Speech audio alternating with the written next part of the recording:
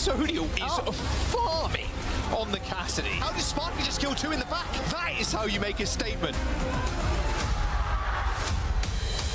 Kept it that much more aggressive. That's a beautiful blade. Absolutely picturesque. We just can't get enough of Rocky. There's the pin. Nice Reinhardt, yeah! Zen not going to try and play that anymore. That is a sick shot. Oh my god! That is clean from Merritt. Now there's no winner higher Sugar Free with a stick. Kai dead. Crazy Raccoon versus Team Falcon's Lip. Just throwing clips. They want overtime, and they get it! This whole hop's pretty devastating when you're up in the corner. It is delectable. This might just be enough. And Crazy Raccoons have done it!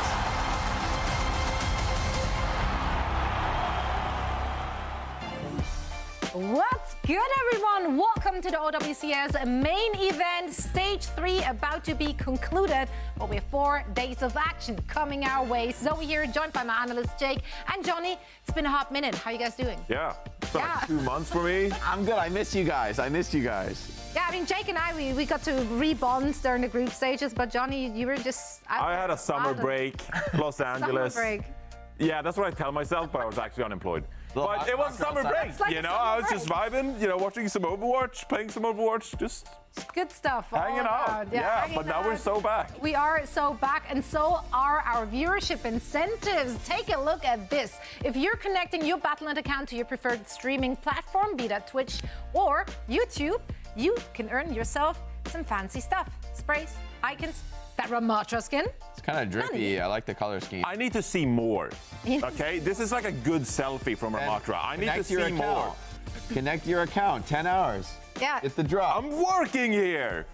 That Like, should you not want stop you. special That's an treatment? excuse. I have to watch while I'm working? Yeah. Okay. You don't have to watch our own show. You can also watch one of our co-streamers. there you go. Here are the featured ones on your screen right now. Of course, there's plenty more people who will be streaming the action of the live event here from stage 3. So make sure to just watch all of it, follow all of them. Drops will be enabled for our featured co-streamers as well. So you can cash in, guys. Oh, The juice. did you? I've been enjoying Hunter's stream lately. It's good. Just lately. Yeah. Before that, no way. Well, he But didn't now- stream before that, really, so he just kind of started recently. So, yeah, I've been enjoying that. Was some Well, good he Overwatch started matches recently. this We've past been week. at it for a while, though, because we're more than halfway through our season at this point. Let's take a look at our schedule for the 2024 season, NA, as well as EMEA, of course. We already had our first major, our first LAN event that happened in Dallas.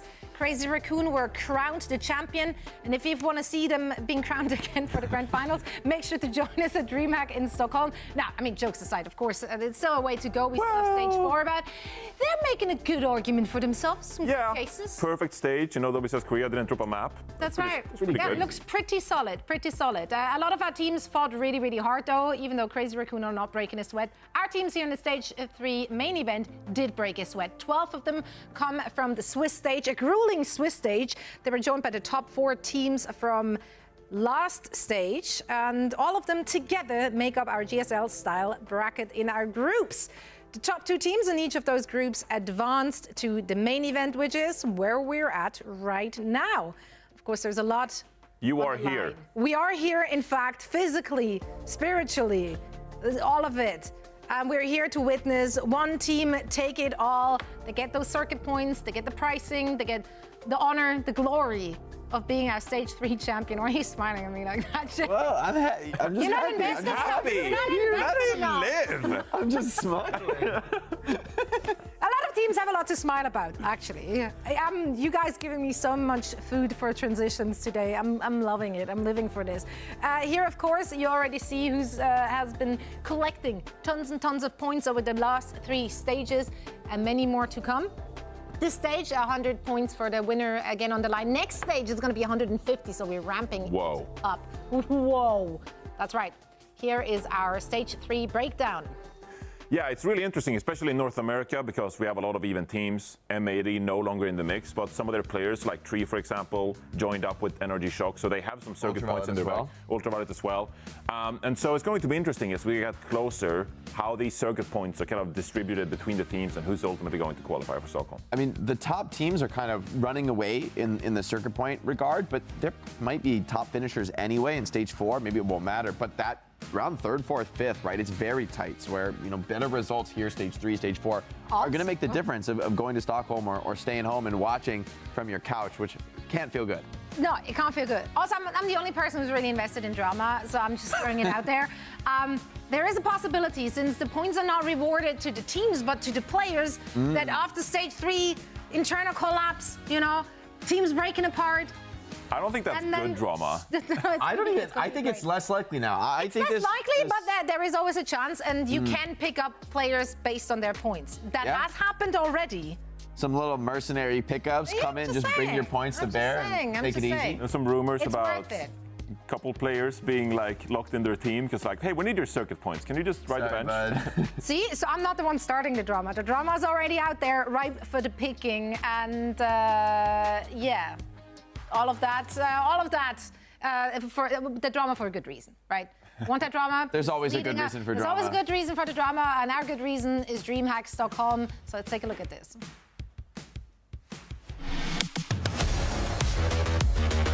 Even the devil looked away in disgust. I'm sorry, what just happened? See, look at the health bars just trickling down. They're running at time. Beautiful boot from Junbin. Oh my word. Oh, they're making the hard work. Look at that shoe coming in with the nano 2. This might just be enough.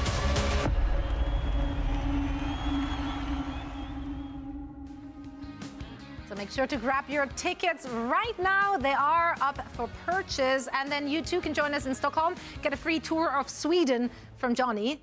Advertising that's not actually up for grabs. But, you never know. Can you imagine if? You should do a raffle, Johnny. I actually think you would be the worst tour guide humanly possible. You're Wait, really? Why? Why? Explain. Why?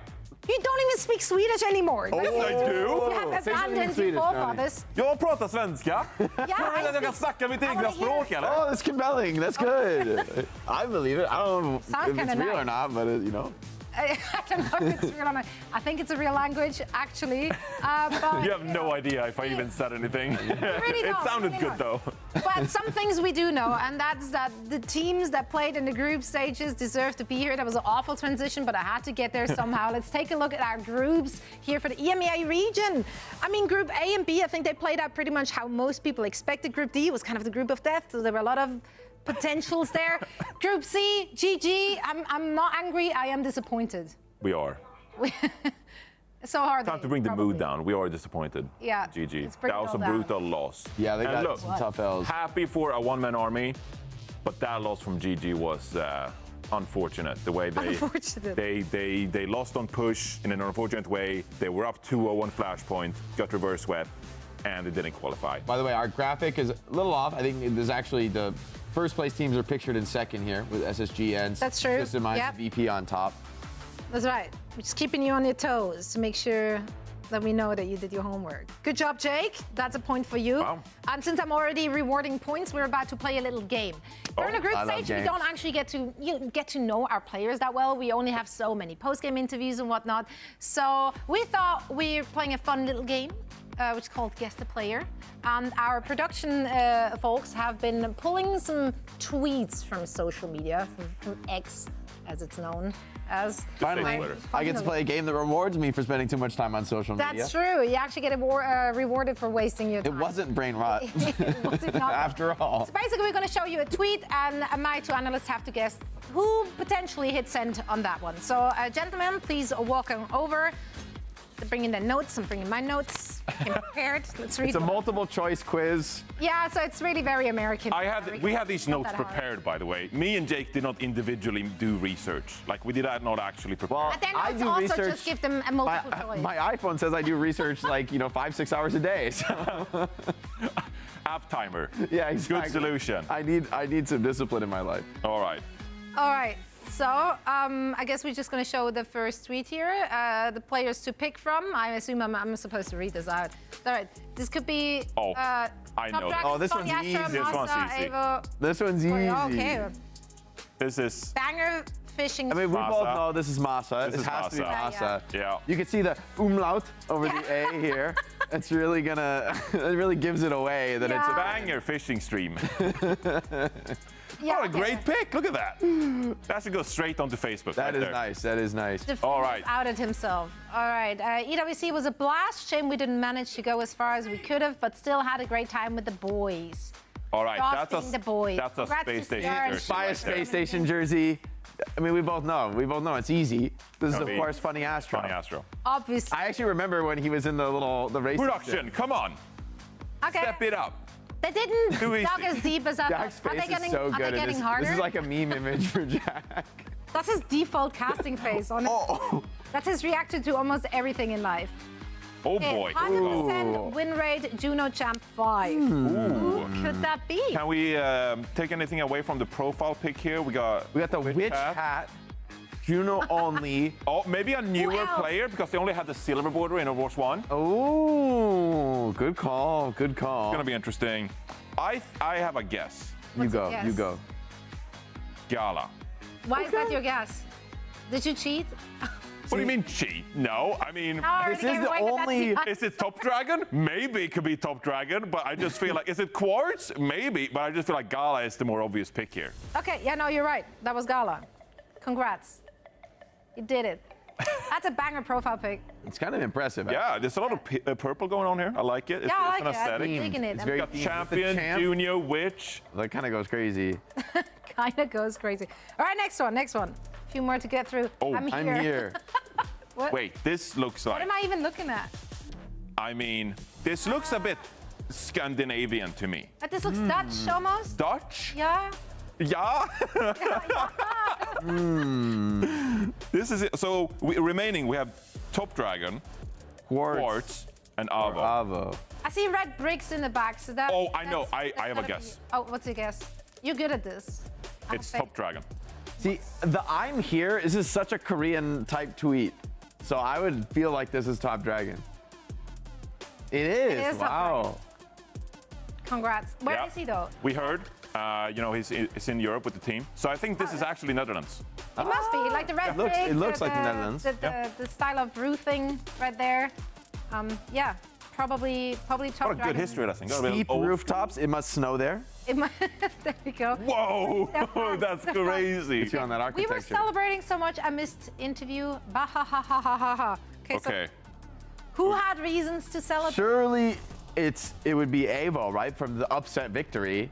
Of course, there's nothing to celebrate. No, They owned, but I don't think for them it wasn't a surprise or an upset. Exactly. That's there right. you go. That's Great. right.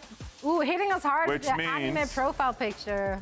You know, Love that. it's esports. You gotta have an anime profile picture. If you don't, what are you doing? My Yeah, team what are you profile actually picture is an anime profile picture. What are you actually doing? Well, okay, I mean, I guess that the last one is the obvious then. Duh. There is no last one. This is. Was there not? I There's believe no- that is all. Oh. You're supposed to tell us to go back. Yeah. Oh, okay. Can you please come back? I have another name on my cue card. I didn't write this cue card. I feel. Did you- They were just Oh, keeping they it just tricky. threw that. Oh, they just threw that name in there. Quartz Okay. doesn't tweet, guys. Come on. That's crazy. Maybe. I don't know. Oh, we don't know. Actually, we do know. Let's take a look at our bracket after we finished up this game, which I believe you guys won. I don't know. I'm gonna say right? it's a dub on the board. Dub for on the boys. board, and some of these teams walk away with a dub here today as well. It is a double elimination bracket, so of course not all hope is lost if you're falling in your first bout here in the upper bracket. We have matches happening simultaneously, of course. All 4 initial matches will be happening simultaneously, and some of our co-streamers will be broadcasting the action on the other side, so make sure to not miss out on it. Commander X will be covering Twisted Mind versus Super Shout. Hunter will be covering Virtus Pro versus a one-man army. And the Bad Pachimari League, I didn't know that Bad Pachimari now has a league, so that's awesome. And You know some about the Hypnos. BPL? Yeah, no, I was not aware with his game, and now I am. Again. That's cool. Again. I don't know why I just keep promoting Hunter's stream, but I really do think Virtus Big fan, Pro yeah. against One Man Army might be the best of our 4 quarterfinals. So Hold I would on. check out that. You're gonna miss the opportunity to watch Oh Yeah on main I was just broadcast. about to say. That's about to be different. Listen, the Gurk. the The Gurk Gurk- is out. Gonna put that work in. Gurk is the Gurk SSG's will put in the slumping. work. You know, SSG upset slumping. the They're not making. gonna Gurk on top. But they gotta stop with the Gurk, man. Okay, it's gonna be a real Gurk jerker for sure. So let's take a look at this matchup. SSG going up against Oh Yeah. Obviously, SSG has to be considered the favorite. But we're gonna be in for a treat here. Like, and there is no other way to say that, because every time we get to see either of those two teams, we know there's some entertainment value. Space Station Gaming, they're not afraid to try out new things. They can play it all, of course, on the highest of level, but they also like to have fun with it. They like to have fun with it, but I think this is a team that is trying to figure out who they are going into a weekend with a lot of good teams in this region. No, I really do think so, because we've seen a lot of diva in this region. You look at teams like Virtus Pro with Rajaro, for example, or ENCE, who are playing Vistola, for example. Hadi is struggling a little bit on the Winston in these matchups, right? So Hadi sometimes picks up the diva, tries it out for himself. Funny Astro playing the Brig, sometimes the Lucio. Psycho, you know, we know him for his Tracer, but can he flex over and sometimes play like May or Faro, or gonna sub in Backbone? I think this is a team that is trying to figure out their best play going into a weekend where teams like ENCE and Virtus Pro are really comfortable, actually. Speaking of comfortability, oh yeah, they're the team known to play into their comfort zone. They don't care about no meta. They just play what feels right to them. And that often looks like a ball. That often looks like a Junkrat. Yeah, you're not seeing Kaya on that roster anymore. So that was a big change, of course, heading into stage 3. But fear not, because they just picked up another junk main in Well, you lost your Junkrat player. You needed to fill that spot on the roster for the Junkrat, which is, of course, a critical role in every team. You know, top pro teams, just remember, everyone needs a Junkrat on their roster. They made it work, man. Keep me in mind, all right? That's all I'm saying. Honestly, they've been a lot of fun to watch, though. Oh yeah, it's just an entertaining team. Maybe not on quite the same level as SSG, so they'll be playing into more wonky stuff. I mean, they would love to cheese a map win, make something happen. Is it even cheese at this point, though? Like, it's not like they're busting it out and you did not expect it. Like, yeah, I mean, it's their style. We'll see if they can, if they have the innovation that it takes to make a map win. I do think players like Psycho and Sparker, if you let them be free on the map, if you let them kind of get away with what they want, they're going to tear you apart. So I think this is going to be kind of the DPS show for Space Station. Let Psycho and Sparker just go wild, play Echo, play Ashe, just free fire on the server. And I think that might be a little too much for Wrecking Ball to deal with. But maybe I'm wrong. Maybe I'm wrong. We'll have to watch and see. Good idea. I like what he's saying. No, you don't. Like, what? Your face tells me otherwise. Well, I'm here for it. I hope SSG is going to have a little bit of fun with it. You know, maybe play into the silliness that Oh Yeah are also bringing to the server. We know it's going to be a fun one to watch for sure, especially because it's going to be Necra and Jaws on the mics. Guys, please take it away. Yippee! Thank you very much, Zoe. I'm excited to get into this one. Yeah, Oh Yeah versus Space Station. The Gurk. The Gurk, man. Can they do it? How many jokes can you make out of that one? There was too many in the call the other day. The Gurk is working the lurk. There were too many. We can't repeat some of the ones that we came up with the other day on in the production meeting. But yeah, it's going to be a good time. Oh Yeah versus Space Station Gaming. It's going to be hard not to make the jokes. I will be real with you, Rose. Hey, but that's if we see him in the roster. It looked like he might have been on the bench, actually, for the first map in the series. So when is the Gurk going to be unleashed? We don't know yet. Don't know. I can't believe Zoe dropped the can't joke the Gurk already. Like, that was the first one. That was the intro. I thought that was one of the better ones. All right, here's the map pool on your screens. And, you know, the predictions from the chat, 95 to 5, of course, most voting for Space Station. The whole desk as well also voted for Space Station. And a 3-0. Surely there's a single map in here for Oh Yeah. I think there could be a single map in here for Oh Yeah. I think they bring a lot of things to the table that could potentially throw Space Station off their game. The desk picked up on one of those, which would be if Gurkmeister comes in, you know that he's going to end up playing the Junkrat. So that is something that maybe just a couple of random grenades is going to be something that helps to buy your team a couple of team fights. Maybe we end up seeing that on something like I guess, Flashpoint if we end up actually getting that far. But right now, it's actually not what we're going to see here. As Oh Yeah loads into the roster, this is going to be a composition that they've played before. You've got Kaiser coming in as another one of the OTPs on the team, opting to play a lot of the May, but you usually end up rounding that out with Ken on this Ashe and Isaac on the Diva. And so I have a couple of questions about whether or not, if we do see Sparker end up playing some type of hit scan, if this Diva is going to cause some problems. But for now, Space Station, very happy to actually put Sparker on that Tracer and try to round it out with dive heroes of their own. Does Coil Boy know? I think so. Yeah, dive in the back line, there you go. Instantly executing onto Ken. Coil Boy in a lot of trouble too. Nade already been used. Of course, 2 main healers coming through for Oh Yeah. No main support. 2 flex supports mean a whole lot of healing These execution kills are for Space Station. Pretty easy, look at that. Just kind of tearing them up right now. Oh yeah, no business in this fight. Yeah, Cool Boy missing the sleep. Nice little delayed team kill. 5 streak already for Sparker. Ooh, that looked a little bit too easy. That did look a little too easy, and Ken made the perfect target to snowball the inevitable dive and collapse onto the backline of All Yeah. So we're actually going to see Ken switch off of this coveted Ashe pick that he's been really bringing to a lot of these matches and go to the Tracer himself. I wonder how this is going to end up changing up the composition as we also see Cool Boy switch over to the Lucio too. You get the speed now instead of the Ana. Sparker's already got a pulse bomb, 10% to go. That is crazy. A lot of damage in that last fight. Psycho 2 closing on the ultimate. There's the dive from Hardy, ends up just jumping away. Kenan was finding the one clip on the Kiriko, but Landon takes him to the cleaners. Space Station Gaming don't really need to push the issue either. They can kind of wait for to kind of int into them, although losing Funny Extra is not a good start. Those are body shots from Kiriko doing a little bit more damage now, Rose, from 40 to 60 in the latest patch. And there come both rushes, but there's no mech for They're going to get run over. Still got to be careful, though, because it has got the Blizzard available, and there it is. It has been deployed, but instantly Funny Astro is going to come back and clean up the Mei. Even a duplication on the Mei. Space Station investing heavily into that fight, but kind of matching in that old bank, so they should be chilling. Yeah, that would have been really expensive if it weren't for those ultimate trades. Still holding on to 3, though, and most notably, it's going to be the sound barriers that get a chance to match each other in this next engagement. And this could just be final fight here. Isaac is finally back into mech, but that was enough of a stall that we're already at 73% on this point for Space Station. Yeah, beat comes out for both sides. Oh, Cool Boy just got juggled by Hardy. Oh, rest in peace. Not going to see that beat for quite some time. Well, we definitely will in the highlight reel, that's for sure. 85% now for Space Station. And last fight, self-destruct, pulse bomb. The only things for Space Station probably going to take this fight early, Rose. They can take it early, and that would eliminate a lot of this potential that this pulse bomb and this diva bomb could have.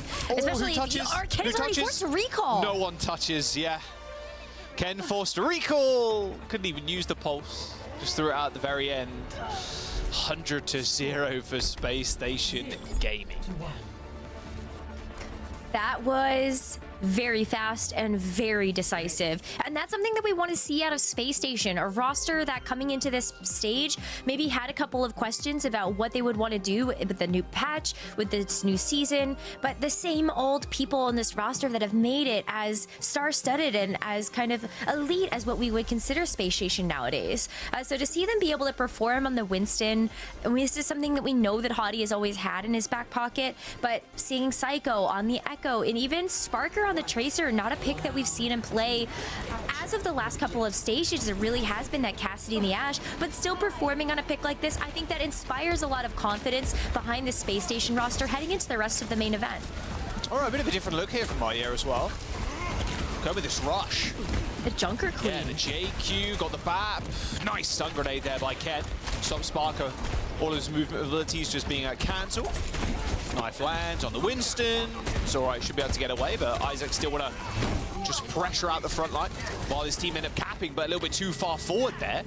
No armor on the JQ, no real defensives as Shout was used fairly early on, and Psycho with the Echo, just a perfect pick into the Queen. It's going to be so difficult for the Queen to sustain when you have that focusing beam pressure on yourself and also the sticky bombs on some of these smaller targets. And so while we ended up seeing that point flip immediately over to it's just back to the drawing board for them. As we see Space Station win that next fight, they are coming back into this win. Kaiser's actually done a sizable amount of damage, maybe coming up to that Blizzard really soon, but not before Landon's going to get this Kiriko rush online. Missed the axe swing there, sadly. That Carnage goes wide. Gracie 2. Hardy waiting to dive in. There's the rush from Landon. Oh, good wall by Kaiser. Really nice stuff. Stops the rusher, stops the immediate dive, but, you know, everybody's pretty mobile on the side of Space Station, so they're easily able to traverse the wall. Don't even need any rock climbing gear.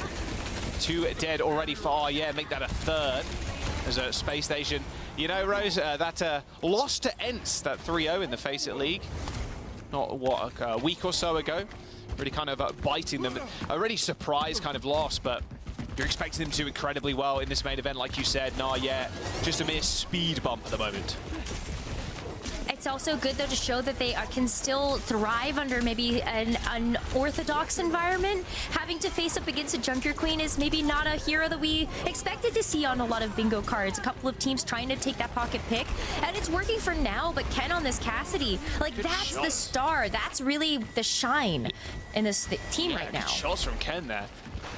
Window usage stopped Hardy from getting Primal Rage in that fight. Killed him really early. Just popped the window up, a couple of shots from Ken, a couple of burst fires from Saipe, and as easy as that. Now Arya control the point with 4 ults. Only needs to use one that last round. Hardy is back in.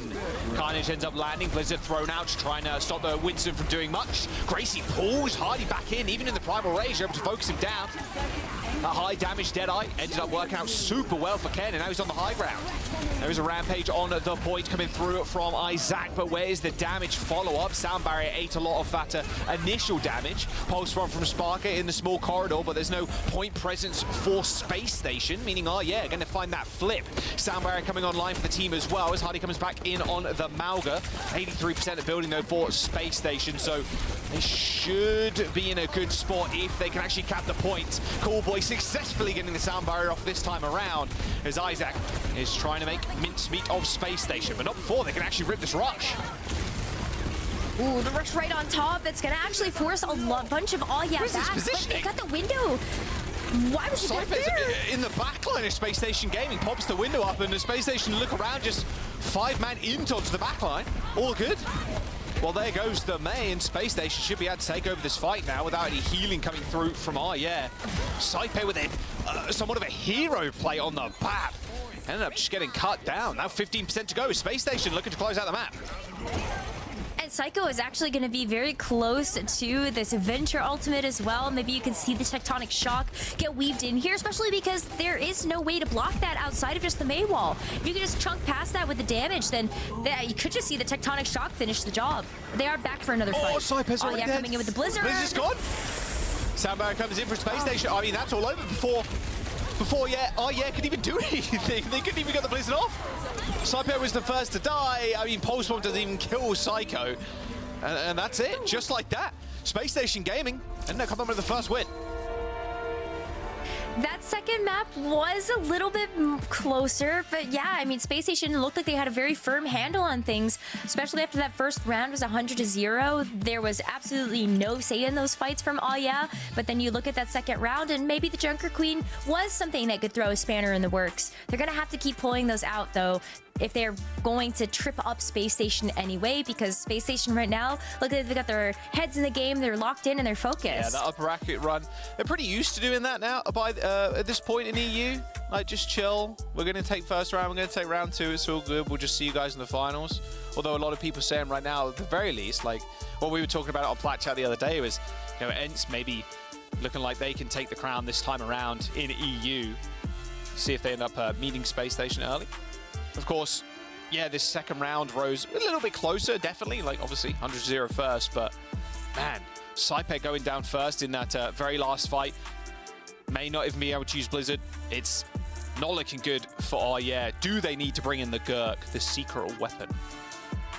Ooh, I would love to see it. I would love to see it because I think that is one thing that could really trip people up, is just how do you actually play against a Junkrat that is as stellar as Gurkmeister. I say this with the best of things in mind, because when you actually play against somebody that is an OTP, they know that character inside and out. That is something that they can sort of bring as an element of surprise, where maybe you're gonna see them actually go on flanks that you don't expect, or they use techs that you don't expect. They're just so quick with the reaction times as well for a lot of those characters that we see Gurkmeister oftentimes like get final blows with all of those concussive mines. It's very easy to actually see those kills come through. Maybe the Junkrat traps. Like, are you always going to be paying attention to where those are?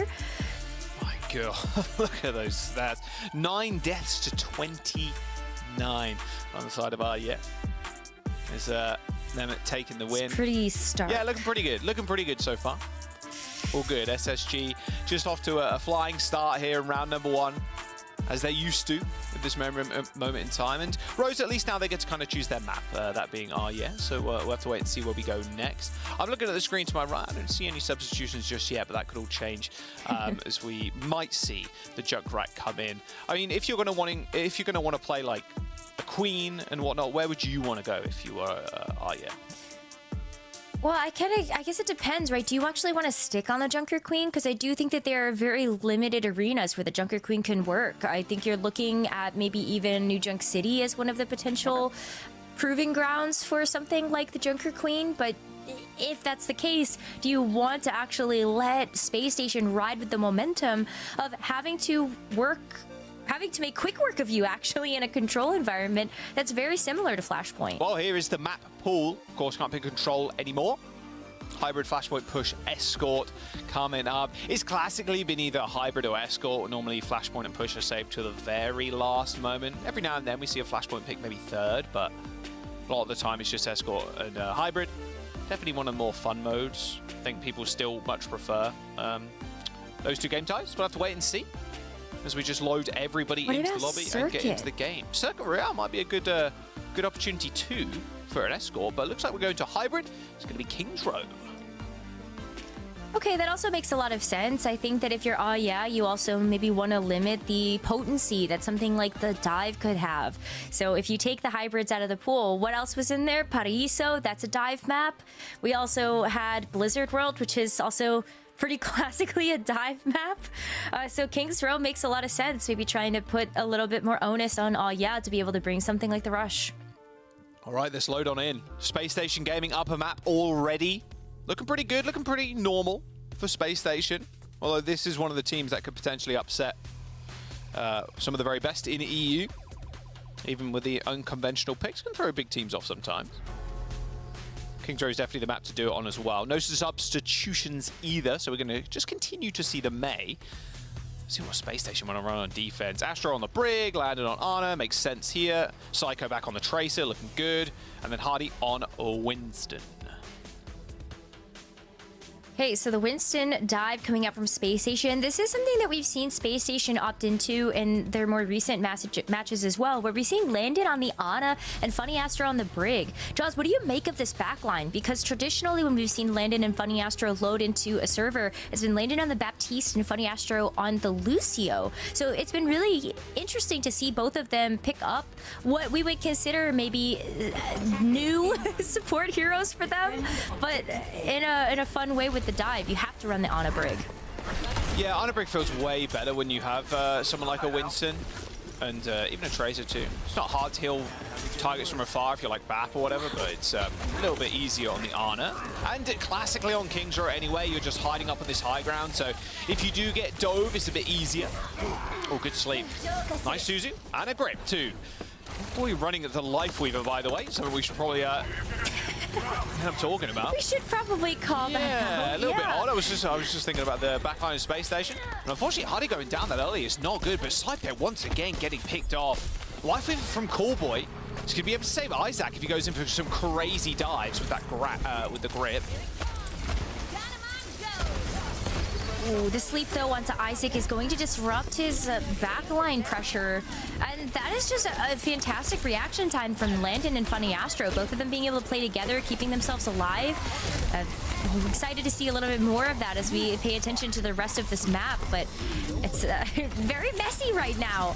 There hasn't really been a whole lot of progress coming through from yeah outside of the first 33% that they're going to be able to make, but it's still this give and take, this push and pull as Isaac continues to leap into this fight. Yeah, really messy. It's just pick after pick, one going one way, one going the other. Saipe dead again. Real rough right now. I mean, at least you got Callboy to kind of back you up. You're not running like a main support there, so you're not running like a Lucio or anything. So the healing output is still rather large coming through from the Weaver. Tree available, Rush available. Like, oh yeah, I've got the tools to do it. Space Station can respond in kind. Astro just needs to survive for this rally as well. But unfortunately, that Suzu being used pretty early is not a good start, but the tree in the choke point isn't going to save you from the pulse bomb. Psycho with a good connection. Now they're just chasing the Weaver around. No matter how many petals you got, you can't stop this primal rage. And yeah, I mean, they got 58% on the first point. Half the time back now disappearing. Space Station continue to hold a couple of these ultimates as well. This rally is going to be so hard to get through if you're yeah. Yeah, I mean, the rally just into any of the backline, if you want to try to rush into, like, Ken, Coolboy, or Saipe. This is a big pivot, though. Isaac, after using the Primal Rage, is going to switch over to the Roadhog. You're looking for those hook combos and just trying to take out, like, Sparker or Psycho. I see we have gone ultra silly mode, Overwatch moment. Oh, well, there's the hook. That's what you want. Hey, Astro, get out of my face. Astro full HP though, but that rally not providing anybody any overhealth at all. And oh boy, does the hog work. Look, if Jumping can do it a few patches ago and an event ago, then I can do it too on King's Row. 3.5 minutes into the hands of the hog. They end up capping that first point. I mean, how do you prepare for this? This is one of the things that Aya does best. You just go for the hooks, silly picks. At this point, if it's working, it's working. I mean, look, I called it at the very start of the map. Sometimes the silliness works. Sometimes the crazy, wacky picks end up coming out on top. And you know what? The hog is just one of those heroes. It's like the Widowmaker, though. It only takes one pick. With one hook, you're taking out such an important piece of the puzzle. Funny Astro's basically lost his shield already. And how are you, as a break, supposed to get up in the face of that? That was close. That was so good close. movement there by Psycho, but not good enough. He's still dead. Isaac, just a permanent fixture on the wall in the backline right now. Might as well attach him to the mantelpiece. The guy is permanently on the flank, just trying to look for hooks. Just ignores the bomb too. Why not? They're just stuck in the wall. Wait, they're stuck in the wall. They're just straight up in the corner. Not a great position to be, especially if you don't have Blizzard. Try to stay alive for as long as they possibly could. Wait for the hog to give it a little backup, but unfortunately not to be. Oh my goodness. Psycho's had enough. Actually switched over to the Pharah. Yeah, I mean, honestly, good thing against the hog, to be fair. It is very good. But like, it's been, I feel like Psycho's been hooked one too many times, and is just very fed up with the idea of having to try to play Tracer into a Roadhog, a Mei. You have like a Coach Gun from an Ashe. Your life is just living hell. Okay. Well, unfortunately, that tree is going to prove quite a nuisance to Hardy.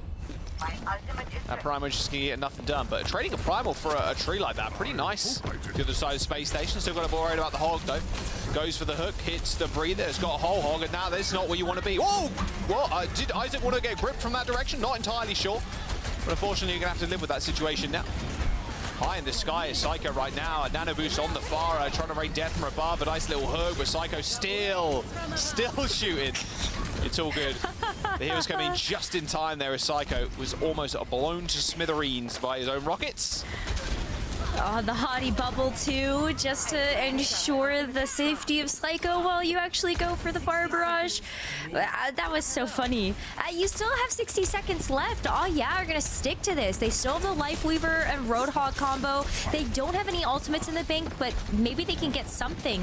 Just a quick pick with the Roadhog might be enough to buy them a little bit of time, but Foolboy's already dead. Psycho was trying to set up something a little bit cheeky there.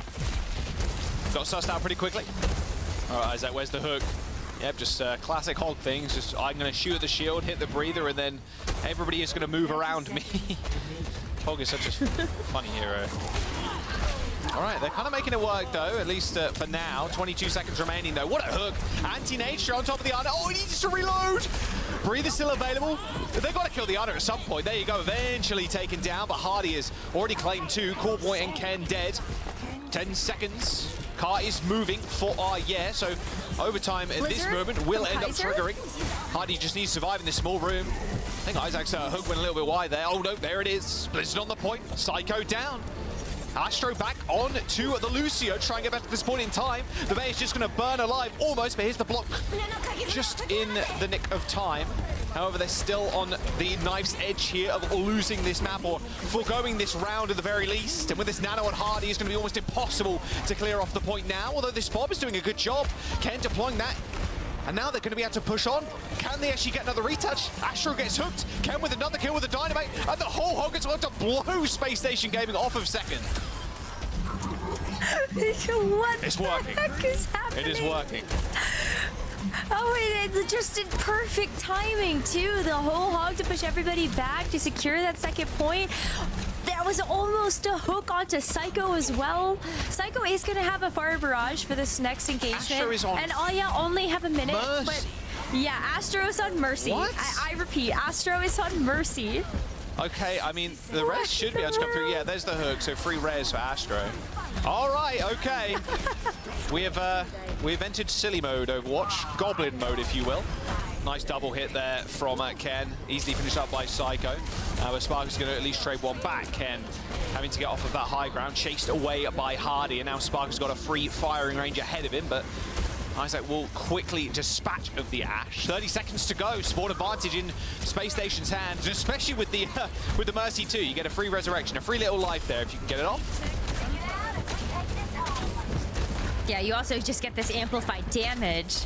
That's just going to be a 2-tap there for Psycho to be able to get a huge pick and delay Oh Yeah once again. It's going to be 15 seconds by the time that Oh Yeah come back into this. With the Kitsune Rush, it's going to help to close the distance onto Space Station, but there aren't really that many good rushable targets.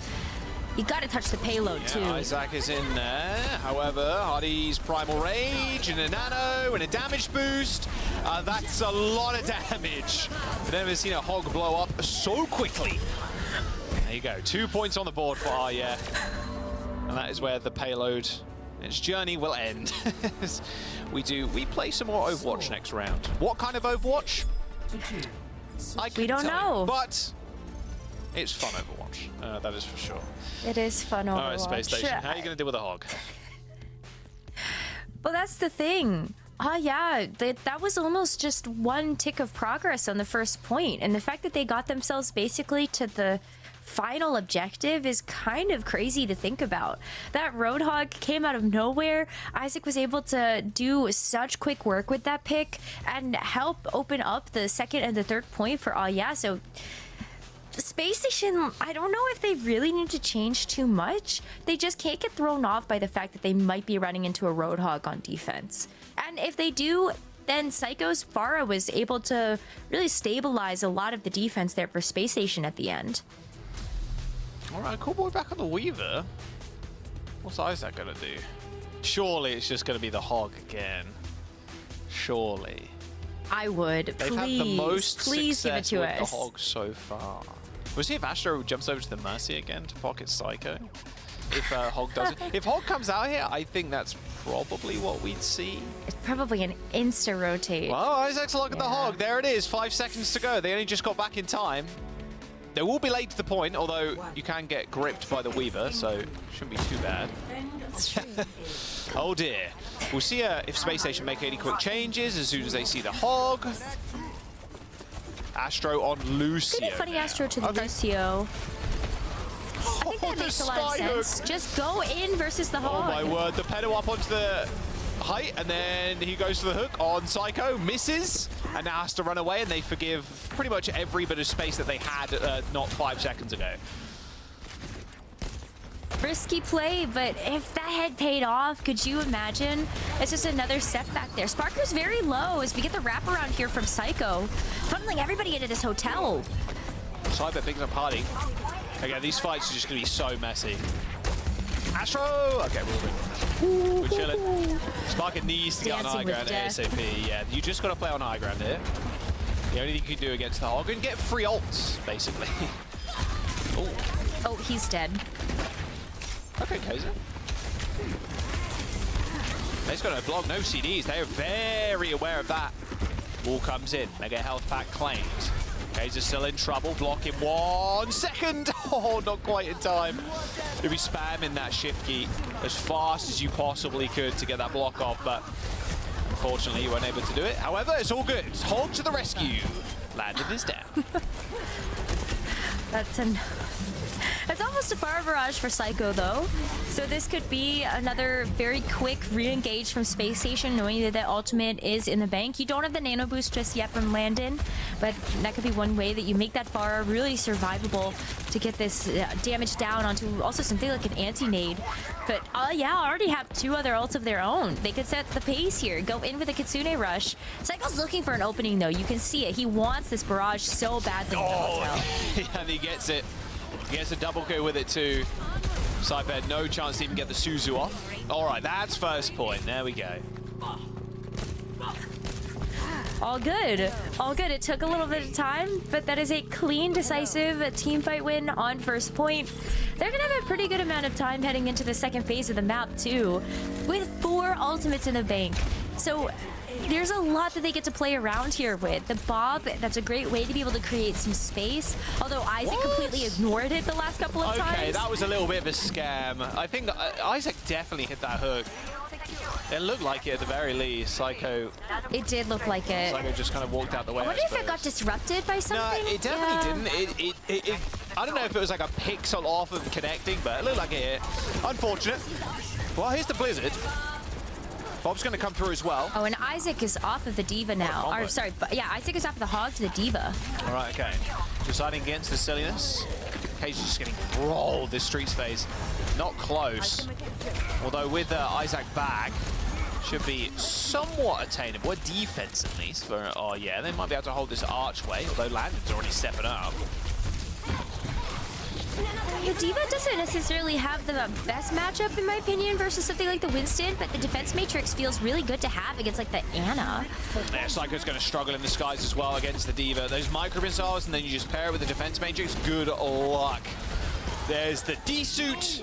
And that should be a nice little push. Should be able to get another contest here if you are yet, if they don't lose anybody else.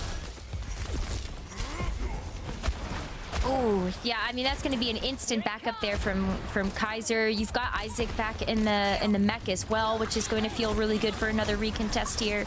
But Kaiser's getting burned quite a bit. Sparker still has yet to let this Bob loose. And of course, I say that, and here it comes. Bob. And Coolboy's already in trouble, too. Nano boost, a couple of right clicks there from Hardy. He didn't even need to go for the dive. All right, okay. I think it's time we play the Hog again. Thoughts? Is he gonna go for it? I don't know if it's the right play, because I think you're about to get run over by Hardy Primal Rage, but it's the fun play. The fun play, exactly. Your final last stand, last ditch attempt. And there. Oh, okay. Coolboy Saipe just switched to on his Zen. I'll take the fun, I'll take the Zen. We don't see Zen that much anymore. Pretty bad characters. He was instantly destroyed by pretty much anything on the map that has any sort of mobility. Pretty weak right now, and in faster maps like King's Row. Hardy's still looking for this Primal Rage in the back line. The Zen's going to do a whole lot of work, though, against the Primal Raging Winston, if they can stay alive. But unfortunately, Saipe's getting so much pocket. There it is.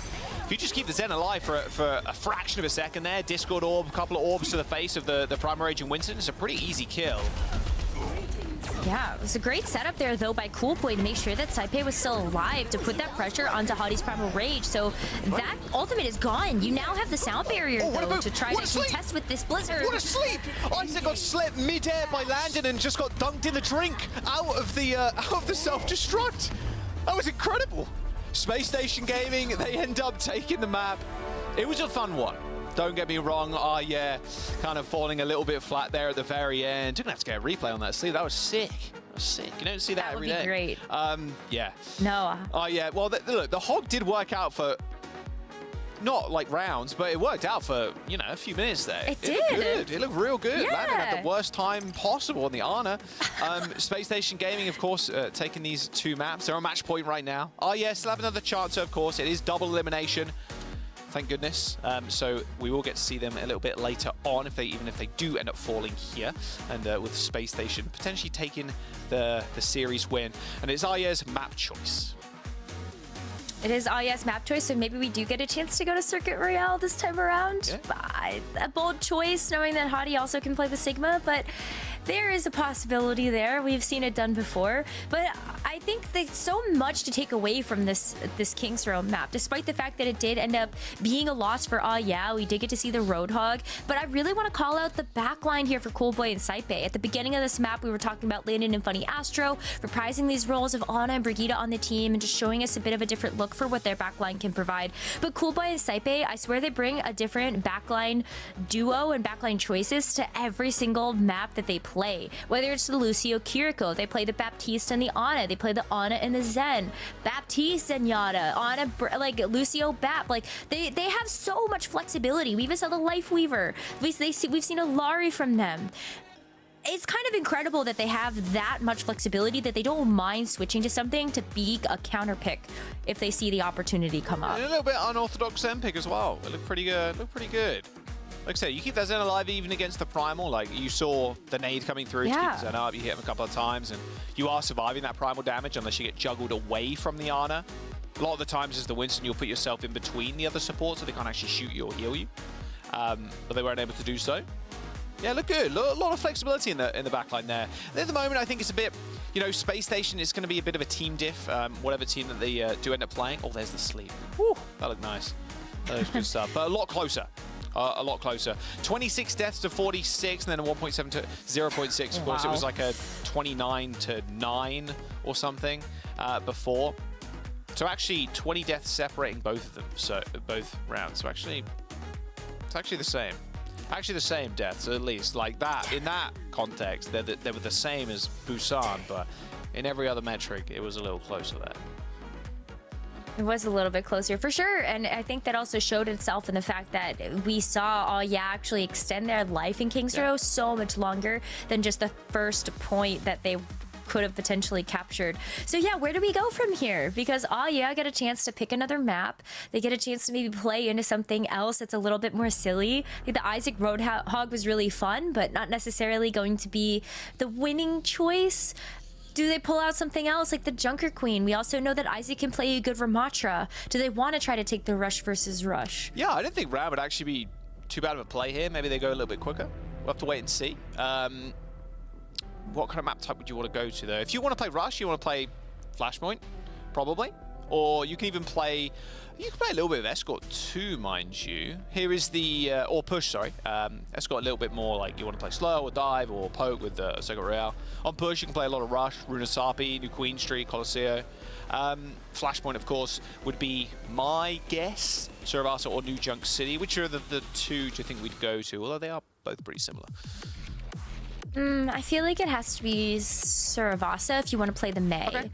Because the May works a little bit better on some of those smaller points. And then you have just like the wall to help section off the rest of the team. Maybe allow the Ramatra to actually get some good punches in. So I think if we were to go there, that would be great. But we've got Chasm coming in and Isaac switching to DPS. Wait a second.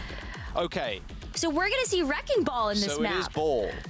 We are going to be balling on this map. Okay, Isaac. Okay, so I take it all back. No May. Where is the Gurk? Where? Oh, come on. Dude, where is the Gurk? I want to see it. Maybe we see the Gurk for map 4. Oh, yeah, the actual secret. Well, you need to make it there first. Suravasa is the map. Suravasa Wrecking Ball. Okay. I would have thought like maybe New Junk City if you wanted to pick a Flashpoint map just for the Wrecking Ball specifically, but I could totally see a world where Suravasa works. Maybe for the smaller Flashpoints, you know, some better rollouts. Yeah. Chasm can surprise some people, knock some people off the map. I'm here for it. I will say I am not a Wrecking Ball expert by any stretch of the imagination at all. Like Tank is my least played role. Ball, I think I have like 2 minutes on, if that. I think that might be in training range too. All right. Oh, show us what you got. I mean, do you think? Isaac got someone deep. So, oh my God. The 50% screen transparency. Oh, really? For the pigeon, it's just nightmare fuel. Space Station going to expect this as well. You see Chasm coming. You have to know. You have to know when Chasm's coming into their roster that it's going to be Wrecking Ball, but maybe the the big question mark is over what Isaac is gonna play. If it is the Junkrat, then why not the Gurkmeister? Okay, it's not. But if it was. Okay, Hardy's just gonna play a Mauga. Could play a little quick, fast and loose, I'd imagine. We'll see how the ball ends up playing out on this map. You have to pick like fast characters here if you're yeah. Isaac is going to be a little bit vulnerable on this Ashe, as your tank's not really there to peel you if you're playing the ball. Even though they added the team shields, it was like, okay, so you know, bronze players can play with their team now with the ball. It's like that's not really how the ball ended up working out. Well, there's 600 health already gone from the Wrecking Ball. And Isaac is dead on the Ashe, sadly. Although, Saipe gets a bit of revenge. Landon falls over. Space Station game has still got a lot of sustain, especially with this Mauga still. So if they do get in trouble, they should be good. Of course, they won't be in trouble at all. Saipe also ends up falling. That's already percentage that's racking up here for Space Station. Not a whole lot of ultimates on the board, and we might not even see another one very soon for this next fight. But it's going to be very slow, I feel like, for the ball to actually get in and do something. Like, even Isaac is already getting chased out by Psycho, completely off the point. Yeah, and if you perma-pocket the person that's getting slammed and then shot by the ball, it's pretty easy to survive all that damage. Oh, that's the rest of the ball's teammates falling around them, sadly. Chasm is doing as much as they possibly can. I mean, this is a switch from Isaac actually over to the Junkrat, so the Junkrat is happening. The Junkrat is happening, it's just not the Gurk. Also, the most insane Junkrat skin as well when he has the trap on his head. Good slam. Just has to speak to some of the chaos in this match. Decent slam there by the Wrecking Ball. But here comes the High Noon and the rush, and do they see them? No, they do not. That is going to be the first point. Done and dusted from Space Station. Just another day in the office. All they needed there was the Kitsune Rush and the Cassidy ult as well. So now that we take a look at both of those off the board, Space Station still have 2 more to work with. The Cage coming up pretty soon for Hottie as well. Looking at the next flashpoint that we have, Chasm actually had to send himself off the map so that he could even get back in time. I think just a little bit of a reset, as it's still Space Station that beat them to the punch on Gardens is the next flashpoint. They have this sound barrier here. I feel like that's such a big key to have versus something like Saipe's Kitsune Rush. Even the Chasm Wrecking Ball mines. Oh, here come the mines. Not at the point. Oh, just run away from them, actually. Just walk away. Oh, Hardy just face tanks all of them. All good. Just Mauga things, I suppose. Sound barrier comes in from both sides. Isaac is already down, of course. Hardy now just charging into the back line. Ken just turn tail and running. Hardy taking a lot of damage, but there comes the cardiac overdrive. Just needs to hear the reload before he can actually make good use of that life steal. Good nade, stopping Ken's movement abilities there. Space Station do end up getting the point. Pretty quick flip. Ken is playing the Hanzo now. I think this gives them at least a little bit of... oh dear. I do. Well, Cage first. You are Left 4 Dead. And it's not the video game. No. Although it could be, looking at the skin that Ken is using right now, but... Yeah. Need Left 4 Dead 3, but, actually. That would go so hard. Yes, please. All right, Psycho. What you got for us? Going to pick on Ken some more, I would imagine. We're closing into a Riptire. I want to see Isaac's got what it takes to be up there with the very best. Gurk, Sophie, Aquamarine. There's so many of them. Oh, couldn't quite hit the air shot. Unfortunate stuff. Space Station not going to get the point. Spend the fun heroes. Can't even use the Riptire or the Dragon Strike. This is just the point. This is the flashpoint over to Space Station. They didn't need anything there either. Nope, not at all. No rush, no High Noon. Get to attack the next point with both of those ultimates. Bunny Astro and Psycho are even going to get another sound barrier and pulse bomb up. Like it's pretty lights out at this point. Yeah, come into this one with the Dragon Strike and the Riptire, maybe faring a little bit better on a smaller objective like this one. But the Riptide Dragon combo. The Dragon separates everybody, and then you isolate people with the Riptide. It's going to be big. Do they see it? Oh, Sparker gets it. Oh. You know, Gurk and the comms, head and hands. You got to hit that one, Isaac. it was a good effort. Two, though. Ooh, good pulse bomb ends up killing the Wrecking Ball in the very end. Fancy footwork there by Psycho, aided in the fact that he was just standing on top of that rush. 3 big ultimates used by as Callboy is out of there. Ends up getting booped away. He might be able to kill the Lucio. Oh no, Kaz with the rescue. Well, Asher go for the 1v1. The increased Lucio damage to the primary fire from 18 to 22. Yeah, I read the patch notes. Yeah, I'm old about them. And what? I'm an Overwatch player. Callboy staying alive. Okay, finally ends up going down. I think they've overstayed their welcome a little, but yeah, Astro just inted way too deep. Ends up getting killed by the Wrecking Ball, as now we see Isaac on the Reaper, and I think they've contracted the case of silly Overwatch disease. And honestly, I'm down. Listen, Funny Astro was just trying to have a little bit of fun with it. You know, maybe play with his food just a touch, get the Lucio 1v1. But we do have Isaac on the Reaper, as you called out, so great way to just press WM1 into the rest of the team. Callboy just hit a 2-person beat there. Sure did. All good. Callboy is also behind enemy lines. Callboy is trying to blend it. something, a hitman. Camouflage. Yeah. Soundbite coming in from Funny Astro. That's another 2. That was also a 2-person I think that was a solo beat, actually. I don't think Hardy even got any of that.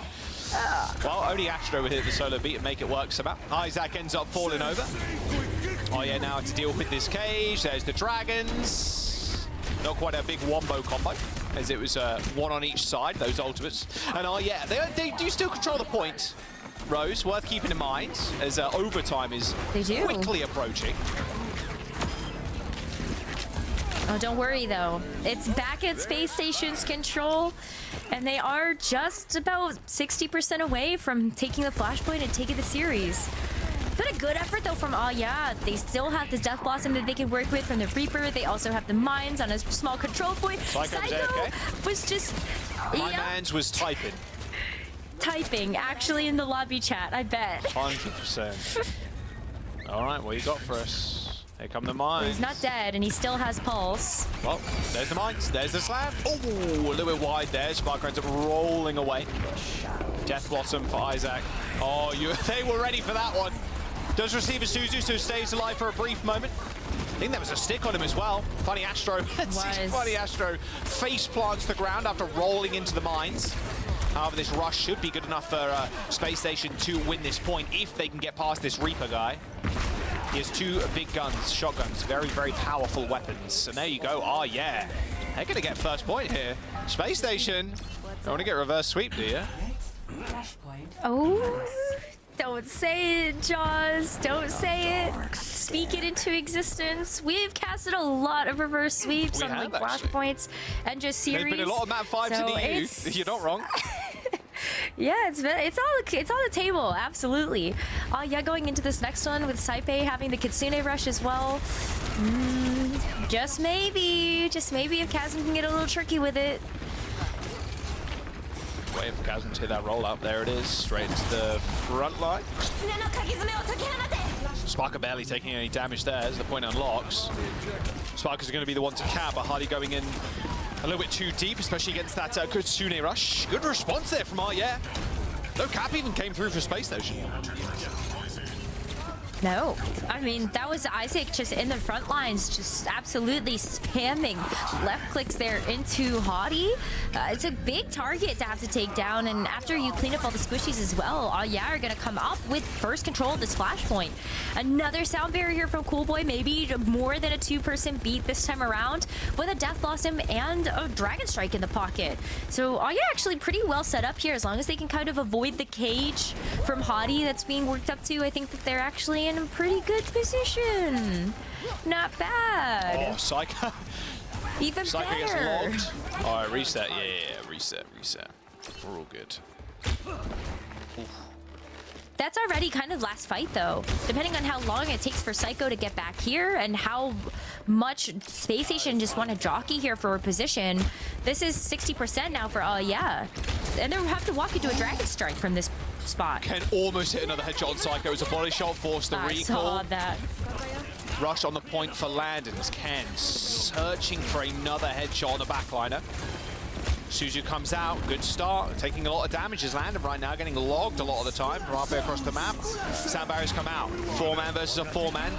However, this Dragon Strike through the cage with the Reaper ult, it's just not enough damage apparently. You'd think that would be an easy team wipe, but unfortunately, it barely scratched Space Station Gaming. There's a 99% flip there. That is wild. Yeah, you would think just the amount of explosive damage that could come out from both of those ultimates, especially when people want to play around Hottie's cage. It should have been a pretty decisive team fight win, it feels like, but no. Space Station now still have the pulse bomb from Psycho that they get to bring into this next one, but it's going to be Chasm that kicks things off here with the Wrecking Ball mines as Hottie just goes in and tanks him again. Yeah, just charge, but now Hottie's on the low ground. Perfectly played there from Arya. Hottie had to try and contest that point, clear some of those mines, and the rest of his team was just left alone on high ground for Arya to take full advantage of. That is going to be a flip, and that should be a point as well. It is. 2-2 on Suravasa with Hanzo Reaper Ball. All right, Space Station, you're running close versus Space close Station. to a meta comp here. You've got one more point to do this one in, otherwise we'll go to map number 4. I will say, wow, do Hanzo and Reaper fire so fast on a Kitsune Yeah, it's rush. absurd. Like unbelievably fast, not to mention they get to move really quickly. Yeah, I think that could definitely be a nail in the coffin in some of the cases. So that is going to be hitting another flashpoint. Psycho has switched, tired of playing the Tracer, going back over to the Echo. One way that you could make quick work of and just get out of the face of something like the Reaper. I dig it. I dig it. Maybe this is going to be what Space Station need to inspire a bit more confidence. Okay, okay. Landon is dead. Here we go. Psycho can get one headshot as well now by the Hanzo. It's got to be extra careful. The Death Bottom at least got one, but yet another very scrappy fight. Oh, a quick shot there from Ken. Fast on the draw, and he knows exactly where Psycho is, and there's the point. A couple more arrows will do it. Psycho being a little bit tricky with it, but of course Ken's got the arrows with his name written on them. And oh yeah, claimed the point, got a couple of ultimates too. Double support coming up really swiftly, but look at Space Station already back in the fight. I mean, I don't think Ken expected that at all. No, tried to step up to get some poke damage in. Sound bad for Funny Astro. That should be the point. There's no way IF fight this, especially with Isaac dead. Probably just still with the ball now. He's going to still with these mines too. Astro almost falling over to the mines. So close to going down. Ends up face planting one of them. And here come the Dragon Strike, but not enough for Space Station to really worry about as they end up capping. And they didn't have to use anything else there outside of Funny Astro Sound Barrier, so that's another 4 ultimates to get to play with heading into the rest of this flashpoint. Oh yeah, kind of on the back foot now when you look at just the Lucio and the Kitsune rush here from Sunday. The cage! The ball is trying to hide in the corner. Both Kitsune is also used, but that pulse bomb, yeah, it's all over. That's all over. Nice pulse from Sparker. Here's the connection, but everybody's so close together. Results in kills. Funny, I showed the double kill as well. Space Station, they're close. Close to win this one, and they're trying to stagger Ken. Ken, just jump off the map, my guy. Just jump off the map. I think he's realized it now, too. Let him. Oh. Yeah, oh, it's too late. Oh, that's such a late way death. too late. Are they going to take this fight early, too? They're going to try and force the issue. I think they have to, because at this point, like, Space Station, they just got 10% left. I have nothing in the tank here. Psycho could just go in with a duplicate now. The ball is 1 HP. No way the ball survives. Yeah, Sparker just chases that pretty easily. A duplication on the Reaper. An honorable duel. Not quite honorable enough, unfortunately, Echo. A dishonest hero. Hate to break it to you. Well, there's the Death Blossom on the point. Match with the beat. Space Station, it was pretty close. Oh yeah, almost took a map off of you. The silliness, it started to work until it didn't. And that will be Space Station with a 3-0 as they advance through the upper bracket. That was a fun match, though. That was really fun. Congratulations to Space Station for a good 3-0 victory. But congratulations to you guys for putting on a show. The Junkrat, even from maybe the unexpected person, Isaac, and then we saw Chasm come in for one of the first times this entire stage to play the Wrecking Ball.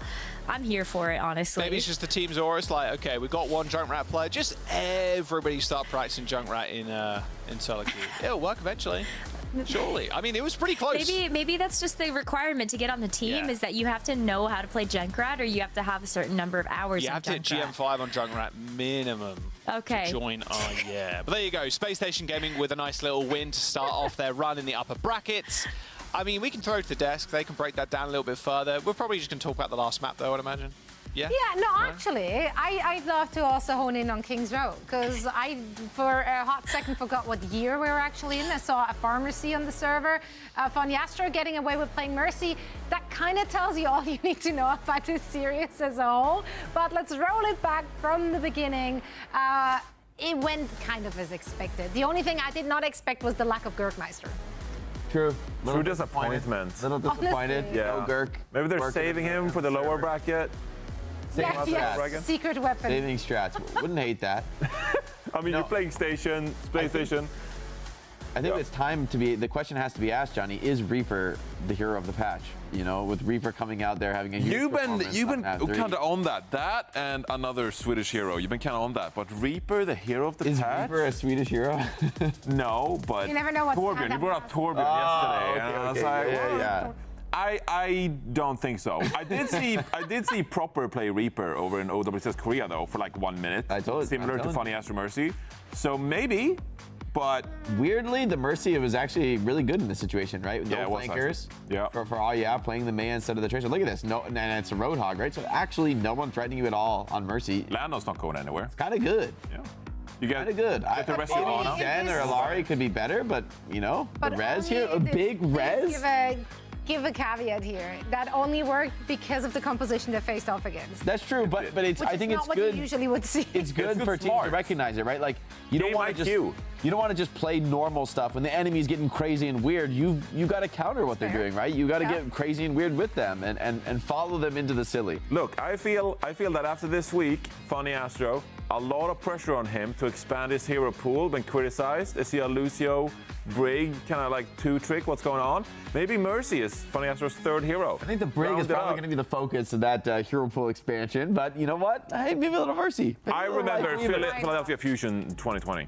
He'll be ready. When Mercy's back in action, he will be ready. Funny Astro will be leading the charge. I'm not sure. Either way, for now, Leading they the are Guardian safe. Angel. Exactly, they will be leading that. For now, that obviously means with that victory that SSG are going to stay in the upper bracket. We have to take a look at our player of the match. Who could that be? It is Hardy. Of course it's Hardy. It's always Hardy, kind of. Well, the hero picks were a bit tough, but the gameplay worked 32,000 out. deaths. Not so good. Yeah. Dying 32,000 times in a series. I think there's something up with that. No. Hardy just took a lot of deaths that game. Yeah, I mean, it's a tough series, you know, playing, like you pointed this out as well, you know, playing the Mauga against that Reaper composition. I thought Mauga would have been tough into the Reaper Hanzo. Honestly, I mean, as good as SSG are, those heroes pretty strong. Just DPSing Mauga, they're very good at running away from Mauga. But I really do think Winston was consistent. I think the Winston will be the key hero for Hardy this patch. Yeah, for sure. But also, just like, are we going to see how they bring out the Diva? It's something we've seen over in the FACEIT League. You know, they struggled a little bit when Hardy brought out the Diva, especially when you're facing better Diva players. So I'm really intrigued. I'm intrigued by Hardy's tank play for the rest of the weekend because it's going to set the pace for the rest of SSG. Yeah. Will they, come back to their old favorites of playing Rush? I'm sure against some of the top teams, there'll be these like pocket map picks where they're going to play the Maysim. Bring out some sort of Rush variant. Yeah, and also because there's no map ban system, you can actually go to some of your favorite maps. Yeah, so when teams eventually do take maps off SSG, they're going to be, taken to some very challenging matchups and forced to play against that. And I think that'll be the true test for a lot of teams in Europe. Can you handle SSG at their best? Yeah, I mean, SSG, most of the players have a very deep hero pool there, so I'm pretty sure they will be ready for whatever is going to be thrown their way. And we actually have an interview ready now. Sparker should be joining us on the big screen. And there he is, Sparker. Congrats on the dub. You played into the silly, which we all really appreciated. What does preparation look like against a team such as Oh Yeah, where you know exactly they might be rolling out with the ball, there's going to be Junkrats on the server no matter who's going to play them, apparently? Yeah, well, you don't really prep, you know you're going to play against a one-trick team, you know what they're going to play every map. You just play what you think is good and, yeah, win. You just win. Yeah, that's easy. How are you feeling like confidence-wise going into stage 3 now? Because obviously you won stage 2, but that's a long time ago now. You know, perhaps a bit disappointed by EWC result. How are you feeling going into stage 3? You took a 3-0 loss to Ensign in Face It this past weekend. What do you feel like the form is of SSG right now? I mean, we lost that game, but I feel like that was just we fucked up. And I feel like we have a bit of a better meta read now than we had in the game. Did some voting. Christopher did some cracking the meta. Now we know a bit better, I think. I want to ask you to divulge your deepest, darkest secrets as far as the meta goes. You know what you'll be playing later. You know I can't do that. But Jake. I will ask you for the people at home, for the fans at home, the Hitscan players queuing ranked right now. What should we be playing this patch? You know, we want to get some rank up in you know, as an Overwatch fan. What are the best hit scans for you as an experienced hit scan player right now in ranked? If you want to play ranked, just don't play Hitscan probably. Don't play Hitscan. Whoa! Whoa! That's some sage advice. Too many divas running around. It's a diva world. It's just that we're Hitscan players living in the diva world. She is just too broken right now. Kind of strong. If you really have to, just pick Ashe or Widow or Tracer or whatever. So you just named all of them. That's awesome. So either play none or all of them. I like Soldier. I mean, if you really have to. Well, that's fair. The struggle is real for many out there, but yet you guys still make it look easy on this server. Congrats once again on the dub and best of luck in your next match. Thank you, Zoe. Always great to hear from Sparker. SSG moving on in the upper bracket where they will be facing off against VP next as they also won their match. We're going to take a quick look at that bracket to see where we're currently standing. This was just the first match of the first day here of our double elimination stage 3 main event. As I said, SSG going up against VP. That will be coming up, but not today. We will be shifting our eyes onto the lower bracket. That's right, because we're going to start things off with 2 elimination matches on day 1. We want to see blood. We're out here. It has to happen, right? Teams got to go home for there to emerge a champion. And I think these matches could be interesting. I think Oh Yeah are still going to have a tough time against a one-man army. It's a team that they like playing Diva, they like playing Echo, some of these strong answers to one-man or to Oh Yeah's style. I think Hypnos versus Super Shy could be pretty competitive, though. Yeah. Yeah. Well, we'll find out very soon as we're now heading into a quick break. And afterwards, we are back with Oh Yeah going up against the one-man army. You don't want to miss it.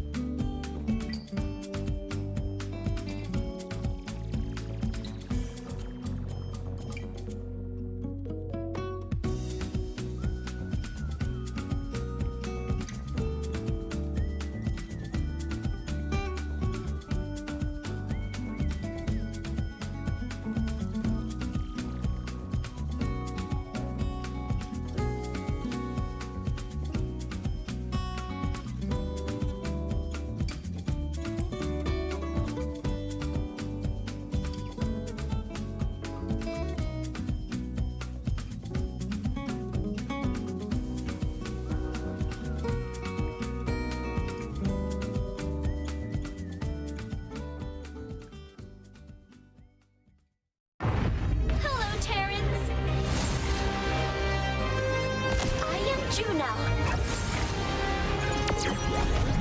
My adventure has just begun. Day one of the OWCS Stage 3 main event is in full swing, and we just concluded our very first match in the EMEA region. On day one, Zoe here, joined by Jake and Johnny, and well, the first few matches were quick, but that was kind of to be expected. So, you know, nothing's lost yet. We're now moving on to the lower bracket, and this is where things are going to get heated because everything's on the line. Both those teams will be on the brink of elimination. Of course, we are playing matches simultaneously throughout the day, so make sure to check out our co-streamers as well to get the full scope of all the action. We also, of course, try to, fill you in on what happened. So let's start with the two teams on the brink of elimination. Starting with, we just got to see them going up against SSG. Nothing to call home about. The secret weapon Gurkmeister was not in. Will they bust it out for the lower bracket match? I mean, they're bringing in what was most effective for them in that last series, right? Playing Chasm on the ball. Isaac gonna flex over to the DPS. I mean, Ken looked pretty great on the Hanzo. Maybe a ball look. I mean, I think this is like of the crazy wild strats that we've seen so far in both regions. I think the Wrecking Ball style has actually worked or come closest to working for the most teams. If you've got an experienced Wrecking Ball player who's really comfortable in the hero, they can kind of make magic happen even against strong teams. So I think this is a wise choice for Aya.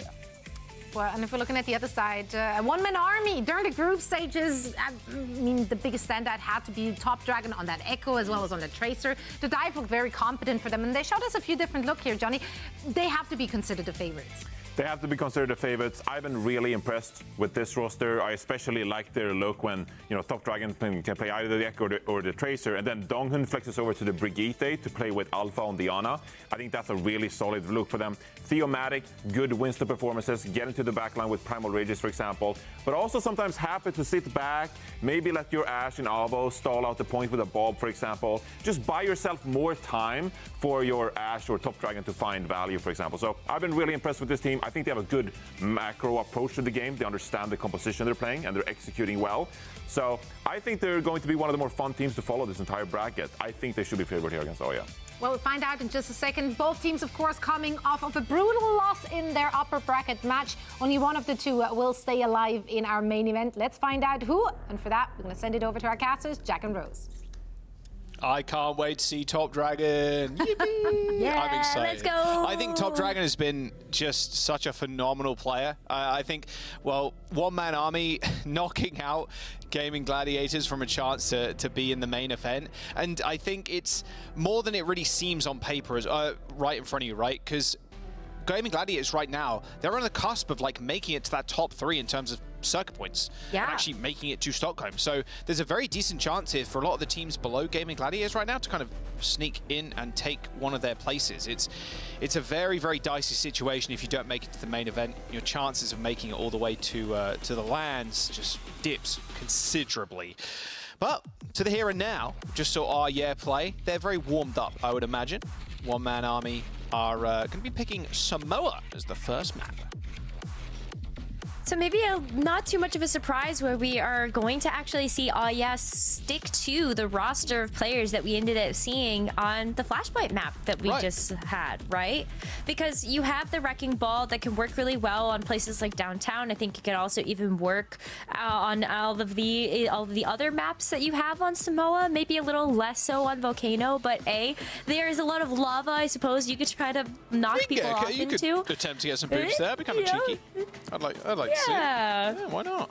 Yeah, so I think that'd be cool. But we're getting sort of exactly what maybe would want, which is that we are starting out on downtown, the perfect spot for Wrecking Ball to make an appearance. So a one-man army, they're going to have to sort of figure out, can they make it work with this Ashe, Echo, Winston comp that has really worked for them?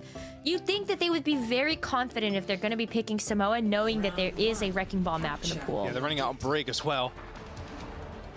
Very much anticipate the Wrecking Ball coming out. Brig and the Ana just to be a little bit more defensive.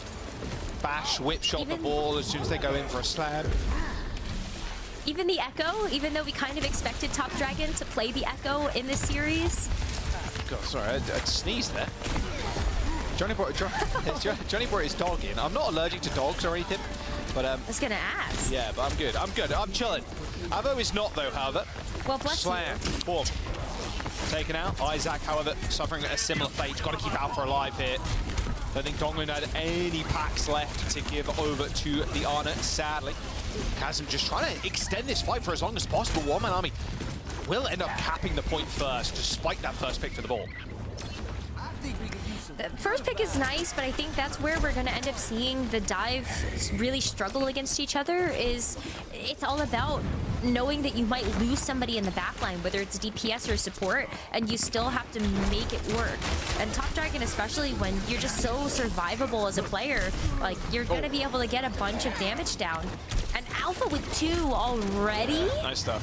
I mean, when you can just DPS the Ana, that you know the game feels pretty good. You're just doing damage and not healing. Yeah. You're pretty happy about that. I mean, speaking about Top Dragon previously, Rose, I mean, the performance that Top Dragon put up, especially on the Echo against Gaming Gladiators, was just world class. It looks so good. Well, they needed it, remember? Because they were actually down a couple of maps versus Gaming Gladiators and eventually ended up getting that reverse sweep because Top Dragon had switched. And that's really where we ended up seeing kind of the mental boomage take place, is when Top Dragon is able to come in and say, I don't care that I'm being countered by some of this comp. I'm just going to play the Echo and I'm going to get the win for the team. Look at this. That defensive rally from Donghun was ginormous for One Man Army. Huge. It's just like an ultimate. You cannot deal with this, the Wrecking Ball, at all. As soon as that overhealth just starts building up, yeah, it's just over for you, really. I mean, you're going to get bashed, you're going to get whip shot, and then you can't get those slam insta-kills. Isaac can follow up the Reaper, but you're burning so many cooldowns. Really, really high value ultimate is the only ultimate they really needed. 85% of building for One Man Army. 4 left. And with 1 fight left, yeah, it's not looking good for right now. Pulse bomb or copy onto the trace there from a Top Dragon. Isaac having to Wraith walk away at 40 HP, just isn't going to chase down by Thematic. I mean, that's round over. Nano boost deployed on the Cassidy, so they're now falling over quick. Asma's on the ball, of course, so should be able to get another touch. The High Noon gets a bit of damage on the Wrecking Ball. Nice little bit of tech movement there, straight over the Hydra. And you see that little booping themselves to get over the... That was nice. Over the little wall there, but fortunately, it won't matter in the end. Not enough time was bought there by Chasm, and that will be the round. That is the round, and that was not close. If you're going to have a player like Top Dragon, Avo as well, getting the nano at the very end there, the Cassidy was going absolutely haywire. So, love to see it. I think a one-man army, if there was one opponent that didn't want to run into in the lower bracket, it's probably a one-man army. I feel like it's almost weird to see this caliber of roster in a lower bracket match already. They just so happened themselves to run into a good opponent, Virtus Pro, in their first winners round.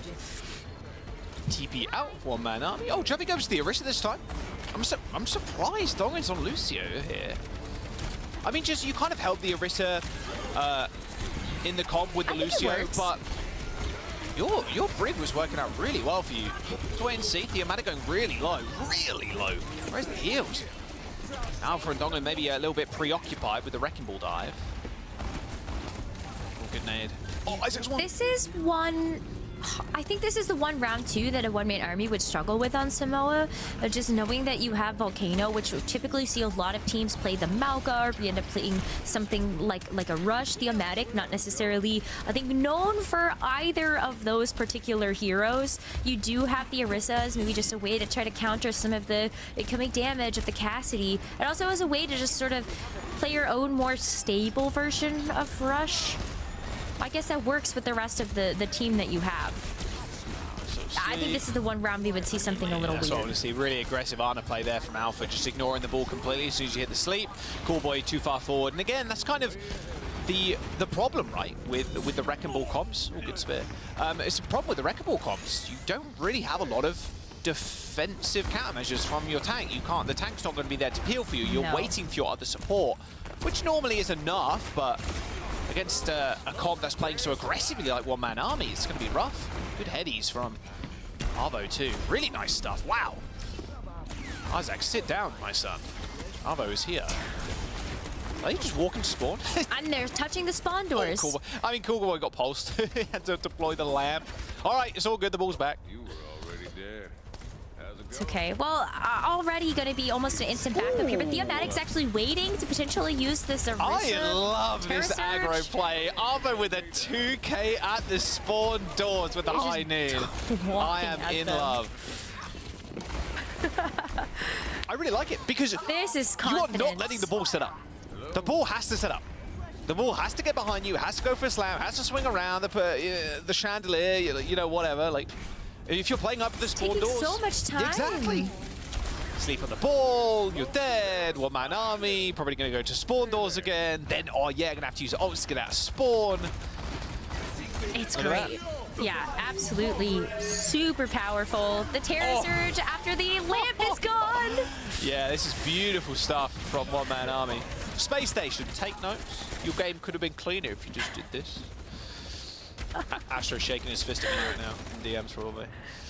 All right, oh yeah, do you have Ultima's heroes? 4 ults, just switching over to Lucio here. Cool boy deciding better of the bat. Kutsune rush to push them out. Only one person really benefiting right there, Cyber. Nano boost on to the Everybody else Cassidy. is dying already. Nice dodge there. Here come the mines now, and with 95%, someone's going to have to touch. Arvo, dead, finally. Is anybody there from... Oh, yeah, looks like the Tracer, triple blink on the point, hit the recall, Ken's out.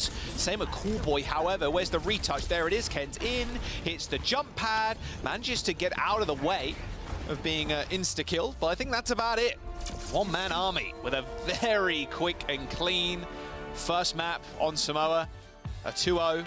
And yeah, it's the Wrecking Ball, it can work. And I like what Jake was saying, right?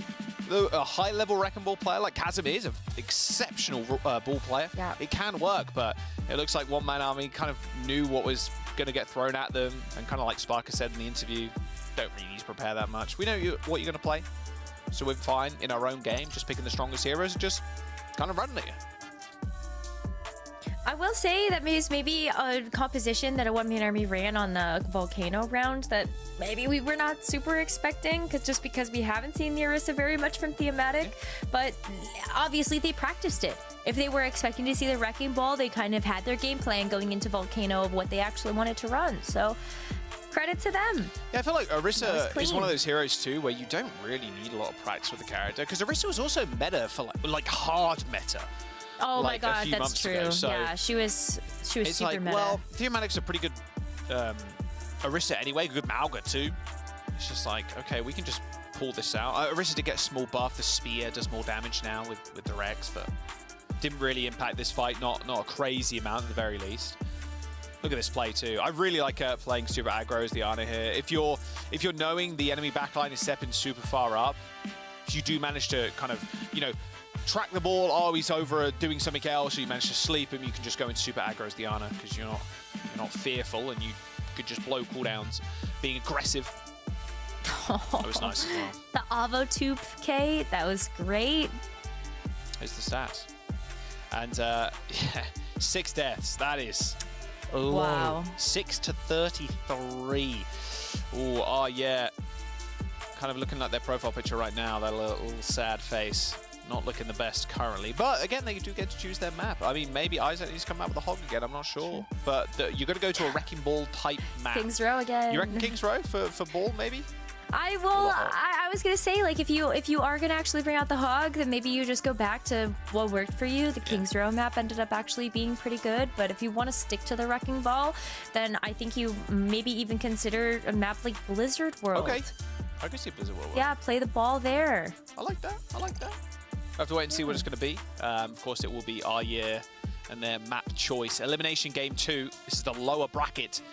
One-man army trying to fight through after quite an impressive performance in the groups. They win here. They will just continue their streak, and REA will unfortunately go home. Well, a couple little points here and there, but not exactly a position they wanted to be in. Here's the map pool on your screens. You said Blizzard World. Well, I can value the Kings Row, Paraiso for hybrids. Go to an escort as well. What maps will be good for the ball? I guess Dorado in a way. You can go for the dive. Dorado you could go work. Junkertown? a little silly. No, Junkertown. Yeah, you could. Oh, come on. I can see If you it. get first point, you can kind of take over the game maybe as ball there. That high ground is like so important on second point. So yeah, I definitely agree. Circuit Royale too. You could be a little bit silly, Rose.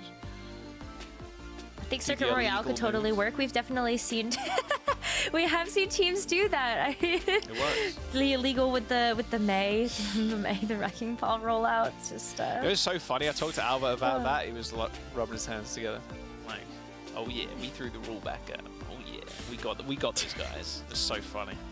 One-man army, yeah, kind of expecting this. Do you think we're just going to see the Orisa again here? Because honestly, at this point, it's like, okay, we probably want to go fast because that's how you kind of counter the Wrecking Ball too. Because one of the best assets for Wrecking Ball is time. Just being able to set up and being in a position where your backline or like your DPS or anybody like that that's maybe more immobile is safe. And then you can repeatedly go in, slam, boop, slam, slam. Hopefully, you know, you get a kill there. Maybe your DPS kind of follow up. When you don't have that time to do that, and a lot of good Wrecking Balls, a lot of high-rank Wrecking Balls won't have a lot of time because the games, in general, as you go up the ladder, you go up rank ladder, they will get a lot quicker and more decisive, right? Teams kind of, or like players kind of know what they're doing a little bit more. So you're not gonna be in that kind of situation here. So I think One-Man Army kind of recognized that to a T, really. I mean, they're going really quick. They're pushing all the way to the spawn doors, not giving the ball any space or time to kind of deal with. Let's have a look at the bracket as well while we just get everybody in the lobby. Just waiting for one more player to join. See, oh yes, they're not eliminated just yet, don't worry, but One-Man Army are 1-0 right now. Of course, Hypnos and Super Shy will be the match after this. And then have to move all the way through to the lower finals, so then maybe rejoin and potentially get themselves in the finals too. And here is the upper bracket as well. And Twisted Minds, that'll be a banger. Actually, both those games, to be fair, those semis are bangers. Yeah, those are going to be so good. Virtus Pro. A lot of people saying Virtus Pro doing pretty well this patch, and in general, I think Virtus Pro right now, they're on an upward trajectory, I think, by a crazy degree. And they are fairly low in terms of point scores as well for the season. So they have a very good chance of making Stockholm if they just continue kind of their prowess and their dominance right now. Numbers. Exactly. Shambali Monastery is the map, Rose. There we go. Okay, Arya's pick. Okay. That's all, yeah. So that's so interesting because I feel like you talk about the Orisa being able to see more play versus something like the Wrecking Ball, and I feel like Shambali Monastery is certainly one of those maps that you could do that.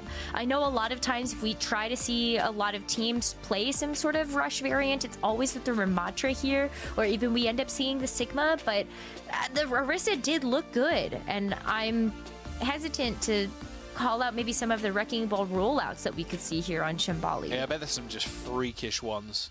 We'll have to wait and see. Hopefully, Chasm does a crazy rollout, but we'll probably see Rush, I would imagine, from One-Man Army. Makes the most sense. Yeah, maybe some of the Orisa, maybe the Mauga. Thinking about kind of the Mauga as well. There's not much CC. Ideally, you want a little bit of CC, but so I'd be happy with Orisa, honestly. You just run the Orisa, Ana Brig or Lucio Ana, and then you just run high ground, like instantly you're free on the attack, and you're just like, what can we do? We got Ball. Like, Ball can slam, go in. Like, you have to find these picks. Looks like it's going to be a small sub, though, coming through. So Isaac is not going to be in this one. Okay. It's going to be Kaiser instead. It's going to be Kaiser. Yep, so we're going to see the May, and so that is definitely one way that you can help to slow things down there for, even give a little bit of time for the Wrecking Ball to actually start to ramp up, because as you talk about time as a currency, May has the Ice Block, also has the May Wall, and just ways to be able to keep the rush from actually running at you, which is the biggest key there. So I think Kaiserberg coming into the roster makes a ton of sense. Yeah, absolutely. Yeah, I think the May's going to be really good here. We'll have to see how One-Man Army end up dealing with that one as we load in just a moment, which can give the players one more minute to get themselves situated in the lobby. We're going to jump to a quick break. Don't go anywhere. Map number 2 up soon.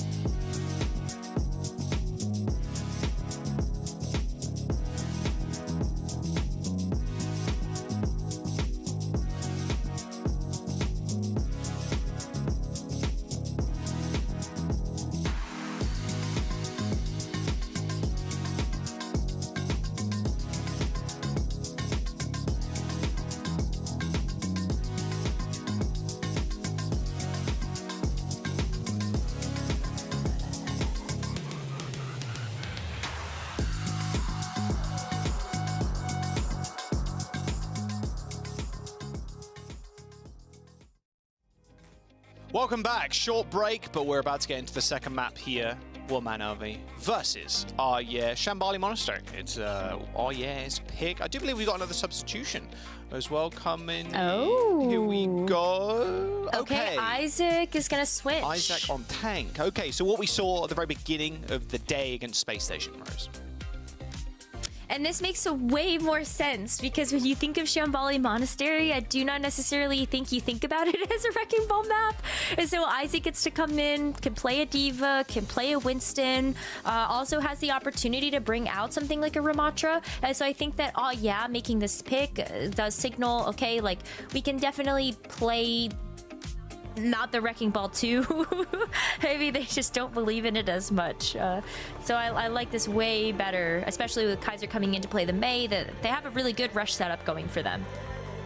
Yeah, I was excited though. I will be real. We'll see the Wrecking Ball roll out. I know, but I just can't. I can't imagine Wrecking Ball on this map. Yeah, neither can I. Neither can I. All good. But a boy can dream. A boy can dream. Well, we do see Alpha though. One dream comes true. We'll see him on the Alari. Good stuff. See if the Captive Son can get much done past the D.Va. Pretty tough at the moment, but Alari's still so powerful even after that brief nerf on the hotfix. Especially on this map too. You can hold like a hard off angle if you really want. Good pylon spot as well.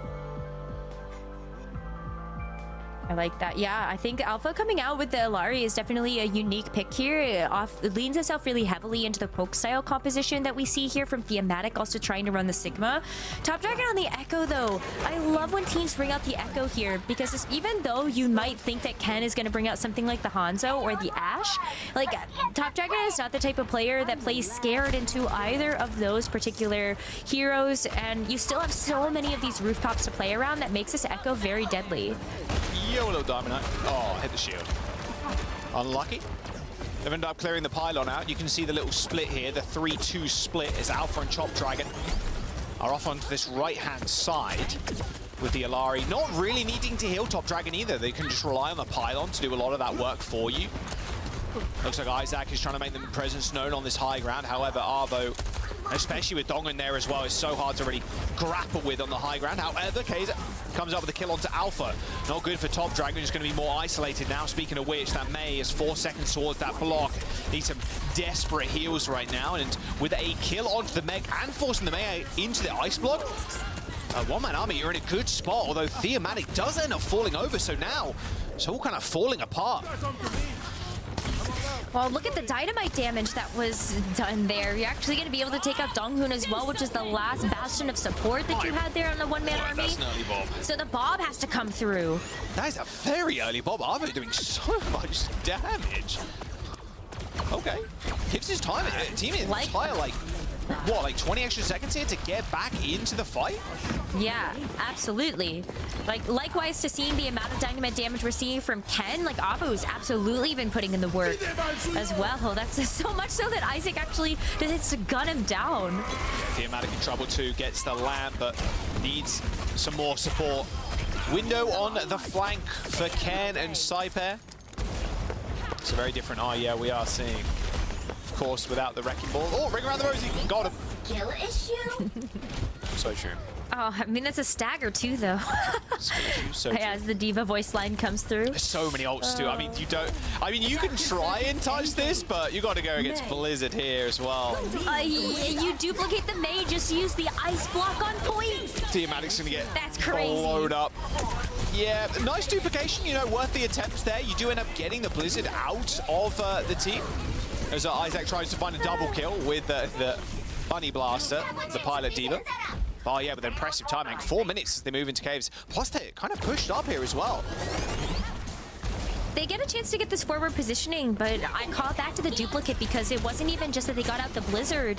They got out 3 other ultimates as well. All you have nothing for the second part of this point, but you don't need it if you're just going to end up diving after all of these DPS supports. The fact that D.Va right now can just solo the Echo and the Ashe, that's crazy. She's just so powerful. Yeah, it's just the Matrix. You don't need anything. Micro missiles, and then you fly towards somebody, and you cannot do anything. Dodges the rock there too. Can't do a thing. just those 2 picks. And look, they've basically negated a fight in the cave. So it's 1 fight just for this second point here. And Dongan's in a 1v1 versus the main. Ends up winning it, but this Flux, that's the difference maker from Thematic. All right, okay. They have control of the point. It's all good. One-man army can maybe even attempt to hold forward. Because there's not going to be too much flank potential from this team from all year. So, Yeah. ooh, good stagger. Oh, the stagger too. Even Top Dragon's on the That's main nasty. I was gonna say, yeah, Top Dragon has switched over. I think the Echo has overstayed its welcome a little bit. Maybe this time a little bit too vulnerable to something like the double up from the Ashe as well as the D.Va. That was just how often Top Dragon was getting chased down, even in the skies. You talk about the flanks though, nah, not so vulnerable to someone specifically like a rogue agent Tracer, but they do have the Mei that's wrapping around here. They don't know. They just didn't know. That is the most solo queue Mei play I've ever seen. Kaiser does it. But it worked! Kaiser does end up getting 2 with the Blizzard. And that will be the point. That is not really something you expect. Especially at the main event, that is for sure. As yeah, just playing their own style, playing their own game. Gotta respect it. Well, he calculated it. The 1 headshot there onto Donghun was enough to get the Blizzard, and then you just throw the Blizzard out there while the rest of yeah is fighting out the front lines. Isaac actually even ate the captive son. So that's why we're gonna see Alpha switch. It's not the Illari anymore. It's gonna be over to the Zenyatta. We'll be hoping to fare a little bit better to chunk out some of these players, as Poolboy has also switched to the Zen. 2 Zens in my Overwatch? It can't be. It's a miracle. We are here for this. This is great. Well, there's the Bob. Self-destruct. High in the sky. Ends up killing the lamp, but that's about it. Isaac is still here, like, existing on this little mini-pack. Ken kills Arvo as well. A little wide swing as Thematic is just kind of out of position at this point. Throws the rock in. Has to use the grasp to gain control back of this mini. But yeah, slowly but surely winning this fight. Both support ultimates used 2, and now here comes the Flux. Does end up connecting as well, but there should be a lamp at the very least. I don't think Cypher even used it there. Just a quick little shift was enough to heal them both up in this corner. Even the Mega Pack was taken.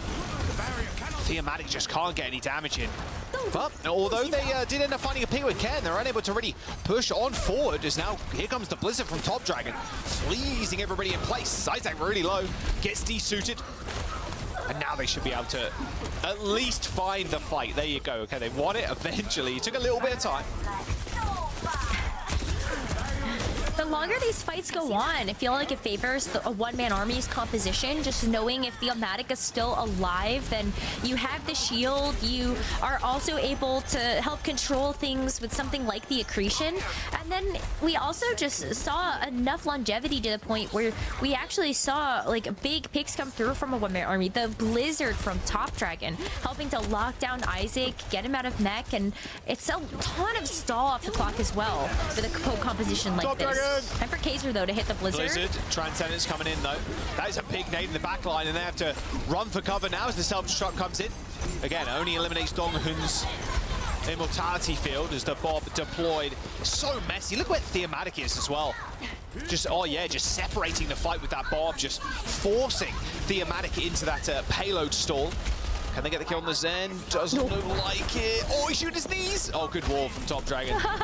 Saving the Zenyatta. I'll teach you, old man, for sticking your knees out like that. Should be standing up. You'll be more like in line with the wall then. Good kill onto Ken as 40 seconds and overtime approaches. Nandabu's into the back line and an insta-kill onto Alpha despite that lamp being deployed. And even Kaiser coming out with a kill too. And I think Thematic's wondering what happened, what happened to my team? They're all dead. Blizzard on the point. Isaac's desuited, no self-destruct, so they're going to be able to stall here for a little bit as they regain control of the payload. 15 seconds too, and Thematic back with an ult. Oh, well, Ken's also going to be coming out here with the Widowmaker, hoping that this is going to be the final little push of this payload over the line. One pick here from Ken could actually open things up, but you're looking at Isaac Cool Boy. getting this.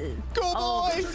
Oh, they don't even get there. Oh, Cool Boy's, Wait, they cool don't Boy's touch. lifeless corpse hit the payload, but unfortunately, they were not. Doesn't work They like were not that. alive. Yeah, so no touch. So Decent push though from Arya.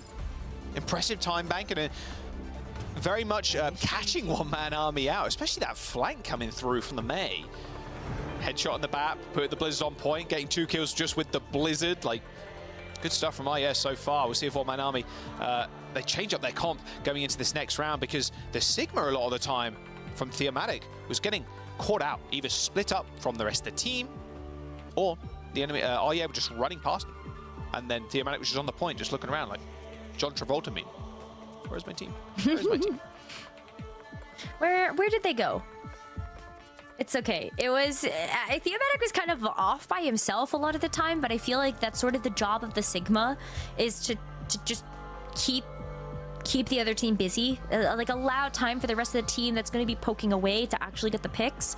So even looking at maybe Alpha's role in the team with the Zenyatta is kind of hoping that you can get a pick there. Ava was also playing the Ashe, so another way that you can just kind of allow for that time built up for the rest of the team to do their job. But now that we switch sides, we do have coming out on the defense already with the D.Va. They've opted into the D.Va again.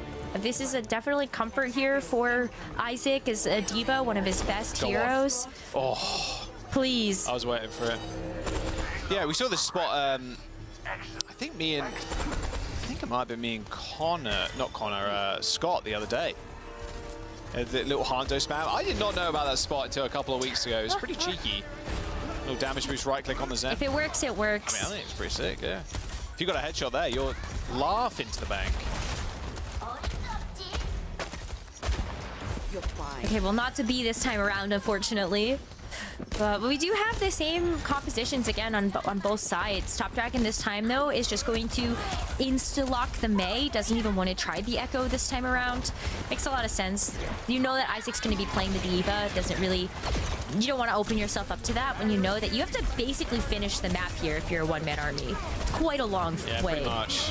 You might as well call that map completion. Close enough. Theomatic just slowly making their way up onto this high ground. Isaac's making it a little bit difficult, but just getting rocked over and over again. Good nade onto Theomatic. Can they survive? Of course, well, where's the Mei? They're in the back line, and they're finding kills. Of course they are. A little bit more surprise tactic from the Mei. You'd think the Mei's invisible at this point, to be honest with you. And Top Dragon. Yeah, she's like Sombra. Just succumbing to his fate. Knew the fight was over. Oh, yeah, could you imagine if Mei actually had pieces? What if we saw, like, for an April Fool's patch, like, hybrid heroes? Oh, so, like, Mei had attributes of Sombra. Invisible so you could Mei. really, truly have the invisible, sneaky Mei. Your April Fool's ideas, Rose, they have not been great. I'm going to say it. They have been... No, you don't think they should pick me up for a creator patch? Well, maybe. It might be kind of fun, actually. Audience is probably against me on that one. Cannons are going down to Top Dragon. A nice little right click. See if Top Dragon can weave this ultimate past this Matrix. Blizzard on the point. Doesn't really... Well, that's... not really doing much of anything there. I think that was more of a YOLO toss, to be honest with you, than anything. And Top Dragon, now knowing where Kaiser is, can try and check them. They got to force this Mei out eventually. Pops the block. Top Dragon calling for help. Wall comes in. Lovely placed as well by the Mei to get over that high ground as well. But here comes the Nano boost. Nano on the D.Va. What more needs to be done? Not much, as Isaac just runs down the back line. Yeah, that's... Theo even just ends his own life there, actually, with a little bit of ricochet damage.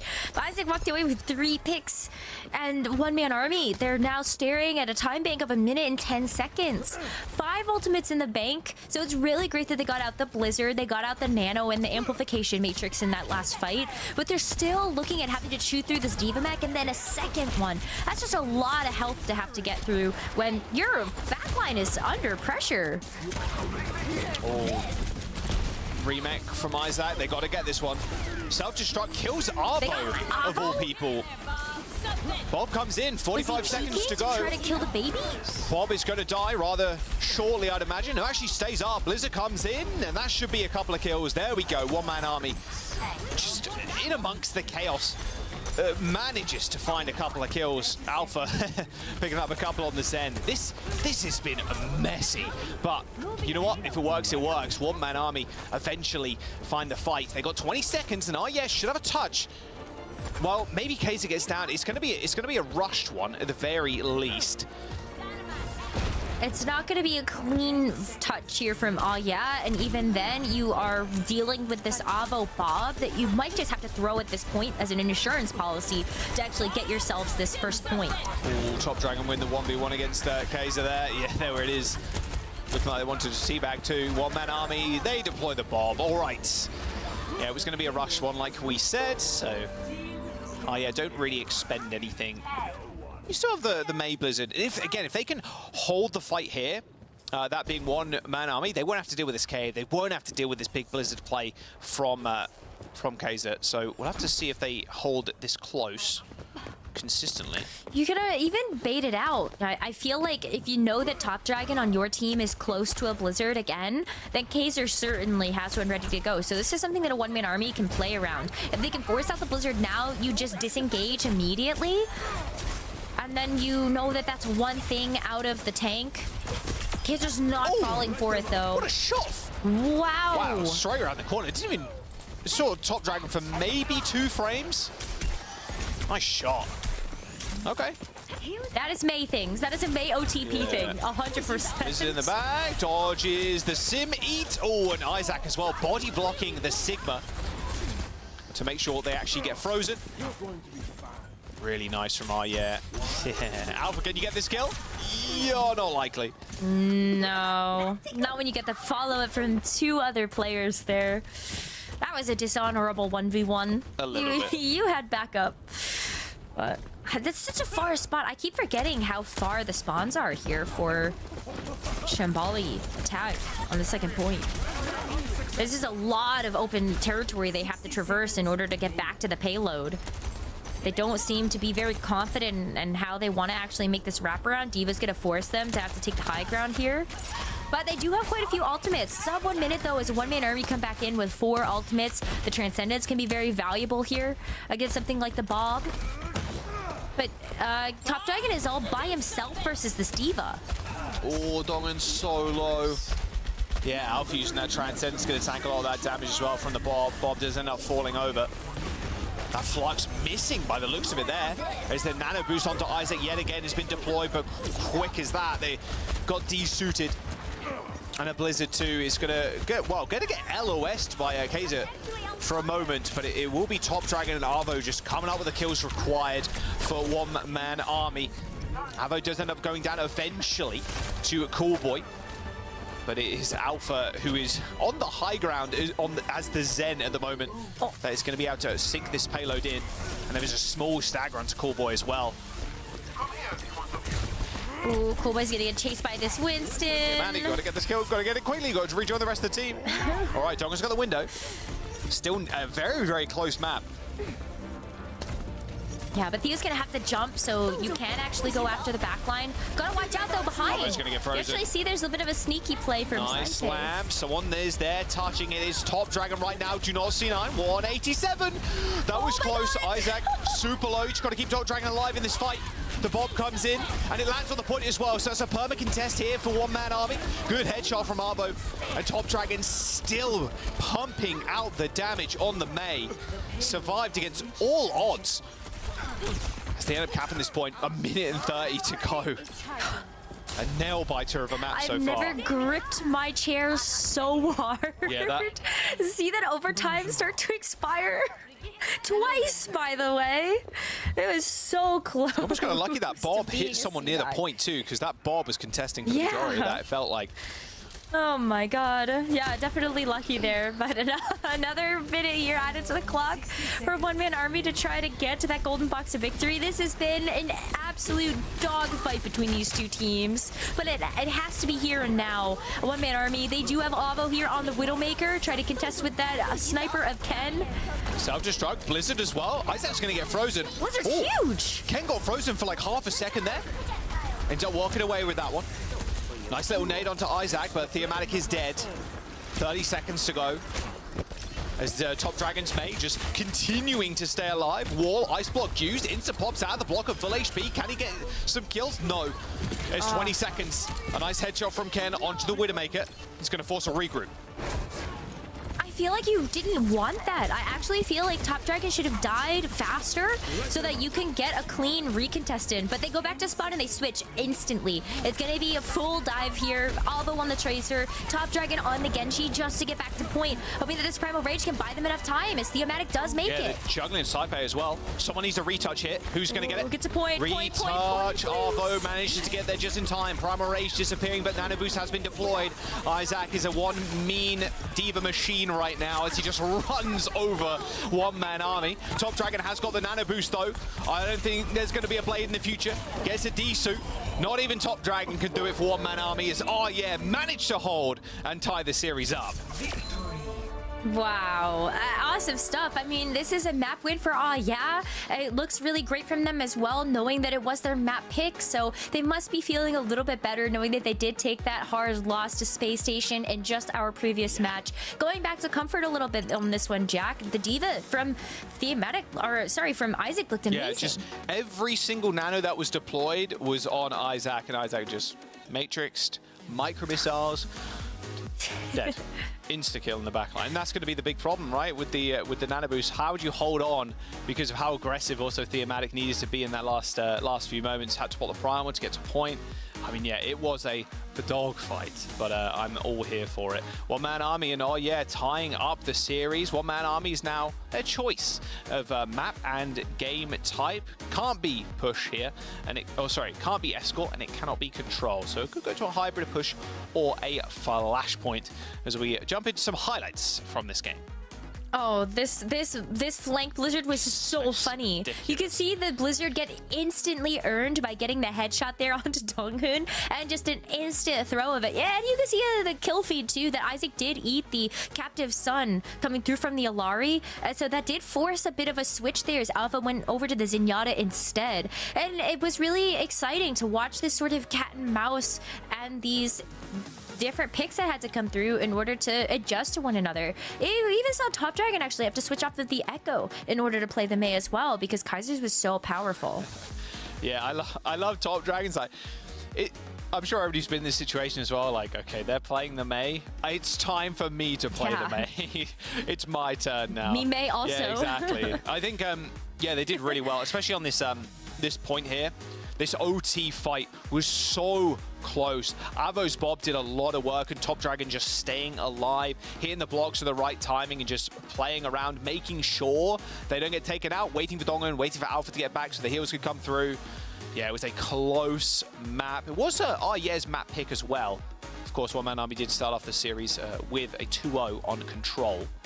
Let's wait and see where we go next. And wait and see as well if Ye end up subbing anybody in, because we could see Chasm come in again on the Wrecking Ball, because this is the point in time where we saw Chasm come in for the Space Station series. So all very possible, all situations, everything's up in the air, honestly, with the series.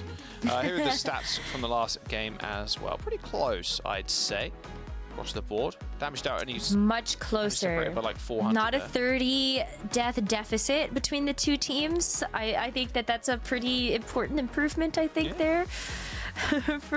for that. But let's talk about the pick of Shambali really quickly, because if you look at the rest of the map pool, I feel like you could run Wrecking Ball on any of these maps. Maybe a little bit harder on push, but Runasapi has provided quite a bit of versatility when it comes down to what teams have liked to run.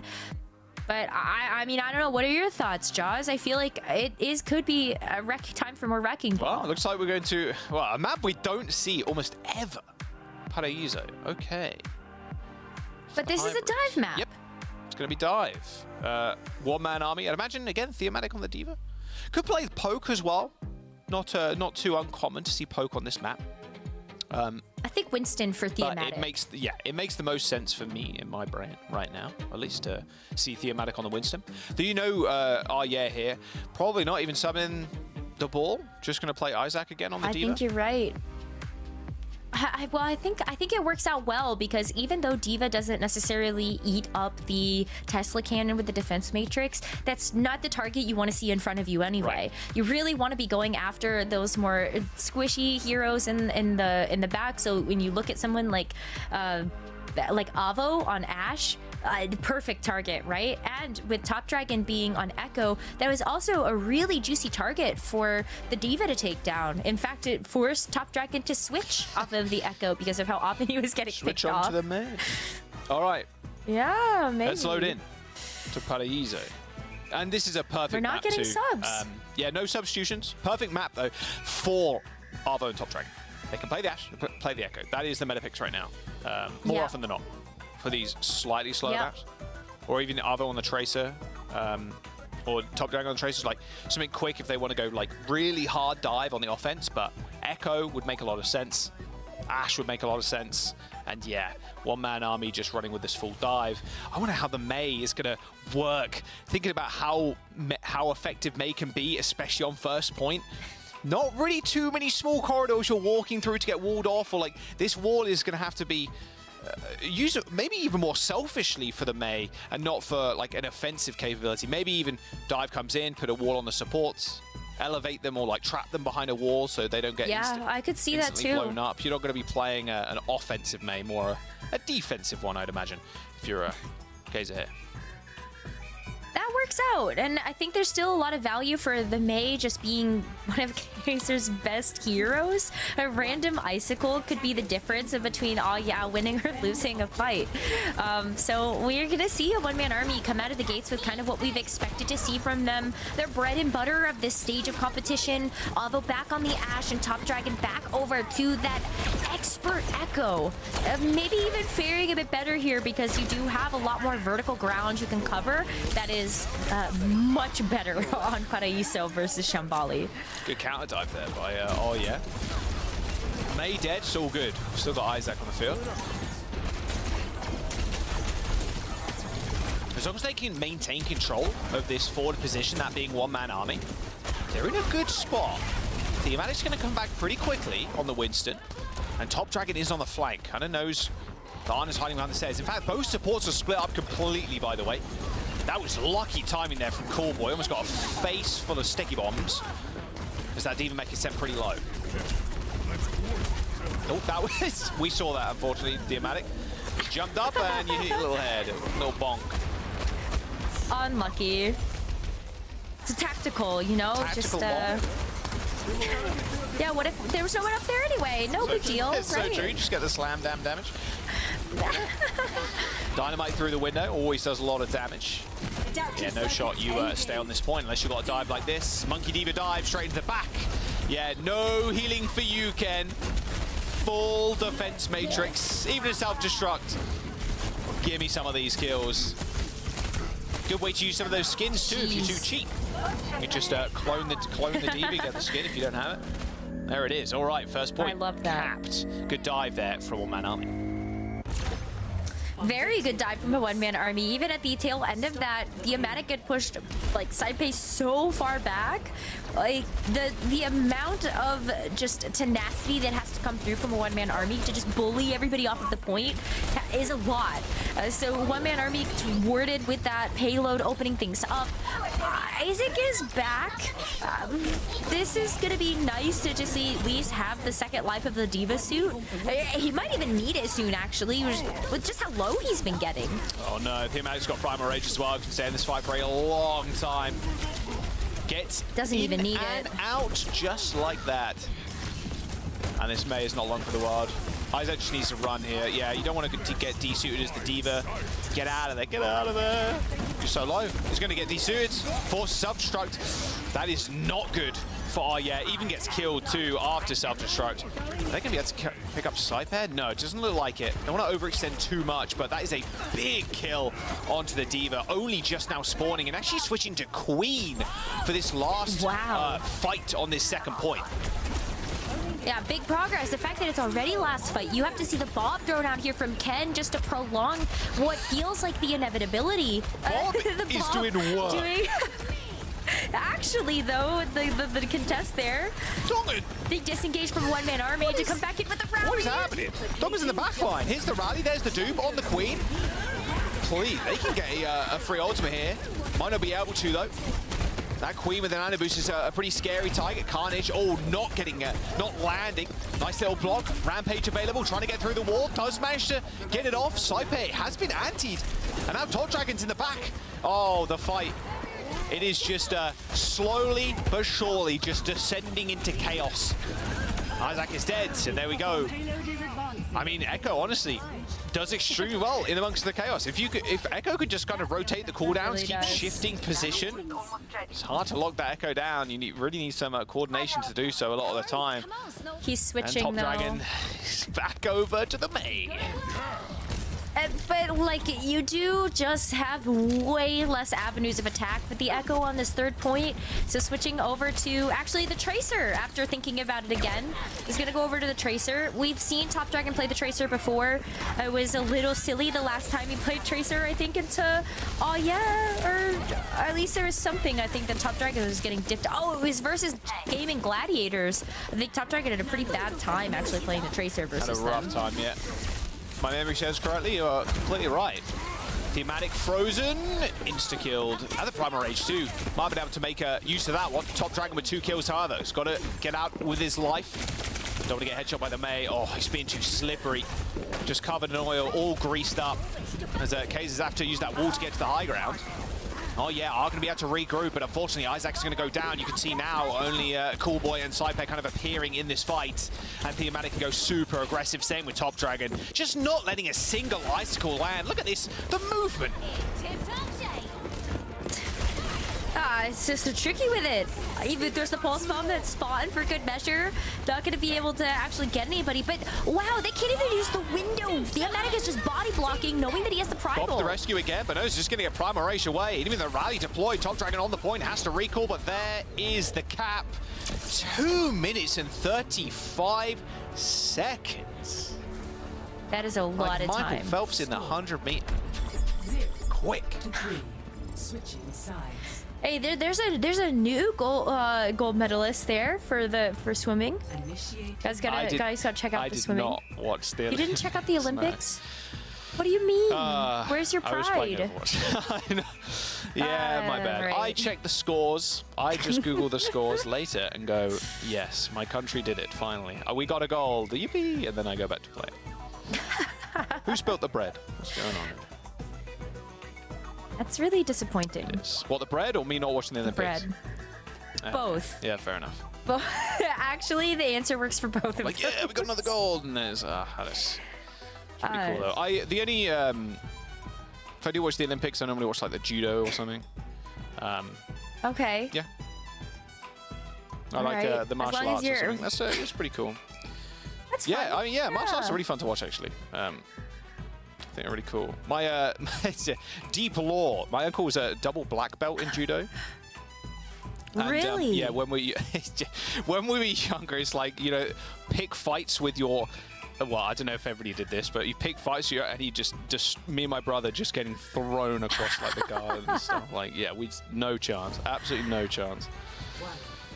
Is that why you just never went into martial arts yourself? Yeah, my confidence was ruined by the age of like 10. All right, let's have a look at Arye's offense. Enough blabbering. Kaiser on the Venture now. Okay. Wow. So no more Mei. That's a new look. Yeah, completely different look. Yeah, I like it though because it is able to dive in with something like Isaac's Winston. You can go after Avo. I think Avo is a very nice target for the Venture. I think that Donghoon and Alpha both also probably don't want to be on the receiving end of some type of Venture burrow. It's a really, I think, a good combination. You already see a one-man army having having to back up and reposition because of the threat of the Venture and the Winston together. Yeah, claiming this space is going to be really nice for yeah, especially forcing the supports in that lower ground, small room. The Venture can just be so devastating with the drill dash. Can use the burrow to get out, or even burrow to engage. Top Dragon dead to Isaac. Not a good look for one-man army right now. Thematic, can he get away? No, he cannot. Oh yeah, finding a very good pick on Top Dragon. Would have probably had the duplication for this fight as well, being 70% already. Okay, so overstaying their welcome, but again, trading favorably as Ken's on a nice angle here in the bakery. Ooh, that's a second tick though here for yeah, and I don't see a recontest coming through Just very cleanly when you've got the Bob. Oh, and the little 1v1, Ken made that look too easy. A nano boost on the Ashe as well. You should give... That was overkill. God, imagine if you gave nano to Ashe and it also gave it to the Bob. That would be OP. No, stop. That would be very, very Okay, OP. now you're the one that has the bad ideas. Do not listen to us, please. Don't take that one. Please don't take that one. Very good position. What if you could just give it to the Bob? Yeah. Just the Bob. Yeah, I mean, it's worked in the past. We have seen that in competitive Overwatch before. Yeah. It doesn't normally work that well, but when it does, it kind of slaps. 4.5 minutes, Rose, moving through the Streets phase. Pretty easy cap there for Arya. Quite. Top Dragon now coming in with the duplicate though, or at least the nano for now. Look at those. Oh, yeah, there's absolutely no chance you survive against the Echo when they've got nano and they land in sticky bombs like that. Oh, Top Dragon just with a classy 4K on the Echo. Might even make it 5-2 if Isaac doesn't get out of it soon. Oh, what a sleep from Alpha. Surely that's a kill. Give Top Dragon the 5K. Give it to him. Not sure. Nope. Not gonna be. So close, but not quite. Nava's gonna steal that one, and that is a huge stagger though onto the Winston. That's a lot of time. I mean, yeah, is actually still pushing the payload. Good dupe. Not for very long though. The ego dupe on the Ana. You hate to see it. Gotta be one of the worst feelings as an Ana player for sure. You end up missing the sleeve because they duped and then you instantly get killed. Good primal rage from Thematic as well. Angry, I'd imagine, from how quickly that first point was capped. Good presence of mind by Top Dragon and Thematic playing this far up. The payload's been rolling back this whole time too. Oh my god, Theo needs healing. Please heal him. Oh my god. Oh, the rest of the team didn't want to overextend that, but Thematic was very low for a while. Aggro. I love this aggro play coming through from One Man Army. All the way up to the spawn doors. 3 minutes to go. Taking care of you. Nano boost almost ready. Well, we've seen this before, reminiscent of the Volcano stage on Samoa. They just go aggro, and so again, just something to keep buying that time off the clock.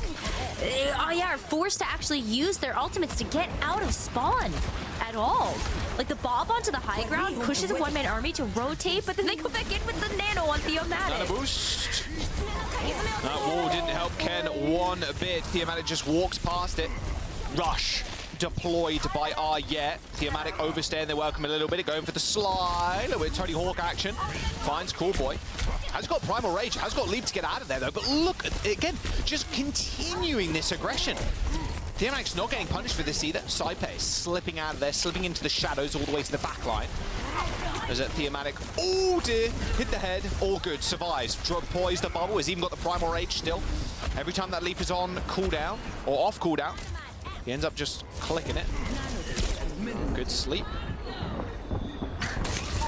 Alpha and Donghoon running away rapidly from a Winston that has Primal Rage. And Cool Boy ends up just getting obliterated by this Primal. Ken just helping Thematic there. Just using that coach gun, an easy target for the Winston. Oh, the peel. For both Winstons actually putting in a lot of work as Isaac's Primal Rage does end up fading away. But one-man army, they're still going to be able to hold here, waiting for these spawns to come in. Blizzard, finally, maybe, putting the terror of Thematic to rest. No, Thematic gets out of there. That CC cooldown reduction, CC reduction on the tank passive coming in a mad clutch for Thematic. It's been a tough up until battle for Arya, and the fight is still going. It's been about 3 minutes or so, and we've not had a moment's rest. We really haven't, and it's not going to let up here because there is only a minute remaining for to push this card. Duplicating into the Ana, hits the nade, even gets away with it. Got away with basically murder, and Thematic 2 slept in the backline, jumps onto high ground, and Nano Boost deployed. They're going in again!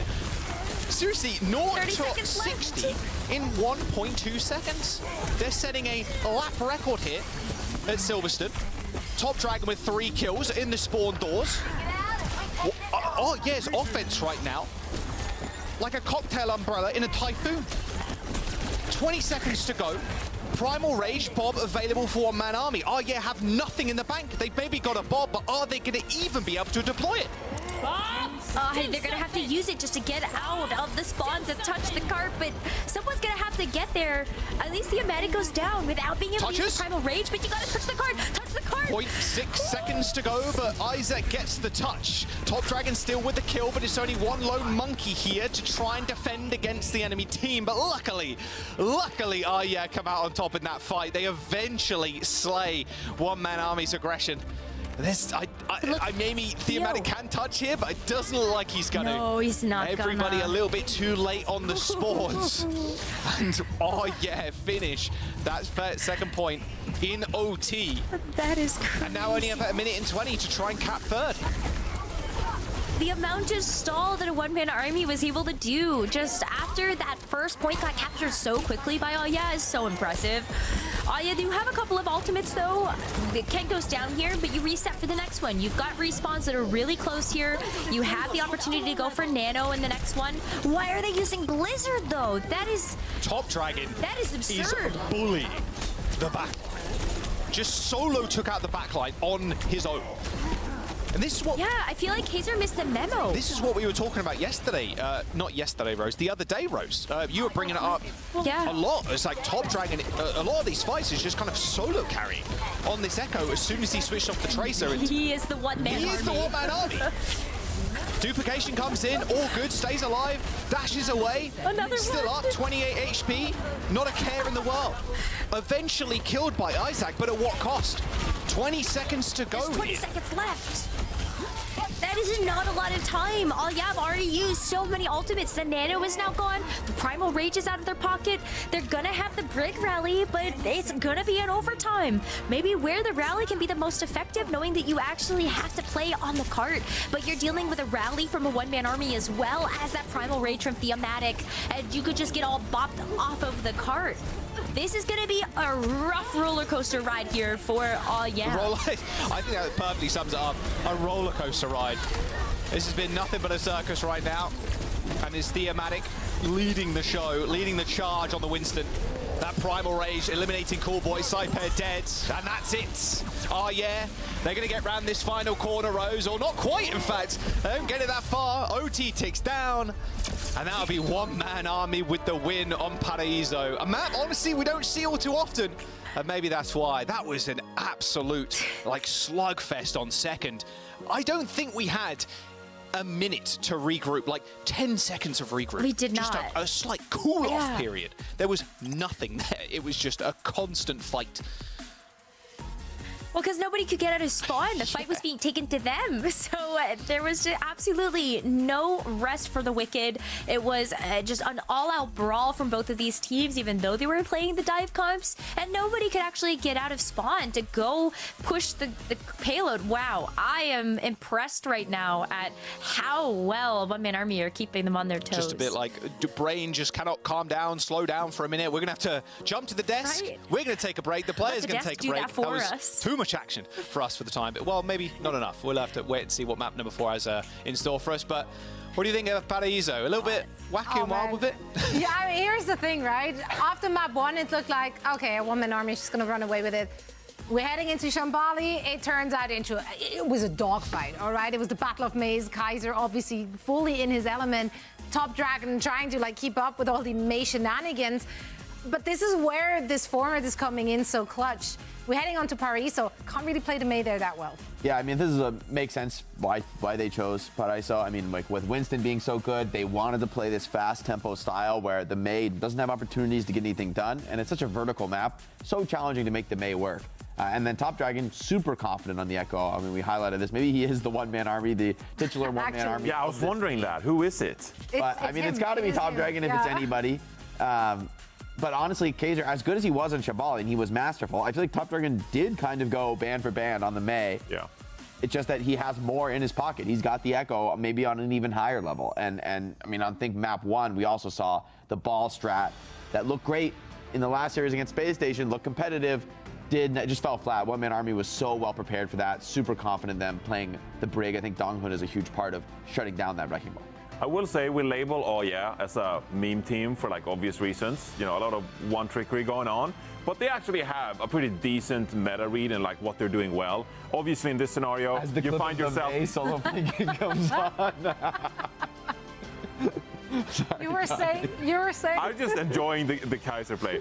But I mean, it's a legend play, actually. It is a legendary play. But I guess what I mean more is that, like, obviously in this scenario, that they found themselves playing Diva against a Sigma, and like, okay, we can't outpoke the Sigma with a Diva. So instead, they swap over to the Ana. They're saying, hey, we need actually the anti, and we need the Nana boost to actually like try to trade for the backline. And so they actually Nana boosted Isaac in a couple of times, and they actually got the backline right. They didn't, yes, it's like an inferior composition, but I feel like they're making the most of it. Yeah. You know, even when they're subbing in Chasm, for example, like, okay, we're gonna try to make this wrecking ball work. I feel like the hero swaps are there. It's just that Top Dragon is a difference maker in this series. So I'm still pretty impressed by what Oh Yeah is pulling off in this series. And looking forward to the next map, you know, we're going to see either Flashpoint or Push. There are a couple of maps I could see there that could work out well for Oh Yeah. So as much as like we label them as a meme team, they like to one-trick Junkrat and May and all this stuff, right? I actually think this is a pretty competitive series, and I'm looking forward to the next map. Yeah, I mean, they already showed it in the group stage. They understand the win condition. Even though they might be playing suboptimal comps, they understand why it's suboptimal, and they understand how to work around that in most scenarios. I'm seeing a squinting eye from Jake. What does the numbers tell you? This must be map 2 or something because There's no way a one-man army had a 0.5 KD in that map, so it must have been something incorrect there. So, unfortunately. keeping production on the toes. I don't know. I could Oh yeah, dominated every stat. So I can't believe that they did that in a losing map. And they're gonna go to Suravasa. An interesting choice. I don't think there's great picks for them on these last 2 modes. I mean, Shambali, I think, was a fantastic pick for yeah, but I could have seen New Junk City. Like, yeah, maybe if you wanted to play Isaac May. on Junker Queen even, and then you play the May. But, you know, there's a couple of rounds there as well that, like, really suit Top Dragon, you know, playing Echo and stuff like that. So, you know, Suravasa, it was pretty close against SSG, playing Reaper Anso. Maybe they'll make it work again. Good point, good point. Yeah, Isaac, their Australian hero specialist, by the way, picking up the Junk, the Hog, and the Queen in this series, just pointing it out. That's his niche now. I'm ready for what they have in store for us. Let's see who's going to come out on top. So for all the action, let's send it over to Necro and Jaws. Thank you very much, Desk, for breaking that one down. There we go. Oh, yeah, and one-man army. Oh, that's 5. 1, 2, 3, 4, 5. Damn. That is, I think, the most that we've ever seen in one shot for the Pigeons. So, still creepy. Still very creepy. What do you think they eat on this map? Crumbs. You know how like it's Maybe? but you know how it's like really easy to figure it out on some of the other maps where you have like the bakery and like the pigeons are definitely eating like bagels that were thrown on the floor. Whatever those holographic humans in the background would drop in probably. Crumbs and digital crumbs. This is the first time I've noticed them too. Same, actually, I've never seen them either. All right, Arya's map pick. Not running the ball. Here, just oh, the Malga. Isaac on the Malga instead. Okay. So that's really interesting because on Suravasa versus Space Station, we actually ended up seeing the Wrecking Ball from Chasm as he got subbed in. So it's going to be Isaac's turn. Hottie beating them with the Malga of their own. So if you got beat by it, maybe you join them a little bit here, looking at Aya's comp. I mean, the easiest dupe in the world here is onto the Malga. Such a nice target for Top Dragon. It's going to be tough. All right, that's the first point, though. Top Dragon going down. This is going to be a good map for Ken, too. Just sticking on the Cassidy. I'm curious if we're going to see Top Dragon end up switching. I don't really want that to happen at all. I just would rather continue seeing the Echo. Ken's just going to have to be on his toes, on his A game, to keep up with Top Dragon. Yeah, and that's only one threat. Like, you still have such a dominant matchup into something like the Mauga. What is the Mauga gonna do, right? You burn it with a dynamite there from Avo. You've got Top Dragon that's gonna do the focus beam when it's down to half health. Hypnotic gets absolutely choked, though, after running in there. So this is going to be a final fight already on this first flashpoint once a one-man army regroups. Yeah, you're not half wrong. Yeah, Theomatic was just kind of playing around the point. I think 2 or 3 people just peeked him at the same time. Got blown up. Well, there is Bob available, but oh yeah, I mean, they've not really had to do much. They've got double support ultimate coming out. They've got Rush already, 10% towards that beat. Fortunately for Dongan, super far away from this rally. And already Theomatic taking a lot of the damage, taking a brunt of the damage.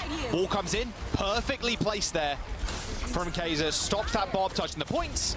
That's a free one. Oh yeah.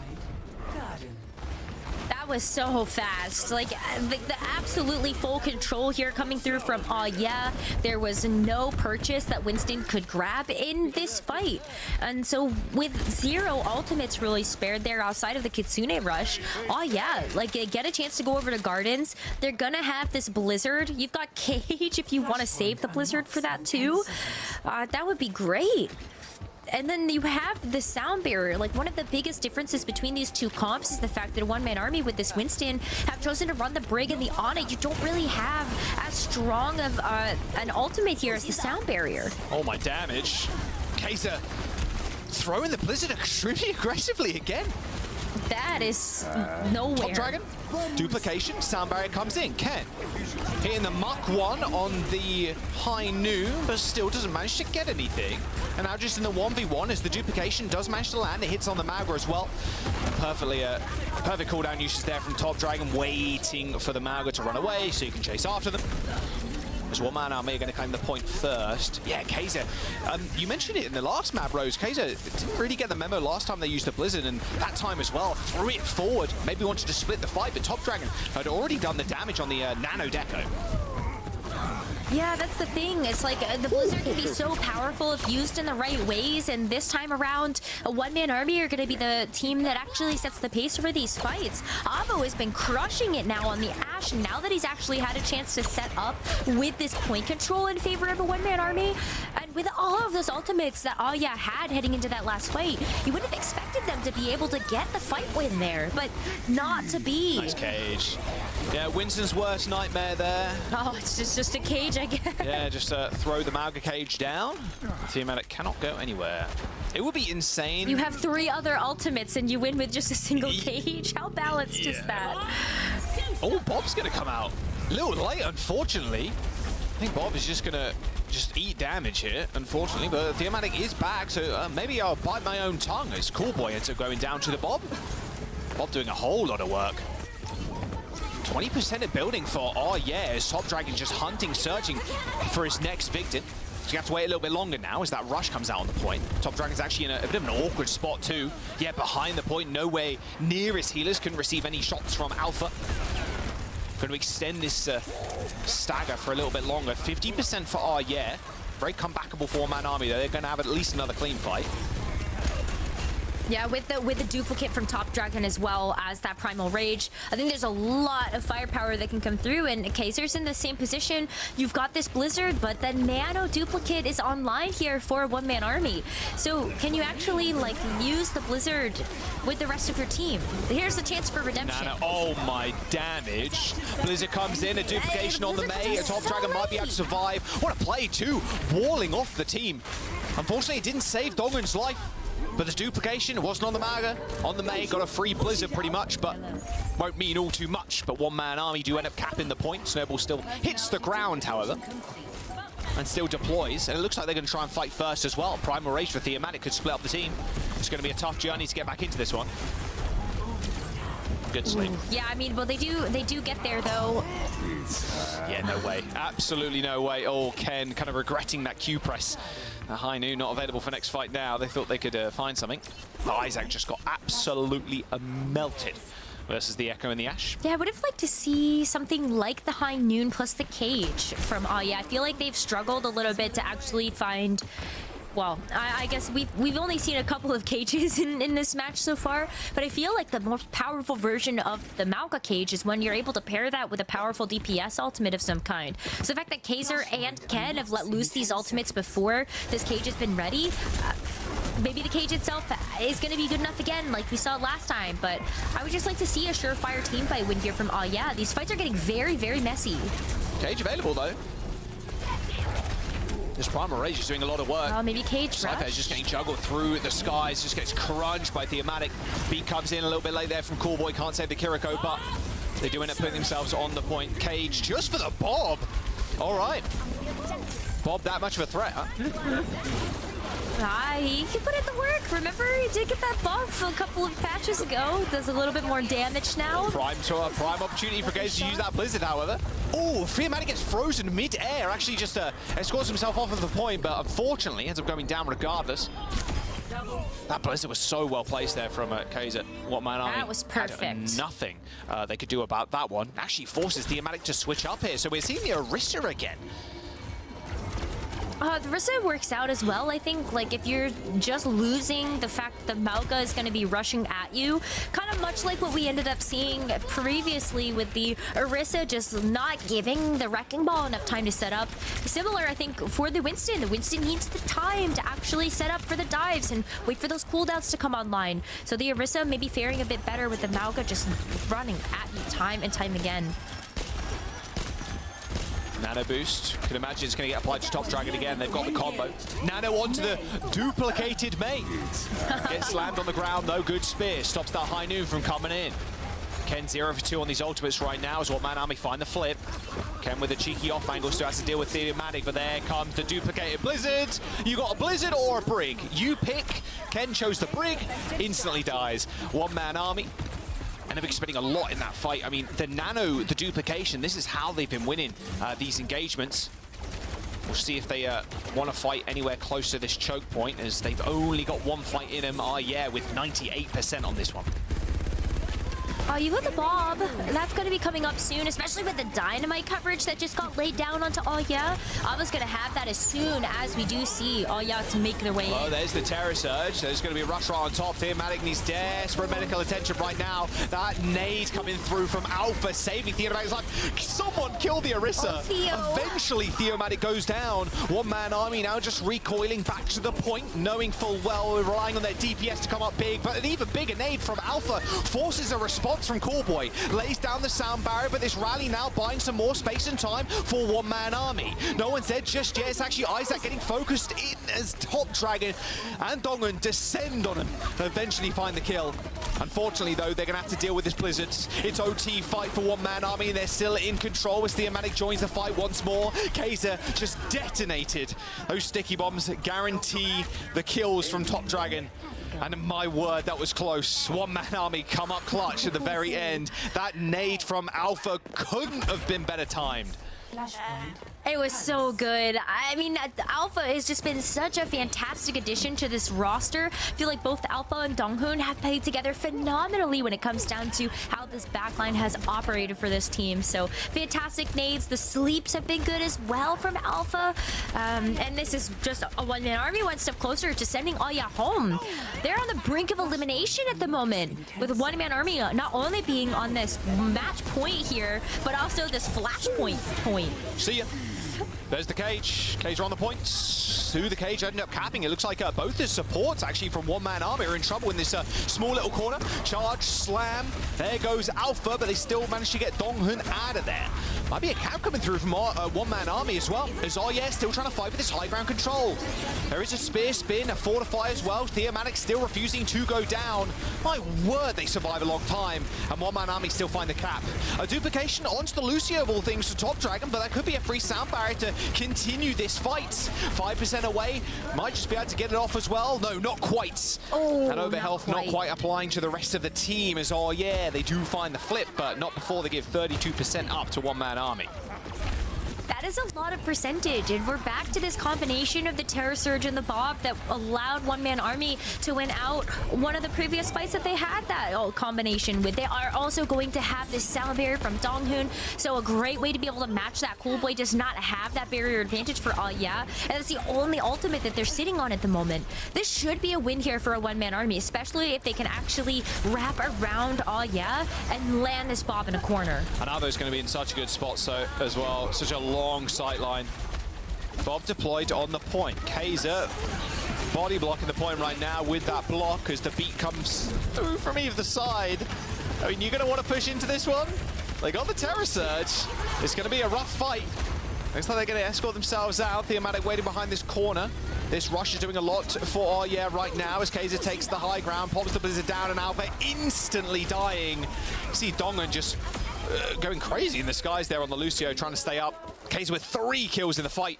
And now One Man Army trying to springboard back into this. They got 1 to do it in. If they find this, this will be Arya being knocked out. I think we do see a last second contest come through here from a One Man Army. They're maybe hoping that they can...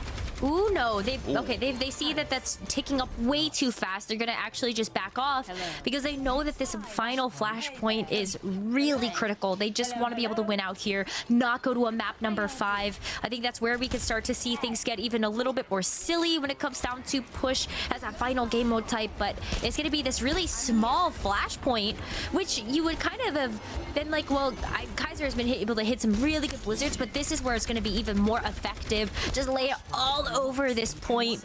It's gonna hit the entire area of effective, but a One Man Army come into this one, taking Kaiser out. All right, okay, well, you don't have to deal with the May anymore. I really like that forward thinking as well, Rose, just rotating to the point, knowing that it's going to be a scrappy one, and you'd have to burn ultimates in the previous fight if you wanted to contest. Nano boost on the Orisa. Well, that is one scary beetle. Theomatic, that's 3-4 kills for the Orisa, okay. And Top Dragon once again duping the Lucio, helping the Orisa. We got speed cap now as Top Dragon eliminates the May. One Man Army with a good first cap. A really good first cap, and this is what they've done best, is just by playing this aggressive style. Thematic has been so survivable. With it, the Fortify is just taken very minuscule damage. It's gonna have the Terror Surge online as well. So maybe you just even see Thematic rush forward with Donghoon and try to land that Terror Surge into the backline. Another Bob on the table too for a One Man Army. But you got this cage to contend with from Isaac. This could be a big difference maker here for Arya. Thematic does have that Terror Surge though. Isaac just pacing people, trying to challenge this. Oh, they got the Lucio. There's the Terror Surge right in the middle of the point. Dongan sound barrier, not quite as effective as he wanted to, but it doesn't matter because Top Dragon yet again comes up big. Theomatic starting that one off with a Terror Surge, and this is going to be a final touch here from Arya, but I don't think they'll be able to get there. That wave spawn coming in clutch, but there's only 5 seconds to go. There's going to have to be a chasm-like rollout here to try and find something. A duplication onto Lucio for Top Dragon again, but no! Alpha denies it with the sleep. The ball laid to rest there as Arya are eliminated. And One Man Army continue a run through that lower bracket. Wow. I mean, major credit to Arya. They have had to face 2 incredibly difficult opponents back-to-back with Space Station, and then maybe one of the most difficult in the lower bracket, a One-Man Army.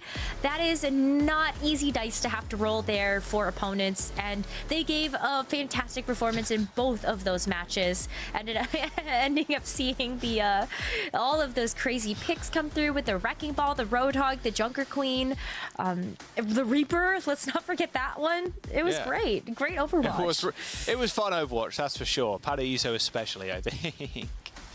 One Man Army, a team that's definitely on the up and up here in EU.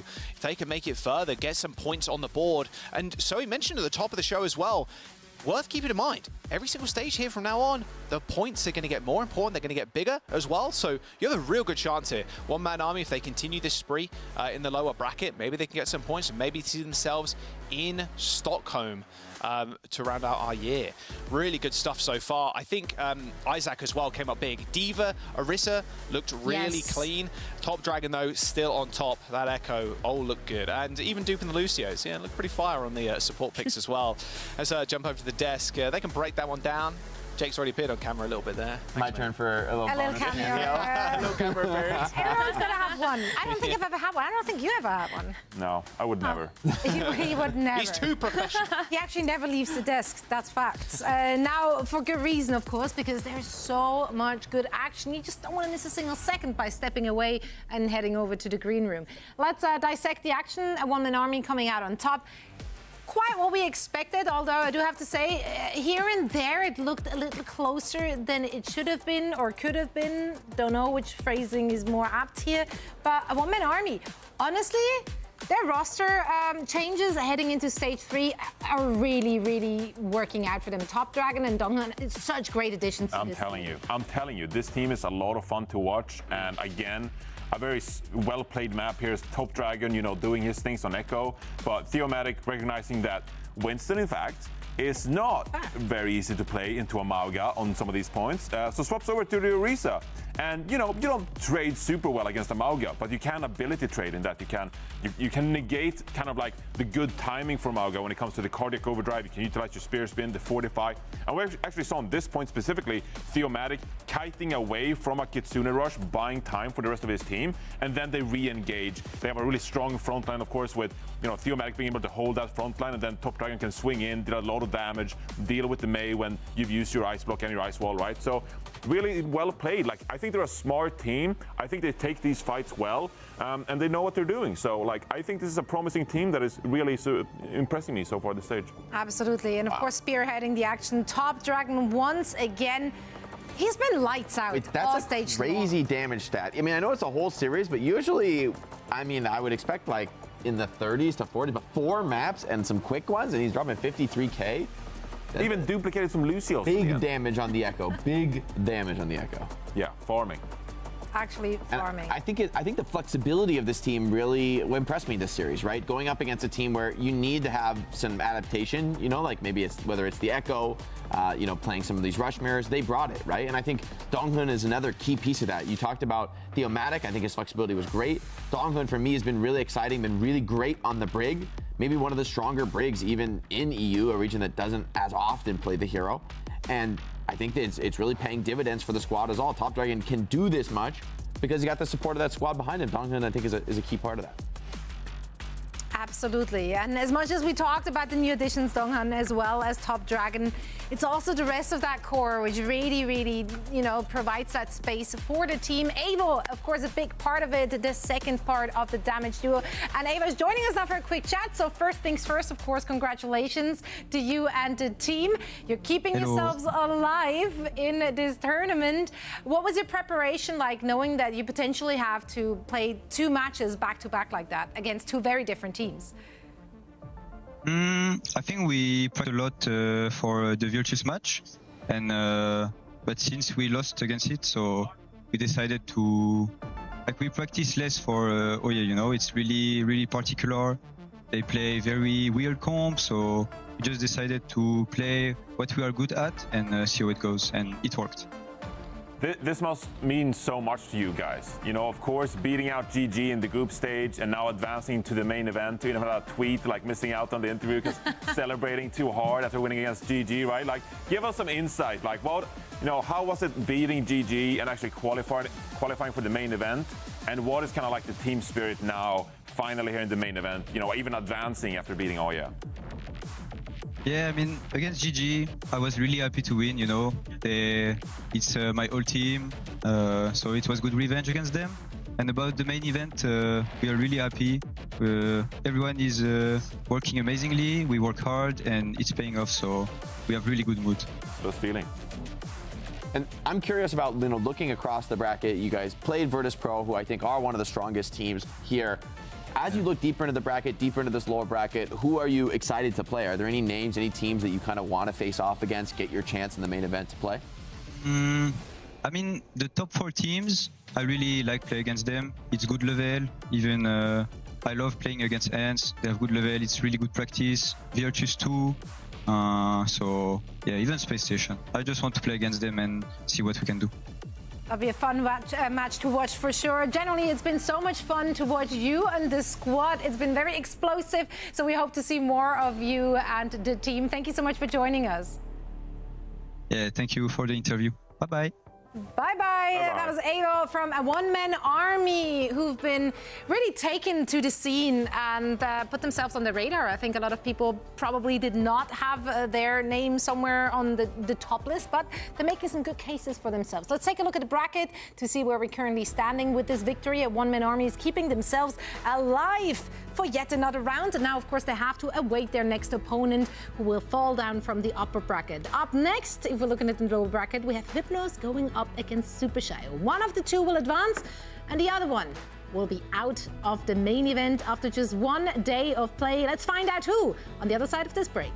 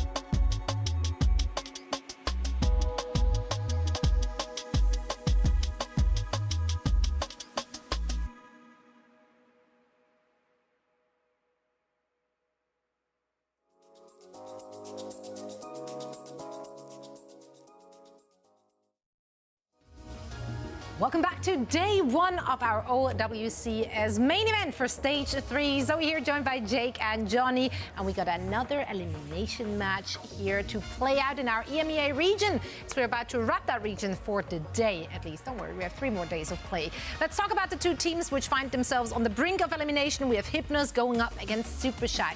A lot to be said about both of those rosters, but let's start with Hypnos. They've really impressed during the group stages. A lot of that was on the back of Skytor, who played a phenomenal main tank, but a lot of that had to do with MCD, and he has to be the star player. We gotta talk about MCD. You know, veteran of the sport. Yep. He's like 23 years old or something. No, I'm just making that up. I have no idea. But probably. He's actually probably. older, right? Probably. I mean, my guess is 26. Yeah, I think that's It's still esports, so MCD can't be that old. Be careful, My point is, careful what you say. MCD has been around, so I'm looking forward to it. Of course, beat Vendetta in a 3-2 matchup to qualify in the elimination match, so this must be a great moment for them too, but they're facing stiff competition here. They do indeed. Super Shy.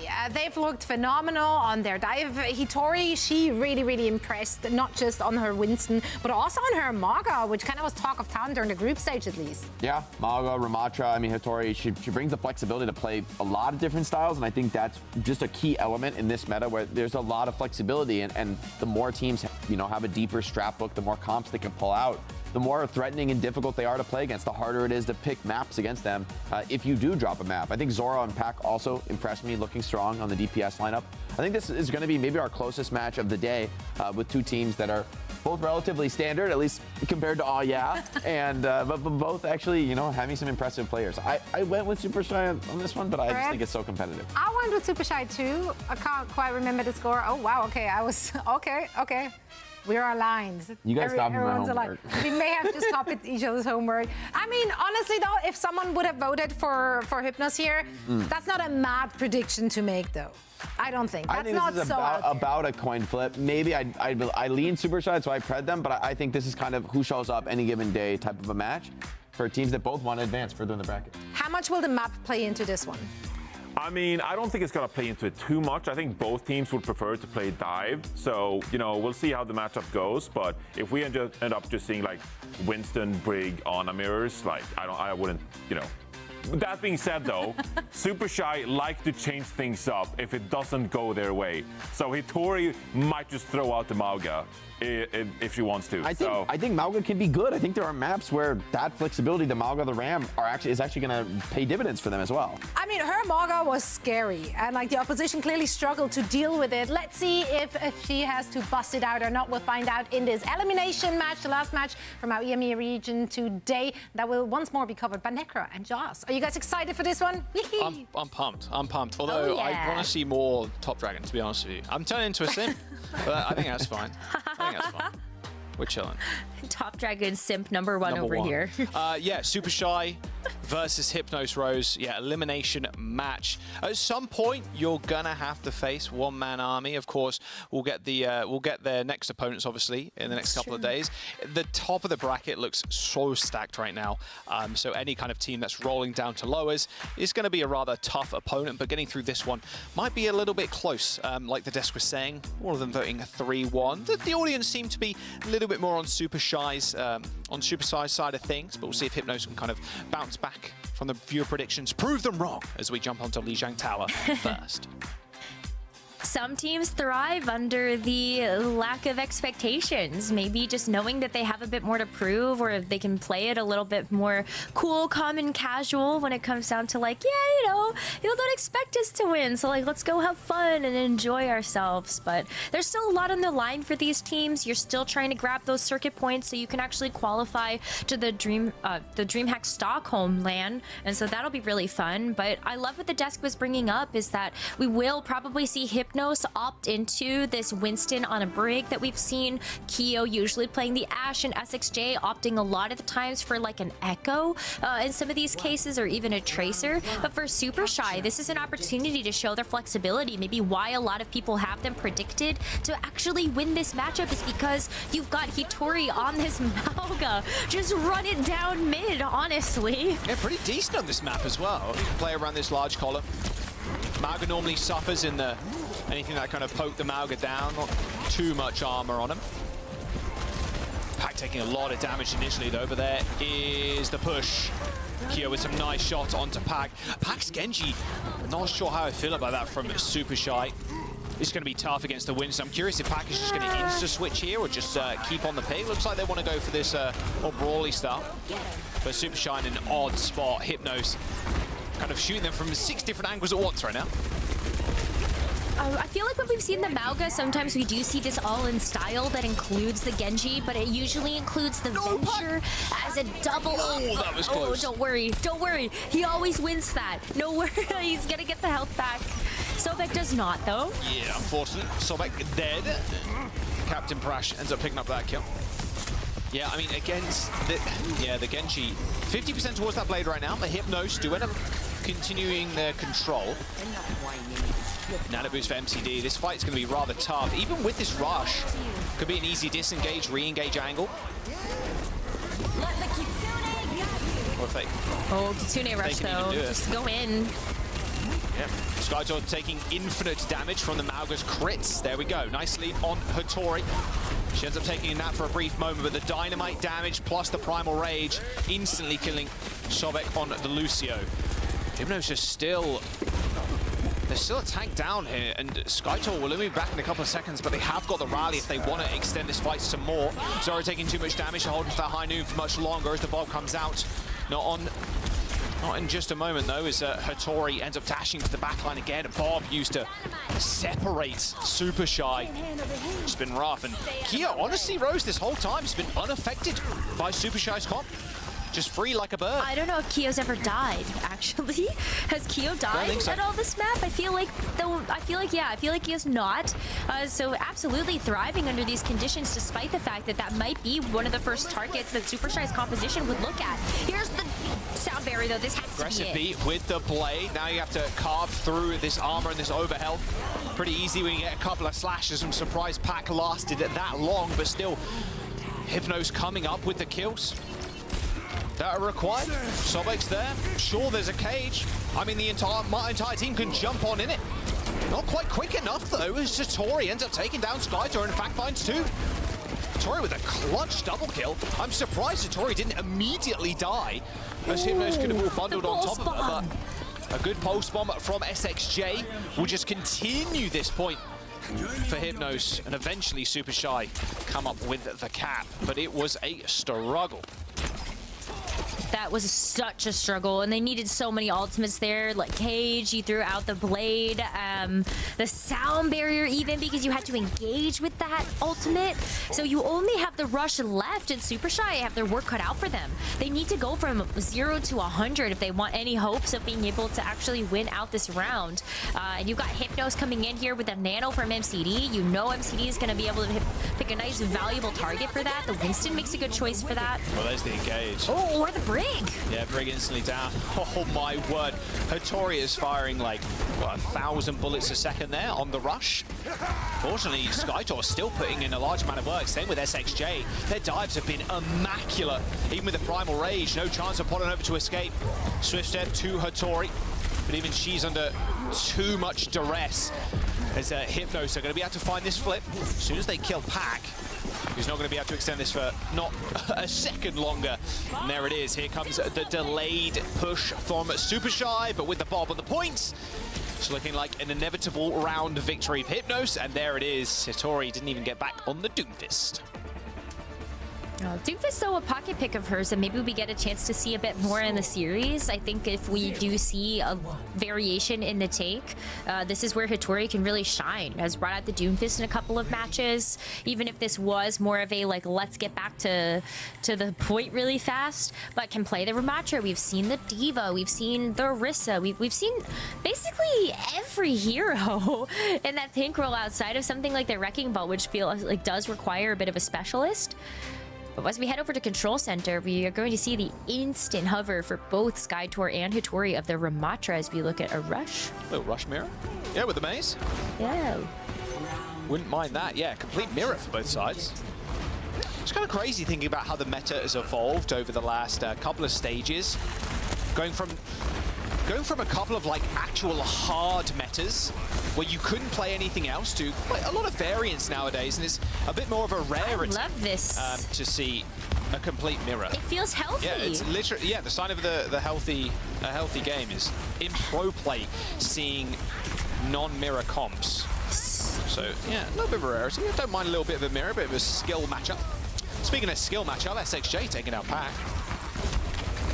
And a fan that hammer. No, this is just go. Just gotta fan those hammers. Nah, Kyo not going for it. I respect it.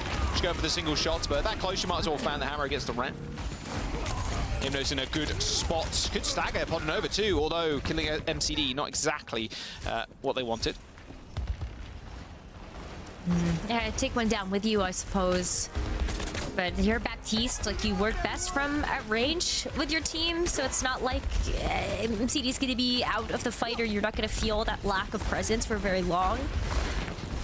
Ready with the amplification matrix too. Maybe you wish you would have the ability to set that up a little bit faster, but you are back, and so here's the window into the May wall. Oh, window 2 for Zorro, or just slowly like peek in that corner with the flick shots on to Keo. 35% of building side, don't need help. Oh, the beat on top of the wall, just fractions of a second too late from Captain Brash. Should be a pretty easy steamroll here. Super Shy don't want to use ultimates. Hypnos want to try and force as many as possible. MCD might take down Zorro. He does, actually. Little peek around the corner with that lamp. But yeah, no ultimates required, and there it is. Okay, Super Shy will find the flip. The stall was great, though. That's over 50% for Hypnos for the second point. And with the Annihilation, the Blizzard, the High Noon that they get to come back in with, the biggest difference, though, is that Sobek is going to have the barrier advantage for Super Shy with all of those other ultimates matched in the same bank. Good disengage. Oh, early Blizzard, though, from Pack. Really nice disengage. Heads up there from Cat and Brash, just making sure they save the amp speed.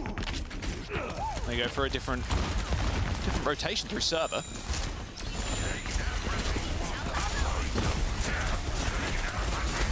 Oh, the Annihilation setup here from Skytor. Blizzard available too. A lot of AoE. Zorro is separated from the rear. Oh, solo Blizzard, solo Annihilation almost there onto Zorro. Sure, why not? Give it to him. Hattori, however, with the help of the Lucio, Sobek just speeding her around that Annihilation.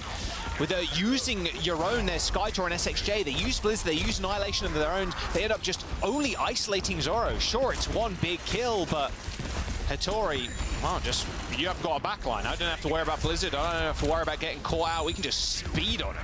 Pretty easy team fight there for Super Shy.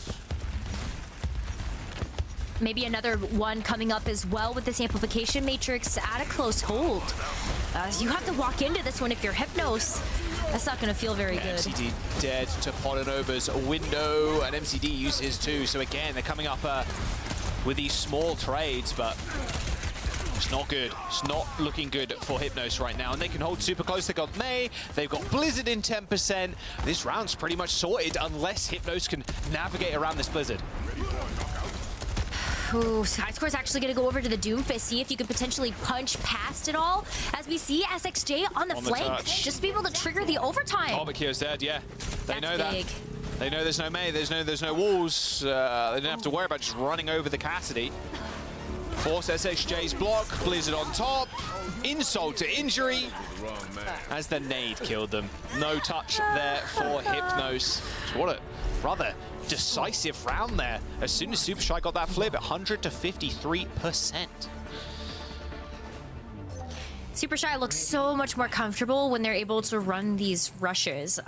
Whether or not that persists as we take a look at Market as our next round, I think it could. Hattori has been able, I know a lot of times when we end up seeing Market, it is a bit more rush style. Like, yeah, I definitely. think back to maybe Orisa versus Orisa. When Orisa was meta, we still saw like Orisa or Ram on this point. The Winston can function here, though, which is really what Hypnos want. They want to be able to put Skytor on this Winston. TP forward for both teams. Switching over to Tracer. Yeah, just dive versus the rush. And Super Shy taking the long way around, just taking the back of the points. Oh, Zorro was getting double-headed there. Decent dynamite damage coming in from Kyo to add in on top. Nade onto Zorro in Hattori. She's pretty low, has to pop Nemesis form. But should live to tell the tale. Zorro almost baiting there. You see Hattori kind of hiding behind them. Nemesis form up in a couple of seconds. There it is. They jump onto the points.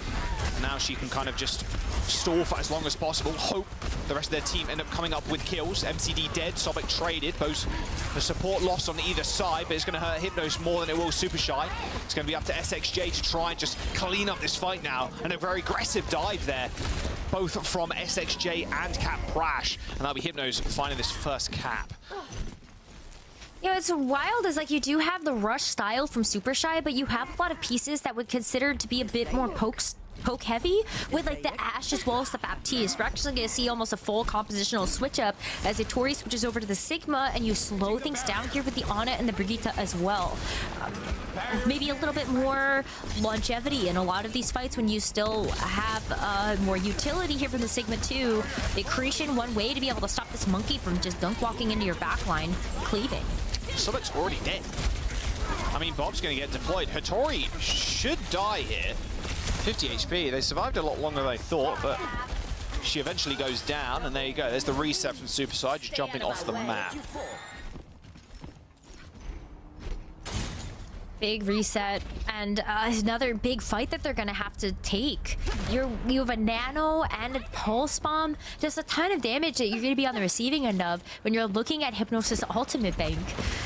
This Bob is gonna have to be clutch here to allow Super Shy to actually get through to the point, and Skytour is already pushing the objective when you look at just being able to build up to that Primal Rage. Pulse one for Pack, same with SXJ. Primal Rage popped. SSJ looking for a target, forced a recall. Good presence of mind there from Pack, protecting their backline. As I often see that, the Tracer peeling. 1 kill for Skytour. There will be a bubble in the choke point. Skytour's taking a lot of damage from that pulse bomb. Actually gets nano too, rather late into this fight, but they might want to make this last. They're just going to go, I'd imagine, if they find any semblance of like someone damaged, but no, it doesn't look like they want to press the issue too much. They want to overextend. They want to lose that lead like they did before. Ooh, and that's going to go wide there from the Pulse Bomb. It's going to be down to the rally on point, which is going to be so nice to have when you know that everybody's going to be clumped up on Super Shy. 6 on 5 now as Bob deployed on the point. That anti coming through from MCD was absolutely ginormous. And they actually continue this fight going though. Nano onto Hattori. That's a lot of damage, but you have to deal with this Brig. I mean, this Flux, it does end up connecting, but can they actually kill the Ana? MCD taking a lot of damage, but Hattori is just focused. 99% to 0. Pack on the point, forced a recall. And there's a 4-man goon squad right now from Hypnos, and no touches. That will be the map and the round as Hypnos start off the series strong with a 2-0. What is more powerful, a rally or Nano, Sig, and Sigma? Apparently the rally is more powerful for the Ana there to go 2-1, to sorry, work. not 2-0. Yeah, I mean, the rally, like, good luck. Like, the Flux didn't end up hitting, but it was so late into the fight that there was no real follow-up. You saw Hattori, she managed to get the connection, weaved around the wall, saw MCD, 2 spheres, and that was it. And then hands back off, maybe throw a rock in, like, it was real tough at the very end. Just a lot quicker in the comps. I think a lot of that was down to Skytour, like not dying a lot of the time, being very tricky on the Winston, navigating around the rush. We saw, what, halfway through that round, Hattori swapped off the Ram, just thought it wasn't working. We will want to slow it down more, go Sigma, but control is just so fickle. If you lose those first couple of fights, it's very hard to come back, and then you're looking at comp swaps, you're losing ultimates, like it can really just snowball out of control. But we know that Super Shy has it in them, right? Because it was a 2-1. Even when we take a look at, like, even just Gardens, they were able to string together a couple of fight wins. Control Center was very much in their favor when they were able to play the rush. So they have tricks up their sleeve to make this a very, very close affair. But when it did come down to that final point, it felt like Skytour coming up so big with those monkey bubbles specifically to just completely isolate a target and make sure that they couldn't get healed. See some highlights from that last map. Good stuff from Skytour so far. Ooh, the Lucio. That was a good whip shot, actually. Really nice from Cat and Prash. And that's the big thing, too. If you are playing the Brig, like, you have to be looking for the Lucios. These dives can be so tough, especially, like, against the Ram and against anything that kind of shoot through shields, Winston, etc. Like, it's a really hard job as the Brig. Here was the final couple of moments. Popping the rally, just whip straight into shield flail, shield flail, shield flail, and just like keeping Hattori at bay away from MCD. Cat and Prash putting a lot of work on the Brig. Here are some stats from the last one as well. Pretty similar in terms of healing done, similar damage. Like, yeah, pretty close game. Very close. Yeah, I mean, it was a 2-1. Absolutely. Like so we'll see if Super Shy can come back. And the audience, obviously, and the Des too, thought Super Shy, you know, winning 3-1 in this series. We'll see if Control continues to be the fraudulent game mode or not. Let's move on to the next. I think one of the biggest keys to success here for Super Shy is if they can play the rush mirror. Like, Control Center looks so dominant. Hitori was fantastic on the Ramatra, and those annihilations came up so clutch. So I feel like if you look at just the way that this series is going to go, where loser gets to pick, Super Shy now get a chance to actually push it into a home field advantage, playing a map that's going to be a little bit more beneficial for the Ramatra and forcing Hypnos off of their Winston dive, because the dive looks very good for them. And we saw Super Shy struggle a little bit more when it came to Li Zhang actually finding answers to that Winston. Well, going to Ramatra's home Shambali is perfect. Yeah, Shambali Monastery picked by Super Shy. So it's going to be Ramatra. That's going to be the name of the game. You can play dive here, so we'll see if Hypnos does do that. But I would imagine rush. Like, it is the strongest comp on this map. Dive would be a little bit too aggressive, I'd imagine. So a little bit of a crazy diva a little bit earlier on, of course, Rose, but yeah. After seeing these teams obviously play in the groups, it's definitely going to be the rush flavor, rush type beat here. We'll see if Cat and Prash jumps over to Lucio too, because I think there's a lot of merits in the Brig, even in the rush, although you ideally want the speed. If you're getting kind of overwhelmed more often than not, like, you want to set the tempo ideally, but you know, you can play a little bit of Brig there if you want to really go super hard on the defenses. Season 12 is out, by the way. Juno is in ranked. You can play them. A couple of people have made, well, you saw actually at the very top of the show, if you didn't watch, the desk people played a little game. Someone has made Champ 5 already with Gala. Juno only, which is kind of insane, to be honest. Pretty fun. Ridiculous. And, you know, the Battle Pass came out, and then the Heist skins, I think some of the really cool skins. Really cool Soldier skin, and one of the best Kiriko skins. I will not... Okay, it's better than the Mythic. I'm sorry. The Heist Kiriko skin goes crazy. It's my favorite Kiri skin. Really? You think it's better than the Mythic It's actually skin? got me to play Kiri, and I know I feel like I should like Kiri more, but... You should like Kiri more. It feels like it's so up your alley. I like standing all the way at the back and shooting people. Oh, I guess that's true. With Ana and Alari. I was going to say, you Alariana Zenyatta player over there. You. Widow, Torb. I just want to be AFK in the back, just spamming. Feels good. Wait, how could you play Torb AFK in the back? Oh, you should be going up in their face for hammer kills. That's fraudulent. I'm going to post on my TikTok. AFK strats for Torb, I have them all. Oh my god. I have them all. It's like bush strats. Yeah, you set a lineup and you just hold left click and you just win, because Prop Hunter with Torbjorn in my ranked games. Okay, not that. Okay. Look at this, Super Shy running rush, super close hold too. I really like this super close hold, especially with the Mei. It can be really tricky to deal with. Obviously, Hypnos will be able to. They'll notice this pretty quickly. As soon as, there you go. Sobek peeks his head round, and they know exactly what's going down. Gonna both run the Mei, just a complete mirror comp once again. All right, so a little bit more of this. We saw it on Control Center, and Super Shy were able to get the upper hand, but obviously now that we have defined attack and defensive sides, things can look a little bit different when you get some breathing room to reset and actually focus a bit more on being able to get these cooldowns through. Nice headshot there by SXJ. Sobek making a quick death. Super Shy still picking up kills, but they are slowly losing the fight, but it's all good. I mean, 30 seconds burn, a little bit more. You get a few ultimates as well. It wasn't exactly a clean rollover either, so you're not getting... Oh my god. Chill out. Is Ramatra okay? Jesus. No one clipped that. He was chilled out. That was the problem. He has to warm up. Okay, we should never listen to that voice line again. That sounded very sus. All right, Hypnos. Super Shy, they're going to get a couple of fights. Again, just wrap around this corner. You guarantee yourself 3 here, which is why I like this close hold a lot. That's even better proving grounds there, especially for Hitori's Ramatra. You also have Pax, Maybe when it comes down to a mirror like this. Completely that is so rough. Yep, through the Mega Hack room. Hypnos already found a kill. It's going to be tough now for Super Shy to stay in this fight. This AoE healing from the Lucio just so beneficial. Same with the speed as well, though you're not making a full use of it right now. Blizzard through the window. Zoro's already killed 3. 1, 2, 3 headshots through the window. The Blizzard has come through. The kills are going to follow as well. Cat and Prash and MCD trying to escape. MCD can't get 2 away. minutes to go. Zoro, man of the hour, kills 3 through the window despite the Blizzard connecting with almost their entire team. Yeah, that was a very back and forth affair though, and eventually Super Shy are gonna get the better of it. You still see the stall coming through as Sobek goes back to taxi the rest of the reinforcements to get back to this 5v5.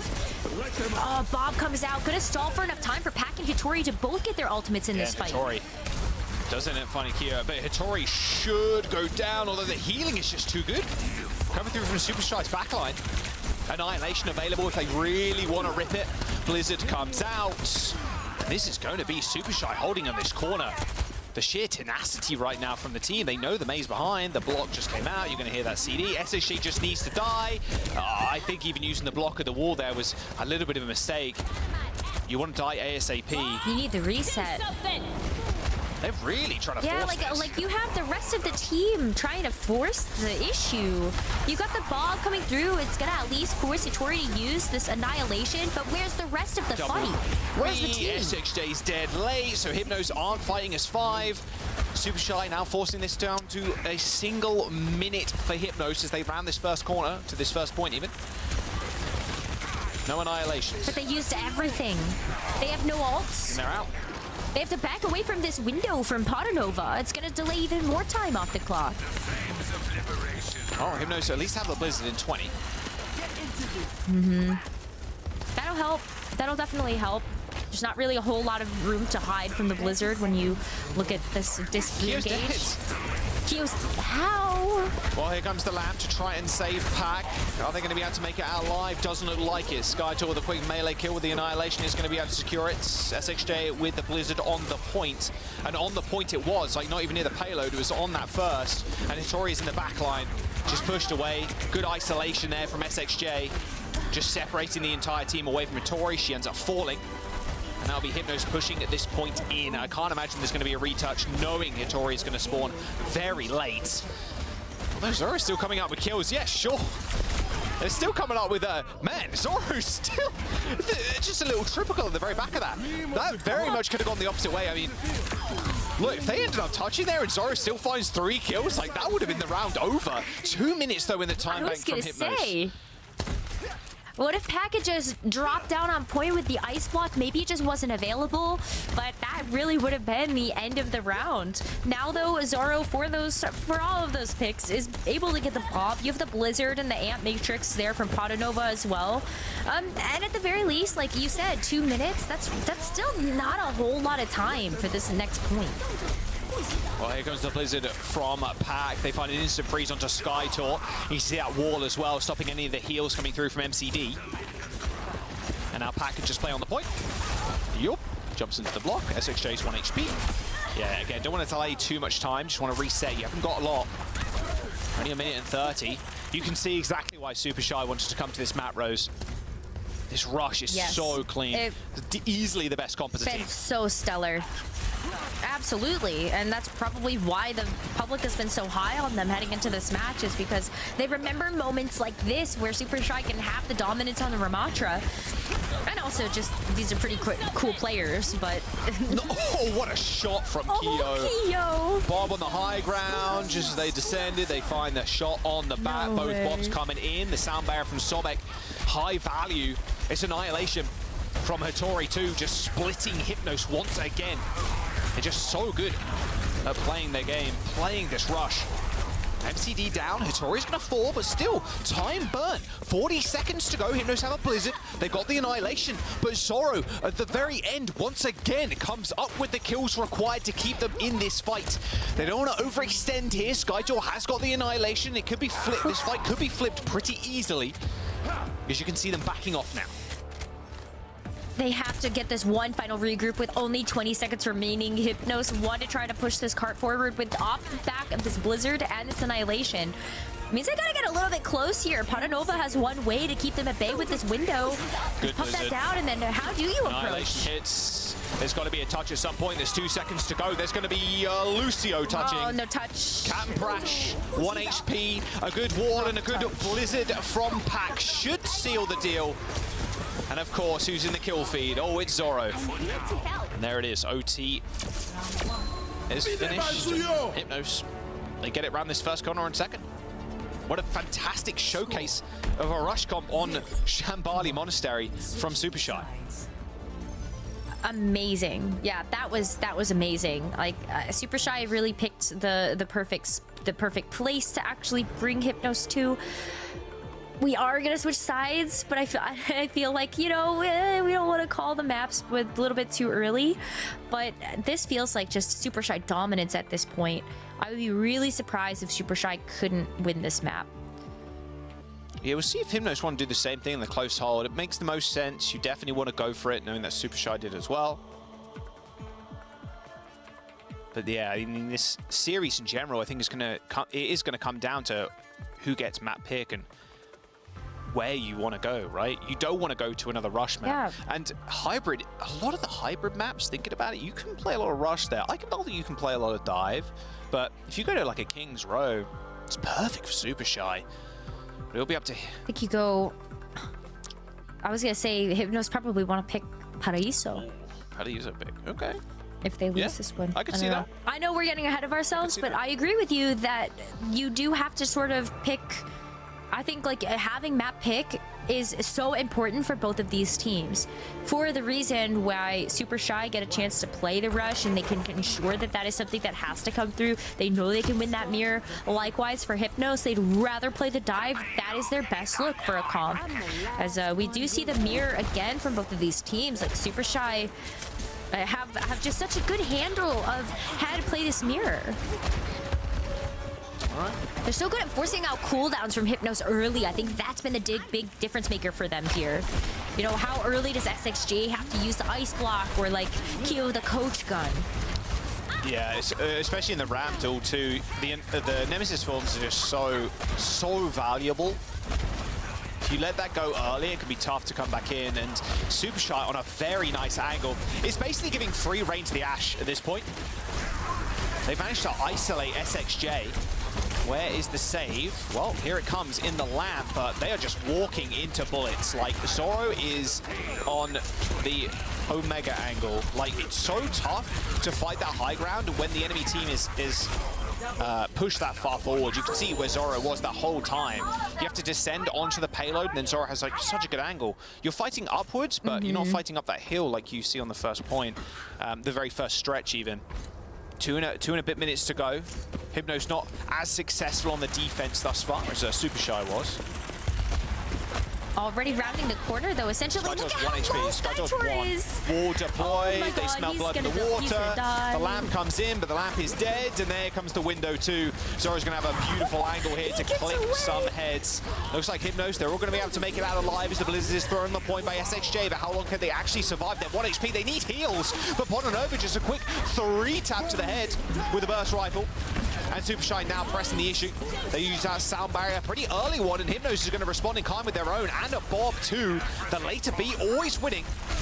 As Hypnos proving that right here.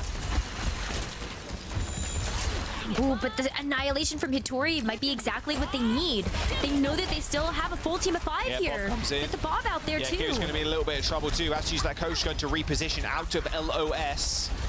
Zoro dead, however, so it's only Bob doing work in the front line right now. However, SXJ, it does end up getting isolated once again, and Skytor is one, just dancing around as the T-posing Ramatra asserting dominance on the battlefield. As there goes the first point. 4 minutes to go to make it there. To make it right there. Like, that is... it is so impossible close. defense against 4 minutes. I do not think it is going to be a win here for Hypnos. Yeah, this is looking real bleak here. If you're Hypnos, you have like 10 meters to go, no ultimates, and Super Shy is already pushing you back into your spawn. Oh, there's no touch. Surely there's no touch. 1.5 meters, Annihilation. Captain Brash got the touch. Team, you got to follow up. Annihilation's doing a lot of work in the kill feed right now. Skytor finds 2. Somakanura will also come up with a couple, but it's just SXJ on the point with the wall defending themselves. Now Skytor jumps in to try and be the last surviving member for Hypnos touching. There's just too much damage, not enough healing. Not enough time in the world for this Ramatra to find some more space. As Super Shy with a masterclass in the rush on Shambali Monastery. They take the series and tie the series up. Or take the map. They haven't taken the series just yet. Take the map and tie the series up. Don't want to get Yeah, ahead but of it ourselves. felt like a series from them because this is already looking so good, and I feel like it's easy to have recency bias. Just if you can expect to see the Ramatra versus Ramatra, it's gonna be super shy all the way. So this is where things start to get really interesting, Jaws, because now it's Hypnos' pick, and it's just gonna keep going back and forth like this until we actually find somebody who can kind of upset the natural order of things. Yeah, I think we're going to dive, Rose. I really do. I think maybe a Dorado here would be nice. For Can't be it's Dorado. Escort, yeah. I always think Dorado's a hybrid, Yeah. my bad. Yeah, hybrid I map. know, right? It's because of how long that first point Yeah, is. it feels, yeah, my bad. Hybrid, and what you were saying, Rose, we could even see Paraiso, which is a map we don't normally see ever. A lot of teams just kind of favoring King's Row. Eichenwalde could be a good pick as well. Yeah, that's true. But again, you can still run the Russian Eichenwalde. It's not like you have to run dive. Like, it's not, oh, you watch point Gibraltar. It's not an like, you have insta-loss. to, yeah, exactly. Here are some highlights from that map so far. I mean, this first whole defense as well, this was ridiculous play too. The window comes up, the Blizzard is thrown through the window. I think Zoro found one kill initially, and then Zoro, while getting frozen, clicks on two more people's heads through window, gets the insta-kills. Unbelievable stuff from Zoro this map, and I think even though it was a Ram comp and the Rush comp, and Hattori played it extremely well, I think Zoro was the standout on this map easily. Just unbelievable stuff. Absolutely. And a lot of the time too, in these Rush comps, when you're playing a long-range damage dealer like the Ashe, if your team is like disrupting the front line and everybody's kind of focusing on them, you are so free. And you could see how much space Hattori was creating to enable Zoro to get as many kills and get as many like kill feed pop-offs as possible. It was a really good showing from them. But again, who's really surprised? They're very competent on the rushes. Easily their best look. As we see some stats from that last one as well. 0.5 to 2 KD, 42 deaths to 20. Yeah, I mean, not really expecting anything crazy here. Damage is not very different though. Yeah. Like, that's actually something that's kind of surprising to look at, is that the damage between the two teams is actually very similar, but it's the efficiency, I think, of the damage converting over to eliminations that has been just a much bigger standout there for Super Shy. A lot of these matches ended up going like pretty long in between like team fights and things. Maybe that's why we see the damage being so close, but Yep. yeah, you're right. Zoro efficient when it comes down to actually getting picks with the damage, just like headshot after headshot after headshot. I think the player of the match for me so far, even looking back at Li Sheng Tower, Zoro was having a ton of impact. Well, here are the maps. And we said, like, we're probably going to go to dives. So maybe a little Blizzard World, Eichenwalde, probably don't want to go Kings, Paraiso, New Junction, Suravasa, pretty good rush maps again. Colosseo, you can play a little bit of dive if you wanted to, but again, good rush maps. And that's going to be the big problem here, I think. You're going to go hybrid. You're like, okay, well, we can pick dive here. We can kind of throw them off their game a little bit. And it is going to be hybrid, okay? Eichenwalde. So Hypnos guaranteed a fourth map, obviously, being 1-1 in the series right now in the first 4 format. So they're going to have to face them on a rush map again at some point.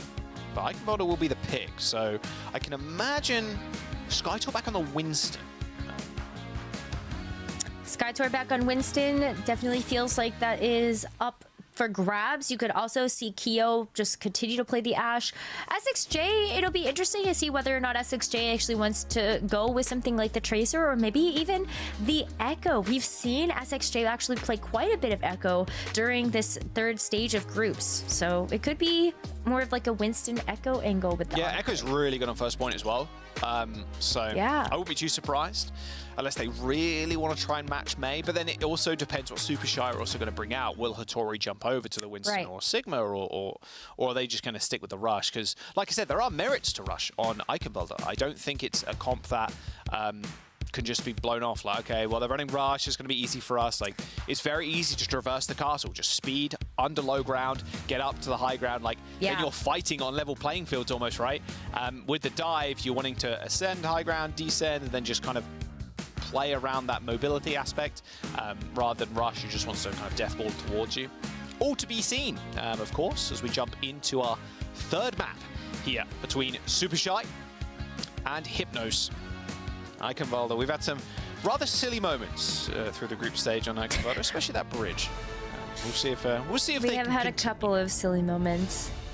I'm actually just thinking of the Reinhardt pin off of Circuit Royale, actually, is the one that always comes to my mind. Thank you, Cloudy, for that absolute cinema. That was a good fun time, actually. That series was really good. It was so SRP good. check. Good team to always watch. All right, defense. Okay, so SXJ on Tracer, Kyo on the Ashe, and then just a defensible backline, and then Skytor on the Winston. So yeah, kind of what we expected here. No Echo though, just with the Tracer, which is just fair. I think the defensive Echo can be a little bit more challenging. Especially if Zoro's been hitting those headshots. I keep forgetting that Zoro is actually a very big piece of the equation you have to keep in mind. Yeah, like, Zoro's been kind of popping off, so maybe you don't actually want to play a character that's going to be as easily susceptible to a Zoro headshot or just tracking in general. So I think that the Tracer makes a lot of sense here, just to make sure that you're actually going to have a say in a lot of these team fights. But it's no surprise that Super Shy, they come out of the gates here with this Ramatra and Mei rush comp. It's been working for them before, and this is where they gotta kind of flip the script here and make it work against the dive. Really nice nade too. This is what you have to continue to do if you're MCD. Just permanate frontline, or backline, sorry. Another beautiful one. Yeah, that is no way you're surviving that. Just off of cooldown. It might force a switch here from Podanova over to the Kiriko. I think there is a potential for that to happen because of how effective... Cleanse would be great. Yeah, because of how effective those nades can be against this rush, I wouldn't mind seeing that, but you know, the lamp can help, but it's just not the same as a cleanse. Oh, just don't get hit by the anti-nade. This is also maybe a fine approach. True. So true. Just don't die to it. You just avoid it straight. Yeah, just like that. Come on now. To be fair, yeah, Skytor overstayed the welcome. MCD tried to hit a nade, and there was no follow-up. The nade didn't actually connect. Pulse bomb already earned by SXJ. Hattori falls, so both tanks now down. A bit more fair Overwatch, some would say. But I mean, now the dive really coming into its own. Just everybody from Super Shy. As soon as you lose your tank, someone that you rally around most of the time, you're just going to get picked apart by these Tracers. You're just getting collapsed too. I think the other thing about the Kiriko that actually would be really nice is the Swift Step. Just outside of the cleanse, being able to help with the Ana, you have the Swift Step to deal with Skytor coming after you. Because the Baptiste really is like quite diveable. You have one immortality field on such an enormous cooldown. Kiriko helps you get in and maybe deal with that a little bit better. Good damage here coming through from Skytor, looking for an entrance for the Primal Rage. Oh, got the short lead. I think he got a Vortex. That's what dragged him down there slightly. That was a very weird POV. SXJ dead to Zoro. They can kind of push on in. That Primal Rage getting nothing. That really was a mute ultimate. I think you would have rather have saved that. If you hadn't been dragged down by the Annihilation, maybe you're able to pick up that backline. But Zoro's on a tear now. Good Blizzard though from Pack. Really nice stuff, just isolating the Winston. Rally comes through from Cat and Prash, but are they going to be able to find anything on this point? Hattori's got the reset on the Nemesis form after using Annihilation, so they're happy to just kind of hold this door now. And yeah, with Zoro killing Kyo, there's no chance.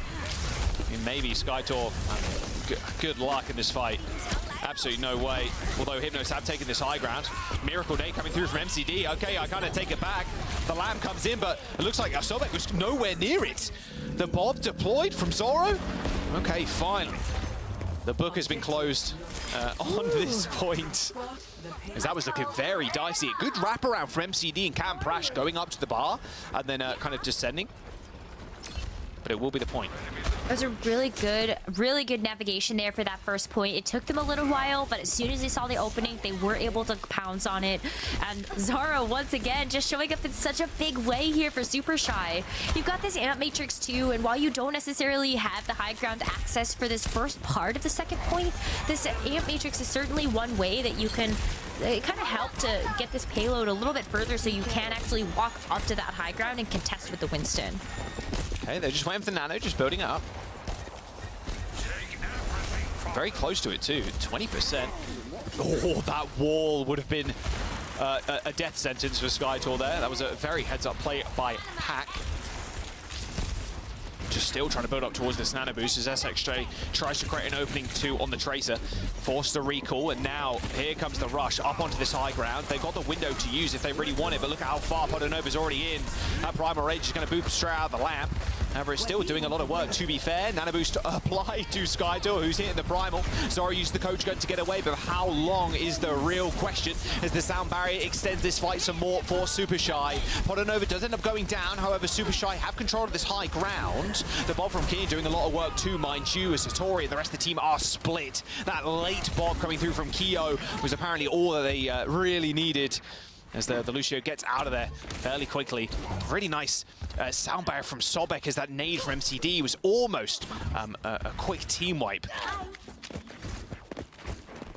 That's really what the Ramatra is looking for, though. I think, like, even though, yes, it ended up being a fight loss for them, you look at now where this card is, you can actually just go through castle, try to take this high ground, and it eliminates a lot of the Winston's ability to try to get the leg up. Oh, the nade. MCD is so good. Yeah. MCD, although saying that, Hattori on top of that, Blizzard. The backline is dead. Cam Prash and MCD meet a frosty demise. As now Skytor just tries to stall the point and maybe even find some kills, but looking quite unlikely now, especially against this Ramatra. Yeah, no way. Tried to jump over the Vortex there, just dragged him back down. SHJ at least goes Sobek, but it is Lucio, so they're going to be able to get back to the fight rather quickly. But there's only a minute left. Like, this has been stalled out for such a long time. You've got the Annihilation on the last part of this point, though, which I feel like is probably where it would be the most valuable. Just knowing that you do have to come in with this contest, and you have to touch the cart if you are Hypnos. So this Annihilation could be really big here. But you've got the rally here from Hypnos. That's been earned in just the nick of time here as we start to get sub 30 seconds. Slightly isolated there. SSJ looking like they want to take full advantage of that with the pulse bomb. Brash with the rally. Nade hits, keep them alive and well. However, that wall was just sublime there from Pack, stopping any of that overhealth, landing onto that Winston, easily resulting in a kill. Just that one wall denying the rally and giving over the point to Super Shy. Close to OT, but they get it done. 1 minute and 30 seconds on the time bank. Ooh, it's still not there, right? Like, as long as you get it done, it's all that really matters. It is going to be a pause, though, coming through. Oh, quick. Okay. Well, Annihilation getting used there, Super Shy, even though it is only a minute and 22 seconds, as we will get this pause eliminated as quickly as possible. They got the Bob. They do have a lot of tools to work with when you look at their ultimates. Yeah, quite a few. It looks like a small DC potentially there, so hopefully they'll be back in the game in just a moment. But yeah, pretty close. 1 minute and 30 seconds. And now this is where the rush comes in to full effect. We're in a small room. Yeah. Third point's the best Good part luck, for it. Skytor. Yeah. I imagine Skytor switches off of the Winston. Or not. I mean, you could also, if you're close to the Primal, maybe you could just use that and then end up going for the switch. But the Winston in this point is like, you have to go fast. Like, you just have to dive backline, like, fast. With a Lucio, which they don't have because they have Captain Prash on the Brig, to get, like, a fight. But the enemy team is just going to sit there with a rush. Like, you can't do anything. You're going to jump in, you're going to get walled, no heals, or you're going to get shielded, no heals, and you're going to die. So we'll see if they do end up switching, because, yeah, the third point is just not it.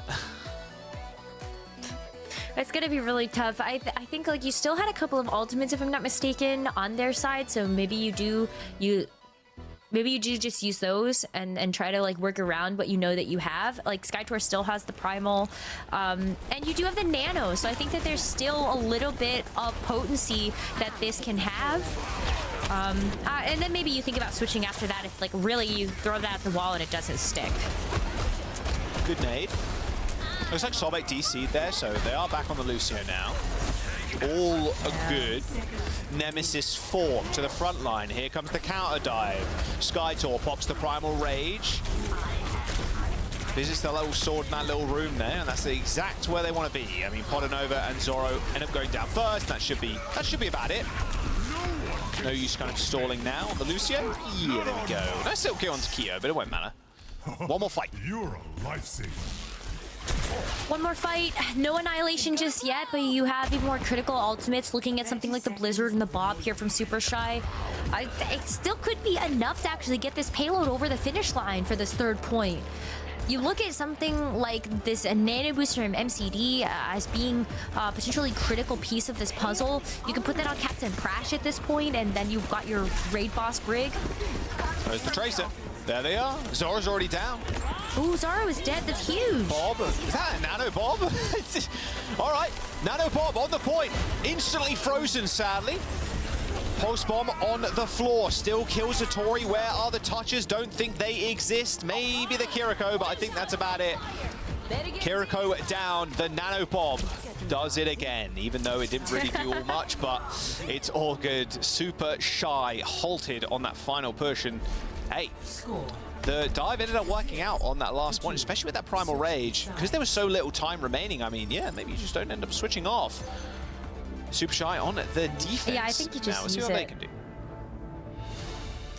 You just use it in that scenario, and then your respawns are so close that, like, if that really doesn't work, then you can just come back out on the Ramatra and just deal with it that way. But yeah, like, Skytor is so good on the Winston. I feel like you just try to make whatever you can, make the most out of that circumstance. But, you know, it's kind of interesting that we now have the side swap. Do we really see... do we see the SXJ Echo now? Yeah, we'll see. I feel like the Widow is just for the quick pick. Yeah, for sure. Or like just see if you can get it and then... Yeah, there's no way he stays on the Widow, but yeah, I'm curious. I think the Echo would be really good. Although if they still want to run the Tracer, SXJ put up some big numbers on the Tracer last round, so probably gonna... If I had to guess, probably just goes on that again. Super Shy just... Maybe I'm just Echo pilled. Yeah. Because of Top Dragon. That's fair. No, that's fair. Super Shy kind of running the default here. Although they did end up switching, to the Kiriko a little bit later because of MCD's nades. But Potter never comes out on the BAP. Let's have a little look.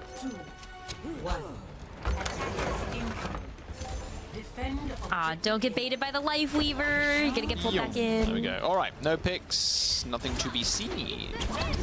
Okay. It is just the Tracer at the end of the day. It does make Zara's life way harder. Like, you don't necessarily have the same type of real estate with the Ashe as maybe you would if you are gonna be under fire by something like the Echo. Yeah, and like you're just so annoying. You do get a lot less space as well, like on the defense, because of how far Hypnos can push in, and you're dead to an MCD nade of all things. Wow. Good wall. Kyo gets headshot by the icicles, but Spotanova is down. That's 2 dead for Super Shy. Can they get out as a 3-man here? Because they should be able to get a re-engage. Sobek is on Lucio, but no, they're going to decide against it. No, they're just It would have been a messy one, to be fair. That'll be a very quick cap. Hypnos with an immediate kill on Tesoro had no fear walking up. That's the big boss. Like, that's really the big bad of the team is Zaro on this Ashe has just been so consistent with all of this Ashe damage that you know that once that threat is out of there, you don't really have a whole lot that's going to be easily able to chunk down your team. MCD and Captain Crash can out-heal basically all the other damage incoming. Here comes the Bob from Kyo. But this is a close fight. Oh, Hattori slept. Can they keep her alive? Nope, not today. That Bob doing too much work. Same with SXJ. See a lot of assists in the kill feed there. 5 minutes to go and Skytor has the high ground. And this is it's the big problem for the defense. If you're running this rush, like, you want to hold super far forward, and if you can't do that, this next point becomes increasingly harder to, like, control this high ground and even just stop this bot, because who's going to be dropping down to touch? It's just Tori or Pack. Nano boost on the high ground as well, and Skytor's going to add insult to injury, blocking off the heals coming through to Hattori. Who just managed to make it at least a little bit even with this annihilation. Oh, straight into the back line. No sleep, apparently, from MCD. He instantly got woken up. Not entirely sure what happened, but they end up finding the team kill. And that's a really big deal, because as you were saying, when it comes down to just the efficiency of this Ramatra composition on the second point, it's going to be very, very tough to actually help to contest the cart until you get back into that third point. And because of how quickly we ended up seeing Hypnos take that first point, they still have 4 minutes to get through second. That is a lot of time, and it feels like almost an inevitability that we're going to end up seeing Hypnos cap second. So we need to see Super Shy stall out for as much time as possible so they can really hit that peak performance on Blizzard third. popped, but immediately responded with a Primal Rage, and I bet you wish you were Kiriko in that moment, Podanova, so you could TP away from danger. Oh, the May Ice Block! Took a little journey. Pack under a lot of stress and pressure now, though. Look at that, they're going to chase him up. Couldn't even get the wall off on the Tracer, and the payload just continues to move over the bridge. MCD is down, but SXJ just perma moving the payload. Who's going to be here to touch? I mean, Sobek, sure, but just inting onto the points. Podanova is back onto the high ground, that little small window before he has to retreat. The Pulse Bomb lands the stick. Does force the lamp out at the very least, as SXJ quickly hits the retreat. Too low and no recall. Don't want to stick around for too much longer. No, but you're stuck in this small room now as the Annihilation. Oh, we're going to see just a big brawl here in the corner. Everybody able to get away from that is very, very big here for Hypnos to be able to take like a full breath and then try to attack this point again. This Skytour can close the gap really easily, especially knowing that you could take a bit of damage, maybe get MCD to build up this nano, and that could be it. 1.1 meters, yeah, had to touch. It was a two-man push there from SXJ and Skytour. Podanova on a mean little angle normally for the Baptiste, but it's going to be tough to get this window going, especially with this pressure on the sidelines. Here's the window anyway. Sound Barrett comes in, hits 4. Super Shy having to deal with this Nano Winston. Skydoor sent to 29 HP. Has to get out of there as a kill comes through for Pack. Those dynamites in these long straights are so good for the Ashe, but they're unable to make anything work right now. But here comes the leap straight onto Hattori, but still has the Nemesis form to back up. And the lamp too from Podanova, who's on the God angle for the Baptiste. Oh, so good. This is a lot of time, though, that Super Shy have stalled now. Now half of the time bank is gone. 1 minute and 45 as Hypnos, they get sent back to spawn again.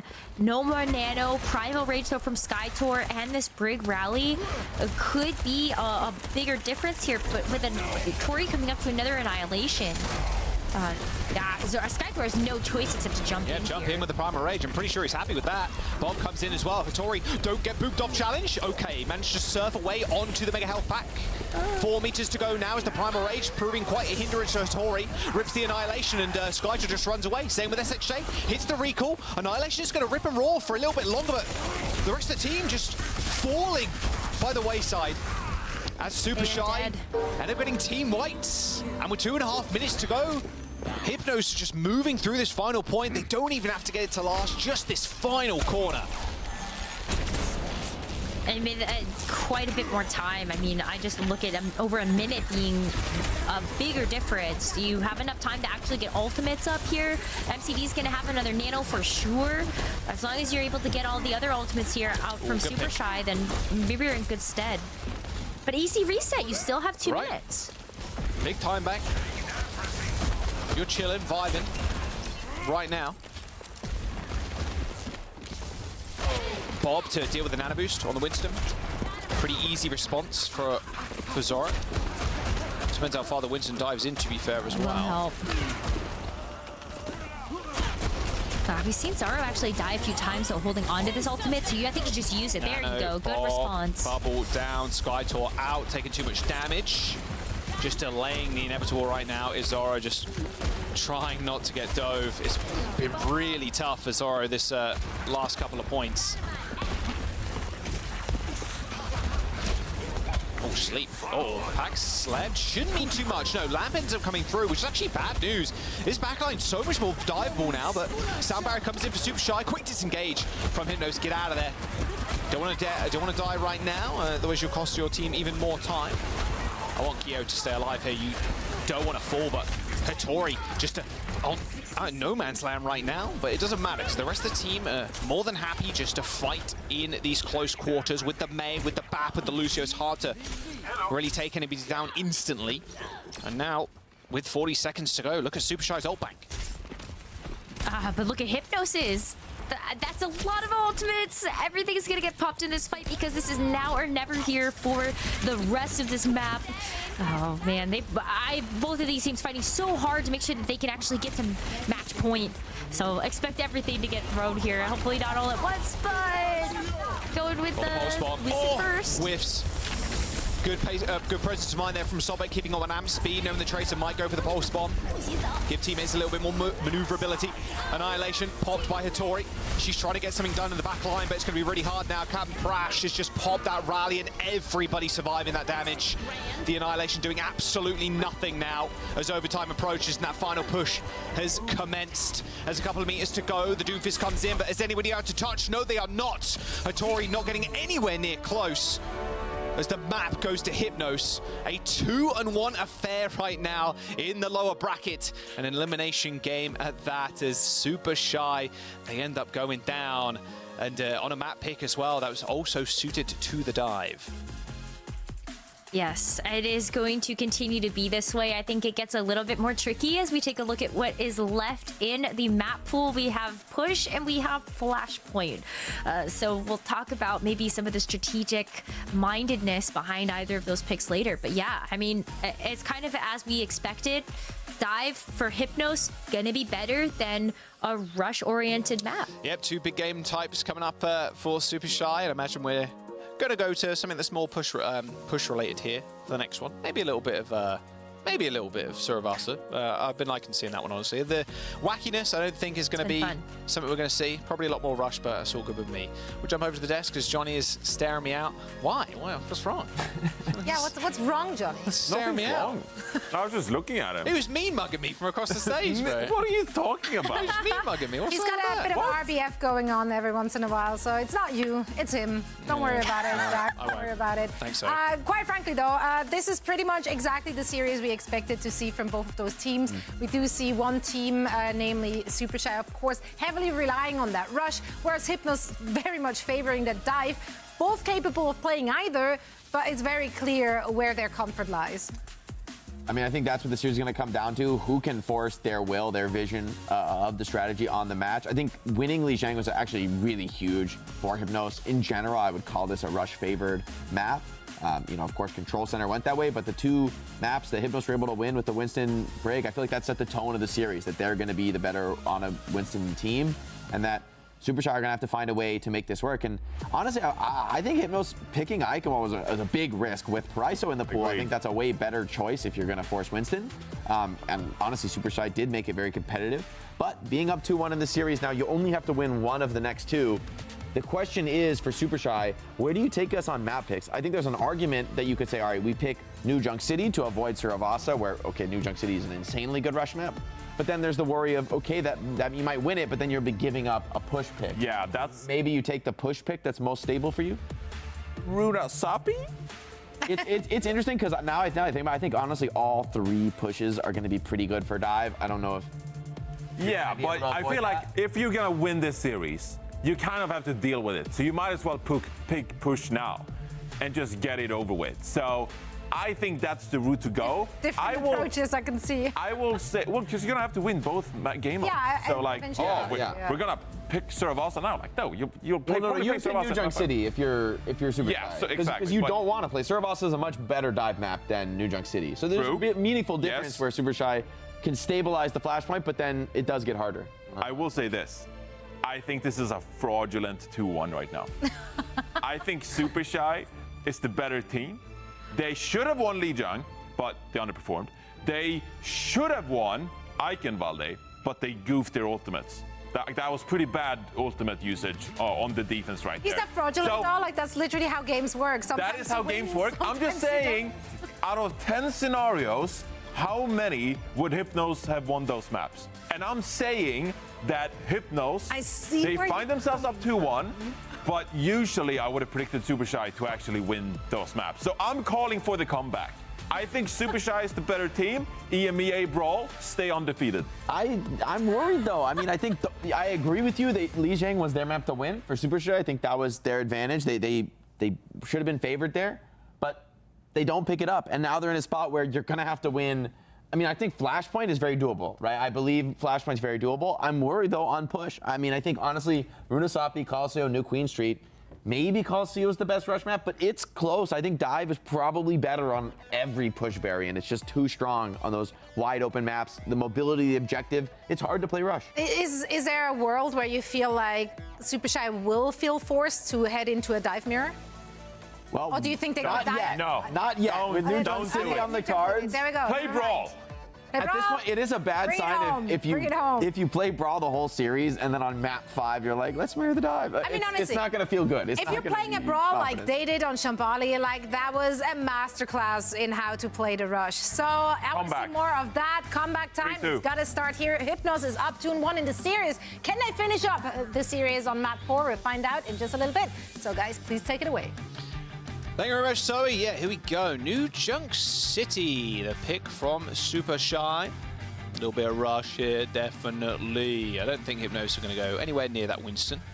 Absolutely no way. Nope. I think Pack and Zora have had a really good performance so far on Super Shy. Zora picking up some impressive numbers on the Ashe a bit earlier on in the series, and Pack's walls have been really impactful too. See if they can get it done. Takes to map number 5. It's been a map number 5 affair over the last couple of days of the group stages, Rose, in EU. It has. So I don't see why we can't extend that further here.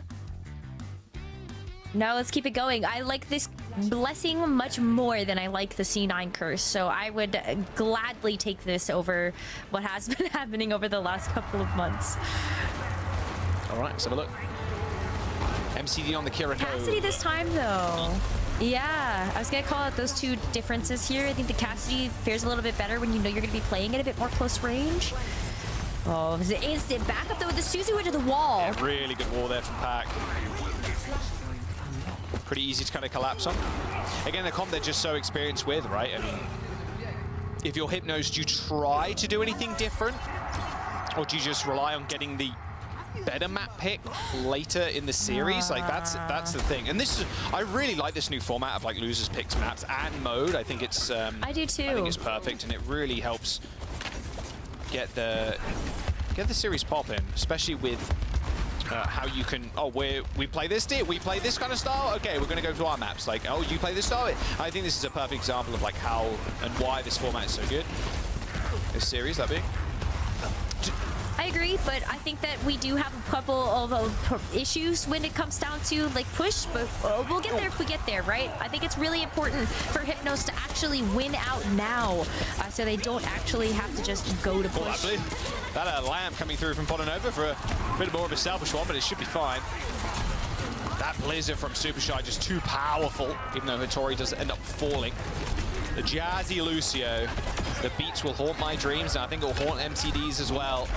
Looks like Captain Brash, the only one surviving, a very late death too. This should just be the cap for Super Shy. Because yeah, they're looking for anyone for Hypnos Sajin, but there's absolutely no way. And MCD as well, even swapping over to the Baptiste, decides against the Kiriko. Wants more AoE healing here. That makes a lot of sense too. I think especially if you are hoping to play a little bit farther back, it matches that of Nova. You have the Immortality field as well. That'll be nice to have for something like the Blizzard. But oh my goodness, Super Shy just continuing to be aggressive. Yeah, Tori's in trouble here. Tori has no fear. Let's put the Nemesis form, then the Annihilation, and actually receive the beat too, all to survive through the Blizzard, separating her from the rest of the team. Point unlocks in 2 seconds now as Hypnos have managed to find their way through the choke, but they need a pick to make it worth it. High noon, the wall's going to come out, and there is the point. Perfectly played by Super Shy, my word. Yeah, they're taking Hypnos to the cleaners right now. This rush matchup is not that close. Okay, I think you're right. I think this is a GG go next angle here for Hypnos. Go to push. You get your pick of push. You can pick a good dive map. Esperanza, maybe? Okay, let's not go too far. Let's not go too far. In the pool. Okay. One round Andy, So. It's a Runasapi angle, but yes, we digress. We've got the high noon here for Keo, and the amplification matrix as well. Not a bad way to be able to engage into this next fight. You can also see the angle that Keo is trying to take to at least get some sort of pincer when you have this window as well as the high noon. Oh, the wall for a pack. Window, Keo overstaying his welcome a little bit there. Hattori with the Nemesis form and 2 kills on the board for Super Shy. I've got a good feeling this might be a 300-0 from Super Shy. Yeah. Because there's a back-to-back 100-0 as the next point, the potential final one unlocks. This is a speed run of a flashpoint map. Ooh, Skytor switched over to the Junker Queen. MCD on the Kiriko. This is how you know things have started to go awry. When you are like full swapping your comp. If you're Hypnos, you're like, okay, we did just get 200-0.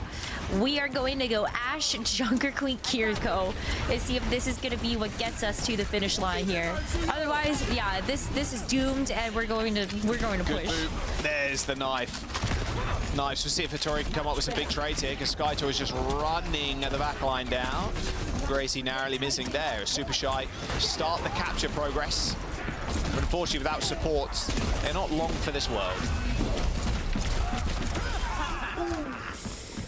Okay, Junker Queen was it. We were 1 round Andes. This is going to be a flashpoint capture here for Hypnos. They're finally going to start to get some percentage on the board here. Is it just in the nick of time. Just like if you went down there, that would have been, I mean, like I said, one of the quicker flashpoint maps of all time. Yes. You would blink and you miss it type of deal here. But it still isn't just over. You've got the high noon from Zoro. Keo. That's really bad. Yeah, Skytor. The sticking power of the Queen just doesn't really live up to what Ram can do. The Ram definitely works out a lot better in these extended fights, just being able to rotate the Nemesis form over and over again. The Queen can kind of do the same thing with a shout, and you can get a lot of value from lifesteal, but the shout only lasts so long, and you don't have another way to actually shield out that damage. If you miss the Gracie, then you miss like a huge part of your skill shots. Oh, they don't know. So it can be a little tough. Oh, they do not know. Nice Suzu there from MCD. They're going to follow that up with the sound barrier, but so do Super Shy. Same with the Annihilation. Someone's capping the point, by the way, for Hypnos. They do end up finding the flip there. Super Shy wondering what the hell is happening back there. What's going on back there? So the Lucio's trying to like fend someone off on the points. They should be able to get it, but Hypnos are seeing some valuable time away from Super Shy right now. That very well could have been them on final fight, but it is Hypnos buying themselves some more time. It is important too because Skytor is very close to the Rampage. If there is going to be one thing that could get you into a big fight win scenario, maybe it's the Rampage here. We've seen a lot of Jungle Queens pretty lackluster with this ultimate, but if you can get the Kiriko... MCD's got his rush cancelled. Wow. That is like... Wait, there's a rush? There's no rush there for MCD. That is an unbelievably, like, that is a rare thing to happen, considering how fast Rush comes out and is deployed. MCD losing Rush, and that should be the map. Super Shy have got a Rush of their own. They're gonna have to deal with this this Junker Queen ult, but someone does need to touch still. Someone does manage to get there. It does manage to land, and with Podanova going down, okay. Maybe it's not the map just yet. Spoke a little bit too soon as Skytor's Rampage did hit 3 at the very end, and with Podanova going down first, there was no Suzu to be had. Team kill comes in. Super Shy support spawn first. That is enough to potentially boom you though, right? Like the fact that you get your rush canceled, one of the ultimates that you were hoping would be able to get you back into the fight. It's easy to look at that scenario and go, yeah, like, I don't know, my mental, maybe not so great at this moment in time. But Hypnos, they do get this flashpoint. We are going to be going over to Refinery now. And not too bad here on the Junker Queen. That's a little worse for wear there as SXJ can't even get to this flashpoint. But there's hope. Yeah, looking like maybe they wanted to bob in that corner, but before they could even do that, their team were eliminated. Flashpoint unlocked, and Super Shy going to claim it first. Once it unlocks. It's so weird that that fight happened so quickly that the flashpoint wasn't actually unlocked yet. So they're just standing on it with no capture progress. Well, they've got the high noon here for the next time Hypnos show their face on the flashpoint. You've got the Blizzard as well. There's just so many ultimates at Super Shy's disposal. Heading into this next one.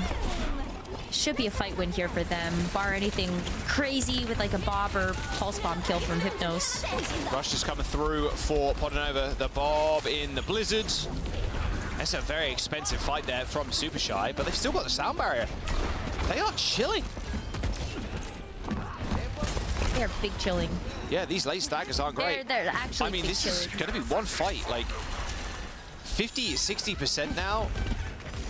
Cam, Thrash, and the rest of the team, they're going to be able to get back quick, shout, speed boost, etc. on the Lucio, but it's going to be a long fight. Got to deal with Annihilation, they got to deal with High Noon, Beat. The sound barrier, yeah, like, and what do you have if you're Hypnos? Like, barely the rush, that's gonna be soon, but not before you're actually hit with the High Noon before you move in. This is last fight here for Super Shy.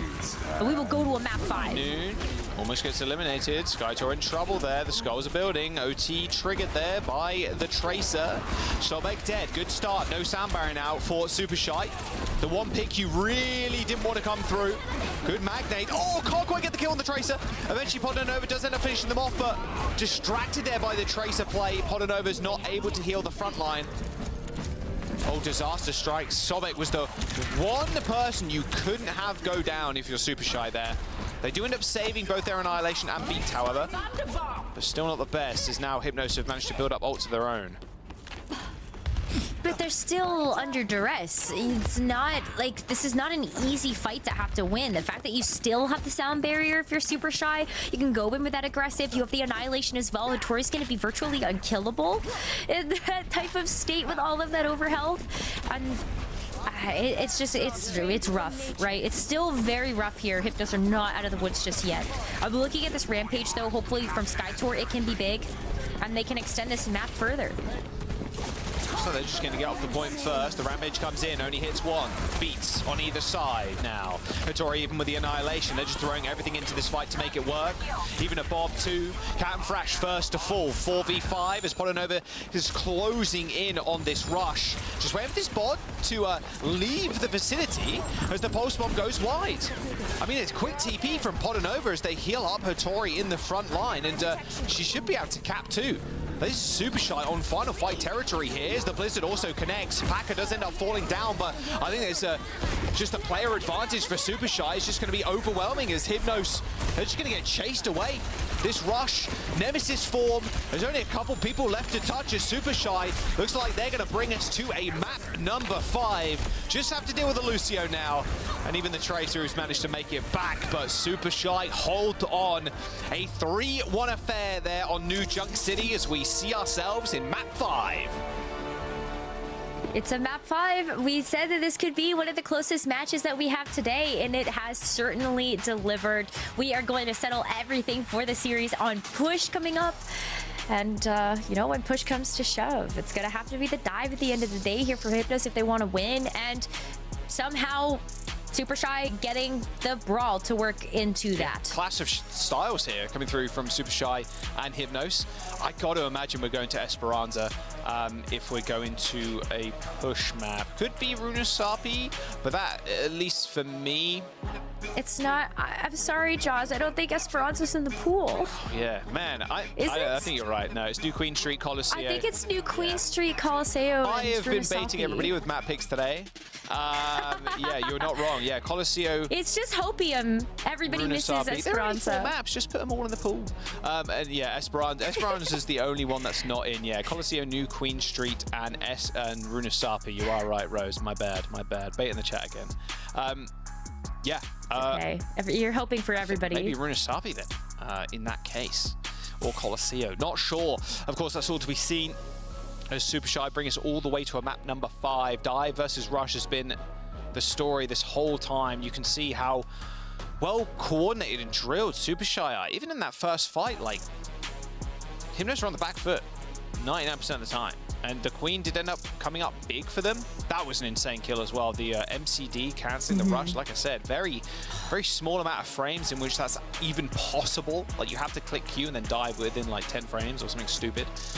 Very rarely do you ever see that happening. Could have been the difference maker too. Maybe the Queen is going to be the answer for Super Shy, for Hypnos, sorry, if they do want to try and match the rush, kind of, or will they end up just going back to the Winston, which is what they found the most success with? I think you have to go to Winston here. This map stats are like pretty close in terms of healing and damage, but when it comes down to just how many times each team died, Katie looking a little bit better for Super Shy, which also shows itself in terms of Super Shy actually winning out the map altogether. So maybe it is the Junker Queen. They did get absolutely rolled on the Ramatra mirror in those first 2 flashpoints, which is definitely something that doesn't help out in the stats. So maybe you just opt into the Junker Queen earlier if you are going to think that you have to run the Brawl into the Yeah, Brawl. we'll have to wait and see. I mean, they want to be able to play the Winston as much as possible, of course. It's been tough. Even with Pack on the May, it's still been pretty tough. So I wonder how Hattori and the rest of the gang are going to kind of deal with that, knowing that we're going to go to a more dive-orientated map. I think any of the push maps, to be fair, you can play either style on. Looks like it's going to be Colosseo.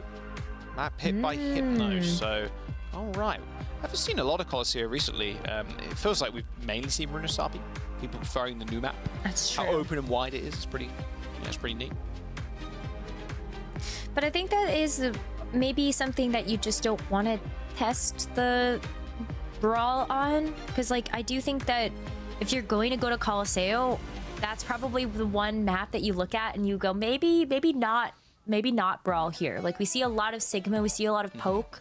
If you want to slow things down, you know that you were able to get the upper hand when you went over to Market, and we actually did see Super Shy opt into like the Sigma and the Ashe. So your best bet, I think, if you are Hypnos. Yeah, yet to be seen. Yet to be seen how long the first fight will take. I can't believe we removed the glass and the fight still take 2 minutes to boil down to 1 kill. Like it's crazy. I watched that match that you and Scott had casted, where it was like 7.5 minutes left on Colosseo timer, and the bot had barely moved like 10 meters in either direction. And I thought I was like looking back 2 years in time. It's ridiculous. Colosseo was the first announced. It's like, I think I said to Scott on that cast actually, I was like, you should remove the pillars. Just remove all the pillars at this point. Like, just remove it all. Just remove that midsection. Make it ruin. Yeah, just make it all crumble or something. I don't know. Terraform the map. Not sure. I know what you can do though right now. If you haven't, you can join us in Stockholm. Make sure you grab your tickets for the finals later this year. It's going to be a good time. We'll even throw in a free tour from Johnny around Stockholm. Tickets, they're limited quantity, so yeah, go pick them up right now. There's a link down there just below. So it'll be on the social media and stuff as well. Just follow the Twitter account and you'll be able to find all the details there too. Let's jump into our 5th and final map though. It's going to be Colosseo, Hypnos versus Super Shy. Going the full distance. It's been a back and forth affair, a tale of 2 styles, the dive versus the rush. As Hypnos take us to Colosseo as our last map. No substitutions, no changes. Same old 10 loading in. All right, well, let's get to work then as we get a chance to see what these teams are going to pick heading into the 5th and final map of this series. It feels like no surprises here as Super Shy. They want to lock into this Ramatra composition and Hypnos into the Winston dive. When we take a look at Colosseo, though, I feel like the 2 biggest keys are going to be Keo and Zaro on these Ashes. We've seen a lot of Sojourn as of Colosseo's history, but the Ashe is definitely something that can thrive on a map like this. And I feel like even though Hypnos are trying to play a map that can be better for the Winston, you still give over that type of geographical advantage to someone like Zaro's Ashe. Right, how long does it take? What is the bets? What is the predictions here? I think it's going to be less than a minute. Okay, I'll take those odds. Yeah, oh, I like that. Yeah, you've got the Ashes. I think Zaro and Keo, they can deliver. Pack 2 taking a peek at SXJ, who is just trying to navigate even further into the backline. Dynamite, small trading of cooldowns there, just waiting for the re-peek. Zoro and Keo just chunking each other.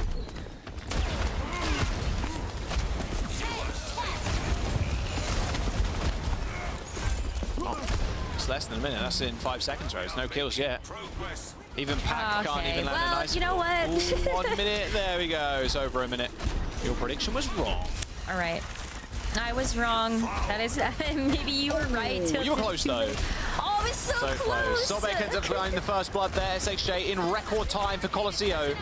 It was just over a minute. Skytor also falls. So they end up with a big trade.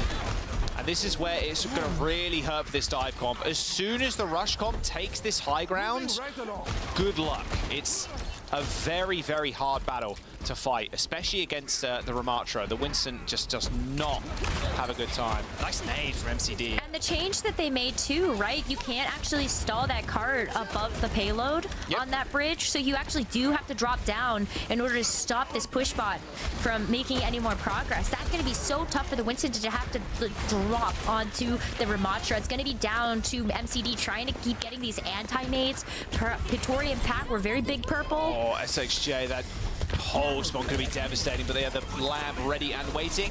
Nano boost on the Winston. That's how you got to get it going. If you're the Hypnos comp, you just got to rely on those nano boosts. 61 meters on the first push. Team Heal comes in. Everybody's going to spawn at roughly the same time here for Super Shy, so they're going to be good for another mid-fight, and they got ults to work with as well. Didn't use anything in that fight. I mean, SXJ and MCD end up popping theirs. The mid-fight with an annihilation and a blizzard, yikes! Like, that does not feel good to be on the receiving end of if you're Hypnos. You also have the Bob that you could throw into the mix here. I just feel like Super Shy have such a compositional advantage when it comes down to fighting in neutral with those ults. Hello. And nice lamp there you have, Bat. Yeah, see you, Apollo. 5 meters on the board for Hypnos right now. The wall. Skytor was playing more like a tracer then in the back line. Good 2 kills, but Hattori is going to respond in kind. She ends up popping Annihilation, picking up MCD. Can Skytor find another kill? Another kill here for Hypnos, or at least even the playing field. There we go. Okay, Zora ends up going down. The payload is still being pushed here by SXJ, but they're not going to get it too much further. Oh, the little bees. Okay, nice. End up killing them. A sizable amount of distance, though. The unfortunate part for this push is that all you did was get out the Annihilation. That's it. Like, Super Shy still took such an economical push there, while Hypnos had to throw a couple of things at that last fight. You know, Super Shy still come into this one with the ultimate advantage. The way that they had the Bob to throw out this corner, that's a great way to be able to snip out some of the defense. And then you also have the Blizzard, too. Okay, how do Hypnos grapple with this one? They've got to rally at the very least. But Kyo's dead already. SXJ too. Okay, DPS down for Hypnos. But that didn't take almost any effort, it felt like. And this is checkpoint. They're on 61 meters, they get checkpoint, and now once again, you're setting yourself on, and it's stack on MCD. You're in a position you could just run away with this map. And Skytor dies in spawn to the dynamite. Yikes. You're rounding the corner here with the push bot. It's not going to be too long before it starts to actually get up to this high ground and straightaway, where your ultimates are going to find even more value. You've got the amplification matrix you'd love to have on these long sights. Also, the Bob still, like, there was no ults used. Oh, you boop it to the corner. That was great. Good connection with the stick there from SXJ. Blizzard deployed, though, from Super Shy and that sound barrier. SXJ manages to slip over the ice barrier. It still kills Sobek. Yeah, you got a lot of damage now on the Lucio, but not enough compared to those pulse pistols, even after they got nerfed. All right, Hattori buying some more time. 86 meters on the board. And the checkpoint too, with only 5 minutes to go. Half the time and gone. That's still a lot of time to work with, though, so we can't count Hypnos out of this just yet. Even though Super Shy have been able to gain a pretty significant advantage, you look at them only having the Amp Matrix now, and now Hypnos may be able to get an upper hand with something like this Rally and this Nano. Nano's immediately on to Skytor to go after this back line. Huge purple. Yeah, the window's going to halt Skytor's advance, but not for a moment longer as he reaches the Primal Rage. And Podinova just in worse for wear most of the time. I mean, but luckily they had the damage to kind of back that up. Skytor overstaying is welcome. However, Hattori is dead too, so it is both tanks trading their lives for maybe a little bit of space. SXJ actually coming up with a clutch kill on the Lucio, but again, because they got no tank, it's really tough to kind of move in on this position, especially against this Mei. And Hattori is going to be back too. There she is. Straight on the payload again with the Annihilation. Yeah, Mei had the perfect stall there for Hattori to be able to come back in. Now with the Annihilation, maybe even the Blizzard actually to follow that up as well, but Captain Pratt Ash with the rally first as Skytor comes back. Zoro and do a lot of pressure from SXJ, but missing the pole spawn, missing the clip, and I think they lost the mini pack as well. Not the best looking fight there for the Tracer. Cam crash down to Hattori. Superside just vibing on this high ground. Nothing is disturbing Zoro right now either. Even the dives coming through Skytor is just, it's not resulting in all of anything. Yeah, perfect amount of healing coming through from Potanova just to make sure that Zaro is completely unbothered by that Winston. Has another bob to throw at this one too. And there's just no purchase here from Hypnos. They can't make any extra progress as we now have 3 minutes remaining in this map. Super Shy at the ready with the advantage. What a response to a nanoed Winston. You bob the Winston, you Blizzard and Vortex. You might as well have right-click uninstalled at that point. Like 44 meters to 86, 3 minutes to go. Still some time here. Hypnos now may be able to make a bit more progress. But it's so slow going. This is very little room for error here for Hypnos. They have this pulse bomb. It's gonna have to be big here from SXJ, but you're dealing with 2 very powerful ultimates here from Super Shy. The sound barrier first actually only hits 3. That is true, but are they gonna be able to make good use of it? That's a pretty early sound barrier. Potanova on the high ground, fighting for his life, still controlling this bot with Hattori. Zoro dead. Yeah, no support now as Potanova's on low ground.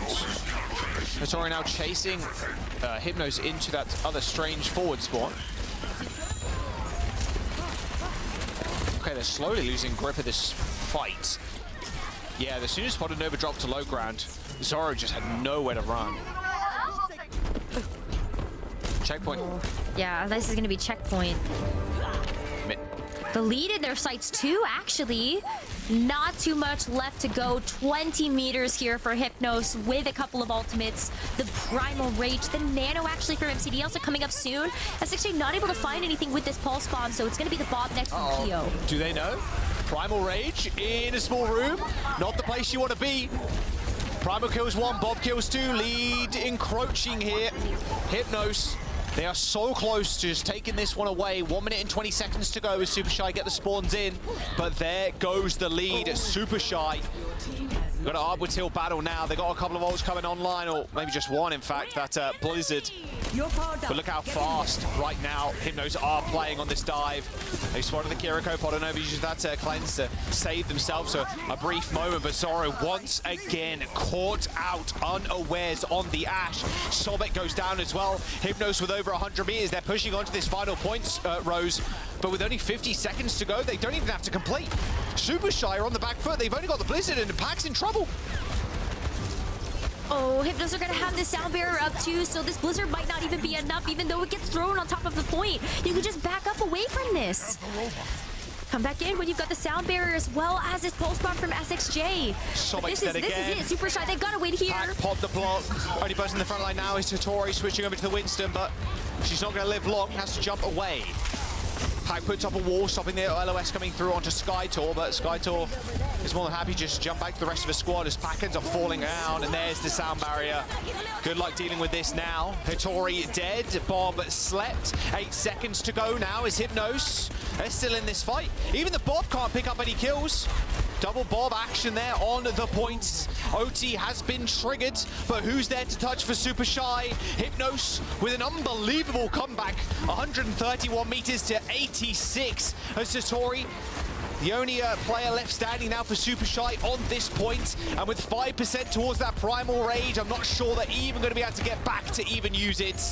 Sobek now taken down, and the final few moments here from Super Shy, even jumping over to the Sombra to try and find a touch, but it is not to be. A 25-player kill streak from Kyo as well. That is just going to be it after the stall finishes up. Even the purple as Hattori just tries her best. They're trying their best, but they won't succeed. 132 meters, a nano on the Lucio. I mean, why not? And that's it. Hypnos managed to make the comeback. Super Shy go down, and Hypnos on their map pick, mind you, as well, close out the series and knock Super Shy out of the lower bracket. so much strategy involved for all of these map picks to make sure that their team is going to have the upper hand in terms of those compositions. And it's going to be Hypnos that gets it done at the end of the day. That was 77% of chat thinking Super Shy was going to have this series. We all knew it was going to be close, but maybe not this close. That was fantastic. It's sad to see Super Shy get sent home so early after knowing how good of a team they've been over the group stages, but Hypnos earned that win through and through with all of those map picks. Yeah, chat was on their side. I mean, the desk was as well. Everybody voted 3-1. Like, a rough game. And it was a back and forth clash of stars at the very end. And Hypnos, they lost control at the very beginning of that map. It felt like a massive lead, a gargantuan one as well, with that checkpoint initially taken there by Super Shy. But tenacity, sheer will and grit from Hypnos. They round out the series, and I want to jump over to the desk, get their thoughts on that one, because my word, that couldn't have been any closer. My word, are you right? That was an incredible series. Necro just said it as well. I mean, Hypnos, they earned that victory. It was a hard-fought one as well. Super Shy tying up the series, playing that rush again on such a high level. It looked so clean. And, you know, at the end of map 4, I was like, maybe Reinforce was right. Fraudulent scoreline. Who knows? Alas. It looked good even on Colosseo. Yeah, no, it did. And then it all crumbled. I stand by what I said. You stand by what you said after that? Yeah, Super Shy were the best team when it didn't matter. They fell in the clutch. That's a take. The last 2 minutes of every game, they just fell over. But they were the best team when it didn't matter at the start of the game. Well, yeah, I love to see that. I mean, I think Hypnos, you know, winning Lijiang Tower against a Rush team is a really impressive result for them on the dive. I think the reason they make that comeback on Colosseo is the swap to the Lucio. It seems like a subtle change, right? You're still playing dive, only change from the Brig to the Lucio. But Lucio is so much more mobile, able to get people out of some of those blizzards and get in and out of the engagements more quickly. Brig really struggles with the May wall, where Lucio can kind of just climb over it. Also, Lucio changes, kind of fragging out. Yeah, he does a lot of damage, actually. Able to put down a lot of damage, right? Which is super important when you're playing a rush comp. You don't have a tracer that, you know, goes out and punishes the Lucio. And so the slightly greedier, you know, higher value character really runs away with it, brings Colosseo back. It's not just the pick, of course, they have to continue to execute well, but I think this was a huge part of their success, able to win in this middle of the map where Rush is pretty strong. And I think ultimately is just the stronger dive team. In the end, as good as Rush can be this meta, I don't think it's an every map situation. And like I said, losing Lijiang Tower, it's the first and the last map in the series that I think are really the most critical, where the maps that really could have gone either way, and those are the maps that Hypnos is able to clean up, is able to win. Even winning on Ike when they could have picked Paraiso. So they'll be kicking themselves. Super Shy will be kicking themselves for sure at the end of this series, because Hypnos clutched it out. Rightful winners, deserve to win this series. You know, played really well throughout. And even on maps where Super Shy's brawl was quite effective, right? So Sky Tour played the match. So you're a bit of a Sky Tour fan. I am actually a huge Sky Tour fan. Yeah. I generally think, like, as far as, I mean, I always have my eyes on the main tanks, right? I just feel like Sky Tour, he gets a lot of value out of the resources that are allocated to him. I think players like MCD probably love a Sky Tour, because every time he's getting that nano or whatnot, like, he's making it work. Like, there is a lot of value to be gained. He just has good map sense. I don't know. I like Sky Tour. I like the way he plays. I will say, this is the Winston renaissance, you know? For a long time, there were just not that many good Winston players. The character was so complicated, especially how to use Primal. There's so much. It's just a very non-linear character. You can kind of be and do anything on the map. So where are you going to choose to jump? You know, these decisions are really critical. And I think that this next generation of players has really taken Winston to the next level. There's a lot more Winstons that are executing on a high level, finding these aggressive dives, and it's a good meta for Winston. And so I think, you know, it's cool to see these players get highlighted, get a little bit of love, because they are performing. I'm excited to see how they do against some of the tougher competition. Absolutely. You are also a big Sky Tour fan? Yeah, now I am. Now I am. He forced his will. He had to become a fan. Impress me. One thing I know for sure, you're a fan of Chaos, which is super factually correct. He actually does not like it. He likes it straight to the point and like proper. Alas, there was a lot of chaos in those brawls. Peak European Overwatch is what I'm seeing there. Please, you have an illustration to display. Me personally, I'm peeking. It was European brawl. It was European. There was so much that happened in this fight that I just felt like I had to cover it. Because you watch how this fight starts, okay? We're on first point, Shambali. Well, I haven't done this in forever. I feel like I haven't done Telestration forever. So we're on first point Telestration, and we got this lane here. We're pushing the card off, of course. But as you can see here, like, Sky Tour jumps out the window. It's gonna get caught here. And you're thinking like, oh boy. oh boy, not again. Like a Ramatra just jumps out the window and is gonna get caught. So we can go ahead and play this out. And you know, Skytor takes a ton of damage. The May wall comes up and the shields come up, and you're like, oh my god. But you can pause. Okay, you didn't see it quite there, but it was a great lamp from MCD, and you can see it here in the kill feed as well. The lamp goes down, of course, you kill it, but great lamp. And also, I have never done martial arts, but if I do, I'll just do this. Because apparently you block a lot of damage by just blocking as Ramatra. So really good job by Skytor here. We can go ahead and play this one out. You can see, keep holding your arms up. Great job there. We can go ahead and pause it. Can we rewind a little bit, actually? Just rewind, just go back. I want to see this amplification matrix right here from the side of Super Shy and Putanova. You can go ahead and go back a little bit more. You can see this amplification matrix come up. And like, not the greatest angle here. Doesn't really allow you to like swing and utilize the amplification matrix. So I just questioned that a little bit. Bit of a tough window there. We can go ahead and play this one out. Not going to get a lot of value from here, but here's where it's clutch. Actually, great ice block from SKJ, because that's going to pause the payload. We see the blizzard come out, can go on and pause. Amplification matrix, you know, not the greatest into your own wall here, but you know, if the friendly wall, the enemy also drops the wall, not getting a ton of values. MCD, questionable amplification matrix, you know, you're getting some healing out on Skytor. You're actually living now. Your tank is actually alive.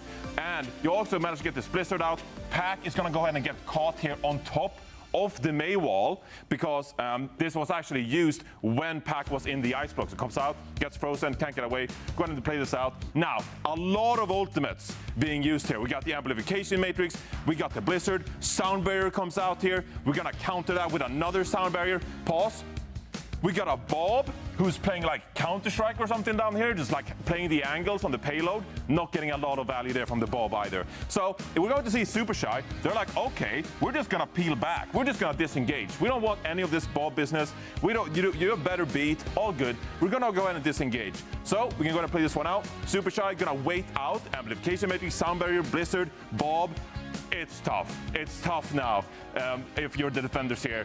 Now, we're going to see a great re-engage come in here from Super Shy. Zoro is going to throw the Bob out, and we can pause when that hits the corner here as well. And go forward a little bit. We can see the Bob in the corner here. Great kind of like additional angle here. This creates a lot of chaos, especially for Skytor, of course, who is down here. Like, he's just taking damage from so many directions. You can't block from both sides at the same time. Also, another thing it does, shuts down the bit of a support backline. So obviously we have MCD and Captain, they're playing like over here. So, you know, you can't really peek out, swing out to the right side and keep people alive. And this is going to be crucial as we move forward toward this fight. Go ahead and play this one out. Great fight from Super Shy, great re-engage. Now, we're actually going to see SXJ, pause, used both the ice block and the May wall here, trying to catch someone. Doesn't go his way at all. Now, we can go ahead and play this one out. We're going to see, actually going to take a May duel, dueling the two backliners. Doesn't work out at all. SXJ goes down. Lamp comes out again from Skytor, but after the lamp is down, we'll go ahead and push him over, and it just collapses. So, I don't know what I tried to convince you in this fight, but there's just a lot going on, and a lot of chaos. And this is EMEA Overwatch to me. It's just all over the place, and I love it. So there you go. I'm glad. Did you learn anything from Zoe? Yeah, you see, that's the thing. I'm very glad that you just summarized that with, there was nothing to learn. The takeaways, it was chaos, because I kept on trying to like, is this going over my head? Am I too stupid? Am I not getting the point? No, the point was it's chaotic. Yeah, I saw that too. So, yay, we learned something. I do thrive in these kind of environments, though. I think it's very entertaining to see some scrappy plays like that. I know you don't agree personally, but that's all right. I mean, I think both teams play well. Maybe like a little bit more experience on the rush comp for Super Shy, that they're meeting out the ultimates one by one, whereas we saw them a little bit clumped together for Hypnos, which led to them getting kited out, losing value, and losing the trades. That's why Hypnos played dive. That's right. Yeah, they definitely were a lot better on the dive. It's fair to say. Yeah, well, and it gave them the dub, and that means that they are now moving on and they're staying alive. That's the most important part. Alongside the one-man army, both of them awaiting their opponents, and that one will be decided in these upper bracket matches tomorrow. Space Station Gaming and Virtus Pro is going to be the first semifinals. That's a banger. Ends and Twisted Minds. Honestly, so either of those could be a grand final as well. These are both bangers. These are two This region matches. is stacked. Yeah. It really has evened out with teams like VP and Twisted Minds, I think, coming in and reaching that same level as Space Station and Virtus Pro, or Space Station Ends, excuse me. Impressive performances. Absolutely. I'm very excited for those matches tomorrow. But first, let's take a look back at the matches we got to see today, as we, of course, have some highlights from those as well, as we're rounding out our first day of EMEA action here in the main event. Wow. Good hog compilation. What's not to love? Oh, yes. Whoa! The life of a Roadhog. Why didn't I think of this play? Wait, this is actually like a montage. That's a nice It is. Is this He's kind of owning with these hooks. This is my quick play, Like, actually. Himsy action? This like, imagine this. You're up on the high ground, there's a Maywall, and then the hog jumps over the Maywall and hooks you. It's like, as Landon, you're like, I'm here for oh, this. why didn't you see that coming, Landon? Come on, you gotta read those, bro. You gotta see that one. All right, Top Dragon, of course, had to make it into our best place as well. Top Dragon is just phenomenal. Like, his echo is filthy, absolutely disgusting. And he goes unchecked more often than not. Especially when he plays against May. Not so good against Echo. Having a field day over here. Jake, I gotta ask. Yeah. Sorry, I know we're watching Top Dragon like, destroy everybody here. Talk to me. What were some of the like iconic North American Roadhog players? Horblue? Iconic NA Roadhog players. Horblue, who else? At what era of the game, you know? Because I would say me, if you want to go far back enough. You? Okay, we're done. You want to go Top to Dragon? You want to go to like the first 6 months of the game being out, when you could hook through pixels. Do you remember that? You could have like like a widow angle, but you're hooking through the wall. Pick yourself. 180. You know, Jake, it's the kind fact of on that brand. you You could have picked. You could have, you know, if you want to go globally, you could have picked Evermore, reaching 5,000 SR. That's the name I'm gonna say. Agility. Agility. Yeah. Taimu and You said Apex. NA. What do you mean Evermore? I'm just saying, I know so many Roto Taimu. players These are that all are EU. not you. These are all you. You're not. Didn't say. Wait. Did you say a single NA? I said Horblue. Is Horblue an iconic Roadhog player? Yeah, it's fair to say. But I feel like he was always a All Zarya right, player. let's see on this one. month Chat, get 2 into involved. the Let game. us know I always thought of who are Harvard your as most a Zarya. iconic Roadhog players in Overwatch history in the NA region. Please let us know so we can somehow let this debate die out. For now, we're heading into a quick break. When we're coming back, we're going to get things started with our NA side of things, as they're also going to be having 2 elimination matches and, of course, 1 upper bracket matches coming your way. All of that after this break. Oh, Kungorna Michael. No. Not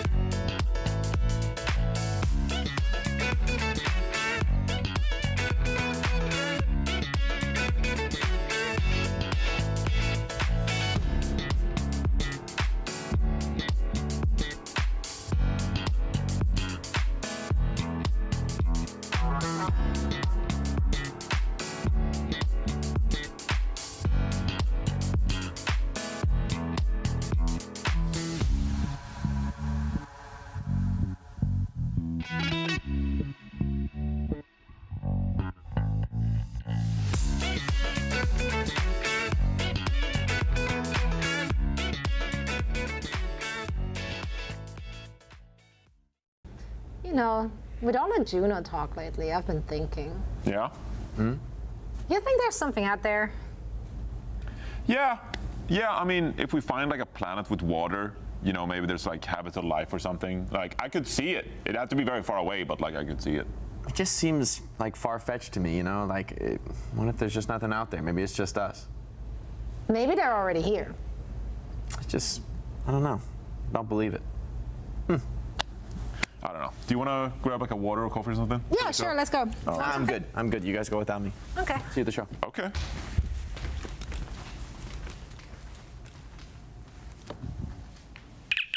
The humans suspect nothing. You can return me to the ship.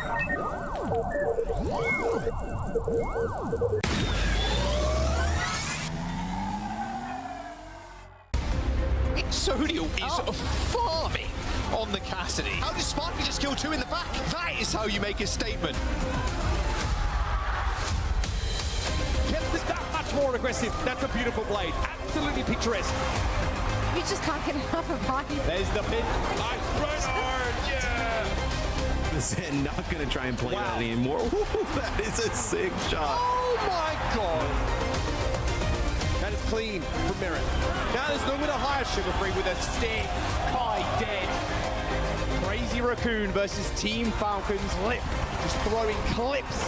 They want overtime, and they get it! This whole hog's pretty devastating when you're up in the corner. It is delectable. This might just be enough. And Crazy Raccoons have done it!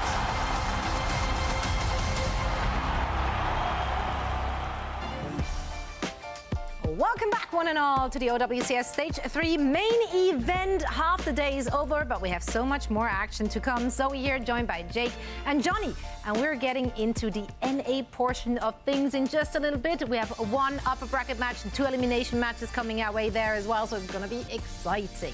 But first things first, let's chat about drops, because we once more got some really great viewer incentives going on at Ramatra skin. Yeah, they dropped all the pictures on the Twitter, because I asked for, you know, what the Ramatra You bullied them into dropping more. And they dropped all the pics. So if you want to see all of Ramatra, go to Twitter. Are you impressed? Good angles? Good yeah, shots? it was good photos. Good photos. I'd cop. All right. I'd watch, I guess. You'd watch, I guess. I'd also watch those co-streamers. These are our feature co-streamers. If you're into drops, drops will also be enabled on their chats, in their streams. What happens if you watch all 5 at the same time? I think you should. I mean, the average viewer has like 3 monitors, right? So you can technically put all of that open. I do not think that the time stack. I don't think it's cumulative. No, 2 hours each. Boom. Boom. Wait, that doesn't matter anyway, because you don't want to watch all weekend. That's right. You want to watch all weekend. In fact, you want to watch all year, because there's so much Overwatch action on display all year long. We kick things off what feels like ages ago in Stage 1. Then we, of course, had the major first offline event for OWCS in Dallas, with Crazy Raccoon taking the crown to absolutely no one's surprise. Can they do it again? Probably. You will have to find out as you're joining us in Stockholm, in Sweden, for DreamHack. But first things first, we still have to finish at Stage 3, and of course also Stage 4 still has to be played, so that means more circuit points will be on the line and so much more to gain for those teams. And as I said, grab your tickets right now. You see, I was like, yep, I can read that. There, lower third. Grab your tickets right now. It's going to be so much fun. And these are some of the teams that you might be able to see there. Let's take a look at the bracket here in the NA region, so we know where we currently stand and which 8 teams qualified for our main event. We talked about how stacked the EMEA region is. On the other side here, Toronto Defined have been absolutely lights out. Even more so recently, coming second at EWC, so hard to bet against them. The other teams, though, I feel like we got some close matches. I think Nightmare and NRG Shock are really going to be battling for that number 2 spot. Would love to even put up decent results against Toronto. TSM looking to recover after a weak Stage 2 performance. And then even some of the teams that squeaked in off the qualifier have their own individual styles, bringing impressive luck. Both Timeless squads, Fluffy Dreamland. There's a lot to be excited about in North America. Yeah, and we ought to give a shout out to Timeless Ethereal as well, of course. Yeah. Oh, yeah. Yeah, they're making history or made history already. Let's see how far they can take it. Of course, a lot of people supporting that squad out there. But let's dig into our first matchup of the day. Toronto Defiant will be taking on, it was like TSM. It was like lots of letters in that. TSM. It's going to be an uphill battle. I mean, Toronto Defiant obviously have to be considered the favorite heading into this. And for good reason. I mean, this is a championship-winning team. Sugar Free now has a cowboy hat. Love it. Someone doing martial arts according to Reinforce, so they got it all on display. Are these the best player photos you've ever seen in Overwatch? Actually, go crazy. yes. The Lenny time? I think this is a great patch for Merit, for someone. I think Vega and RuPaul can really pop off with their flexibility, how good they are in support, and then Sugar Free can flex everything. This team is just ridiculously stacked. Yeah, and someone can play everything. So that's kind of what you want from main tank. On the other side, TSM, of course.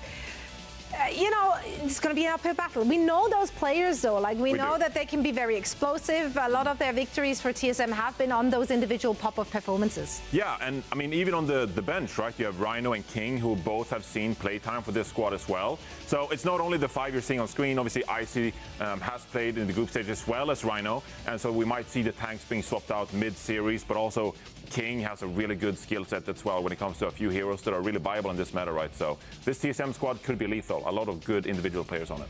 Speaking of lethality, is that a word? Probably. Yeah, Let's run with it. Wow, I'm a genius. Look at that, we know. The English language. Wow. No, but if we're looking at the TSM squad and what they've shown us thus far in the Swiss stage, as well as, of course, during the group stage, aggression. Yeah. That's got to be the key for TSM, and I'm pretty sure Toronto Defiant know what they're in for. But you broke it down for us and then put it on display in a illustration. Show us. I am once again walking over to the screen. Aggressive they are. But yeah, so if you missed out on TSM in the group stage, I just figured I'd give you a bit of a recap of what they're all about, okay? So we can see this clip right here. And actually, the one player to maybe look out for is this fella right here. It's PG. PG finds himself on the Cassidy, which is, of course, a great target if you're playing a composition that consists of Echo, Tracer, Lucio, Diva. I mean, there's a lot of dive going on here. So we can just go ahead and see what TSM, how did they like to play? We can play the clip. We see here, Ikevalde, Kitsune Rush comes out, right in the face of PG. And look, I'm not going to show all the other 21 deaths that happen on this map, but that gives you an idea of what TSM are about. They go in, they play aggressive, and they like to focus down some of these targets. Obviously, they ended up losing this match to Energy Shock, but it was still a pretty impressive showing from them, I think, in this series. You know, pretty good caliber of players. Now, I want to show another example. So in this one, we can go ahead and pause it here, actually. I'm going to set this one up. So we're on Mecha base here, actually, on Busan. So it's a completely different composition. But once again, we see actually Rhino in this time instead of Icy. And they're going to play a Mauga composition, still with the Lucio and Kiriko. And this time we're seeing the Venture with the Genji. So obviously a lot of brawl, a lot of like going in and fighting in close corridors. And meanwhile, on the side, of Arizona, we actually see that they're playing a slower comp. They're playing Orisa, Batiste, Lucio. We got an Ashe going to try to take a wide flank. So I just want you to show you what TSM are doing in this fight. So we can go and slowly play this one out. You see Orisa is in front of us. We can interpret there's a Batiste healing the Orisa. But then on the wide flank, we're going to look over, if we're Rhino here, and we're going to see that we're actually seeing a couple of players peek out here. And that immediately is a telltale sign for TSM that the opponent team is split, which we're just going to engage upon. If your enemy team is split, we're just going to go. So just run in right on top of the BAP, and they're going to take out the BAP in this fight. And that's pretty much everything done and dusted. So that was like 1-2 seconds. They saw two players on the other side of the map and instantly decided to engage as deep as they could and took out the Batiste. And they're going to go ahead and win this fight. They're going to come back to the point afterwards, of course, clean things up here a little bit and just win this map. So again, I think that just illustrates how aggressive and decisive this team really is. And I think we're going to see more of that against Toronto in this series. So Toronto Defiant, they got to play heads up because there will be aggression coming their way. I feel like Toronto know how to deal with that, though. Or they just get even more aggressive themselves. Like, they have the tools in their toolbox to do just that. Now, if we're looking at our predictions, I feel like I know where they're going. There is a small caveat, though, to the score lines that we're going to see here. You may notice that Johnny did give TSM a map. He got bullied by our producer, Eric, into giving them a map. How do you feel about all of that? Thank you for speaking out for me. Yeah, it's just like, if you can't do it, I'm here for you. Yeah. Instead of talking about my pred, which we all know, I'm going to talk about top 3 historical NA Roadhog players. Johnny, out of time to Let's think about go. Can't let it All go. right. Okay, this Super number 1 because he did it on the biggest stage in the Overwatch League. Actually, You got to so give it to true. Super. Yep. But right behind him, that's why I put out Agilities. But another name, a name that many fans of the scene will recognize, enjoyers of Overwatch will know, but maybe have forgotten his place in the history books, Emong. Immortal run on Selfless as the Roadhog. I think that puts him in top 3 NA Roadhogs historical. One of the most iconic teams of all time. Actually, Boom. wow. Those Alienware Cups went crazy. You think that will make up for the fact you think that makes up for the fact that you named yourself first ahead of all It of was those just, that was gentlemen? instinct. That was That just reaction, instinct. you know? That's all right. No one else is looking out for Jake. Jake will look out for Jake. And that's all I'm hearing here. Now, I'm very excited for this very first match of the day. I'm expecting absolute dominance from Toronto Defiant. I'm pretty sure that's exactly what they came here to showcase. The aggression from the other side could be abused by them. Let's find out if that's going to be the case. For all the action, I'm going to send it over to our lovely casters. Mitch and Maps, are you ready for this? Absolutely. I mean, after this blatant Harblu erasure from your boy Jake here, you know, Right? I tried. I can't believe that. He's coming for you, mate. You're going to know he's coming because he's going to be hooting and hollering outside your door in the middle of the night while he's in the middle of a scrim. Riptire. I've never heard anyone louder at lane than Harblu, man. That guy is wild. Obviously, a real Roadhog aficionado. But onto the topic of the actual video games we're going to talk about today. Matt, good to have you back here. Obviously, good to see us jump into NA here. Good to have me back. You were the one that was gone last week. Yeah, well, you're not so like, I don't know, history's written by the victors, baby. What was that? Was some kind of Jake alien pose there before we go into game. Suspect anything, brother. Don't worry about it. Again, like Toronto Defiant, a different name. Obviously, we saw them compete at the Esports World Cup and made a great run. I think for a lot of people, restored a lot of faith in them after what we'd seen from them earlier on the year in Dallas, which was really disappointing. TSM, I think it's fair to say, have some bouncing back to do after a really crushing exit in that stage 2. And, well, here's a good warm-up match for you then. Yeah, a good warm-up is right. I mean, I just feel like this is a really rough draw here for TSM early on. We'll see both teams kind of come out here with a dive-centric lineup. Me and Jake talked, I feel like, at length last week about, Ana Brig versus the Lucio Kiri. I think where we kind of knitted out last week is we liked, having the Brig in the lineup. It just, is so good right now, it feels like, at the moment. There's a really fast push into the opponent's spawn. They actually kind of catch Sugar Free, though. Sugar Free obviously trying to wrap around a little bit here, but one thing we're looking at over the course of this series is that decisiveness from TSM. Is it going to be enough to shake Toronto off kilter? You've got to do more than just getting in Merit's face to shut him down, and that was just evidence there as Chopper and Left both go by the wayside basically instantly. That's a 3K for those keeping track at home in the fight for Merit. This guy's showing no signs of slowing down.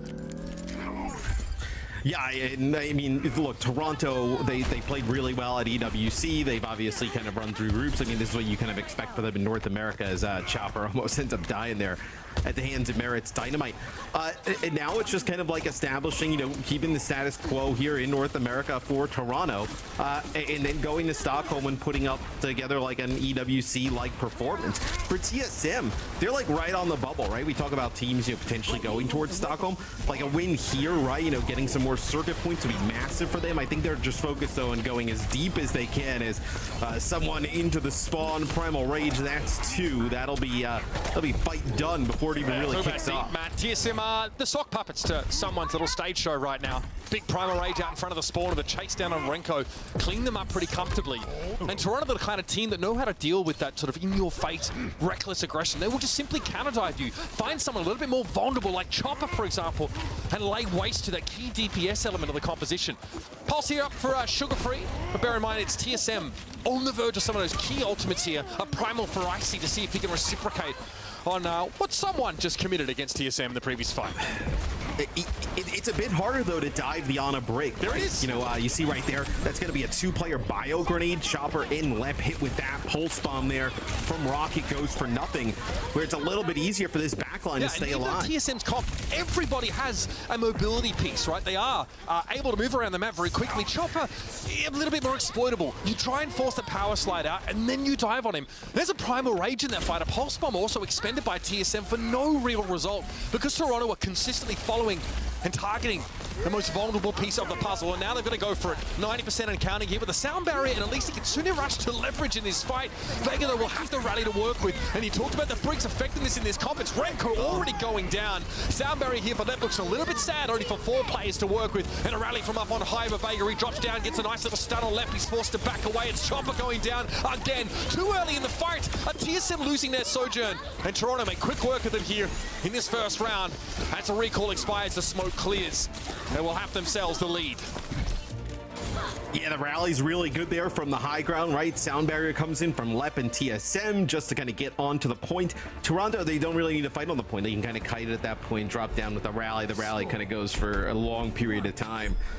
And then Sugar Free, EWC, it was like, it was a Lenny time every single day. It was not like, here's 30 minutes of Lenny time. It was like 6 days of Lenny time. The clock face is just 12 Lenny photos.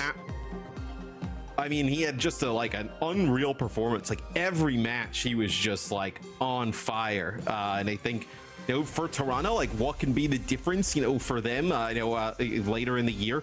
I think it's, Sugar Free continuing that top level play. And then I think Vega as well. I know Vega continuing to play at that really high level. I think that's what kind of pushes this team over the hump. Okay.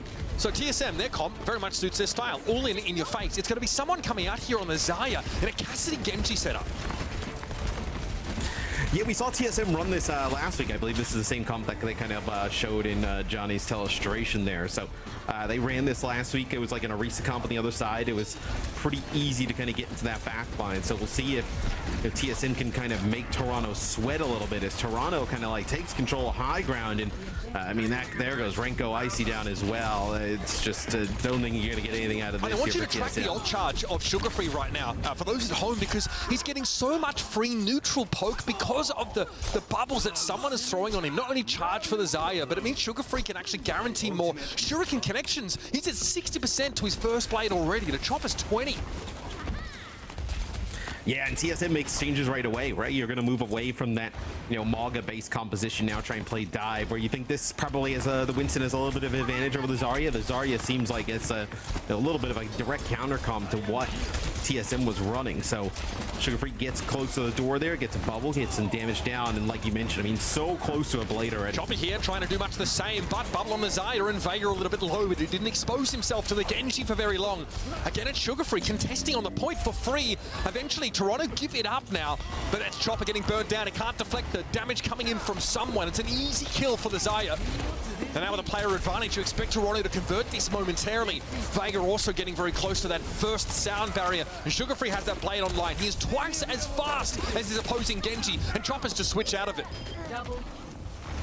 Yeah, someone did get quite low, but able to kind of stay alive as it is still TSM in control of the point, even though these kills just kind of all going in favor of Toronto. The cleanup crew kind of comes on through, so it'll be Toronto. They do give up a little bit on the point, but man, they are so healthy in terms of ultimates, right? You're going to have all 5 ultimates coming up for this next fight. TSM, they've been forced to make so many changes, not really working towards much of anything right now. You have double support ult, right? But you don't kind of want to just throw those in when the other team is all 5. Toronto don't have a tracer. They can't just send someone down easily to contest the point. They don't have a recall, but they do have a blade. And Lep feels it first. Sugar Free goes straight on in, and he sees that swift step. He doesn't quite know where Renko is, but he's happy to get some extra damage on Icy. And with the Winston out of the picture, Toronto are sitting pretty, holding on to both of their support ultimates, and a Graviton coming up soon. This is very good tempo for the Defiant. Yeah, I like the idea for Lep to kind of hold on to the sound barrier, right? When the blade comes through, you kind of need it to get through this grab, right? With some of the extra damage as well. It's just like, are you even going to be able to do that? As this will be a dead eye here. Bubbles on in there. Rush! Oh, that's so nasty.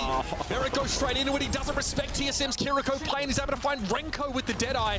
And Vega holds the beat. And guess who still has a Graviton Surge? It's just as well Lep never had a chance to use that beat, but he might not have one at all on this map. And someone is hoping to interpose himself amongst TSM, but it's unlikely they have a chance to get onto the point with full force. Sugar Free does get picked off there by Icy at the very least, and here comes the beat for TSM, using it proactively, and in response, someone drops the grab, but the bubble inoculates most of TSM from the damage that would follow it up, and Toronto are gonna have to back out. All right, so the grab kind of goes for nothing, and the sound barrier used again just to kind of get towards the point. Someone was kind of like lurking down below. I think he wanted to just kind of catch a player, just run to the point with the grab, and everybody from TSM ends up going a different direction. So change here is Sugar Free on the Reaper. So we saw a decent amount of Reaper last weekend, and we were just kind of like, memeing it at times. We saw some odd things like Reaper Echo, but Reaper seems to be a little bit more popular just across the globe now. So Sugar Free, I mean, you see the amount of damage and how fast he can get in. I mean, it's so difficult to deal with, especially with the Zarya. I mean, yeah, now it's not just Genji poking, at mid-range with a bubble on him. It's Sugar Free diving down your throat with the Hellfire shotguns and blasting you. Reaper guy, pretty good in the current year, folks. It's Toronto Defiant taking away Busan. A couple of composition switches there. We saw the Malga versus the Zarya at first. The switch to Winston, though, not quite enough for TSM to gain the edge. Well, Reaper has so much HP, right? And he gets the lifesteal. He's got a little bit of mobility, not like kind of the same level as like a Genji Sombra, like Venture type, but he can be really strong, especially against Winston. Right there, nice switch from Toronto as they take care of business in map number 1. I don't think anything too surprising on either end. I feel like it does give the Zarya comp that edge into Winston, right? Kind of mention that maybe it's just not as strong on a one-to-one basis against those Winston looks, especially with the bubble getting in the way. We saw it thrown down on top of the grab, right? That everybody seemed like they were holding ultimates for this grab that Toronto ended up using in a short-handed fight, and then it just got bubbled and they had to run away. So a little anticlimactic on the Zarya pick here, but in general, Toronto Defiant still look very, very good. Not even doing their characteristic trolling quite yet, but a pretty strong showing, and here's that big primal from someone on that first round that really set the tone, I feel, for the rest of Busan. Well, like they're starting to like be in the, I mean, they kind of already have like so good Toronto that like now you're just wondering who's second in NA, right? They've just been so strong, really just kind of good at every different type of meta, right? Especially when you have someone in that main tank role that you kind of look across and you're like, okay, like where is the contender kind of coming from? I think we think that TSM would be a team that could potentially contend within time. Just maybe not at the moment. I think it's still maybe a little bit too early. They are integrating Renko into this lineup, right? I think they had to pick him up on the day that they have to have their roster finalized after CJ departed the team. So obviously, Renko is someone with experience at the top level, but was absolutely a rookie, upon his inception to high-level play. Wow, that is a lot of deaths. That is a large number. Real? That is real. Look. Oh, that is so brutal.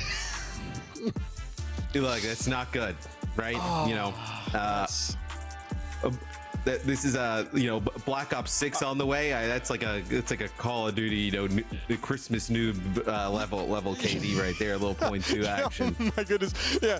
Oh, you hear us talk about maybe the match in terms as if it were a little closer. I think the thing to be looking at was a couple of the compositions that did get tried out, and some of the comparison between the Ana Brick and the Lucio Kiriko comps. Maybe don't look too close at the numbers here, but. Yeah, those numbers, they don't mean nothing, white collar criminal. Don't worry about the numbers, not important. But in fairness, right, I think looking at some of these setups is pretty important. They find value with the Zarya and Genji. It's definitely an unconventional composition. But on the TSM side, like, they're knocking on the doors of like the NRG Shocks of the world, right? The Nightmares. Like, they really want to be amongst that pack, and that's where we're finding some of the most competitive play from them here. Well, yeah, I mean, a lot of, you kind of look at like Toronto, right? I think obviously clearly the, best in NA, one of the best in the world.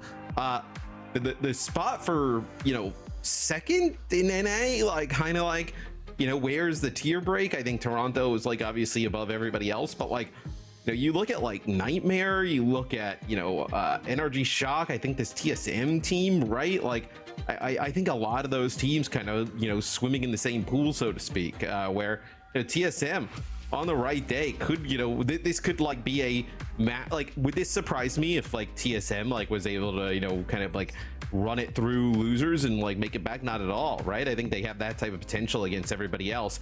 We do have a sub. It'll be King coming in here for Chopper. So we saw a lot of King the other day when Jake and I casted them against ASU. I believe And there's some kind of other tournament going on that Chopper ended up winning, so they ended up having King play for a lot of it. King's And they ended up winning that one. Player, right? I've seen a lot of King's Genji at the very least in the past. Definitely plenty of options here. Eichenwald's going to be our second map here that's picked by TSM. So plenty of room here to play that dive style that, I mean, I don't think someone really has an equal in this region when it comes to that sort of Winston play. But well, I mean, look, a lot of other teams, right? You can kind of look at their tank or maybe kind of some of the other roles to be like, okay, we're going to go this map to kind of force this player into like a more, uncomfortable situation. Someone's not a tank you can do that with, right? I mean, he can play everything at such a high level that you're not going to kind of like, scare him into, kind of taking an unfavorable matchup. So excited to see how TSM decides to play this. I like it because we actually did get to see this clip in the telestration that Johnny showed us where TSM are playing that really full dive Tracer, Echo, Diva, Kiriko, Lucio setup. Definitely seems like a support pairing that they prefer. And they had this great aggression. They had a really good feel for like the flow of the game and how to isolate some of those individual targets. But you are not going to see Merit on the street corner waving at you to come and flatten him. The guy is very, very hard to pick in general. We actually saw that at the start of Busan. They dive him and he gets 3 kills in that fight. I don't think you'll see many people on the street corner waving down cars to just take them out, but yes. I'm really glad we explored that metaphor a little bit further, Maybe if it was like Crazy Taxi, I don't know if they had that in Australia when you were a kid, but I don't think so. I'm just saying GTA was made for they didn't have that. That's all I'm saying. TSM here. Yeah, I guess we might see that Diva setup again. So Orisa here on defense for Toronto. So very hard to shift, and also with like a decent amount of utility to keep Sugar Free topped up most of the time, right? Between the heal packs and RuPaul's attention. Sugar Free can be a real nuisance playing around this central clock tower and be frankly hard to draw a bead on. We might get that Farah matchup though here from King. We saw a little bit more Orisa last week where teams kind of like moved away from Diva. So interesting to see with TSM coming out here. They're going to run that far and they're going to run the Diva here as well. So Diva obviously takes a hit with this last patch where a lot of teams I think now favor the Winston, where Diva can be pretty difficult into the Orisa, right? Like, with the spear spin and the javelin, right? Can kind of really, dislodge Diva and make it very difficult. Orisa, one of the only tanks that can probably like duel Diva and feel pretty confident and also about the displacement that Diva boasts is a huge part of her kit. Orisa has, in triplicate virtually, so pretty hard to match her in that respect. Most of the time, Icy's going to have to try and work around someone. Good damage on someone though. Bionade comes at a good time though, defensively topping someone up and also putting the fear of God in Icy. That anti-heal forcing the Diva out of the fight for the time being, allowing Toronto now to reset, group up, and let Sugar Free find another staging ground. But so far, King rules the skies. Yeah, and this is the hardest part with the Orisa though, right? It's like once the armor is gone, it is such an easy target as see, really it's Toronto. They just kind of like wrap around. They give up their side of the map and they'll let TSM take it and they'll kind of play from this opposite position. Baggy here knows that keeping RuPaul up is a big win condition. Someone though also needs to be kept. Halen Harding and he's under pressure. Sugar Free a little bit low here, but Icy got a Suzu. There might not be enough to keep the Diva in mech right now as King and Lep both falling. Sugar Free over the long fight. Almost a foregone conclusion that the Farah's going to have an outsized impact and a point blank. Merit reads Renko his rights. And that's another TSM push. It gets stuffed and dragged out just a little. The Diva stagger is brutal, right? So we'll end up waiting a little bit for another spawn. But TSM positive for them is they end up getting 2 ticks on the point, right? So 2 ticks there. You end up building up towards your Kitsune rush, right? You feel pretty good about potentially taking this next fight. Toronto, I wouldn't be surprised though if they see like a rush. Like you could end up like nanoing the Farah here. We do see a decent amount of the nano go to the Farah or even the break probably in this type of situation. Yeah, break's a possibility. RuPaul's under a lot of pressure here because that poke damage is going to take Vega low a lot of the time, but he doesn't have to worry about Sugar Free. That is a nano Farah. Nano Farah without barrage here because the guy's base is heck. Doesn't want an early exit back to spawn here. Altitude, a mild issue here, but King eventually is going to have to give that fight up anyway. Sugar Free, a parting gift delivered. His assailant heads back indoors. It's 90 seconds left here for TSM on this attacking side. They do, like you mentioned, have the Kitsune rush they built earlier. Toronto, though, held on to the rally. They can end up using the barrage to kind of use when that Kasumi rush comes on in. Is Sugar Free just playing a little bit sneaky towards the side? They'll use the bob here in the choke. Yeah, I think just trying to like get him out. Definitely to stop the follow-up on towards Sugar Free, who barely got out alive.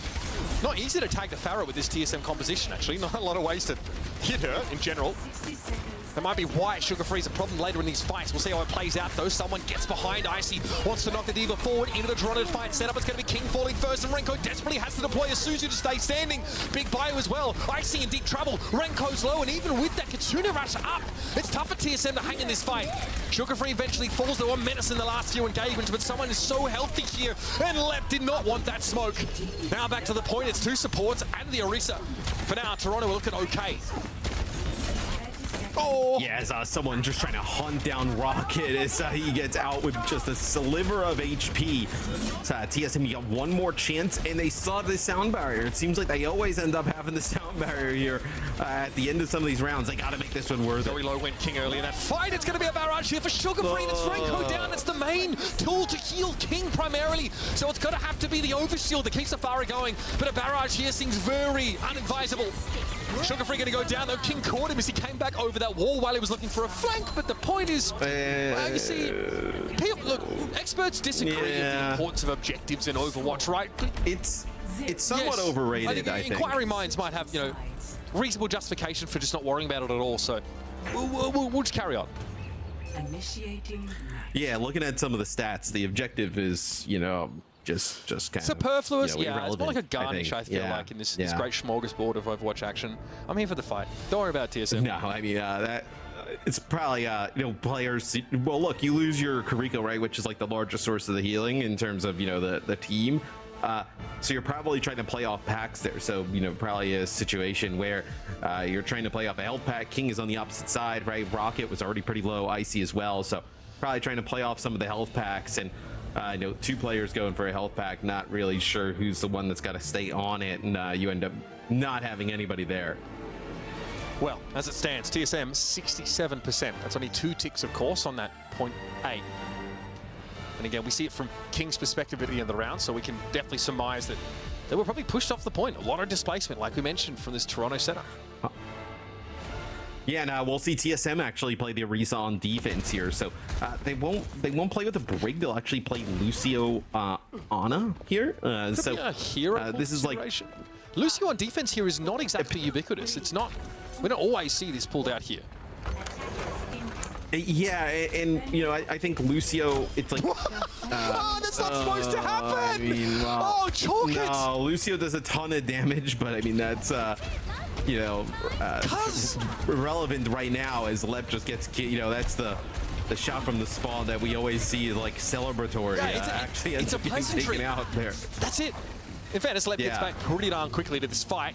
Icy chase inside the clock tower though, and there is no one coming to help the Orisa. This one, folks, is about as done as it gets. Yeah, we're going to see this wrapped up pretty quick here. Someone on the Zaya. Looks like Toronto might win this one, Mitch. I've got a feeling you're onto something there, Matthew. That's 2 maps to 0 already in this best of 5 series. The Toronto Defiant absolutely dismantled TSM on Eichenwalder. Great defense, right? I mean, they hold TSM to only 2 ticks. They're playing this Orisa comp that is frankly just very, very hard to shift, even with the D.Va.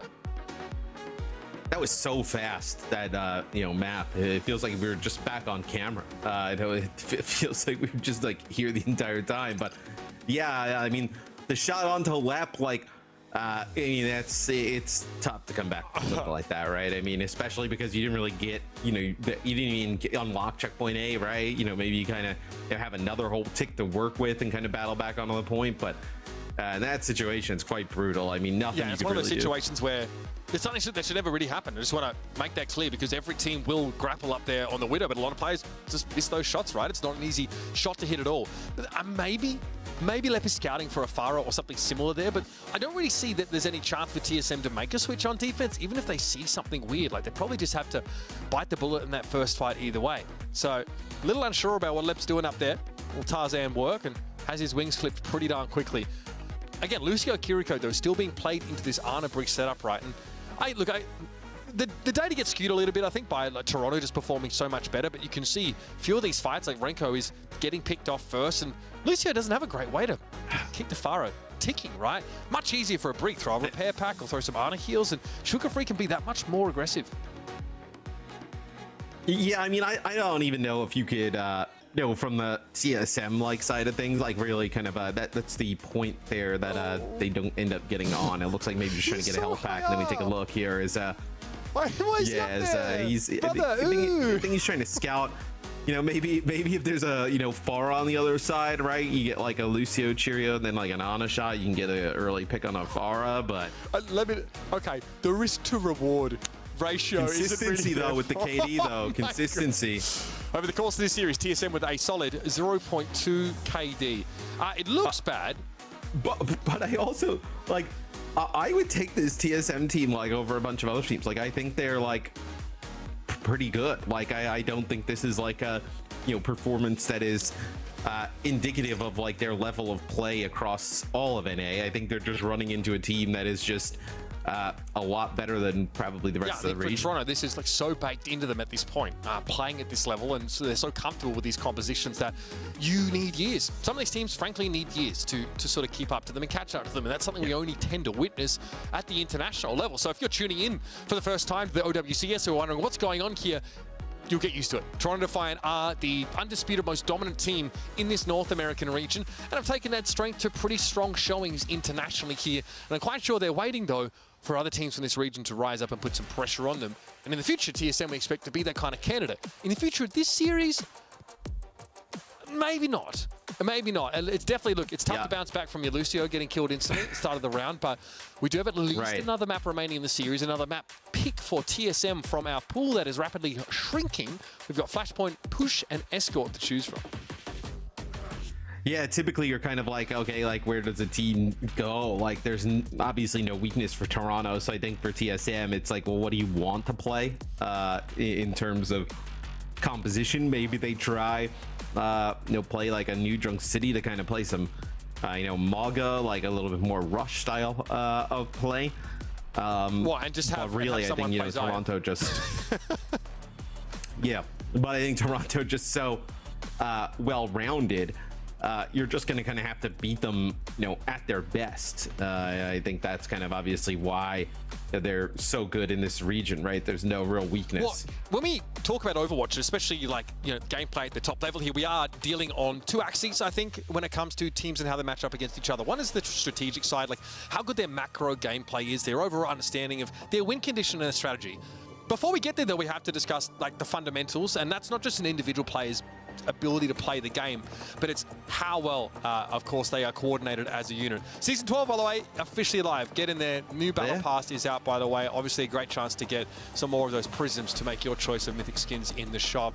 Great. I mean, some of the changes in the game, it's been in a great place right now. I've been thoroughly enjoying it. That little ranked MMR reset, though, has got people reeling out there on social. So I hope you're enjoying it out there. Yeah, it's probably got you in the Iron division, down there struggling, right? I don't think I'm that washed yet. I'm only sort of mildly rinsed. You know what I mean? I've got a couple of years of it. The wood division. People don't notice, but Matt is older than me. So if you're using age as an indicator of ability in video games, he is in deep trouble, fam. I'm not know what to tell you. Well, I mean, look at the way we look on camera. I mean, you got to definitely clarify that I'm older than you, because I think lots of people would think that you're the older looking one. I mean, your camera takes off 10 years, mate. You are double cameraed, all right? I'm out here bearing it all. Your skin's looking a little leathery. You gotta start moisturizing a bit. I mean, just come on, can't feel land down under, okay? We just suffered through those conditions. I was like that before I got here, mate. I didn't see a cool. Yeah, when Alyssa found out you were coming into the. When she found out you're coming to the studio today, she had to go rent a pickup truck for all the makeup they needed to bring in. He's a lovely makeup lady who's been with us for quite some time. Yeah. They had to get a forklift to bring the makeup in for Mitch. It's New Queen Street. That was actually just for my ego, not for the makeup, bro. DSM. I mean, they had to airdrop it in then. I mean, I don't know. I don't know if the studio is big enough. It's Toronto, going to Toronto here via the pick of TSM. TSM.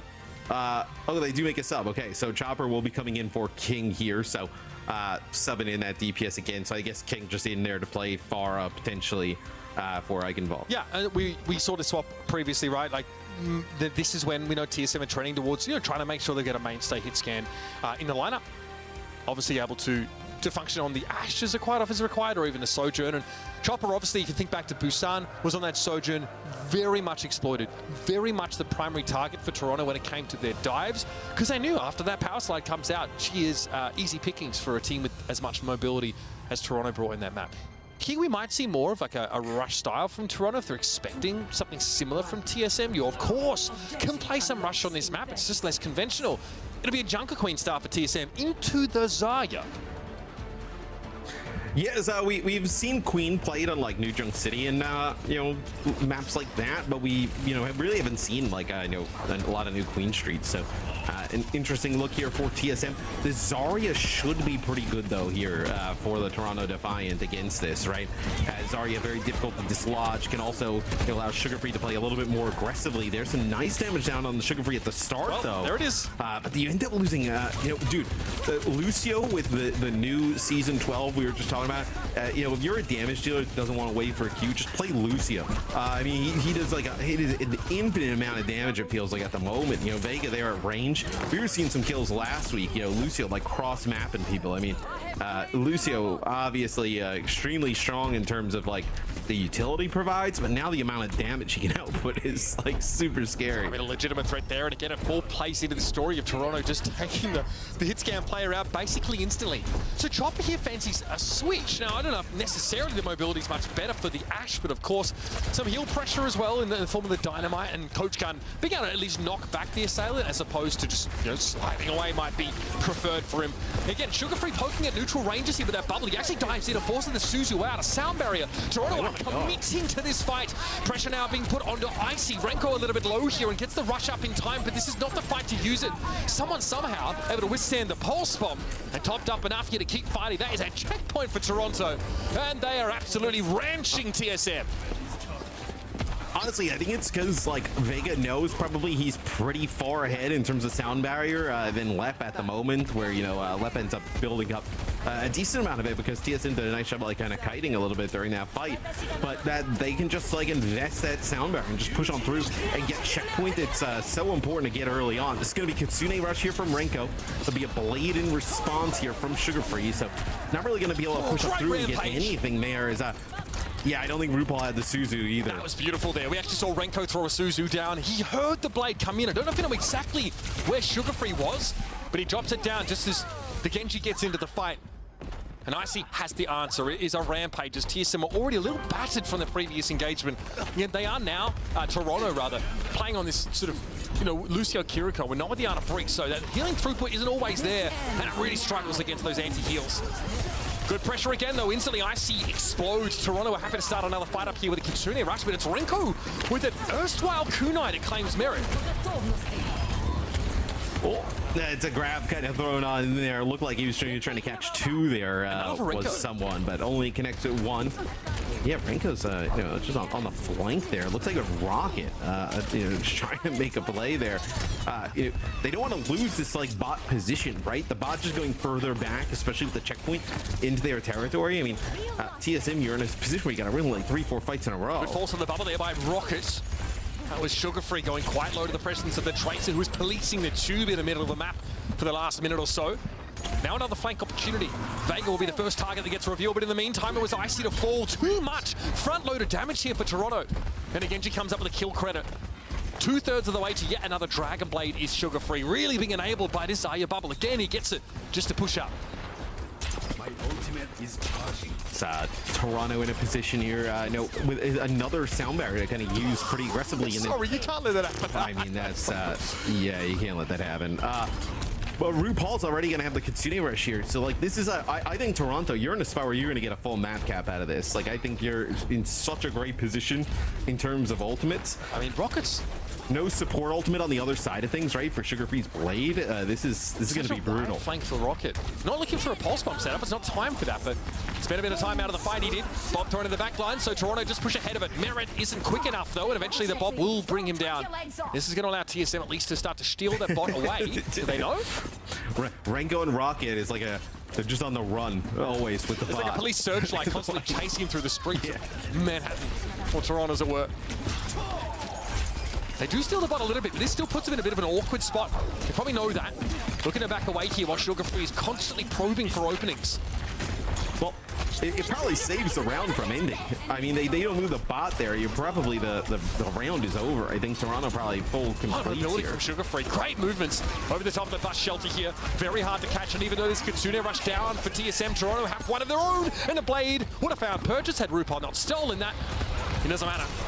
It's going to be Icy Force back now in the bot, once again solidly in the grasp of the Defiance. Yes, the bubbles from someone have been so good on the Sugar Free. You can just play so aggressive on the Genji. Is you'll have like a grab plus probably overclock combo here. Is Chopper Dal goes away from Ash, gonna go over to the Cassidy, just trying to find anything that'll work. You know, maybe he'll protect himself a little bit more here. Sound barrier as well, but I mean, it's brutal to feel like you have to use sound barrier to leave the spawn. Is they just used to grab to just deal with Rocket. Great way to pin a Tracer down, catch her out, take all the pressure off Merit now, and he can play it from such a comfortable spot. That's sad. Sorry, Leb. Happens to the best of them, as we saw quite recently. Don't worry about it. Look ahead to that lower bracket. Of course, as that is something the TSM will be challenged by now as Toronto sweep them aside here in this series. New Queen Street, just as brutal as the two maps that preceded it. That was one of the more brutal series I feel like we've had in a while. Toronto making quick work of a TSM team that has there's some promise that I think a lot of people expect to go, decently far in the loser bracket, depending on how that shakes out. But Toronto, I mean, that was just. There's levels to this, right? Toronto come in with that Zarya composition again. They're anticipating that rush style, maybe not the Junker Queen, perhaps something different, but regardless, they are ready to play. In that first fight, right, you see the Chopper getting focused early on. They're looking for the hit scan. It forces the switch off of the Sojourn to the Ashe. You pick that. Doesn't find a great deal more success. Maybe that Bob offers them some of that utility in the engagements they're looking for. But the biggest storyline for me is that Toronto are matching that pace and aggression of TSM that we saw from TSM in previous games against weaker opposition. Toronto said, we're happy to play that way. Not a long series, but plenty to dive into, and our Destiny's going to help us cover all of that. We're going to head over to them in just a moment and get their take. The moment is here, Mitch. You really didn't have to wait that long. Yeah, I mean, short match. To be expected, again, Toronto defined an absolute juggernaut in this region. So TSM, it was an uphill battle to begin with. We talked about the aggression prior to this one, and we also said that Toronto are probably very happy to match the aggression that we got to see from TSM in the group stages. I want to dig into the compositions we saw there from Toronto Define. Bit of a new flavor, dropping that Zarya in the mix there. How are we feeling about that? What were we thinking? Zarya was buffed this patch, and I think we've seen a ton of Winston, which is typically the counter to Zarya. Is usually a very strong response. Usually the Zarya doesn't work. But another hero I've been maybe joking about a little bit, but that was actually interesting, is when TSM brought out the Winston on Mecha base to counter the Zarya, it was the Reaper swap that came in and they got annihilated on the retake with the Reaper swap. Reaper Zarya, actually a pretty decent comp against Winston, right? The Reaper just so individually dominant there, combined with something like a Tracer or a Cassidy, just blows up that Winston shield, kind of deals with the counter really effectively. And so I'm curious to see, it's possible that this is just Toronto just doing whatever to play against a relatively weaker team in TSM. But I think there's a real chance. Oh my God. Oh, that's a nasty shot too. Like that's not the one you expect. Oh my God. And but for me, this Zarya is actually super interesting. With Sojourn being buffed, there's like a Sojourn Reaper Zarya look that could be available to some teams. I'm kind of curious if we won't see some more Zarya, given the patch changes have benefited quite a few heroes that are often featured in the style. Shades of 2022 Dallas Fuel, Hanbin Zarya, Edison Reaper.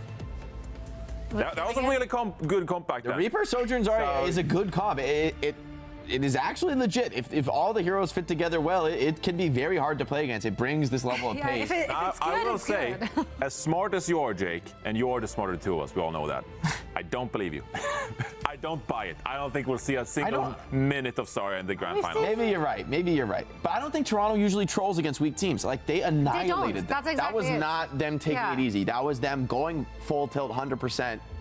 It might be them still cooking a little bit. Maybe they're just, they're frying, they're seeing how it lands. Sugar Free, of course, absolutely popped off. Quite frankly, we could have given player of the match to literally anyone on that team, as they were just on a shooting range. But, of course, Sugar Free on that Tracer, on that Widow, on that Genji, just clean. That Widow just shot clean. alone. I know, like, shot. Lep shouldn't be up there, but like. All right, But actually, seeing it now from his people, I don't even really blame Lep for that. Like, that is a crazy angle. Usually Widow jump shot's the main choke, so maybe Lenny, he saw it coming, had something cooked up there, but deserved player of the match. Not that I mean, honestly, let's be real. The player of the match in a series like that, not too much time for us to see who is really making the difference. Yeah, I don't think anyone in particular made the difference here. I think that was probably a team effort.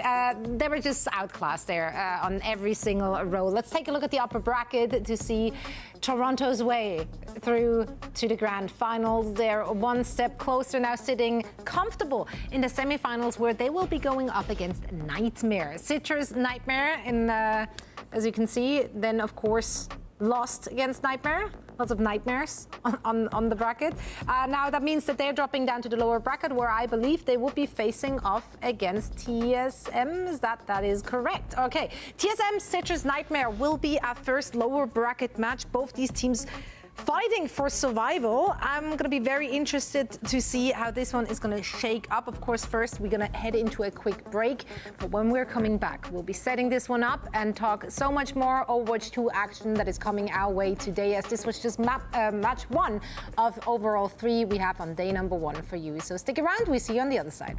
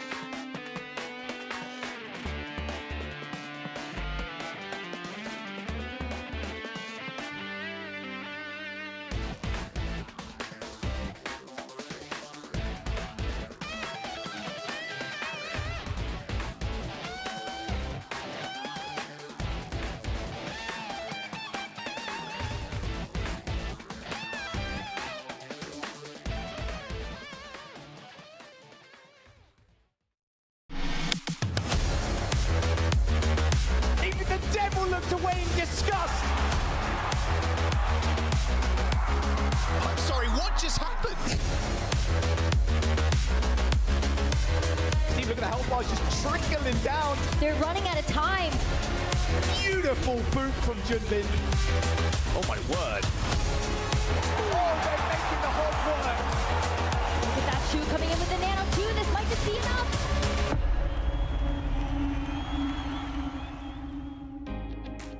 Hello and welcome back, one and all. We are getting ready for our second match of the day for the NA region. So here joined by Jake and by Johnny.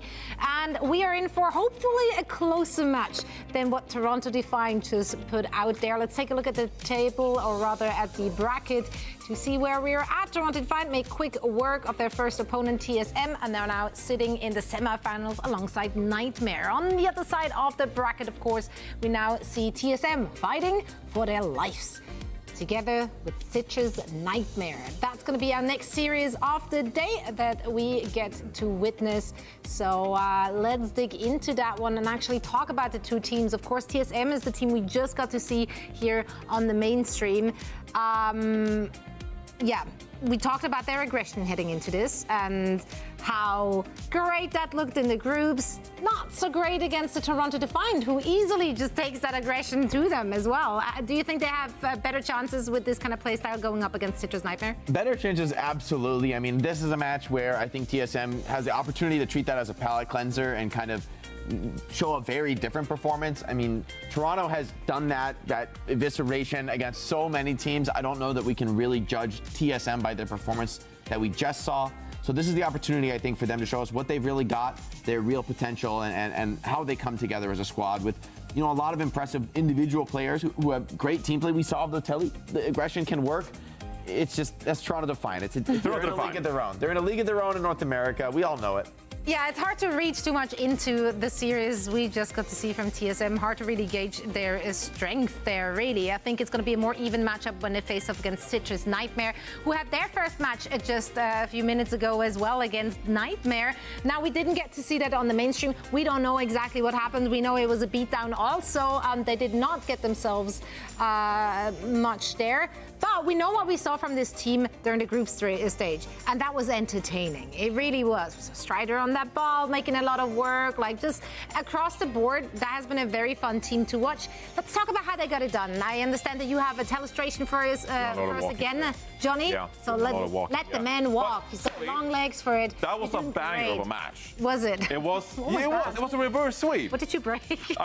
Nothing. Don't worry about it. Okay, I'm not worried. We can still do this thing. Don't worry about it. But it was a really good match. It was a reverse sweep, like map 5. And it went down to the last fight, right? So I just want to cover a bit how Citrus Nightmare actually qualified for this one. So we're on New Junk City here, and you can tell that the timer is ticking up here. So, of course, on Shikigami, who they're playing against on this side, we're actually seeing that they're playing a bit of a Sojourn, Winston kind of composition here, which is pretty different from what Citrus Nightmare are going to play in this scenario. They're going to play Avenger, Tracer, Orisa. I mean, that is so like close range, like get in, brawl. But on this point specifically, what you're going to see is they want to avoid this Sojourn. Like, they don't want to play this high ground, these long sight lines. That's not really what Citrus Nightmare composition excels at. And keep in mind, the point is down here. So if you're Citrus Nightmare, you want to force a point down here. And so that's what they're going to do. You're going to see Seb, he's going to move towards the point. But there's going to be a lot of ultimates used in this fight. So I just want to tell you what we're going to be talking about. We'll, of course, have Solo is going to use a Primal Rage to stall on the point here. We're going to see both teams utilize the Lucio and the Kiriko ultimates. And there's going to be a lot of stuff happening. So we can start playing this one out. And you can see that Citrus Nightmare, they're going to approach the point here, and they're going to start contesting the point. Now, as this one, we can slow it down, we can pause it even. We can go ahead and pause it even. We can see here that we got a flank set up from Citrus Nightmare with the Tracer and with the Venture. And as this fight kicks off, you're going to see that Amadou on the Sojourn is going to peel over to the right-hand side, and Stone is actually going to come in and burrow and actually deal a lot of damage. This is going to trigger Solo, is going to drop a Winston bobber here early, which means that when Winston drops, you're not going to have the Winston shield, and instead you're going to prop the Primal Rage early. So you can go ahead and play this one out, and you can kind of see how things are unfolding. The Venture comes in, burrow, Winston shield, but now you have to contest the point, right? So Solo and Ryan, they're going to drop down, and actually you can see that this is really where Citrus Nightmare, their composition really works in their favor. A lot of point pressure here. They're actually going to go ahead and cap the point as well. And so you can see here, a lot of things being dropped. We can go ahead and pause it actually. So what have we seen so far? We have seen that Citrus Nightmare, they've used their sound barrier and they've used their Kitsune Rush. But they got the point control, but they haven't really killed anyone. I mean, still, all 10 players are alive. And meanwhile, now actually, you're seeing Shikigami, double support ultimate being used. You can see the Kitsune Rush coming out here. So you got better beat and you get a better Kitsune Rush on the side here. Now, this is where an amazing play comes in from Stone, actually. You can see Stone is hiding here, and it's going to utilize the burrow to stall the point, actually for a crucial amount of time. So the rest of Citrus Nightmare, they're going to peel back away, recognizing Shikigami's superior support ultimates. And we can go ahead and play this one out. You can see the stall is coming in from Stone here, burrowing. And you can see they're still in control of the point. They cap the point mid-fight, and now they're in control. Re-engage comes in after the ultimates. Seb is going to go ahead and use the Orisa ultimate and the Venture ultimate. And they cap the point. They win the fight based on this amazing re-engage. So we're just going to take a look at a few POVs as well. We're not quite done here yet. I still just, I'm trying to do my job over here. So we're going to see some individual POVs here. You can see Stone now on the Venture, going to come in with the burrow. Amazing here. And then we're going to see the stall as well. Drops really low here, just like 20 health. Manages to get the burrow in instead. And we're going to see the Kitsune Rush. Burrow comes across with low health. And we're just going to stall the point here before the re-engage actually comes in after this little bit. You can see the sound barriers being used, the Kitsune Rush being used. Here's the crucial stall. Burrow, we're just hanging out. We're just hanging out for a few seconds. Back off, get to safety, and here comes the re-engage. We still have point control, Venture ultimate. Now, if you're Shikigami, remember, this is map 5. This is, you're like fighting for your life over here. So I just want to showcase as well, before we're done here, how close they actually got here. So we got 2 more POVs here. We're going to see Amadou first. And we can see here, we can slow it down, pause it even. We can see this railgun is going to come. So you have a few frames more. We're going to see the railgun come through. Boom. And we're going to go ahead to Jacob's POV, actually, I think, if we scroll it forward. I made this, so I should know. But we're going to go ahead and scroll up. And we can see here Jacob's POV as well. Going to get this railgun shot out. And you're going to see how low he actually drops on the corner. Just 7 health.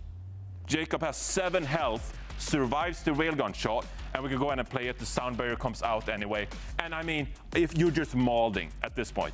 Okay, we lost because Jacob survived with 7 health and got the sound barrier out. If we're Ryan, we can go ahead and slow this one out. We can actually play it. Yeah, keep playing. But as Stone drops down, we can slow it down here.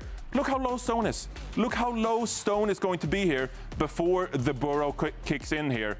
And again, you can see how low these players drop for Citrus Nightmare. And then the burrow comes in. Stone has 25 health there or something. It's just like you're losing your mind. Neutral has 1 health in the top right corner before the sound barrier comes in. You're kicking yourself if you're Shikigami. And that was the difference between qualifying for the main event and just missing out on the entire thing, right? So brutal for Shikigami, but some great individual plays from Citrus Nightmare there. Yeah, it was a fantastic series, an absolute nail-biter. I believe you actually casted that one as well, and a few things that stood out there were those individuals. Strider and Ball was so much fun to watch. They brought a very own flavor. Also, something that you actually highlighted 2 days ago during that cast was Jacob's willingness to switch off of that main support and making it work for the team. I will say that beat was, that was immaculate. We give Lucio's a lot of crap on this broadcast, fair to say, for Ajax. You have a difficult job on Lucio, but that was about as perfect as it gets on the beat. Saves like 3 players at once, turns the fight around, and then it's flexibility, right? When they play Ball, it's him going to the Kiri, the Ana Zen. Yeah. All these different looks in combination with neutral makes them very scary. So I think the Ball threat is another thing that especially TSM have to keep in mind, given their preference for Lucio. Not the best hero dealing with Ball. Yeah, we've shown, or we've seen some different looks from Citrus Nation, or Citrus Nightmare rather, rebrand. Let's see what they have in store for us when they go up against TSM. I hope for a more closely matched match, or series rather, than what the community poll just suggested. Matt, Mitch, where do you see this one going? Do you think we have a closer series on our hands here? Going to be closer than the last one, hopefully. You'd better hope so. I think so. What's interesting about the Citrus Nightmare sort of qualifying, they actually had to play Shikigami in 2, the previous match as well, in Face of Master, and then it also went to 5 maps. These guys just got out of groups, right? That was a very competitive group. It could have been either them or Shikigami, so that's a pretty close margin to kind of walk here. Whereas TSM, I think coming off that Toronto Defiant game, we didn't really get to see what they're capable of. Toronto tends to do that to a team, tends to sort of make them look a little silly at times here. I'm on board with a lot of people at home, Matt, definitely favouring to see TSM advance in this game and knock Citrus Nightmare out. I think so as well. Yeah, I mean, it would not surprise me if TSM kind of Toronto defiant them in a way, where, you know, There's we just levels saw to this, Toronto. Yeah, you don't never want to get, you never want to be, Toronto defianted. But there's a situation where that happens. I will say they were really effective, Citrus Nightmare, with this ball. I know when Jake and I were, casting it, whatnot. There was no like stopping Strider on the ball, so we'll see if they're able to make it work here against TSM. TSM running the Brig for the backline, so they already kind of have an idea of this ball is coming. Brig Ana, you're not just forced to ignore the ball like a Lucio Kiriko composition otherwise would be. You can obviously bash them, you can sleep them, you can throw a Bionade on them, a little bit more pressure for Strider. But all that time you spend dealing with the Wrecking Ball, you're not paying attention to someone like Icy, who wants to play in that front line.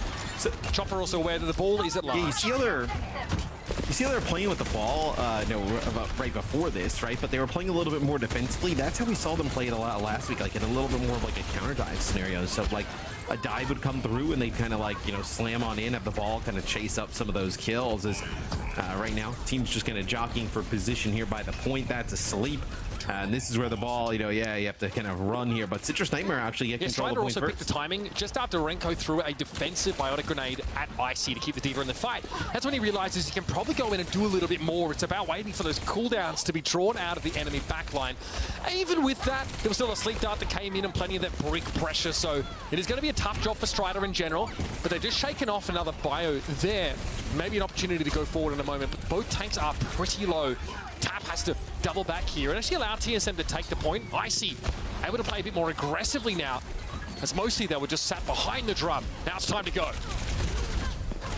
Yeah, and once you find the ball, right, it's really just the ball and the Tracer that are going to be on the point, just trying to contest it, as they're putting just some shots into neutral, trying to, get this kill late here on the BAP. So nice job there from TSM, kind of staggering that out. So you can deal with the ball, you can deal with the Tracer, you're in a pretty good spot. I would say as well, Tap was tremendous last week when we were casting on the Tracer, just like an absolute crazy series. So look to see if he can kind of have that same type of impact here against TSM. It's going to be way harder though. Strider again looking for it. He doesn't quite know the status of the cooldowns here in his backline, but that was a sleep dart missing the Wrecking Ball. So Strider knows now the time to put pressure on Renko. Icy can only look in so many directions here. And yet Strider is just looking to be more of a nuisance. No full commitment yet from the ball. That time might be fast approaching. Okay, playing more defensively, in fact, as it's Strider looking to peel for the rest of their team, and a beautiful pulse will be stymied by the shield of Lep. And with a rally in tow, this is going to be a tough nut to crack if you're Citrus Nightmare. Yeah, the rally popped when the pulse bomb lands there from Tap. So this TSM now going to go up about, to 70%. It'll be Icy on the point, just trying to keep this one contested. Nice bio grenade, though. That's going to have Rally come out, and they're going to use the Immortality Field as well. So Rally and Amp Matrix used here. Forge Citrus Nightmare, that'll be a self-destruct, trying to move some players back from Icy. Did get demech, but it took so much for Citrus Nightmare to try and shut that D.Va down, and he just got back in the mech with that self-destruct. Bob at least can contest here on the point, and TSM are in a bit of a trough ultimate-wise after Chronic gets that Bob out. And eventually Chopper is going to have to succumb. That minefield means that TSM can't go forward, and they're about going to have trouble going back too. Great sleep. It's absolutely everything used, though, here for Citrus Nightmare, as sleep is good, but not able to do anything on the follow-up, where Citrus Nightmare, you have to use absolutely everything to flip this point back, as Chopper over the Widow just seeing if you can find one. Doesn't exactly do that, as now Renko gonna get close towards this Nano. So last time they ended up using it with the Icy, just kind of like went into the backline. I mean, that is fast dive that comes on through. Strider is actually in a position where they feel they can make a full commitment, and Tap follows it up. That target instantly gets blown to smithereens. In this case, it was Chopper again, reliving that first series of the day. Yeah, it's like a dynamite plus the slam and then some tracer damage, right? And then they get the bio grenade onto Strider, but they're not able to finish him off, able to get out there with his life. So when you land that bio grenade, you get that ball that low, that's when you got to kind of capitalize on those moments. A little low on Blinks, doesn't want to drag up the engagement. Look, TSM are playing them in such a spot that it's really hard for Chronic to get dynamites on them. They're playing in that little corner here. And Chronic now just gets pressured by the D.Va. Good healing. Rocket almost tried to get involved there. Eventually, Chronic is going to fall. The defensive resources just stretch to their limits here. But Citrus Nightmare get themselves to 95%. Icy knows there needs to be a cap here. Strider going to be a little bit too late to intervene. And Lep has fallen, though. There's a window for Citrus Nightmare, but Neutral's out of the picture. Taptali's able to follow up now. It's just going to be Icy and Rocket left on the point for the time being. Good heroes to stall, but it's a long walk back for the rest of TSM. Self-destruct again, a bit more of a time buy and a chance to get back in mech for Icy. And still with a decent amount of health. This is great stall for TSM. Strider doesn't quite have the burst damage to bring him down, and now TSM are back with all of their numbers. Yeah, I mean, Strider does have the minefield. He's going to go really high, so those mines going to get spread out just about everywhere. As Lep getting very low, but nice healing there from Renko, able to keep him up. So much done there by Icy as well, just to stay healthy with the defense matrix while Renko is tied up, trying to heal Lep. Here's Bob again. That's going to be slept straight away, but the Lep matrix might pose another issue here for TSM. They have to play it of line of sight. Look how far back Renko is sitting, and on a second pass, Strider is eventually able to bring the Ana down. This has come together beautifully in the last couple of moments for Citrus Nightmare. And now the Pulse Mode to potentially finish off the job. That Amp Matrix really opened things up for them. And it's Lep on a sliver of health, eventually getting caught by a Dynamite detonation. And a stall, I don't think, is going to be enough this time for TSM. It's going to be Citrus Nightmare on the board first. I mean, not all too surprising with the way that Citrus Nightmare looked on the Wrecking Ball comps last week. They come out and take this round number 1. Strider also with a huge kill. Didn't really kind of see it on screen, but Lep actually pops the rally and Strider takes him out like right after. I think Lep actually kind of went for a bash and was maybe a little bit low and gets taken out by the ball. So you really got no value out of that rally that TSM ends up building up. So the ball still continues to be difficult to deal with for teams. Yeah, again, even with an under-brick backline, that's, I guess, the worst part. Even worse were it Lucio Kiriko. At least they'd have the mobility that that aforementioned backline doesn't boast to avoid the ball. Not that that's always an option. It's TSM again, locked into the D.Va strat. It's going to be Icy once more. Renko opting for the Baptiste this time around, and a May for Rocket.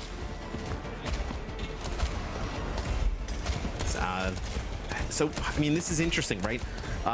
You know, May Cassidy, obviously you can use the wall to kind of like split off the ball, and then I know the mag grenade, right? I feel like the brig is like plenty fine though. Like just play like on a brig. I think that was like enough. I think that just in the moments where they either got to sleep or they got to buy on a Strider, they just weren't able to capitalize. And has to have felt that his immobility was really holding him back, dealing with the Wrecking Ball here.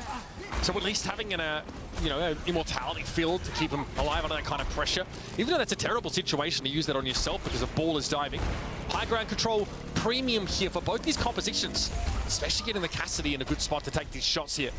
Chronic would like to return fire, and Strider already heads across the gap, but it's TSM in control early. Oh man, this Strider and Tap get taken really low there. The thing that kind of Citrus Nightmare they were struggling with the last week, Mitch, is like, just like you can't play ball on every single map, right? It becomes pretty difficult. You know, you got a few good maps in a row and you're able to kind of win the series. Chronic takes out 2. That you know, Icy was on the point there quite low for a while, and then takes out Rocket as well. But you know, you can keep this going here and take map number 1. You know, that'd be a huge win there for Citrus Nightmare, right? Even if you lose map number 2, you still have some like map selections kind of like that goes in your favor, right? If this is what you want to run. It's all about getting this first map. You see both TSM and Citrus Nightmare opting to play across opposite sides of that high ground and just poke at each other, but one of those teams has an Ash. I mean, Chronic able to win that one out in the long game, and Icy got caught in the middle and demeched very easily. It's not an easy spot for Renko to throw an immortality field down just to keep the D.Va in mech. Rocket here opting for a bit of an off angle now, but it's Renko going down early again, struggling. The pressure from Strider is so real, and the Wrecking Ball started to become a bona fide menace. It's going to be a 4-player sound barrier that Rocket doesn't benefit from somehow to try and commit for this fight. But everyone goes down the tube as the Blizzard comes in. Strider barely tickled by it. At least Rocket's able to pick up Chronic with a right click here. The Strider will be hard to catch as always, and a regenerative burst there. Thrown up by Neutral to keep the ball in the fight. Rocket can't extend much further here till the rest of his team arrives, and now there's a minefield on the second pass for Strider. So frustrating for TSM to work around this, and all the while, that catch percentage is ticking up. Yeah, and it's an Amp Matrix for Citrus Nightmare on the high ground as well. Both teams end up dropping the Amp Matrix. I wonder if the beat was trying to get like an ultimate out there from Citrus Nightmare, or like maybe Lep was considering changing, because I know it's really just like a 3-player beat. Now you lose Icy, who was already D-maxed, but this is just going to add even more time as Citrus Nightmare, I mean, they have been dominating here on this Wrecking Ball. Chronic has been such a huge part of this round. This Ash going uncontested has been a huge difference maker. Like Cassidy, just not enough to keep her in check. Chopper has come up second best heavily on this mecha-based round. 88% and counting. You're walking into a rally and a potential pulse bomb, and TSM don't have anything notable. They've already spent their big support ultimates. Renko with a switch over towards a Kiriko, but it may be too late. Yes, Strider knows exactly where some of these players are coming from. Yeah, it just gets right up into the mix.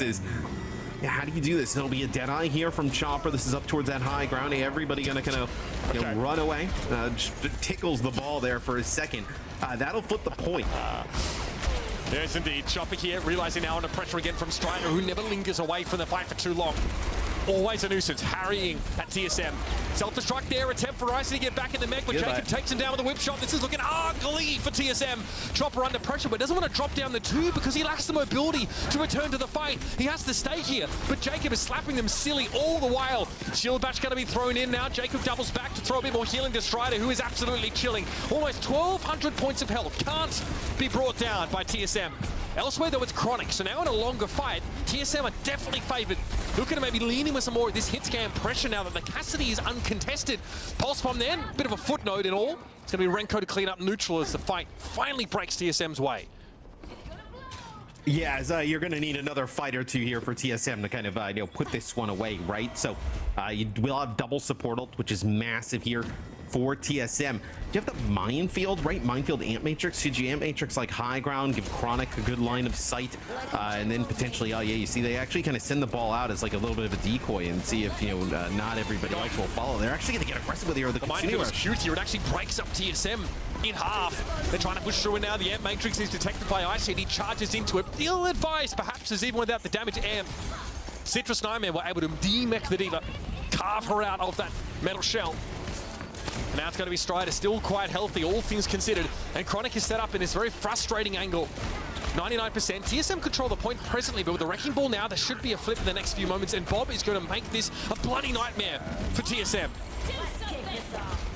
Yeah, it'll be a Deadeye here from the high ground. Can you maybe just deal with the Bob? Yeah. It looks like it gets booped there a little bit. Yeah, so you can put some damage into Bob, and it'll be Chopper finishes off at range. Had to be a mostly inanimate object for Chopper, but at least he had some impact. This rally's going to be huge. Jacob throwing that up here. Tough for Rocket to hang in this fight. Icy D-mech'd and brought to heel.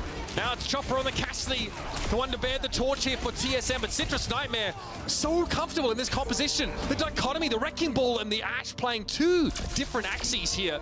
And Citrus Nightmare have taken away Busan. That ball comp, man, in the right hands, it is so tough to deal with.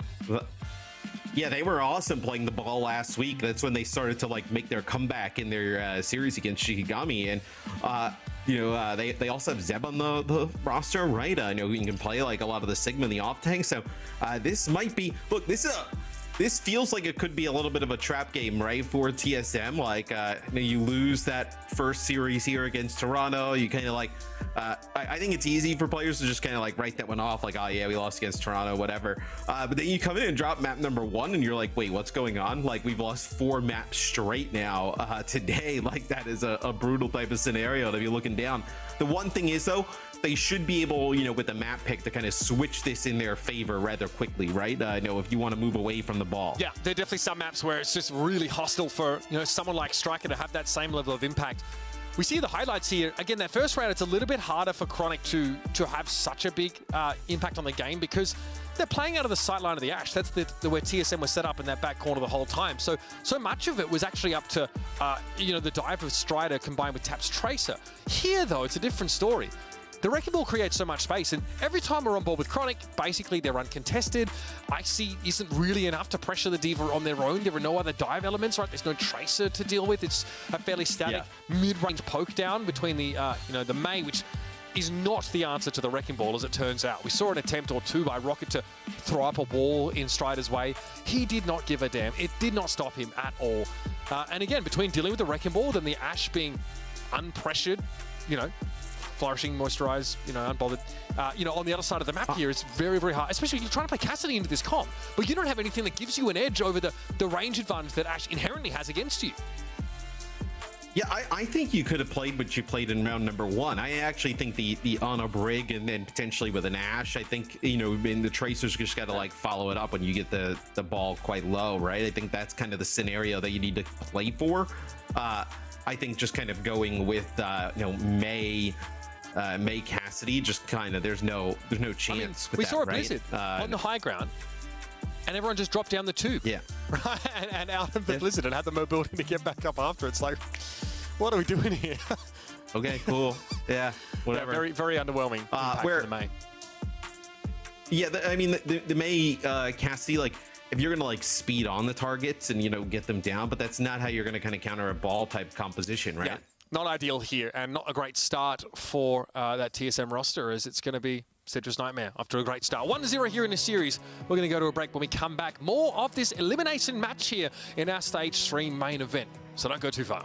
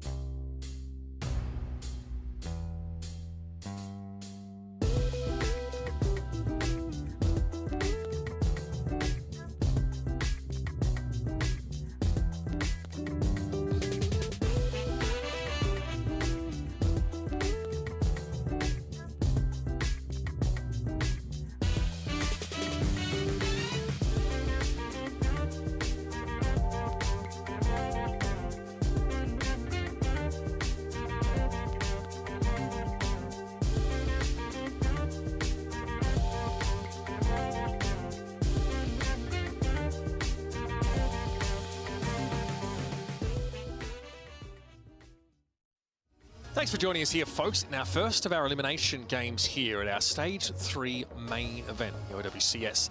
Citrus Nightmare take a first map, a close-fought battle over TSM with a Wrecking Ball comp that causes them more headaches than they would care to admit Moving on to Eichenwalde now, of course, TSM's map choice and one where they hope to not have to deal with the ball in any way, shape or form.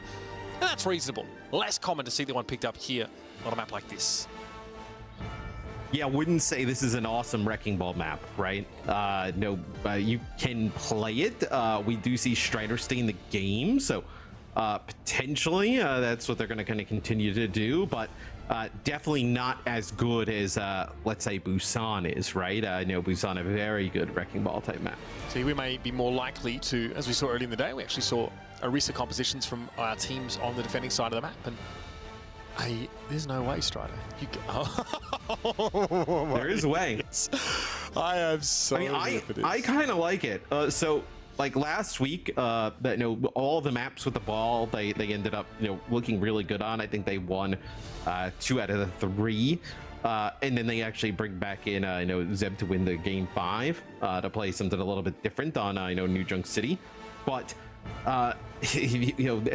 It raises so many problems for TSM. Why not? Like, if you feel like you can run it here and you feel pretty confident, like, just you may as well just go for it, right? The attacking side for TSM often necessitates the Lucio Kiriko, less so on defense. They do have the option for another Brig if they still feel like that is going to be enough to answer the Wrecking Ball. It was not. Spoilers on the first map of this series. Strider here with a bird's eye view of the situation. TSM had to. That's a pile driver to Farah. She's mid-air, man. Okay. Already the pressure's starting to mount here as Strider makes their grand entrance. Being able to just be annoying and playing from these rooftops now, mostly out of line of sight. Oh, that's dirty. It's also really difficult to drop, like, what are you going to drop for, like, a Brig or an Ana here on offense here for TSM, right? To kind of, like, make it through the choke. It feels like you're in a really difficult spot where you play some supports that, might lead to success for this ball. As Strider, though, takes some big shots there from King. I think we've seen Renko and Let play like the Lucio Ana at times here. The Suzu is not necessarily doing much for you here. You're nothing big debuff-wise you need to cleanse, I suppose. Still, though, very helpful with the Kitsune Rush. What it offers you, that haste buff is really not something to sneer at. So, that was pretty quick. TSM able to break in awfully fast, and the Wrecking Ball defense doesn't quite hit the mark. No, the kill on the Strider really just opens things up there for TSM as he's just being annoying here, a little bit of a nuisance as I think just ended up, wants to end up like a Christmas ornament on Overwatch Hero. Yeah, so now though, TSM, you control the bot. This is the spot of the map where, like, Wrecking Ball's not really awesome here, right? How do you play Wrecking Ball here? How do you play the last point of the map, right? Pretty difficult position to do so. We should also mention that TSM playing King here. In the second map, like we saw in the last series. Yep, always big for Eichenwalde. Strike out again, enough altitude to put real pressure down on the Farah without having to worry about damage drop off at range. King, though, still able to shrug that off for the most part with the help of Renko and Lep, and now these rockets start to clatter in onto the high ground. Concussive blast there in an attempt to unseat the defenders from that high ground position. The mine's a nuisance for a time, but Strider's still going to be brought down. Icy gets the job done, and now Citrus Nightmare without a tank. Yeah, when they lose Strider, they have no type of pressure, right? It just seems like everything else kind of just crumbles right after that. That's a minefield up towards the high ground when they drop that Kitsune Rush, so not really able to get a ton of value out of that, but Strider gets caught in the castle all alone, not really able to do anything there. Is King with just a little peek here through the window, does have this barrage to use as, the rest of the team starts to come out. Now Chronic doesn't have any space. I mean, that whole castle phase was really supposed to be Citrus Nightmare leveraging the Ashe really oppressively. Now they have to play like this, which is awful. Absolutely awful for any hit scan hero, let alone Ashe herself. Meanwhile, Card obviously moving up the hill. Round in the corner here, basically, in the middle of the bridge. The bomb will be thrown out to contest, and this might at least give Citrus Nightmare a chance to get out, but Icy's refusing to let them leave the castle under no circumstances. Absolute bloody house arrest, anklets and all. And the bomb does contest. Rocket, though, just what was that? The one clip on just tap. Deleted him. Yeah, I mean, just taps the one that's just trying to contest it with the Bob, but just gets absolutely annihilated. There is neutral. This will be the Ant Matrix here, but a nice barrage on the flank that comes through from King. That's going to be both supports, as this should be the second checkpoint for just TSM. What Citrus Nightmare have to do to even contest the card. First throw Bob, and then a trace of that gets one clipped, and then he gets turned into deli meat as you try and move up through one of those small chokes by the Farah. Dominant showing here for TSM, much more at home on Eichenwalde. And already you can see King pushing up. Time to save the world? Game on! Yeah, I mean, this has been a speed run here for TSM as Strider makes a change now going over to the Diva. So you have to ditch the ball. I mean, no way you can play the ball here in this later part of the map. And we'll see Sombra in play. So we started to see Sombra a little bit from some teams last week and looked quite strong when we did. So excited to see Chronic pull it out. Annoying for the Diva. She can't really stop it outside of damage to interrupt the hack. Citrus Nightmare all fall back here with the Kitsune Rush in play, but Rocket wants to pursue them. Force the translocate out by Chronic, and by the skin of his teeth, he gets out alive. Again, Tap trying to control here, but Rocket's been so good at shutting down flanking routes or just the Tracer in general. 3:34 on the clock. I know, it's a bit early in the round to think about time, but that's just what TSM have been doing here. King does fall eventually. The boosters carry Strider on a collision course with the Farah, enabling that elimination. And Rocket's able to blink away from a potential hack from Chronic. Oh, that self-destruct's going to clear the field awful quick here. Still, Jacob gets back on the cart awfully fast, and Lep also forced to Strider charging on in. So that's Lucio now down for TSM. They're starting to run out of wins here, but Strikers looking to get demegged. I don't think the Baptiste here is very safe for neutral yet. Behind the net matrix, they're able to back away, but the ultimate doesn't get a lot of use at all. The Sombra's back, she's awful slippery. She's able to translocate back into the fray once more. It's a Suzu for the attackers to keep them topped up, and this should do it. Neutral getting hacked here means no exo boots and no escape, and that's a 252 time bank for the attackers.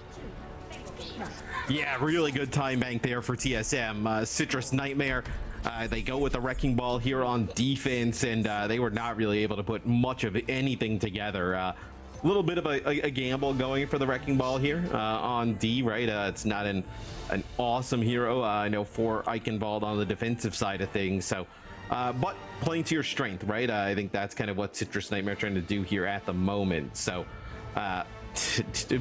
so this is where like that map number 1 win comes in huge, right? Because okay, TSM's going to pick a map that they don't want to play ball on, right?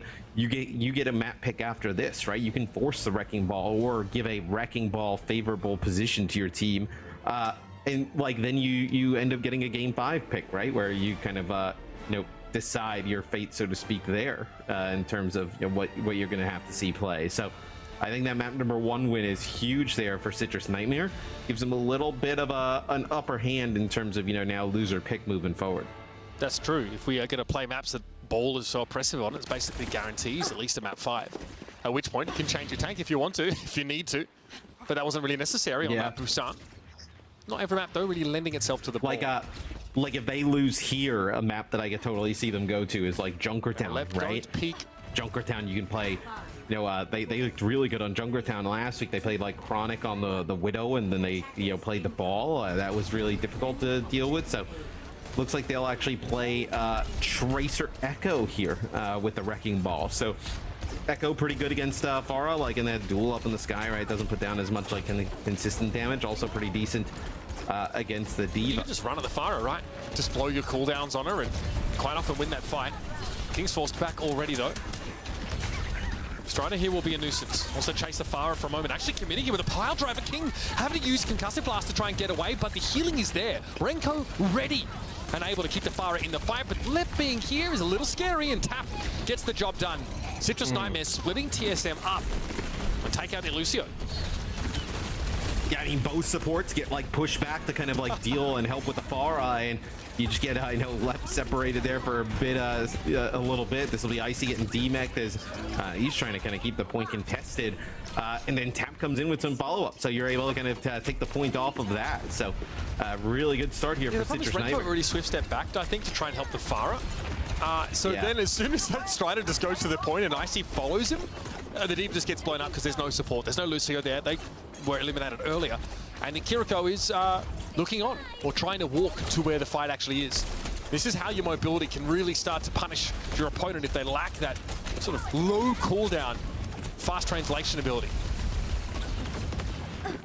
So now you start to work towards some ultimates here for Citrus Nightmare, right? You're going to have this minefield.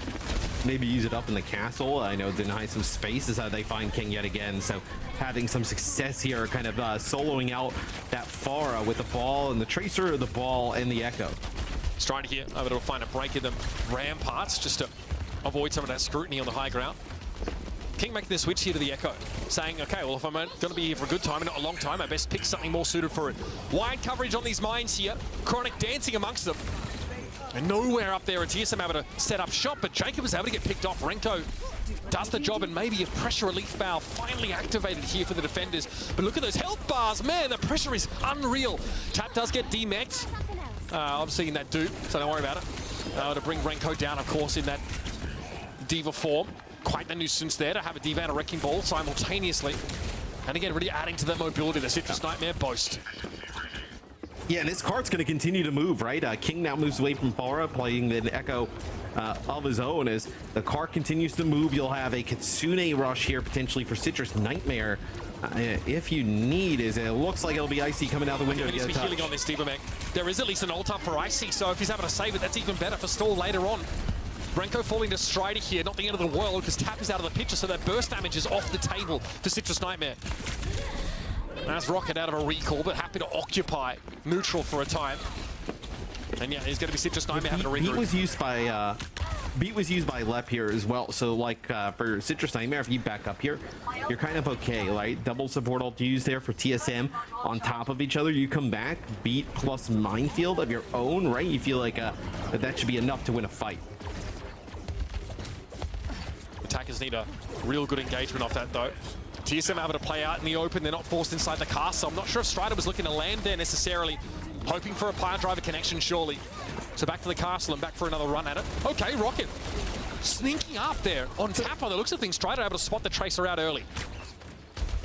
Yeah, it just kind of like appears right in front of him, just kind of swats at him as Strider looking to get in position here to maybe get a nice ground slam, but that's a nice boot there from Lep, just kind of like knocks him off course. Desperately Icy had to turn around and peel for Renko there. Here's that sound barrier we were waiting for. King, not a great dupe opportunity here. Probably wants those cooldowns out first. Focusing beam, the Suzu will answer that comfortably. So it's a Tracer dupe now for King. Two Tracers, would have been two on the field if Rocket hadn't been taken down just now by Wrecking Ball rolling through, going about his business. Strider's down to half, and it's a D-Mech on Icy. TSM looking a little bit haphazard now, especially after losing the Baby Diva out of Mech, and King does deploy a Pulse Bomb during that duplicate, but has to get away. Now we have a Symmetra here for Rocket. A little unconventional against the ball, but just to get back into the fight as quickly as possible is still not enough. 3:35 to play for Citrus Nightmare. Yeah, he was just trying to get a TP to the point, just keep that clock going for as long as possible. Gonna go right back to the Tracers, so Citrus Nightmare, they finally get over the line. They'll actually go Zarya here towards the end. I actually really like this swap. Allows Tap to play pretty aggressive, same with Chronic. And then you can really take advantage of the Diva, but look how aggressive TSM get. They know players coming off the spawn, they push up to the gate. Yeah, the fact that Tap can go in, blow cooldowns, and potentially get out alive because of that Zarya bubble is huge. It really changes how the Yaku can play. Also, yeah, having something that just pressures Diva, regardless of defense matrix, feels pretty good. Sometimes we see Baptiste here switch too to back this up, but Neutral's getting pretty close to a Kitsune Rush, so may want to hold onto that for the moment. Yeah, the BAP definitely plays better with the Zarya, right? You know, in terms of like the immortality field and whatnot. King gets quite low, has to be kind of healed up here by Renko, but yeah, I think you're so close to some of these support ultimates for Citrus Nightmare, and you're pretty close on the clock, so there's no reason to switch at the moment. The attacking side here, so you want that rush. They're going to push on in here. Remember, the rush also effective. Bubble cooldown is pretty massive, but Tap can't get one in time. All right, King going to bring them down there with the sticky bombs that burst damage too much for the Zarya of Citrus Nightmare to anticipate. A sound barrier for 4 here, a big commitment for Citrus Nightmare that at least allows them to snatch up Renko, and now they've gotten rid of Icy. The game is still on. Pulse here by Rocket. Doesn't quite land. And King hoping to stay alive while they possibly can, so the Chronic's been sent in with a bubble to try and finish the job. Well, you know, with the Zarya, they're going to win the long game, right? You know, that's the type of situation there where they can actually use that beat, fight, nobody can actually get a touch, so nice play there from Citrus Nightmare. You have sound barrier there. I mean, you end up losing your Echo, but you have the later beat, plus you have like 100 charge Zarya into a Diva comp. You know, with your Tracer up, you're still in a fantastic spot to win. So I like the idea there from Jacob and Co to kind of double down, use the beat there to try and win it. And rush, of course. The haste buff, especially with such a cooldown reliant tank, is pretty massive. And you saw Citrus Nightmare get in there early. They obviously lost Tap there in that sort of fight, forced to beat out of TSM, but they weren't quite able to put themselves together quickly enough. And Icy switch to an ostensibly less mobile tank may have been the difference between him touching the point and not, but nobody wants to run Diva out again against Zarya time and time again. It'd be absolutely Well, crazy. so here's an interesting thing though, right? Like, TSM, they'll be on defense here first. It seems like at least they just can't play the D.Va, right? You're a little bit worried about that Zarya pick, potentially, right? So they'll end up playing Winston, Tracer, Sombra here, kick things off. So the Sombra pretty good against the ball. You're going to have to really rely on those hacks. Still playing, yeah, the hacks are, look, in fairness, pretty short duration. They have the Kirika Lucio, so they don't have any disruptive utility necessarily. They might just be looking to counter dive here, which is obviously on the face of it a little risky, especially on defense. And a lot really, I think, depends on King getting rolling. Can it shut down the Echo, for example? Turn off those cooldowns for a time. Pressure down the Virus. EMP obviously still powerful, but it's an unconventional pick here, this Sombra. I think Sombra potentially gets a lot of play, throughout this event as we kind of move on, as some teams definitely, I think, favor the hero. There's a hack there on a Strider. He will make it out with his life, but King puts down some serious damage. Strider healing through most of that, though. Remember, if you pile onto the ball, that shield only gets stronger. Strider getting hacked out, so crucially it's about turning off that mobility and disruptive power for those windows, and eventually they're able to catch him. They do leave Lep exposed while they turn their attention onto the Wrecking Ball, though, and for the attackers, getting a trade there is pretty good. Tap eventually falls, and King has been pretty crucial on his Sombra thus far. But again, it's a 3v3. You're gonna get back in this. You're gonna get back in this fight so fast, though. If you're Citrus Nightmare, you're gonna get the ball right back in the mix. As you have the Tracer in both supports alive. I mean, like a perfect scenario there for them.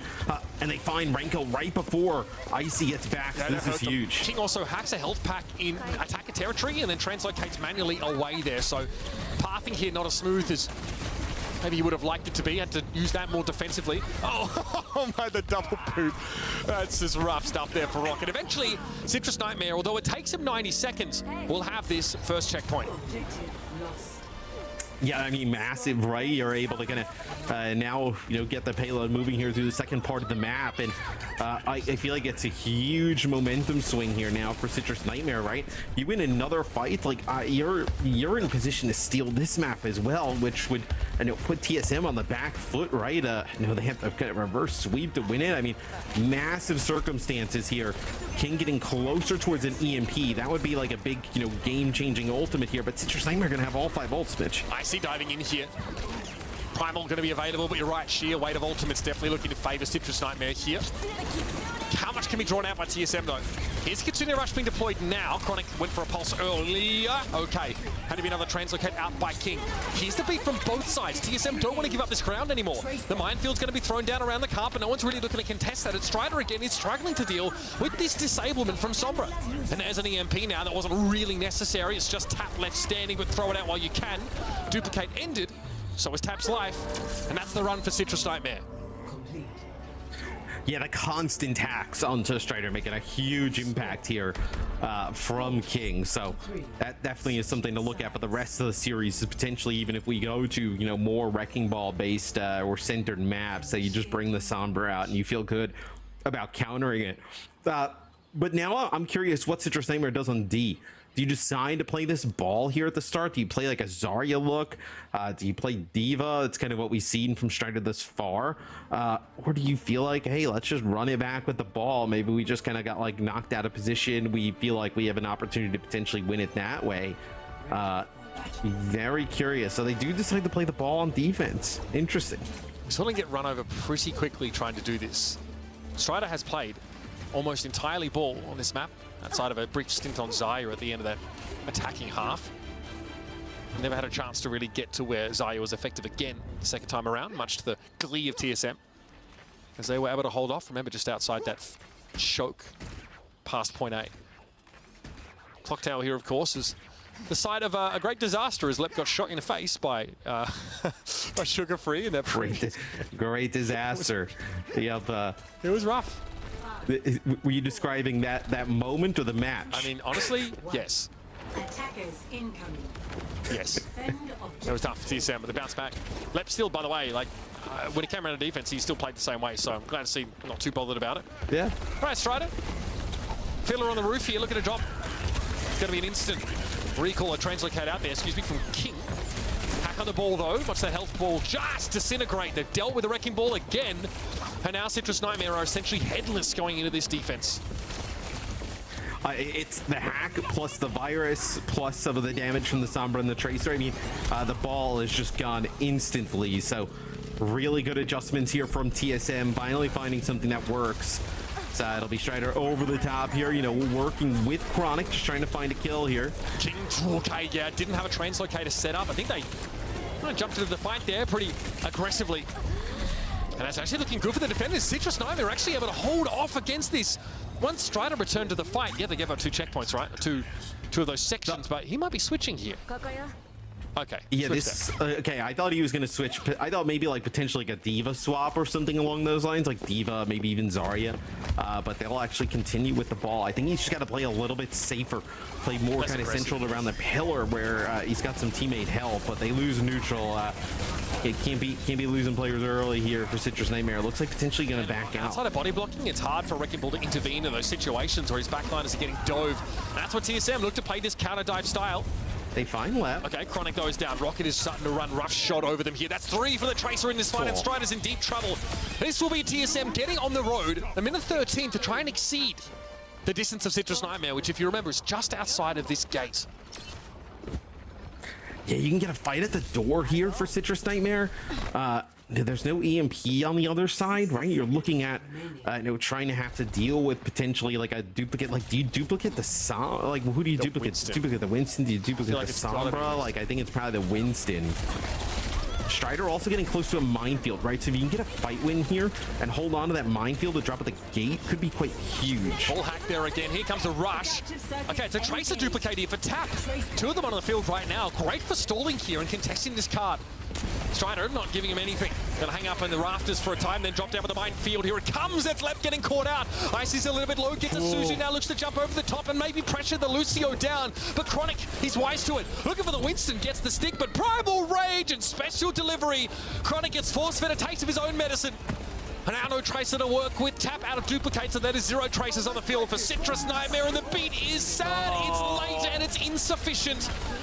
Jacob tried to keep the dream alive there, but it is dead. That's all their chances here on the map of Eichenwalde. A close one in the end, running to extra innings, but TSM prevail. Yeah, the beat there knew that there was an EMP on the other side trying to hide, but the beat, you know, doesn't connect with Strider. I was so scared that Lep was going to sound barrier and then he got hit with a minefield. I was like, oh, there's no way this is how they're gonna lose, right? I mean, that would have been absolutely brutal. But TSM in a really back and forth game against Citrus Nightmare, an opportunity for Citrus Nightmare to take it. They end up, you know, falling there. It's TSM pulls out what I feel like is a must-win map. I don't know how I feel about how much they struggled against a Wrecking Ball on Eichenwalde, right? Which is, you know, quite a rare thing to see. I think the Sombra feels like it's going to work. The Sombra feels like it's going to be a difference. Whether it works consistently enough or not kind of remains to be seen here. We saw it pedaled out on the defense side as well by TSM, and you're right, like the hack virus combo able to sort of really work the ball down and make it impossible, crucially, for the ball to get away. So that's about sleeping them. That duration, unfortunately, if you sleep a ball, you have to wake him up to do damage. But if you can stop him from rolling away, getting a grappling hook off and going elsewhere, then your chances are much better. And that hack window is shorter than it's ever been, but if you're able to focus fire, you see you can still bring down that Wrecking Ball pretty quickly. A lot to talk about here in Eichenwalde. Let's have a look at some of the moments that defined the map that was. Icy on the D.Va for most of the time, right? They tried the Pharah, which again can be, you know, a little risky when you only have the Kiriko to really heal them up, but they blew through this Wrecking Ball defense. Yeah. I mean, when they got the ball down on you know, defense, right? When TSM was on offense, I mean, the payload, it was just sprinting through the map. I mean, you know, Strider was the only one that was able to kind of stand up there, contest it. They deal with him. They just kind of continued to move the bot. That's how they set such a good time. And again, look, we saw the Wrecking Ball attacking composition do work for Citrus Nightmare. It's very effective, right? Strider, I like you alluded to it earlier in the round. You said, for the last phase of the map, like, I don't think the Wrecking Ball has a lot of utility. We sort of switched to Zarya. Pretty effective, obviously, with that Kitsune Rush and allowing the Echo to play that much more aggressively to dispense those cooldowns and, you know, get back to some sort of safety. So it ends up running into, you know, sort of extra innings, but the difference being, we see the Sombra now being employed by TSM, and it's a little bit harder for Strider, right? They do push through this sort of choke, and these are the last moments, right, where that sort of weird fight goes down. Tap had just duplicated a Tracer. You see Strider again getting hacked for the umpteenth time, and a sound barrier that is a little too belated from Jacob. then it kind of falls apart because Leb has one to match them. There was an EMP that was being anticipated for Citrus Nightmare, but they couldn't afford to hold the beat any longer. Competitive map, I quite enjoyed it. Very diverse styles as well from these two teams. See them come clashing together. And I think we'll have a good idea of how Citrus Nightmare feels judging by map pick. Like, do they feel that the Sombra is such a deterrent to potentially their ball play that they take us to somewhere, you know, maybe that they want to play like a little bit of like a rush style of play or kind of like match a dive? Or do they feel like, okay, we can still play maps that the Wrecking Ball is really effective and make it work? I think they probably, if you're going to play Wrecking Ball, I think it's Junkertown. I think Junkertown's probably the play here. If you want to move away from that, I think you can go to like, you know, New Junk City. You could go to, you know, Colosseo, Runasapi. Yeah, I think if you want to continue to play the ball, I think it's clear that Junkertown's probably the pick. Yeah, and maps obviously that sort of shut that style down. You know, like we said, those sort of rush favoring maps. No, I mean, Dorado, it's a opportunity to play some ball there. I think on Circuit Royal it's quite difficult. So you could play it on well, actually no, never mind. I was gonna say, like, we did see them play it on Blizzard World, but obviously hybrid out. So yeah, I mean, it would feel like it would have to be Junkertown. Like, yeah, Junkertown. Okay, so yeah, they're pretty good at this. They end up playing the ball with a Widow-based composition. It's a lot of space for the Sombra and the Tracer and whatnot to cover, right? It could be quite difficult. Yeah, again, and now even defensively, you have better options if you are looking to play that Widow composition because of the ruins and the rubble that exists outside of that first checkpoint. Widow has like a bunch more angles to play from as opposed to virtually standing out in the open there. So it's comp that sort of gives you value on either side of the map, and the defending Widow has a lot more equity than she used to have when, you know, her perches were pretty sort of telegraphed and obvious. There's only a short number of them to account for. We've seen teams try and play double sniper on this map as well on the attacking side, alongside the Wrecking Ball. And Sombra's at greater risk, like you mentioned, of having to go on these longer flanks that take her out of the fight for a longer duration, having a DPS that's not able to contribute to the main engagement while she's, you know, going coast to coast to chase down a Widow can be quite detrimental. What are you also dropping, right? Are you gonna like not play a Widow, right? And play what? Sombra, like Sombra Genji, Sombra Tracer, and then if the Widow starts popping off at range, you have no response. Like, you can't really play Widow Sombra. Like, you'd have to play like probably Widow Genji. So I think it probably you know, forces TSM to make some decisions here on what they want to give up. Kind of requires you to have a pretty sort of imposing presence in the front line to actually give you the time and opportunity to flank, because attacking with him on Junkertown is a bit risky. It is a wide open map. It's the same problem that Sombra kind of has. Genji's always looking to find a flank, unless you have like a Zyria comp, I guess, that lets him poke, you know, neutrally, like we saw from Toronto. Here's your lower bracket here.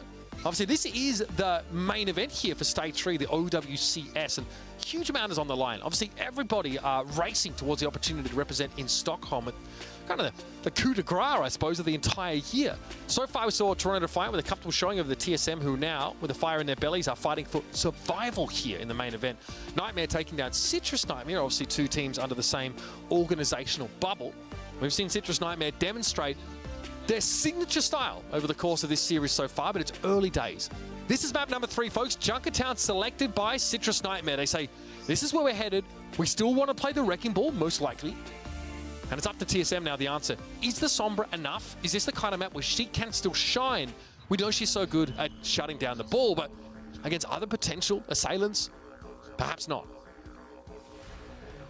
Yeah, I think if you do lose here, you're a little bit worried, right? If you're Citrus Nightmare, because, you know, Push, Flashpoint don't really have great options for Wrecking Ball. I want to say they ran it on like a Runasapi or something like that we saw them use it, where it was really bizarre. I think it was Runasapi where but the other team just kind of, you know, just played like Lucio Curie and just kind of like fell over. TSM, they'll actually play on defense here with a Sigma. So Sigma also pretty decent at like dealing with some of the chaos of the Wrecking Ball. No Widow though. They'll end up actually they'll leave King in the game to play Hanzo. Yeah. All right, I'm sitting forward in my chair now. My gamer posture has been dispelled. Hanzo. Well, you have a seat there? It's like a stool. Yeah. It's not a gamer chair like you have. I bet you Jaws wouldn't be Jaws seated. picks up the stool when he casts. He actually holds it in his right hand and like gestures at the screen while casting. It's quite bizarre. to see. I think he's just got this inner rage that gets moderately channeled while he's casting. Years have been called Fish Boy, I think, had to do with it. Anyway, Strider here with the pile driver, of course, wants to... Yeah, it sounds like he would do wants it. to try and exploit here this less mobile composition of TSM1. Really, he wants to use Sigma as its pivot. And unseating these supports on the high ground is a great way to start to sow chaos within the ranks. Yeah, the Zen, it's also a really interesting pick here, right, for Citrus Nightmare, because as Icy gets quite low, that'll be the blaze of the kind of grapple and the movement there from Strider taking him out. The Zen just provides so much damage, and the Zen's also pretty awesome here on Junkertown in general, right? So gonna put down some serious damage at range. We're not talking about the fact that Chronic actually just walked up and flanked the Sigma as well. Just stood behind him shooting. They were so comfortably able to just surround TSM, corral them up onto that high ground, because obviously the poke comp wants to be there so badly, but no one was watching the backline. Ash flanking? Absurd. So now we have changes here for TSM. Dropping the Sigma. They'll play the Sombra yet again, so it's going to be difficult to keep this Zen alive. Well, and there goes Omnics and viruses like oil and water.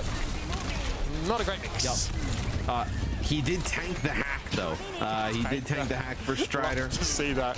When your Zen tanks the hack, you know you're in good shape. Hack aggro, yeah. He taunted and tanks the hack and then died. But no. So they'll play the Kyrie. I was going to say you can play like the Break. Brig would be very solid here, right? Because that's going to be quite aggressive. But the Kyrie as well. Great staying alive. So despite all this early pressure, there's still the issue of actually capturing the checkpoint here for Citrus Nightmare.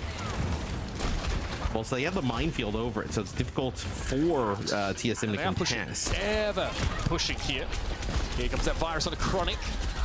Not to be vaccinated in time. It's going to be Rocket getting the job done. Nice even a back up here. Yeah, see, that's the problem. D.Va extends so deeply. Beautiful pulse, though, taking Jacob out of the fight now. That longevity here for Citrus Nightmare under extreme question. That's a hacked health pack, though, that Rocket was standing on. I'll be able to benefit that. He can cycle into that health pack and pick it up whenever he wants to. This Tracer is in such an issue here. Just by good fortune, I think we've just tuned into the Tracer POV. Good job, observers. That was the real unraveling factor there. Rocket just going ham, and you see Neutral able to kind of get a cleanse on one, keep somebody alive for a little bit longer, but no, it's very difficult for them to keep some of these players up, right? Chronic or even Jacob, right? Get Dove on. I mean, maybe the Brick keeps you alive a little bit longer. So a Bob that opens things up. It'll be a headshot on a Renko. That's going to be an EMP really early. Susie thrown out there pretty much straight away, though, by Neutral. Chronic looking hail hardy and healthy, able to bring Renko down. Well, going to get caught by the dynamite explosion there. Strider pretty unbothered right now by any of that pressure coming in. And look at that. I mean, Icy cannot get to Chronic. They have to double back and defend the cart itself. And that's what an uncontested Ash can do for you. Take over the game. Yeah, they need the Nano, though, to kind of keep Chronic up, right? The Nano kind of keeps him alive through all of that. The EMP kind of comes through. Now, Bob, it looks like maybe taken offline there during that. And you need when the dive comes on through to the Ash specifically, you need that Nano to keep him alive. Provides a little bit of damage. This is interesting. So you drop the Ana and bring in a Brig. So Kriko Brig here is the lineup that Citrus Nightmare. It's a little fruity, I'm not going to lie. Jacob there falling. Strider here more than happy just to get King out of the picture here. Eventually the Sombra has to go down. The cart, though, not moving as we speak. It's mostly being controlled by TSM, so that still needs to be addressed. Rocket and Icy probably rotate cooldowns on and off the cart to keep it stalled out here. We've got 2 minutes on the clock for Citrus Nightmare to work with. Encroaching, of course, pretty quickly on a Kitsune rush now, so a pitch battle on the ground would definitely favor them in that case.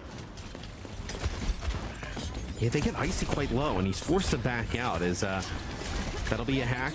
Comes on out there on Strider. This is going to be the Kitsune rush here from Neutral. Oh, it's like a really interesting angle off to the side. Strider not able to quite use the tech, as I think they were tending to end up in the window, not on the ground below it. Yeah, I think so as well. Looking to try and pressure. Well, they find King now. Yeah, I mean, they did. Oddly enough, the power driver still hit a Sombra. I don't know if King was stealthed or not, but either way, they got something for their trouble. And that was a pulse bomb stuck to Strider that he just stuffed back into Rocket's face. Again, those high mobility tanks can bring your pulse bomb right up under your nose as it explodes. Rocket didn't have the blinks to get away, presumably. Hack attempt there for King, unsuccessful, and no chance to dispense the EMP in this fight. Self-destruct here is an interesting choice, just for stall purposes, presumably. Icy able to stay in the mix here with both supports alive in the back line. Chronic will be denied the high ground as Rocket contests it, and Icy comes up with their defense matrix. Space and time board here, with a Kitsune Rush also employed. Yeah, so close to the rally is Jacob. I mean, that would have been a huge difference maker there. As some damage down on the Strider, they're going to let him go. So I think what TSM, I know obviously playing around this EMP, I think Citrus Nightmare has done a better job here in the second part of the map, putting pressure onto King. Is just like we drew it up. He had a blink too, man. That's brutal. No, that you really do there. I think he can get away if he's able to blink one more time. I think the timing, though, was, a bit off. It's hard to know when that pulse is going to go off. Better for the doubt always. Here's that EMP from King, a little desperate, had to use it, but still got caught by the sound barrier. So healthy enough now to shut down Bob for a time, and now take some cover. Icy getting pressured. We're going to go through the mines over the cart now, and all of TSM forced to fight inside. This is always an awkward spot to be in, especially up against a potential pulse bomb from Tap. Absolutely looking for an opportunity now. There's a recall, but happy enough just to work Rocket down with the pulse pistols, and that'll be enough. That'll be Citrus Nightmare. Get to the last phase of the map with 90 to play. Yeah, I mean, it's a brutal thing to try and have to push into, right? It's like a minefield with a rally there on the point, and you're trying to play like a dive-based composition.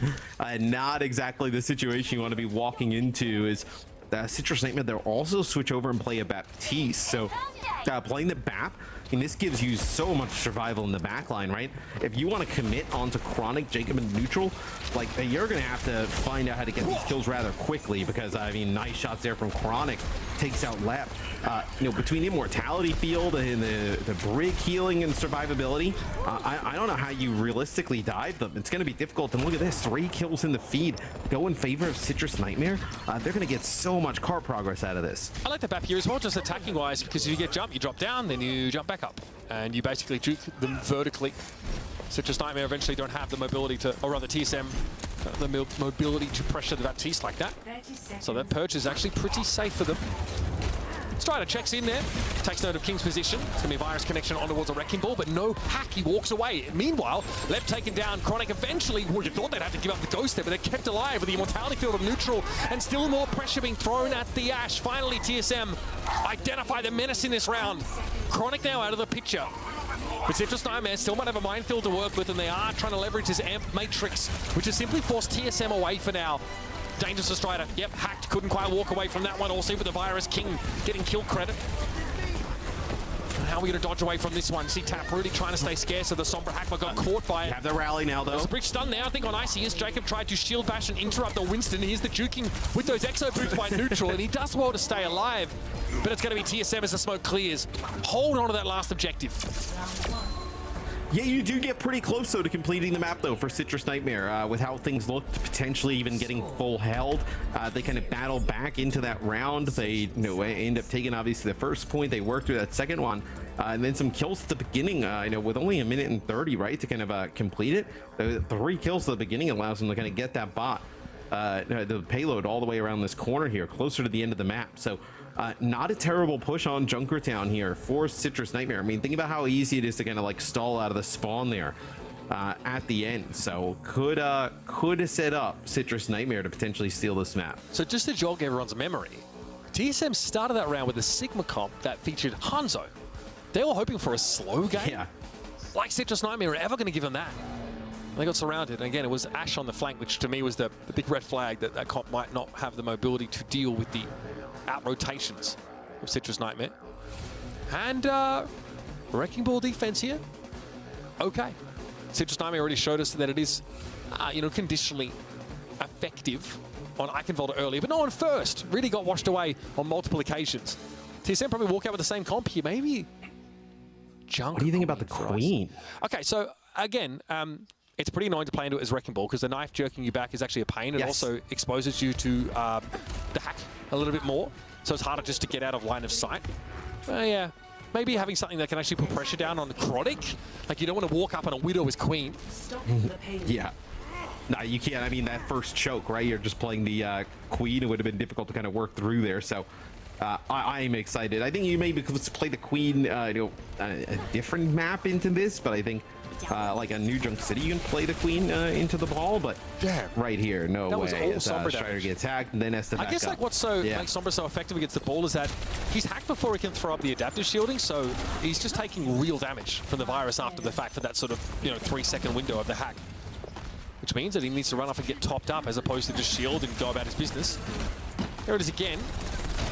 Strider this time though already had the shield. I mean, the damage is so bursty as well, and you can't use any of the movement abilities, right? So it puts you in a really difficult spot trying to have to play within like LOS some of these healers where you're really relying on the brig packs here in this type of situation. Feels like it. Chronic doesn't have a good sight line, not because the map doesn't give it, but more because CSM won't play in it. Oh, that is absolute filth! You've got to get that off my screen instantly. Somebody get the Windex. Filth. And you see how committed they have to be to go get that kill, right? Icy was extremely weak even before the fight kicked off. I mean, Chronic hits an insane shot on a rocket, but you have the ball come back in and slam those players while they're trying to get those kills on top of an immortality field. You just don't have enough, survivability for TSM to work through it. For TSM, I guess the benefits here, Mitch, is that like you can almost like farm EMP and play for fight wins that way. Like you have enough time here, but still not the easiest path to victory. Icy takes a half dive, at least to clear some space around the cart. This is going to let them move up the cart and break line of sight by hiding behind it. So Chronic sidelines are still limited. Walls would be huge here. 84. Infrasight would be massive here, getting very close to it. Just putting down damage on Icy is... Oh, Icy low. Chronic feeling the burn, though. Trying to play through the Ant Matrix. Lep here, though, was asking for it. Absolutely asking for it. It's so difficult. Like, even with the Widow not really picking much up of anything there, right? You got the Brig there. You got the Ant Matrix coming through. It's, you're fully committed to going into that, back area, trying to make a play for that Widow. Yeah. Now you're going to be able to use Infrasight, right? That's going to burn some time off the clock. So TSM going to have about like a minute to deal with, work with probably here. That's so annoying to try and kill anyone on the back line. EMP though. Oh, the Infrasight. Backs down pretty quickly. Okay, so revealed fully, even though in that sort of stealth mode, and that's what happens. Chronic getting full value out of the Infrasight on the Sombra. King revealed and then picked off with one clean headshot. 1 minute left here for TSM, and they're running out of options. I mean, what?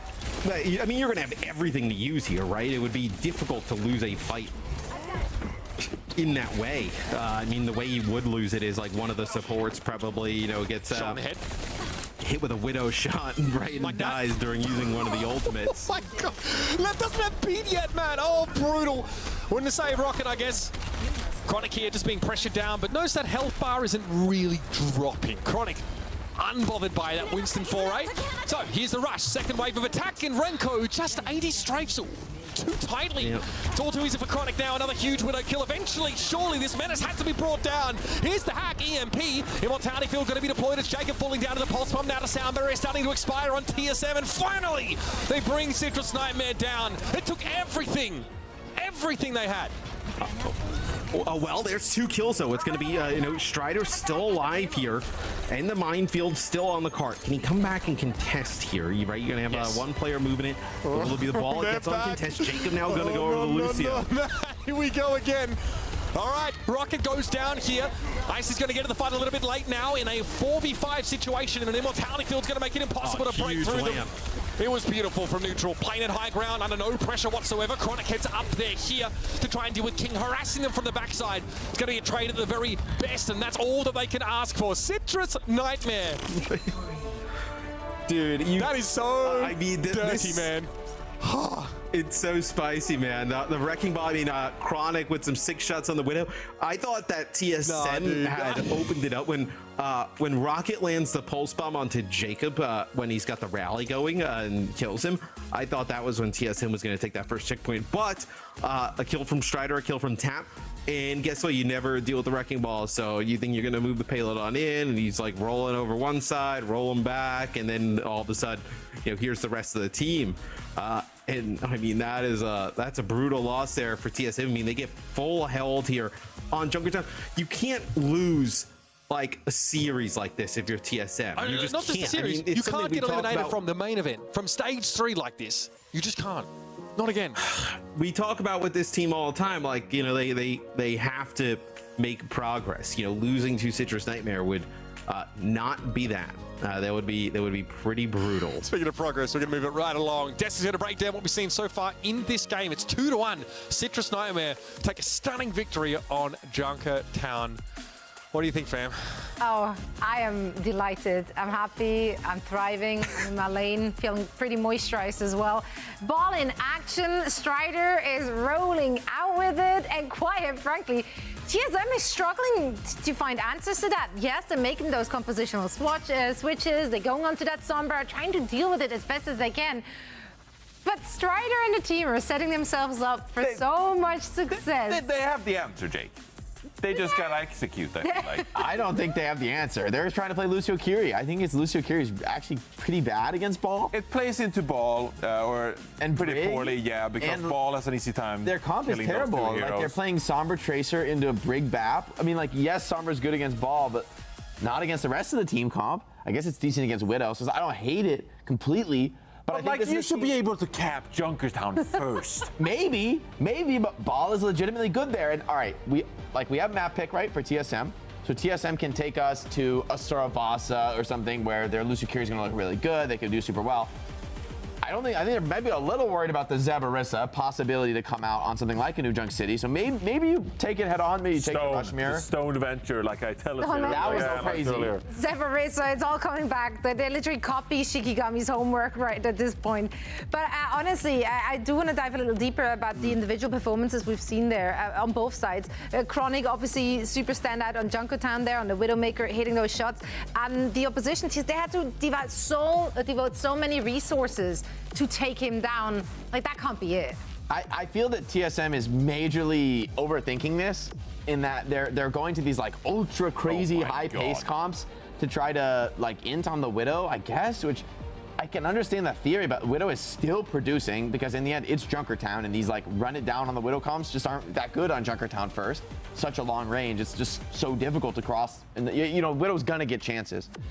And I honestly feel there's such a great individual performance. Someone like Tap is coming up with kills in so many of these fights. Jacob and Neutral are proving to be a really vexing backline to get the best of. And Strider, he's just balling, you know? Like, he's doing his thing. And, like, that's all you need. That's all you need.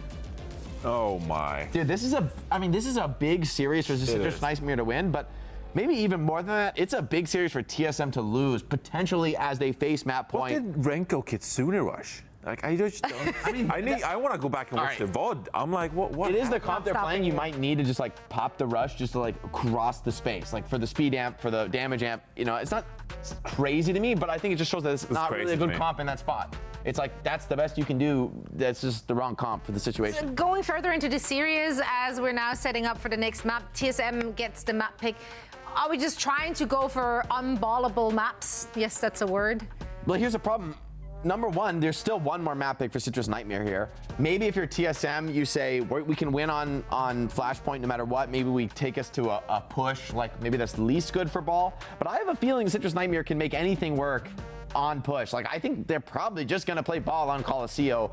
I don't know if that works, but I promise you, Strider does. I promise you, I might not know the rollouts on Ball, but I promise you Strider does. Listen, so confidence I think they're ready. I think they're gonna take it. We could even see Neutral and Zen on this map. I feel like TSM, they still look good on Eichenwalde. And yes, Junkertown was a collapse. It was disappointing, but I still feel like they played so well on Eichenwalde with a composition that kind of dealt with Ball. Now you're going into push, which again, you can kind of like play around the bot, of course, and that's going to limit, you know, Wrecking Ball's gonna come in from flanks and such, but it kind of like narrows the combat compared to point A of Junkertown, which is like the widest, largest in the game. So I still feel like TSM, they just gotta execute at this point. That's what I feel like. Yeah, I think most people would have picked TSM as a clear favorite here, but Citrus Nightmare, they're coming to play. Let's see if they can finish it out on this next map. Guys, take it away. So like Johnny said, for TSM, it's execute or be executed. Head roll out of this competition. I don't think it's that dark. It is literally life and death. Matt? That is life and death. Yep. I just have to clarify. Literally. It is not. You know, it is not just metaphorically. There's so much on the line here. Yeah. It's I mean, we are going to the Coliseum, right? You think the guy gets knocked out and they just like patch him back up and, you know, put him in hospital for a few days? No, they feed him to the bloody Lions! So they have to buy him, you know, prime food, keep them fighting. Next Gladiator comes in. Throughout groups, Citrus Nightmare only played Runasabi in terms of their push map. So they did run the ball on Runasabi. They're going to run it here on Coliseum. Wait. Oh, okay. So I was like, that would have been a little bit shocking. Also, Queen with map. I mean, that would have been quite odd. But look, they're awesome at this style of play. It's clearly bothering TSM, so go for it. TSM playing a backline with the Ana Lucio that can definitely be exploited by some of this. Trying to heal play at a line of sight. No, has a sixth sense about the Bayonet coming in. Just rolls it out of the way deftly, avoiding that anti-heal, which would have at least slowed him down. Icy's just getting poked, and he's not happy about it. Throws a bubble up, which disintegrates virtually instantly. Strider going to be redirected, though, on one of those forays towards this TSM squad. Now looking to disrupt the high ground position. Okay, good little boot there, actually, on the way through from Lep. Throws Strider off a little bit. Sleep from Renko, though, doesn't connect. Harder than you'd think to hit those wrecking balls flying at you with the dart. The Immortality field is down now for neutral, so Citrus Nightmare, that hard shell starting to get cracked.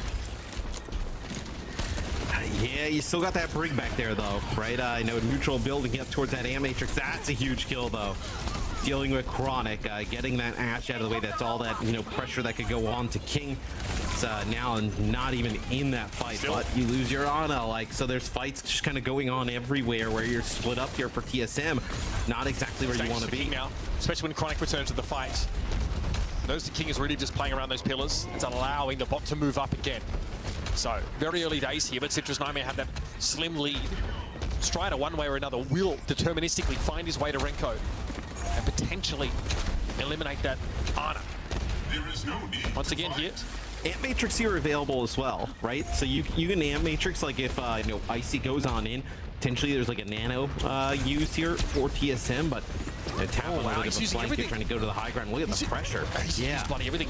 Also had to put himself in a more compromising position. The people does come, but that means that there's less support for Icy in lieu of Renko. But he's able to return to the frame with the nano boost there. That seemed like Renko saying, okay, I need to get you back in the fight as quick as possible. So he throws that Ana ultimate in.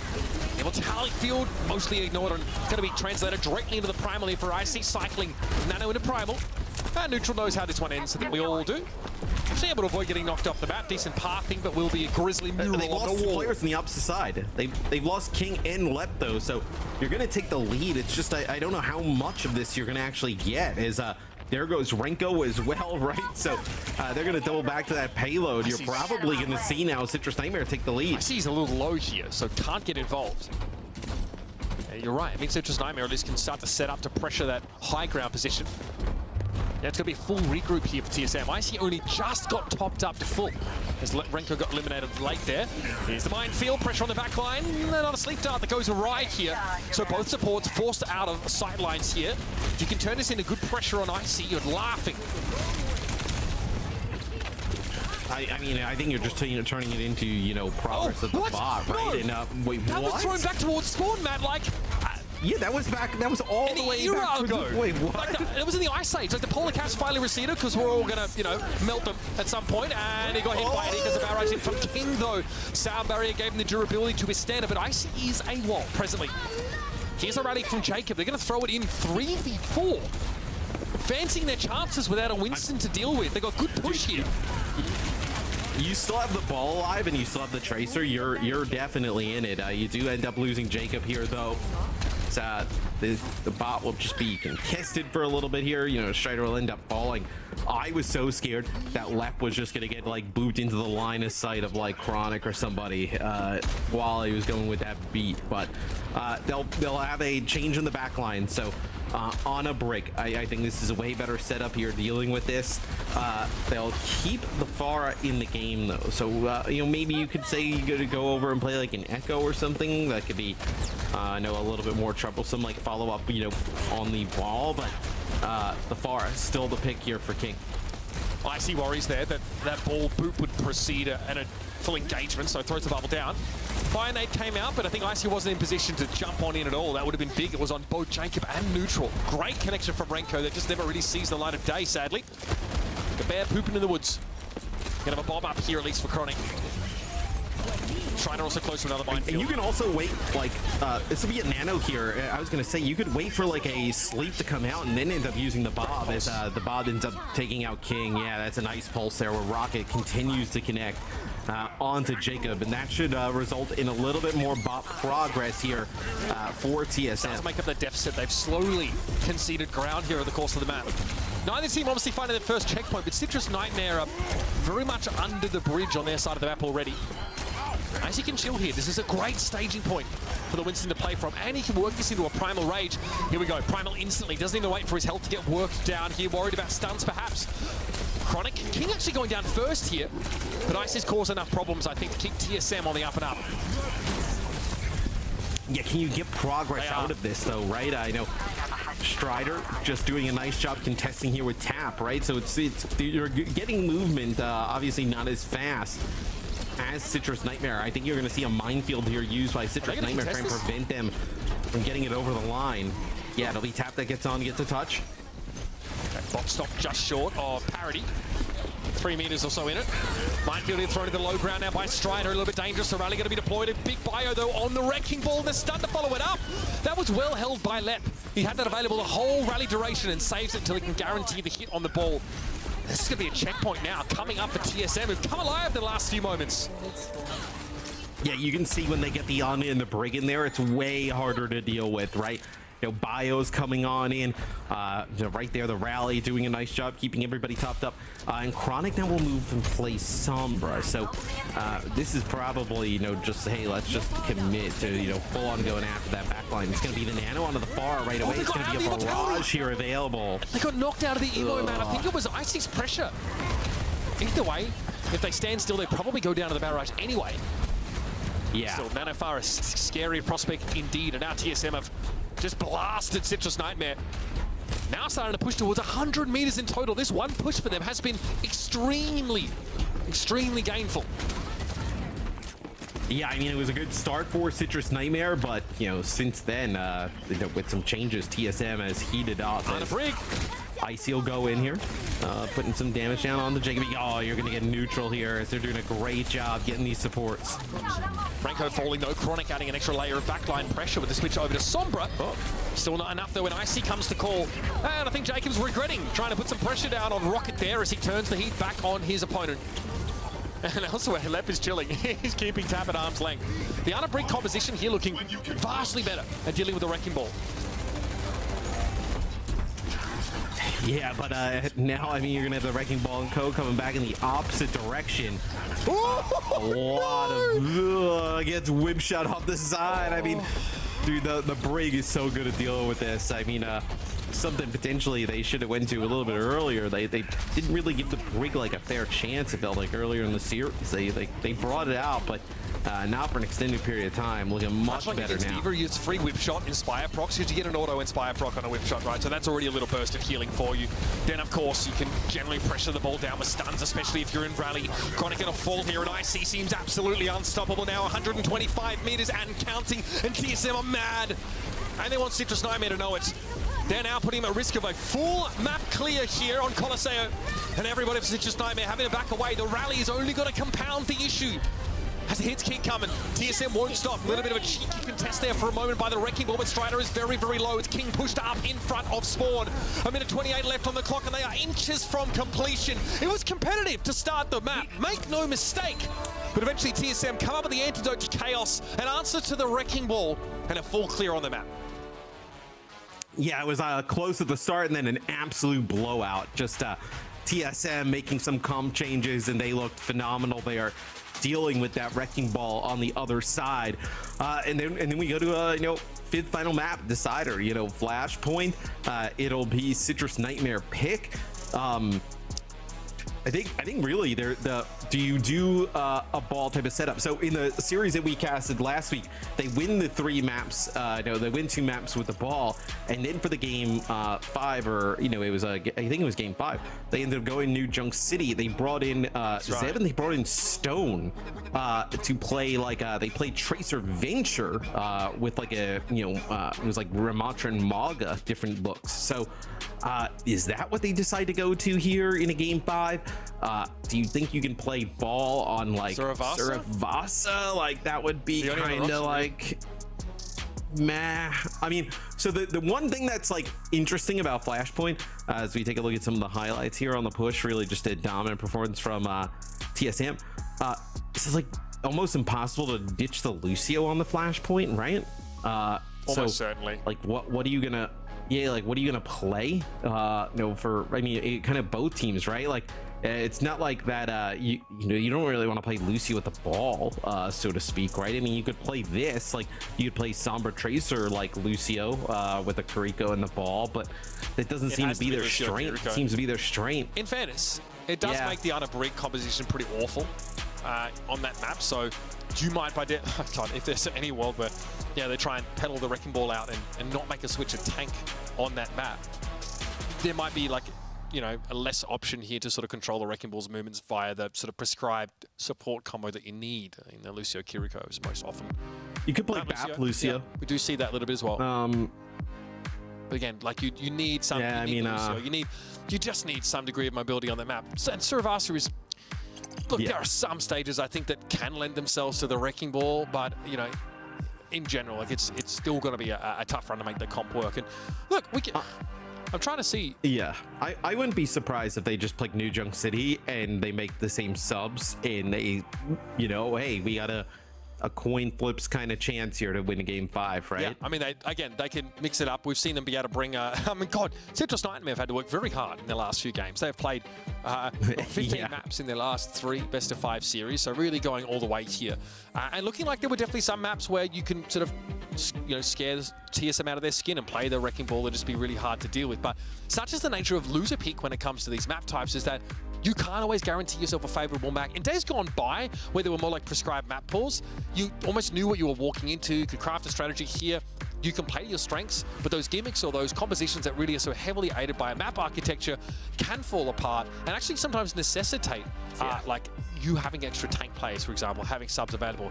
Drops, of course, are live right now, of course, through the 29th and 30th here in our main event. I guess we're in the Olympic theme right now. We probably shouldn't tell them about how those medals are breaking for everybody, but Ramatra skins as well available. Big shout out, of course, to our featured co-streams over the course of the main event. Some of them breaking the medals. Some of those medals are breaking. Bullskunk, of course, is... good thing that Australian breakdancer didn't win one. Yeah, there will be no ray gun slander on this cast, okay? You might put some respect on it. I can't do that with a straight face. Big shout out, of course, to our featured co-streamers, Bullskunk, Hunter, and Co. Obviously, Bullskunk's one of our jumps in and casts a lot of the Face It League as well, so you obviously see Commander X there as well. Great to have familiar faces helping us get around all these games, because there's a lot of games to cover, and there's a lot more games to come. Even today, we have our second elimination match to follow to close things out, and of course we've got 3 more games of matches. The main event is heating up, and we're looking to see where that tier break is. How far ahead are Toronto Defiant, and can teams like your TSMs and Citrus Nightmares of the world catch up? We're going to go to a break, folks. We'll come back for the decider map in this series. It's going to be Flashpoint. It's going to be a banger. So stick around. We'll see you in a second.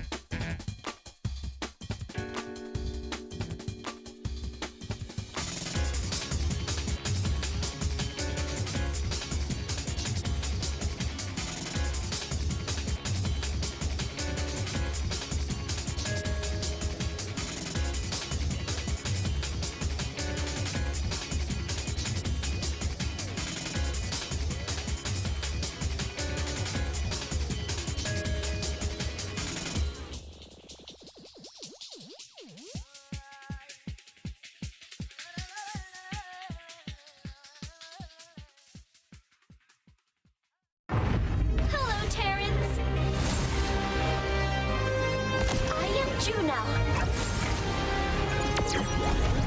My adventure has just begun. Welcome back, folks, to our second match of our North American main event for today, and it is an elimination match. And we're in map 5, folks. That's right. It has been back and forth. Maps taken, as you can see here, in a map set graphic. It'll be Suravasa selected for our final map. So no new Junk City pick here for Citrus Nightmare. No, and I imagine they continue to run like with the ball potentially. We'll see if there's any subs, but I'd assume there would be none, right? I know they've committed to it the bit this far. I didn't see any in the lobby.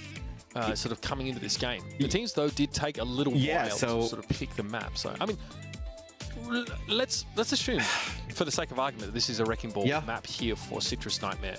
I feel like there are a number of points in Suravasa that obviously you can, get good grapple points and have verticality, also have some flanking routes here, but not all of them. So we know they're going to play the ball, right? Do you play Sombra Tracer with it so you can play the Lucio Curie? Like, is that the path? Do you play Lucio Vap and keep Ash in the mix? I'm really curious in the backline, or do you just say, Vap break here? Just both teams play no Lucio. I mean, you do get the speed boost off the spawn, but it's not, TSM feel priced into it because they know they're going to be playing against a ball, but this Sigma comp obviously struggled a lot against Citrus Nightmare on Junkertown. Very different map, very different context in fairness. But they kind of got rounded up there and just picked off one by one. So, no distinct disadvantage for not having Lucio, given that neither team have it. So we are trundling across the map. It's going to be Symmetra that helps us get out of the gate here. And obviously Strider doesn't have an issue with mobility. Tracer. So this is a really, like, outside of obviously having the Tracer, it's a really kind of static comp here.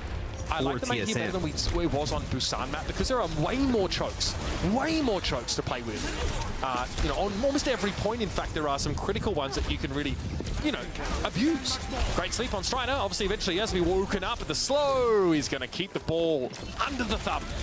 That'll be first pick for TSM.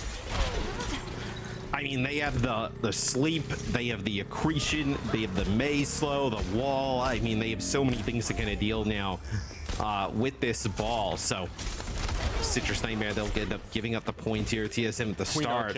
Nice try by King there. Kind of separate them up. Do you have so they ditched the Tracer here. So they'll actually play an Echo here instead for Citrus Nightmare. I don't know how this Echo gets healed, right, with Brig Vap. It's gonna be a bit hard, but I think probably a little bit better against like Sigma. You force the ice block pretty quickly with the sticky bombs, and you can get over the Sigma shield potentially. King, though, losing at long range here. Chronic obviously has been an absolute menace over the course of this series. And that's another one. That's 2 picks for the Ash here. It's dangerous stuff. You have a bloody Sigma shield to play behind, and still, Chronic just rips him to shreds. I mean, you're just getting knocked around everywhere, right? It's not like you can just kind of stand there and just play around it. I mean, look at like the displacement is. This will be a stagger on Icy that is quite brutal. And then you control high ground, right? There's no like hit scan or anything but pressure on the other side of things. So nice job. A little bit of an odd composition here for Citrus Nightmare. A little bit odd for both teams, with no Lucio in the mix here on Flashpoint. But we'll see now TSM on their approach. How do they get this back? Who's this like Nano to? Is it like the Brig? Is it the Sigma potentially? Sigma does not function well with Nano at all. I don't know who though. There's probably the Brig. The only good candidate, or just to save someone. If they're Tracer. Just the instant burst heal, I think, is just favorable. Strider. This is so annoying. This is trolling. Okay, here's the kinetic grasp, shield deployed, but Icy, look how low that shield was already. Icy cannot stand on the point. Pulse, no good there for Rocket. TSM are running out of options here. Ball going to be deployed here by Chronic, tap duping a May of all things, and yeah, Nano May it's going to be for King. They are very, very low. He gets pushed.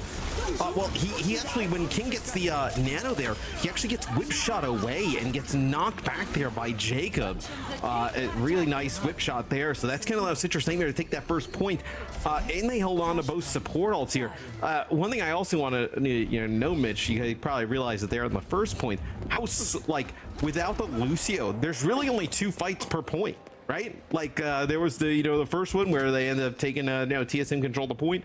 Another fight, Citrus Nightmare takes it back, and then the one there at the end, right? Like, so you're not going to get as many fights as you typically would here. Without the speed getting everybody back in the mix. Much more emphasis on the first fight of each point, Matt. It didn't used to be as much of a problem. Now, though, your opportunities to take control back are limited by, limited by 33%. Great flux, though. Wow, that's brilliant. Straight into the Blizzard here. The Wombo combo connects. TSM had to use it at some point. May as well make it now. Talked about the importance of that first fight. TSM win their second consecutive first fight on this map. Yeah, it's a minefield used there by Strider, but not good enough. I mean, that gravitic flux was nasty there from Icy. I mean, picks up like 3 players, drops them down into that Blizzard. So Citrus Nightmare, like, can you get Neutral and Chronic in a position to use this Ant Matrix like across the point, right? This is a pretty good spot to do so, where you're kind of moving here towards now. Also the rally to potentially use if the fight breaks out on the points. This would be the Ant Matrix to keep things off. Yeah. Nice dynamite connection there. Dynamite obviously does get boosted by a significant amount and already hits pretty hard to start with. It basically also turns Sigma off. It just blows up his shield instantly. You cannot contest into that window. So the rally from Lep as well, and you have to just back out completely. Citrus Nightmare ends up holding on to that rally. This has got quite good for Citrus Nightmare yet again. Strider again, causing problems in the backline, drawing also people out of position. Maybe does not expect a run of the Tracer here. It's like Subway Surfers, bro. Get my guy out. He's back to safety. Nano up here for Renko. Again, as we discussed, not great targets. Maybe it's King who gets it. Far, for sure. Okay, Strider does take note of the Farah again. He's on this flanking route. Sees Renko, buffs him up a little bit there as well. It's going to be both supports called by the pile driver. And all King is low. Looked like there might have been there even a dynamite thrown into the mix. Tap with the dupe of Farah. King trying to hold his ground, but this is starting to get out of TSM's hands again. They win the first fight on both points. But Citrus Nightmare, once they take hold, it's very hard to loose them. White knuckle grip on the reins here for Citrus Nightmare, but they've done the job again. Yeah, and that's a bomb there thrown in towards the end. They make a dive attempt towards the backline, TSM does, with that nano onto King. And it's a rally from Jacob and a few shots from Chronic to kind of force him back. So it'll be Rocket who get on, get a touch. This will be a rally here from the lap. He was so low. TSM needs to fight this. Yeah. This ball pressure is great. Okay, Lepalisa's able to get some stopping power. Bashes into Strider as he looks for Renko yet again. Immortality Field taken down without too much trouble here for TSM. And Chronic is very low, popped up in mid-air, trying to play amongst the minefield, but King's able to pick him out of the mixture. Need a little haystack level stuff here, but a focusing beam is dangerous for Rocket. He has to get away from it. Air Matrix here, Maneutral can't use it properly. Too busy trying to peel Icy off of him, and King is able to capitalize. Barrage thrown in, but it ends up being a trade, and it's even. Now the numbers favor Citrus Nightmare again. They're gonna have another checkpoint after losing their first fight once more. And just one checkpoint away. I believe this is like the ball version of the tactical crouch that we were seeing there. But just one flashpoint away from taking this series. Chronic now gonna ditch the Ash and go over to Tracer, so not as easy as like a dive target, right? For King and Icy, and then they'll actually end up playing the Kiri, so they'll kind of ditch their BAP as well. Launders was so desperate to see what Overwatch looked like slowed down. He's getting his wish right now. No, Lucio's in the midst. Oh man, that was a great post. Again, this is about to unlock this next flashpoint. TSM need to do more than just win the first fight, though. There's a lot on their plate. Gonna be Nano given over to Icy here. A better beneficiary than he was when he was Sigma, that's for sure. Give him some staying power, give him that primal rage here. All the tools to capture this point first. Tap also with a Tracer. 2 Tracers out there, though. A lot of action going on at the point. Tough to follow. Rocket low, backed up. There's a zoning pulse bomb there. Easy come, easy go. That was a 1-4 in dupe, so Tap does not mind parting with it whatsoever. Little Byronet actually catching onto the Echo there. And TSM are in control to start here. It's about maintaining that though, and Icy now has burned through his cooldowns. He got the Nano, he got the Primal. Now it's honest Overwatch from here on out. Yeah, they end up trading the Primal for the Rally, so Jacob ends up popping the Rally there. So that's a pretty good trade, I think, for TSM, right? Just using your Primal Rage and the other team kind of answering with a Rally as Jacob will now move away from the Brig and play Lucio. So way more aggression here coming out for Citrus Nightmare as they're looking to close this one out. 66 and counting. Here comes Strider. This one has to be big. Pile driver. No nades deployed yet. Slept instantly. Chronic able to find left over the pulse bomb. A 1-for-1 trade. It's no Lucio here for Citrus Nightmare. Obviously, they just switched over to that pick here, favoring that extra mobility. An attempted flip back here for Citrus Nightmare, but TSM have been very hard to shift on this flashpoint. Ball here again. Strider taking the prescribed route. It's very well trodden at this point in this fight. And it will be flipped back by Citrus Nightmare. Finally, they get some purchase. Yeah, TSM just backs up for a bit, I think, just to kind of regroup as things were starting to get a little bit too out of control in terms of pace, right? Now they'll end up having the nano yet again here. It'll go on to King as he makes a quick play for Tap. Yeah, not much gap to close there, and Tap didn't have the mobility to avoid him. Still, though, Renko falling. They're able to find Diana yet again. Dangerous now as well. Look at Icy. Lep has to go for a rally here to actually do the lion's share of the healing in lieu of Diana's presence. It's worked out so far. It's given the window to find Jacob here. Icy able to play aggressively as he was beforehand. And Rocket cleans Chronic up. This has got to be TSM staying alive in the map. Strider will stall. A nuisance as always. Neutral. Able to keep the fire up. And it was going to be Icy watching Strider go away as TSM do snatch that flashpoint up. And do you continue to run with this if you're Citrus Nightmare, right? You end up making some changes for that point. Do you continue to run like the Lucio Kiri here, with that Tracer and Echo in the mix? Or do you kind of go back to that Brig that was working out so well? They're actually going to try and cut them off mid-map here, see if they can get a pick. This is a pretty good area for Citrus Nightmare. Icy's really weak. Yeah, he's not getting out of here alive. That is pretty big. Can Citrus Nightmare send a Tracer over to the point here? It's just unlocking in 6 seconds. They'll get there en masse, in fact. And now this part of the map for the Wrecking Ball, a lot of options. Also the environmental kill potential, something that was less present in other stages. There's so many spots to just lurk, just like... I don't know he's here. Here comes a pile drive. Strider there pops the adaptive shielding. 1225 HP, by the way. An Abomination.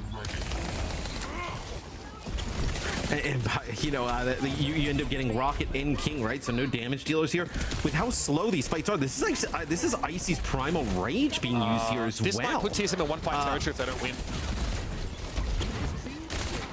They're trying to extend this. I mean, they do get neutral here, so it'll be Icy who gets on the point and gets a touch, but he cannot die here. I mean, that would be quite brutal. Able to chase Icy. It must have gotten away from him there. So he gets topped up, back to full health, and in the fight once more. Nice pulse though, and it's tough out there for Winston's. Beautifully done. Tap with the dupes. Mitch, they're 70. They have 70%. That's what I mean. 1-5 territory at that. But everybody else needs to get out of here. You can't lose any more players. Going for it. So is Strider. Renko! Not Renko! Please, the smile! Think of the smile! No, he's close to Nano too. That's it. Renko's not going to be here when it really counts, unfortunately. They don't have a Lucio to tax Diana back into the fight, and they couldn't afford to lose the support again here. Here's Kitsune rush down to try and get the job done. Citrus Nightmare, unbelievable. It's always been map 5 of the last couple of matches for this team, and this one has been no exception. The cleanup there on King is good. Overtime, not up for much longer. And TSM will be eliminated here from our stage 3 main event. Citrus Nightmare advance in the lower bracket. What a win for Citrus Nightmare. Playing that Wrecking Ball style, I don't think anybody else is going to want to see throughout the rest of this tournament. And man, even when TSM knew exactly what they were going to play the entire time, it doesn't matter. Citrus Nightmare ends up coming out on top at the end. And I think for TSM, I mean, this is just another disappointing performance, right? We've seen these players, place much better than this, right? We've kind of given them the benefit of the doubt in the past, but I mean, this one's quite tough, right? I know in an NA that is really open outside of Toronto Defiant. I think maybe you look at like the Shock or Nightmare is like the second best team. In TSM, you have to put yourself up there to lose round 1 and losers 7-8. I mean, that is just not Citrus Nightmare barely got out of groups, a 7-6 map differential, but able to advance here further in the lower bracket. A lot to break down in that game and a lot of ball gameplay for those enthusiasts out there. So let's head over to the desk to take a fond look back over that 5-map banger. Actual fun. Look, I mean, I'm living for this. You die on the ball, or you live with the ball. They lived this time, but again, they cut it so close. I'm just generally so very impressed with Citrus Nightmare heading into stage 3. They lost 2, if not 2 of their best. They lost their 2 best players. With Lethal and Lep, like the roster revamp, people were worried about that roster, right? But they're making it work. Are they cutting it close? They just eliminated Lep from the tournament. I know. I agree, losing Lethal was painful. Feels good. But in what fashion they've done it. And like, honestly, they committed to their style, and they did not switch off of it. And I'm here for this, Jake. They balled out of control. There was no stopping them. You know, and I think they really had some innovation in this series, right? Whether it was Jacob and Neutral, I mean, playing a lot of different heroes, swapping throughout. You know, Tap showed significant flexibility coming out in the Echo and the Tracer. Oh, whoa. All right, well, Strider played really well other than the Clippers. that was a little unlucky. Could happen on the Wrecking Ball. But just, I mean, masterful. And honestly, this is just the value of being a team that plays something off meta, that is innovative, is that other teams, it takes them a while to figure out what they want to do against you. You come out on map after map where you've rehearsed this, you've planned this, and you've executed this on a high level. And TSM are caught flat-footed. They're trying to figure out what's going on half the series. Yeah, and actually it's quite funny when you think back to stage 2 when Citrus Nightmare, then Citrus Nation, kind of like started climbing in the lower bracket in a similar fashion, and like you hit on, a big part of that was Lethal, of course. You know, the hit scan was phenomenal for him back then. And back then we were playing Orisa compositions, and Seb was the tip of the spear on the Orisa as well. But now they come into this tournament as well, just unlocking Strider, playing the Wrecking Ball, backed up by Chronic's Tracer and Tap's Echo as well. I love this composition. I'll just say it. This is one of my favorite compositions to watch in all of Overwatch. I just love the Wrecking Ball Tracer Echo composition. So, you know, I was already a fan of Citrus Nation back in the spring. Now Citrus Nightmare, I just continue to be a fan. Spring, you made it sound like it's ages ago. It's like 2 months ago. I was like, like 3. Okay, I'm sorry. I don't want to get the timeline screwed. No, this is a fun team to watch. They're cutting it close. Like, you have to say, like, those are not convincing victories by any stretch of the word. But they get the job done. They're keeping alive in the lower bracket now. For TSM, though, this is back to the drawing board. This is a big yikes, not just a little bit. Yeah, this is so painful. And I mean, I think we've got to look at this guy on your screen, right? Like, in order to play the Wrecking Ball comps, most teams cannot play them. They just don't have the player wattage to bring this hero out and to execute competently. And when you bring in an elite Wrecking Ball player like Strider, I mean, I think the ball is looking pretty strong this meta, right? We're seeing some of the best teams in the world. I'm thinking Crazy Raccoon. I'm thinking Donghak on Fnatic, playing the Wrecking Ball and making it look good. If you are really good at it and the whole team understands the comp, it is legit. It works, even at the highest level. And I think that's what we're seeing now. I mean, this is the next level of Overwatch. You got to have everything, including Wrecking Ball. Yeah. I mean, that's the thing, right? People think that's a meme. I mean, we see like all yeahs of the world like busting it out, and like it sometimes works, it sometimes doesn't. These work though. Yeah, that's the thing. Like Jake is pointing out, usually the Wrecking Ball player is stuck on a team with like May 1 tricks. So finally, when you can like work with a team that has like an actual Echo and Tracer player and put together a dive composition like this, they're supporting your Wrecking Ball. Yeah, the only thing they're forcing is the ball, right? Every other player is making tons of swaps, and I got to compliment the new pickups, right? Jacob and Chronic coming into the lineup, filling big shoes. We were wondering, can they continue to have success, losing some of those strong players? Yes, they can, because these guys have come in and looked incredibly good, have shown like veteran flexibility. Usually when I see new players come in, I'm expecting them to have, okay, they're 1 or 2 comfort heroes. They can perform on, you know, a high stakes match as long as they're in a comfort zone. It wasn't that way. I mean, Chronic's playing Widow into Sombra Tracer, Winston Lucio. That is one of the hardest things to do, and he makes it look good. So I think it's a key element of this team. Yeah, he's really forced the attention off of the rest of the team, and like half of TSM had to go and chase him down to get anything done and make him stop on Junkertown. That was brutal. Let's take a look at the bracket to see where we currently are at. TSM is out. Unfortunately, we do have to say goodbye to them after just 1 day of play here in our NA Stage 3 main event. That means Citrus Nightmare are advancing and now awaiting the next opponent. That also means that we now have a second lower bracket match ready to be played. Fluffy Dreamland will be going up against, I already forgot, I saw it 2 seconds again. You guys are so cute. We got you. Yeah, oh my God. You're good. Teamwork makes the dream work. Well, let's see if that stands true for Fluffy Dreamland and for Timeless Ethereal, as they are up next after a quick break, so don't go anywhere. Big bubble, big bubble, big bubble. Make it really hard. Round point. Keep pressure. Come on, don't get in the lock-up for free, though. One. Bucky.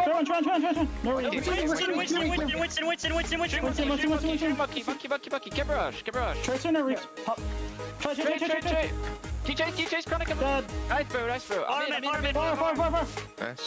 Break. Nice. Nice. McFlurry, bro. Let's go, guys.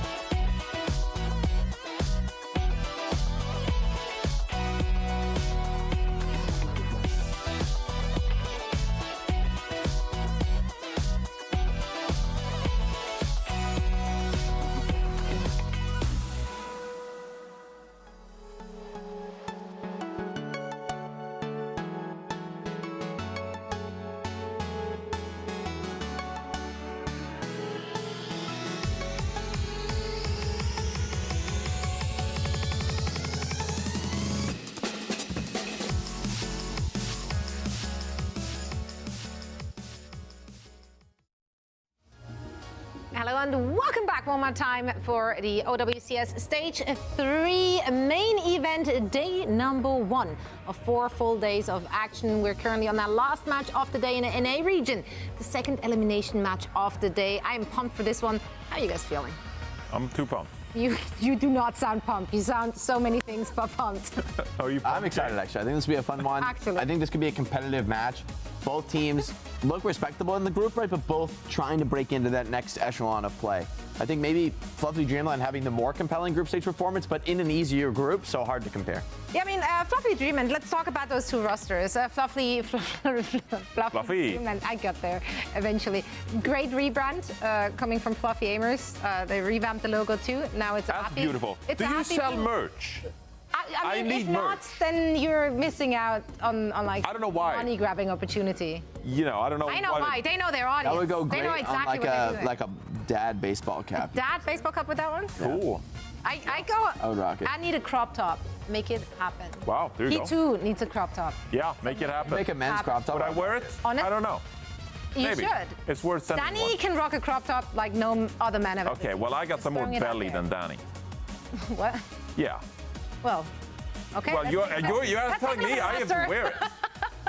It's true. That's All true. Okay, let's take a look at the roster to distract ourselves from the imagery of Johnny in a crop top. All right. We're looking at that roster.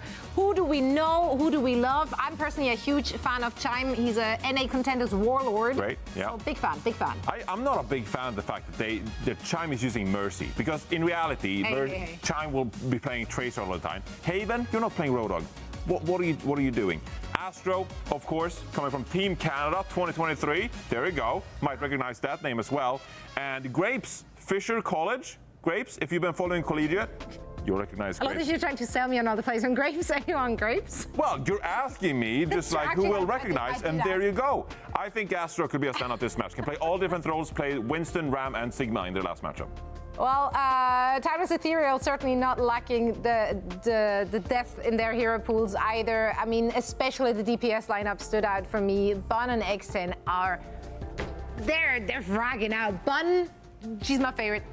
I'm a huge Bun stan fan. All of that, all of the above.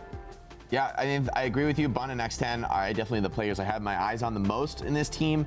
But I think where they really shine is in the team coordination. I think this is a team that's been together for a long time, longer than most of the teams in this tournament. And so they have the experience playing together. Of course, it's always new patches, new metas, so it doesn't always fully translate. But there is that level of understanding, communication. Those things don't necessarily go away. So this is a team that I think relying on that experience together could potentially go far. And in what I expect, we all expect to be a very close competitive series, I think that can be an edge. However, I think they might have to overcome just the raw power of players like Haven and Chime, who I think are really, really strong DPS in their own right. Maybe a lot of the series can kind of, as much as I talk about team chemistry, you need that raw firepower and DPS. If the duels are coming up one way, it's going to lead that team to victory. And so I think, honestly, all eyes on the DPS in the server today. Those Preds don't feel right. Why? I seriously. I feel like it should be a 50-50 series. 50-50. Should it be, though? I hate my own Pred at this point. Okay, because where do you Fluffy want to change Dreamland, it? they beat out Shikigami and Citrus Nightmare to top the group. And now we're predicting them to go down in the first loser bracket round. I feel like that's pretty disrespectful based on what we just saw from Citrus Nightmare beating TSM. Fluffy Dreamland is... So you want to flip it? Do you want Fluffy Dreamland to win? By the transitive properties. Fluffy Dreamland should be the better team here, and so I feel disrespectful. I apologize. I'd like to apologize to the entire Fluffy Dreamland staff, or what? Yeah, you people. So I respect you. I promise. But he's not predding you. I would promise. pred you if I knew what he has these not guys predded would you have been though, wrong. and that's I'll the be wrong. fact. Well, maybe they come out on top, maybe they're not. We're about Please to send find me out. more. Last decider match of the day. Let's send it over to our casters. Oh, thanks for getting us out of that was segment. trying. I don't even love know that Johnny's any like, picks. I would pred I don't even differently know. if I knew what the other guys were predding. It's got nothing to do with how good he thinks Fluffy Dreamland are going to be, really. Yeah, I would have predicted differently if I could have made a scripted hot take with my prediction and then also pick the other team at the same time. He's on. He does have a good point, though. I mean, that group that Fluffy Dreamland topped, not only just got out of topped, was pretty treacherous. Shikigami are like taking everybody to 5 maps. And Citrus Nightmare are a quality squad we've just seen what they were able to do with the previous series. Yeah, I mean, I guess the argument would be is like Citrus Nightmare is playing like a ball style of play, which like not a lot of people do, and TSM just kind of like, you know, beefed it and like didn't really understand, I mean, I guess how to play against it. I mean, because like you look at the group with Fluffy Dreamland and Citrus Nightmare, right? No, Citrus Nightmare Shikigami went to game 5. Like Citrus Nightmare though only took a map off of Fluffy Dreamland. I mean, it was the group, but then you know, Shikigami went to game 5 with Fluffy Dreamland. I mean, the group was all over the place, and I would not say it was like as difficult as some of the other groups. Now, Timeless Ethereal though, right? Like, didn't have the toughest group either. They actually, you know, after dropping the first game to Avidity, they actually go on to, you know, 3-0 Absolution and 3-0 Avidity in a rematch, right? So they've been on fire, a little bit of heater as of late. Bun was phenomenal, you know, against Avidity in their rematch to, you know, get to this point. So excited to see Bun play yet again. It's a pretty greedy backline though to kick things off. Jake and I were talking about this a lot last week. Playing the Illari with the Ana, it is very greedy. But it does the deeps. Halo flattens Astro. Does that though? As the literally the Winston gets a little bit too close to the sun. Halo able to play back pretty safely. Sawhill eats up Chime. Fluffy Dreamland really try and take a fight inside that small room, but maybe underestimated the potential of that healing pylon as Timeless Ethereal can just hang there for so long. And there's no way to really clear that at all. So Sawhill, they're able to push up here. Have a cap care of Bun. Well, I think it'll be a little bit of a test for Fluffy Dreamland, right? Like, if you're not able to, punish the Illari pick, right? It feels like with Illari Ashe, you're just going to get picked, you're just dominated at range, right? Halo finds another pick here on the Astro, so no tank in the way here for Fluffy Dreamland. It'll be difficult to kind of take the point back. Chime able to get a direct there, nicely done. Bun forced to back up a little bit. It's going to be a nano over towards Sawhill. They are looking for the Ana. Probably able to back away though, and Sawhill ultimately charges up towards a Primal, and this is still Timeless Ethereal in control of the point, mind you, so that will be paying dividends in a moment. Fluffy Dreamland have not really been able to penetrate the map.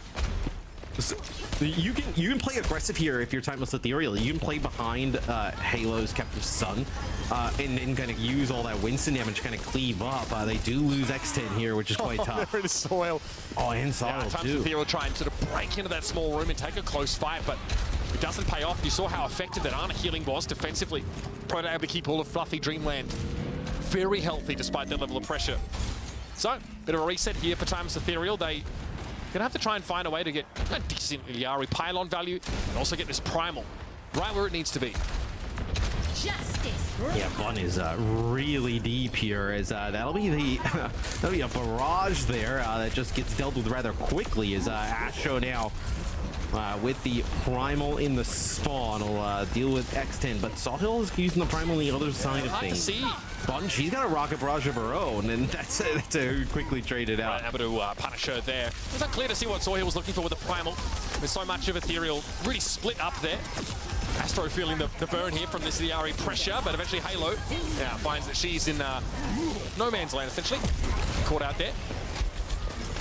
All right, 40 and counting here for Fluffy Dreamland. They have main control. 2 kills here towards the end, though, for Timeless Ethereal. You get the kill with the Bob, and then you also do have Sawhill alive. So, but I mean, with Graves with the rally, I mean, this is where like not having the having the Illari, like you don't have a rally here to kind of like fight in these types of positions. Gets picked off. The Ana I think was coming back on respawn and got caught out. Rally on the point though is big. Captive Sun used here on Astro.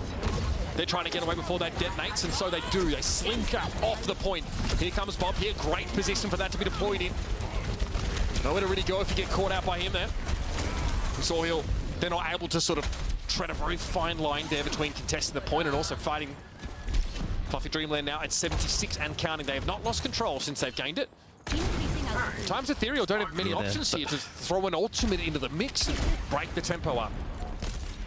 No, not at all. I mean, not a speedy comp by any sense of things, right? So just gonna kind of have to throw somebody at the point as Scuff takes a big shot there coming out of the spawn. You're so low. It'll be Bunch. She'll get on, get a touch. Now in the bubble, you see, look at the positioning of the healers on Timeless Ethereal as opposed to where Sawhill was. They were on an island.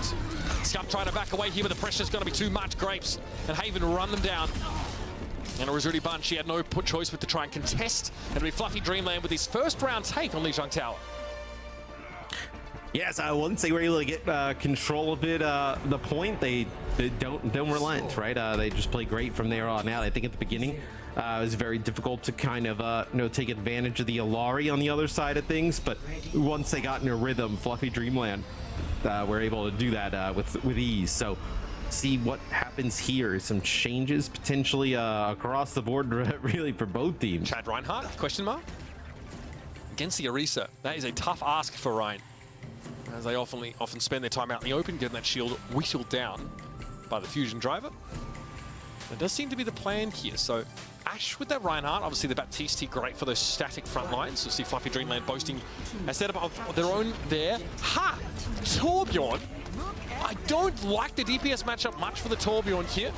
Let's see what Haven can do. Our king. Our king. We stand a short king. No, don't you dare. Yup, go with the hammer. No. No one wants to see that. Torb obviously like pretty strong against flankers. I'm not exactly sure like, you know, the Torb on the flank here against the far is going to pay off. As Haven will end up falling. Switch. All right. Soil, though, they were very low at the start of that fight. They're trying to charge away, I think, while Fluffy Dreamland able to really focus them down. So, yes, it will be a switch to the Sojourn May setup here for Fluffy Dreamland. My short brethren only has a brief stint here. Only a short stint. That would have been so easy. Soil push back here by the Javelin spin. Haven playing pretty far towards the front line. The main wall behind them kind of priced them into the fight, but X10 gets picked up by Chime. Can Haven win the 1v1? Well, it's not. Grapes gets involved there, interrupts the duel. And this is not really a great spot to be for Soil as they get thrown into the blender. No, I think you may have to move away from this like Reinhardt. Reinhardt, and even in the far, it's really difficult to get the far in position here to make plays. It's too punishing for the Ryan on this map. The walls are just devastating. And Matrix here, X10. She's got to be quick about it. Yep. Either stand out in the opening, get shot, or let the Orisa come to call. She didn't have any option either way. Soil, they've basically been at negative health for most of this round on this intensive level of scrutiny. Let's try with a nice block after the elimination on Soil. Fluffy Dreamland playing so fast. That's going to be Bun's barrage. It doesn't really get much of anything either here. So Fluffy Dreamland sending a statement here early on. Ryan out of the spawn again. Sawhill is committed to the cause. A long way from Shatter. Wall gets thrown up now, breaks it up a little bit. Here comes Astro charging in. Terror Surge as well being deployed. Dangerous times. Little May Wall, an attempt to cut off the Orisa. Broken through basically instantly, but X10's able to deal with the Orisa. Astro could not escape. Sound Barrier here for Grapes. No opportunity to use it. The main wall might have broken it up anyway. Sawhill now trying to charge up on this. Should be a timeless ethereal point take, but losing X10 hurts. Okay, Proto, fair enough. Thank you. Yeah, you're going to lose the rest of the players here for Fluffy Dreamland as well, right? So you will get a full flip here for Timeless Ethereal. They get control of the point, but I mean, it is not easy. Fluffy Dreamland basically in the spawn for the first 2 minutes of the round. So we'll see where Timeless Ethereal, they're giving up a lot of space here, Mitch, right? They're not really like playing exactly at that choke. Like I know with the May really like kind of forcing the issue. They back up a bit. This is going to be an overclock here. And look at this Chime on the flank here with Haven. Of the double DPS here. And Matrix also going to be thrown up to facilitate for this, and a sound barrier for Fluffy Dreamland. They have an embarrassment of riches now. And there's not a whole lot Timeless Ethereal can do. Sawhill mode over. They might not have a chance to even get a good shatter here, especially now with the staggering that is being conducted. Oh, that is a sick javelin. X10 got picked off there. Scuffed also falls. And yeah, Sawhill, they might return to the fray at some point or another, but they've gone the long way around. They get back to the point. Grapes looking to sort of pressure that Ryan a little bit, but it was really just a one-person army. And that will be that pretty much over as soon as it began for the Reinhardt at the very least. And that is it. First map in favor of Fluffy Dreamland, and Timeless Ethereal had such a good start. They were on Night Market. They legitimately looked very good with what you called a pretty greedy backline, right? Anna and Iari. Obviously, they were getting great value out of that healing pylon inside the side room, but eventually they get run down. And on Control Center, gap, really. The Ryan struggled to find that impact. Yeah, once Fluffy Dreamland, got control of the first point, really from then on out, even into the second round, they were just dominant. A lot of like interesting kind of flanks, like Haven and Chime. I think they kind of did the tour at the beginning. Be sure, why not? Maybe there's like a tracer on the other side they want to do. Sure, that's fine. No, not unreasonable, but they quickly move over and play the Sojourn, which ends up working out much better. I do think, though, I think you can't really play the on Illari a lot anymore. I think it's something that we saw a decent amount in the previous patches, right? I think yeah, we've seen Bap Illari as well. I just think the Illari at this point, Brig is so good, even Kiri and Lucio as well, that even with the Lucio damage, right? I know adding a little bit of extra damage, there's just a little bit of better options to go with the Ana. The Maywall there being devastatingly effective. So much so that eventually Timeless Ethereal switched over to one of their own after they realized that the Pharah wasn't really cutting it. And there were some opportunities there, and they did leverage the Mei wall pretty effectively to catch out the Orisa. Pretty customary in these sort of rush mirrors. Or at least these very similar styles from both sides there, but eventually it's just a little bit too much for Timeless Ethereal to deal with. And this is a Fluffy Dreamland that fought out of a pretty treacherous group and managed to do so in first place. Obviously, to find them here in the lower bracket so early, it was a reckoning. There are some really scary groups with some excellent teams coming out of those. But here, first map under their belt and a chance, of course, to continue fighting in lowers, just what they were looking for. And honestly, the Desk called a pretty close game. They called a 5-map matchup between these two teams. So far, though, Fluffy Dreamland look a cut above. Yeah, I'm really interested to see where Timeless Ethereal take us in this series with their map selection. Fluffy Dreamland, though, they did look really strong there in map number 1. I think with stats, you're going to see big performances like this. When it's especially that round 2 was pretty lopsided. Yeah, absolutely. And again, I think that they fight themselves into a little bit of a corner. That's Timeless Ethereal with their choice of comp. And as you notice, they're forced to switch off of it a little bit later in the round and still can't find a decent sticking point. But here's your map pool. So again, loser pick in this series. So Timeless Ethereal can select, of course, between these 13 maps over 4 game types. And if the preference here is to play those rush compositions, in theory, then there's plenty of those. But we've actually seen these teams play both Dive and Rush so far over just that first map. So against NRG, I believe they win Paraiso and then Suravasa in terms of their map selections.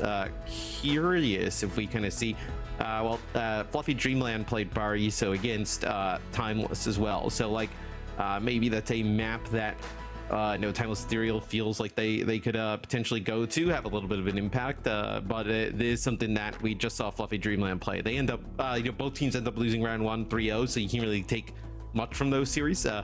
But I mean, Paraiso seems like it could be an option. Obviously, a great Winston map, right? It also opens up the Ashe play, also some Echo opportunity, and plenty of Tracer mixed in, which is probably going to be a tantalizing prospect for someone like Chime, who's basically been on that hero for much of the run through so far. And again, this is do or die already. We are in a double elimination tournament in this best of 5 game, and we are in the lower bracket. So already we are sending teams home to here in day 1 of our main event. We've still got 3 more days to come, of course, and we're going to be looking at our teams in the upper bracket fight their way through, and also following the stories of our teams potentially facing elimination. Just prior, we saw TSM knocked out in the first round. TSM getting knocked out in the first round. Yeah, I like the way you said that. Yeah, that was good. Emphasize that phrase, because it is surprising. They in the past have managed to make it a little bit further. Now, Matt, you're I mean, sadly, it's not becoming surprising with them, but yeah. They had a little bit of they've had better runs in the past. We'll sort of leave it at that. But it's funny, their misfortune actually began as that then Timeless team got picked up by TSM, and that's when all of a sudden they really started to struggle. But the whole rest of this, well, dude, stage 1 they were in the finals, right? They were. I mean, Paraiso, look at that. The Wizard himself, Matthew Morello. The Wizard. Yeah. No, I mean, I just had his monitor next to him. I just had access to my monitor, which had what they just played. So I figure Paraiso was an option. Really good, like you mentioned, really good Winston map, right? So Sawhill, fantastic on the hero, so can kind of unleash some of that ability. But we've seen both teams prefer to go to its map, so might be something that Timeless Ethereal are aware of. This will be familiar territory here for Fluffy Dreamland. And again, this is a first to 3, otherwise known as a best of 5 series. And on defense, we already see Tracer Echo, or Ashe rather, for Haven, alongside that Winston Diacon. So it will be the Ana and Brig setup here. Timeless Ethereal will probably go for something fairly similar. Was it X10 on the Widow would be quite special. Phenomenal hit scan potential. And then the other day when we were casting, this is the grapple shot. Stop. No, hey, we see grapple shots be pretty awesome, right? Yeah, okay. We saw one already today. Yes, pop off. That was Lep, obviously playing around the clock tower. Yep, no clock tower here, but I believe in X10. All right. One can Watch still tell this. the time of Paraiso. It's time to rumble. Okay, dude, Really? Oh, she's just torn Chime's head off. Beautiful opener. Dude, Shut up. No. I am seeing the future. Shut up. Actually, stop. I'm not giving you this. Don't tell me to. Oh. What do you mean? You're not giving me this. I just said, watch this, and then it happened. Stop talking. All right, XN forced into the recall here. Great opener, of course, for Times Ethereal, and then looking, of course, to convert it into a quick point taken so far. Whoa, wasn't looking too bad. Soil, they overextend just a little too far to get picked off by 4 players, just throwing everything at them, and that early burst of impetus and momentum Times Ethereal built, unfortunately, is fizzled.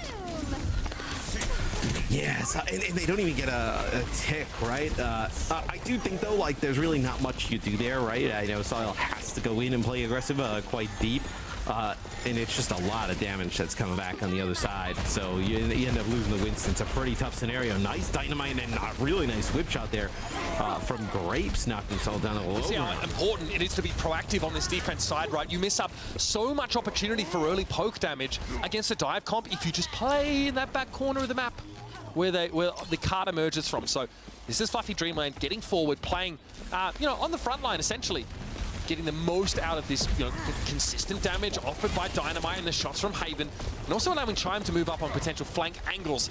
Pick up Times Ethereal once more. Quickly flight used by Chime there to get out of that little corner. A lot of damage on Soul Hill yet again. That's something Timeless will have to manage. You're powered up. Get in there. Mana Winston time. Soil goes hunting, but they see all of Fluffy Dreamland try and back away. Chime, though, not so lucky. They get caught and miss the action. And this will open up enough space for a real cap to begin for Times Ethereal. Another pick to start them off. Yeah, I think you're going to contest this, though, for Fluffy Dreamland. They do have the Primal Rage as well. But yeah, it's going to be able to end the rally here in the background. It's going to be able to have Grapes stay alive, with Proto. Nice shot there from Astro. Going to get an X-10 on the way out. So now that the Bob is gone, Haven will switch over to Tracer, but do jump on, get a touch. It's only one tick of permanent progress there for Timeless Ethereal. So, they've had some, what feels like pretty good opportunities. And I think Fluffy Dreamland has just had some really good execution battling out. They had to Primal. He's got Primal. They had to Primal. They didn't want to here. I think he was waiting for a Nano potentially. I mean, but they already had Primal available. Maybe you do it in the other order, right, to build up your next one. Either way, you might be right. Either way, it looked like they had it forced out of them just by the fire rockets coming in from Bun. Haven going to go down, though, at least 1 for 1. Here's that primer from Sawhill. They will not be denied this kill. No, siree. Proto flattened. Astro taken with a backhand on the way out. It should be Times Ethereal now, taking his first point. Yeah, they should be able to get the checkpoint now. It's a big Primal Rage from Soil that kind of opens things up. And now you hold on some really good ultimates here for the second point, right? No one with that Rocket Barrage. Could find an angle. I mean, that is a nice shot there from Haven. Is just going to have to be real sneaky moving around that outside. Catch on Astro as well. This allows Timeless Ethereal to draw the battle lines really close. And try and just deny the damage there. They were questing with that focusing beam. Could not find the elimination. Went for a Tracer do, probably for survivability if anything else, but a free pulse doesn't go awry. The pulse itself does, unfortunately, but the concept doesn't. That'll be that for this Tracer run. Back to Echo status. Yeah, the pulse bomb was almost close, but dude, Timeless Ethereal starting to put it together with a dive. Soil and X and working together constantly now in these fights. Beautiful stuff there. Sawhill obviously the beneficiary of that nano boost in this composition, and they know how to make use of it. That's pretty brutal stuff. Fluffy Dreamland, though, can do the same thing here, though, with Proto's ultimate. Give Astro an opportunity to charge up a primal of their own. It's good stall potential. Bob won't be a factor here for the Ash. So here it is. Nano Winston going on. It's going to be a dash away instantly from Halo. She's trying to avoid this damage. They're going to have to rally instead. Great sleep to interrupt Bun as the barrage came in, but is it going to be a touch? Yes, the numbers are here, forcing the primal out of Sawhill. Hard earned from that previous engagement. A 1 versus 4. Can have all the health in the world. It's still a risky prospect. Chime, though, doesn't see the reinforcements coming from the back of the cart. Here's the rally thrown up by Grapes. I think they still have the stun available, but holding on to it for the time being. It's going to be the Winston force back. Halo gets caught out, and X10 slaps silly. Yeah, barely hold on here for Fluffy Dreamland. You have to have Grapes come off the spawn with a rally. Was that an intentional to open things up? Is that is brutal there from what happened? Astro drops down instead of like jumping across the rooftops and then uses their jump to get up. I wonder if they were intentionally juking the sleep dart. Yeah, potentially, right? You heard the sleep dart used there from Scuff, but doesn't connect. Where, yeah, nice. Potentially, trying to like kind of dodge it. You know, maybe like, okay, you're just gonna kind of like pre-use it as the Ana, like into a spot you think the Winston's gonna be coming from the angle, but almost a conk there into a rocket from Bun. Nothing really much for Mysterio to work with. You're gonna have this Nano, right? This Saul's gonna have to make a sick play though. Bun gets blown to smithereens there as Chime in midair assumes the other winged hero. Sawhill, yeah, they're really gonna have to keep eyes on this Winston. Not much that can be done now. Time's Ethereal starting to run out of gas. 30 seconds left. They do have a nano to convert into a potential primal build-up for Sawhill. That is going to be their #1 win con in this next fight. But they're dealing with the very same from Fluffy Dreamland side, plus the threat of Bob. Yeah, as now Bun switches over to the Echo. Just phenomenal on it the other day, but gets taken out by Haven. I mean, such a difficult, just trying to chasm of space to just work through. Is this going to be the Nano on the Saul? But you've already lost 2 players. On Winston, that's devastating. Guess Chime does get shut down. They did get the Nano, but Astro has a primer to work with after the fact. There's everything you could ask for here for Fluffy Dreamland, except for a Nano. And I think that's going to be smooth sailing for them into a hold here in this second phase of the map. Yeah, it's really difficult when you're playing some of those characters that have like, whether it be like Pharah or Echo, like up in the sky, especially here on this part of the map. Like, there's so much great natural high ground for defenders and like hit scan that it can be really difficult to kind of cross that gap. And saw a few times, but not able to get in position to really make a big impact. Yeah, and as far as Paraiso is concerned, it's a modest amount of card push, but it's not going to be the kind of progress that fills you with confidence as you go onto your defense side, especially how volatile it can be to play dive-based defense compositions on this map. Fluffy Dreamland really able to... I won't be predicting another jump shot, though. I know that's what was on your mind. I don't know if I've actually seen any of those successfully hit this year, like straight out of spawn before today. So quite astonishing to see lightning strike twice, so to speak. There you have it. We have, that's the quality of player we have in these matches. Yeah, and I think for Timeless Ethereal, they're going to play that Illari on defense yet again. I think this is quite risky. I think they've looked really good when they've had the Brig in the mix. Playing the Illari, like if the Winston can kind of get on top of the Illari and the Ana, like it's kind of like it's curtains for them. I mean, it's tough. So I think you're going to have to play really careful.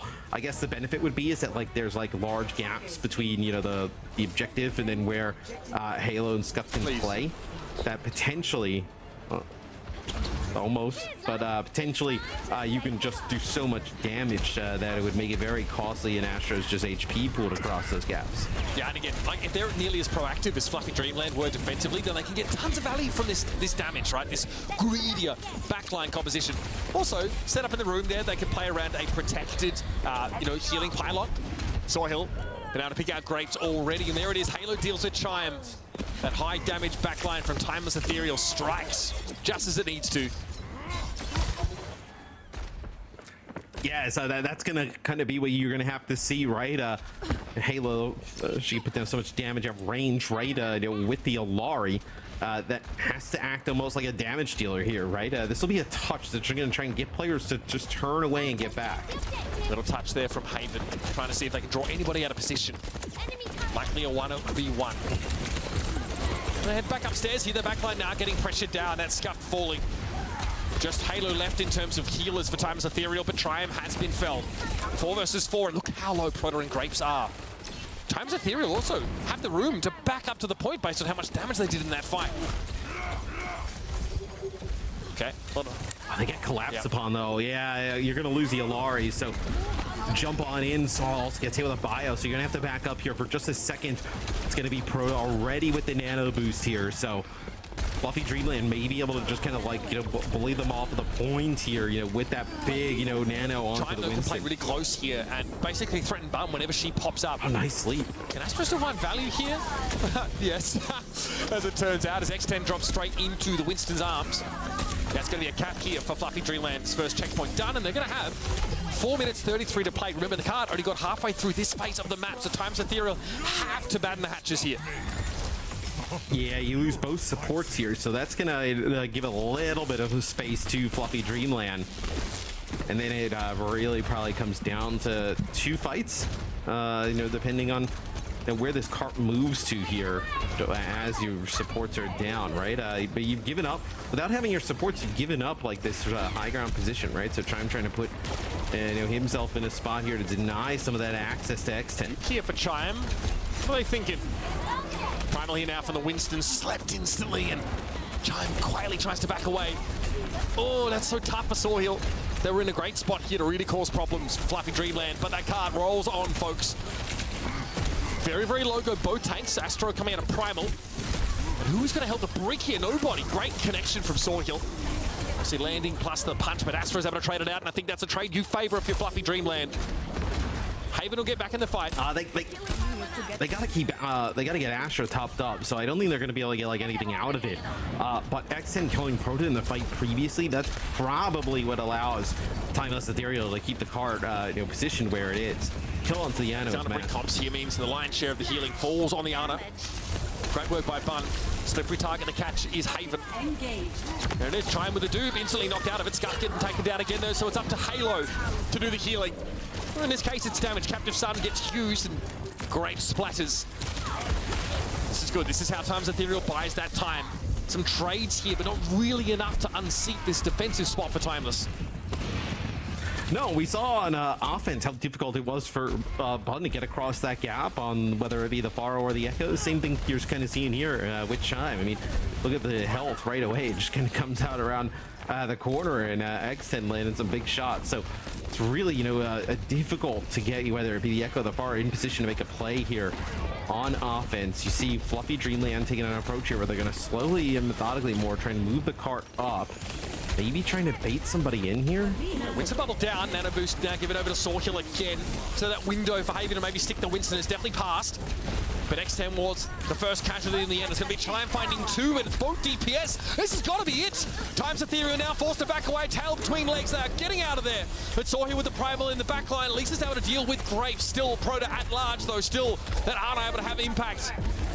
Where does Sawhill go here? Oh, they get redirected on their jump back towards their spawn, but Astro is very low. Pulse Bomb, no connection there at all for Haven. They go down after the fact. Halo removes them, and again, Timeless hold on. 1 minute and 45 left to play, and Ethereal dig their heels in. Being able to keep the supports alive there is everything there for Timeless Ethereal, right? Solo able to use the Primal on the other side to stay alive and just kind of pester some of the supports on the Fluffy Dreamland side of things. But Timeless Ethereal, specifically Halo, able to keep Scuffed and themselves alive was just absolutely massive. It looked like potentially a DC there from Astro, so we'll get them back in the lobby and get this one going again. But I mean, if you lose your supports there, I mean, it is a really bad situation for Timeless Ethereal, because you probably lose the Winston who's contesting the point in that situation. So really huge to keep themselves alive. We're talking about this Ana Liari backline as being greedy in terms is that it obviously, you know, trades in those sort of large healing support ultimates that you often have from like a main support, whether it's Lucio or something similar. But if you lose your Ana early on, right, you can still do a lot of work if there's an uncontested healing pylon, and if the ERA decides to right-click on someone and keep them topped up here. And you can see multiple times, Timeless are going short-handed in these fights, Matt, and they're actually able to break back in later on. I mean, the rally is one thing, right? But also, like, when you have a bio grenade, right, just dropped at an Ana's feet and, like, you're trying to dive them, and you're antied, and then the Ana and the Brig are, like, recipients of that, and the Brig is just swinging on you. I mean, you're not getting any of those kills, right? You know, you're going to be able to kind of keep, you know, the supports alive throughout all of that. So I think just provides so much to that backline, especially with how things are at the moment. No doubt about it. I mean, all of those Inspire procs hitting for that much more healing, because you're affected by that Biotic Grenade, it makes it very, very powerful. Again, we are seeing Diana being that main dive target, especially because everybody else on the side of Timeless Ethereal, for example, has such great amount of mobility. But we're seeing, Triumph suffer the same issue that we saw Bun have to deal with on that first half, is that second phase of the map, there are wide expanses, whether it's, Farah or Echo, you do have to cross that, and it's pretty treacherous, especially if your opponent are trying to play some form of hit scan, or if they have Iliari, for example, that can start to pepper you as you try and get by. Quite often, Astro, and you mentioned this, is getting to the engagement at half health or less, and it's hard to keep them up unless you have a nano booster sort of cycle. And both teams are, consistently nanoing the Winstons, cycling those into Primal Rages, making them very annoying, very sticky, hard to shift off the objective. And you only have so many resources, right? X10 is putting down some shots at Chime as well. So, the healers are trying to heal up Chime, they're trying to heal up Astro, and then all of a sudden Soil's in their face, right? And then you don't even get close to getting towards that payload. So, we get Astro back in the game just a little bit above a minute on the clock. That is a sick Chime was shot. playing for a duplicate, almost no doubt about it there. One overlooked thing about Astro having a sort of DC there, they lose ult charge. They come back in with 1%. So the odds of them getting a primal here, not great, especially now that Proto can't just give them a nano and get them to charge it up for free or easily. But no, you see even the Farah here, pressured heavily on the defensive side, playing out in the open. Dive is pretty good, somehow Bun hanging on, and she's close to a barrage here. Not a bad combo. If Scuff wants to sense the nano in the Farah direction either. The dive from Soil looks pretty good. Defensive Bionade and a sleep. Very timely. But the shield bash wakes up the Winston. Haven's still unable to walk away unscathed though. Yeah, I think if you're Fluffy Dreamland, you just need a single pick, right? You need a pick to back Timeless Ethereal up. It's kind of what you're looking for, right? You saw the pressure they were putting on the Bun. Just trying to find a target to get an easy first pick off here. Can he dupe a Winston though? Yeah, you're looking at Nano on the Astro to the high ground and probably kind of collapse there with Chime. So you're looking at slapped instantly. Chime duping an Ana. Can they walk away? Absolutely not, but it's going to be a trade elsewhere. Bun brought down by a whip shot of all things, and Scuff is in deep trouble. Trying to whack away inside the shield, but it's going to be a Brig nano tier for Grapes. Sawhill has Primal available. They need to get back to the objective and try and contest this, though, and here it comes. In the meantime, though, the cart moves. Sawhill plays off of it. It inches closer and closer to the objective, and now the reinforcements are coming in. It's Bun switching over to the Tracer. Bob trying to get involved now. That's from the attacking side, and the whip shot will knock Sawhill off the point for the time being, opening the window for Astro to take X10 down. Now they'll push further. Primal Rage for the attacking Winston, and then it's Bob getting involved as Bun will fall. And Fluffy Dreamland, after an awkward little DC, able to snatch up the second map in the series. It came down to the wire, though, make no mistake. Oh, yeah, and it was like a Chime actually using the duplicate to go for the Ana and then trying to bio the backline from the high ground. We've seen that happen, I know, over a few times for Astro. Don't know if they got anybody, but man, the fight just broke into all chaos there towards the end. Proto end up holding on to that nano for way longer than I thought. Ends up using it on the Brig to keep the Brig alive and kind of extend that into a final fight. And in that final fight, when they did end up having the Bob in the Primal, we set up pretty good for Fluffy Dreamland. Yeah, I mean, I think that the deck was stacked in the favor of Fluffy Dreamland towards that last fight, right? Especially in terms of that ultimate economy. Getting to deploy Bob when you are pushing right into that cul-de-sac there towards the end of the map is pretty massive. Primal for Sawhill was available, but by the time that they were able to use it, well, most of their team was already gone. A lot of highlights here, including this bloody shot. Oh, God. God, that's a gorgeous flick. I called it. So good. Oh, my Lord. You did. You called it, Matt. You absolutely called it. Rare to see a couple of those in one sort of game day. Very uncommon. But Fluffy Dreamland were actually able to hold on in that first fight despite that shot coming in, which is kind of wild to me. This is where the hold happens, right? Through that second phase of the map where all of our airborne heroes just kind of struggled in general to, really achieve their objectives, I think, without sort of being at like 1 HP constantly. The dive was good. The Iliari Ana backline, though, served Timeless Ethereal pretty well.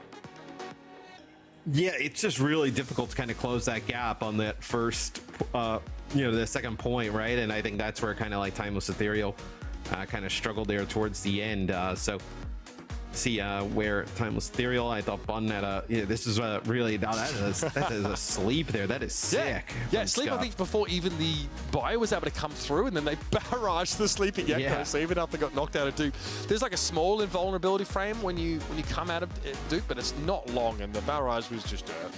Again, to secure the kill, but also ended up getting Bun killed, I think, on the crackback. So definitely hurt Timeless Ethereal in the end there. But you can see the desperation. I mean, those moments, that last 30 seconds, that's where your instinct really kicks in. And Fluffy Dreamland were just able to squeeze over the line. I'm enjoying this. It's a very competitive game so far. And again, another map pick comes up here for Timeless Ethereal. And both squads like to play these dive-based compositions. We're off to Dorado now, another pick for Timeless. Ooh.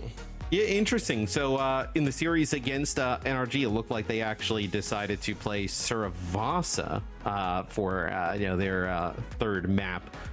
So Dorado, a little bit of a different twist here for Timeless Ethereal. I think it allows X10 to play like a Widow or play something a little bit more long range and take that fight. Yeah, absolutely. Maybe more likely we see the Ashe comp sort of played out here, but again, you will want to be proactive again on that Winston-based dive as a defender. Maybe even more so than we see on Paraiso, but the idea is pretty similar. Get value out of that sort of inherent topographical advantage that you have out of the gates here and try and pressure with a lot of those Winston dives. So that one is, that'll be just around the corner, folks. And again, last chance for Timeless Ethereal to stay alive here in Stage 3. It might be all over for them already. Already, making history in the own right, of course, as a team that, comes up from calling all heroes now, making a great impact through those groups and getting to the main events. Great story, but they want so much more than that. It's on the table for them, but Dorado has to be a win for them to stay in the series and the competition. Yeah, and in the series, is definitely winnable, right? They played Fluffy Dreamland really close throughout the first two maps this far. So at this point, you just got to take it like a map at a time and just kind of like work your way slowly kind of back into it, right?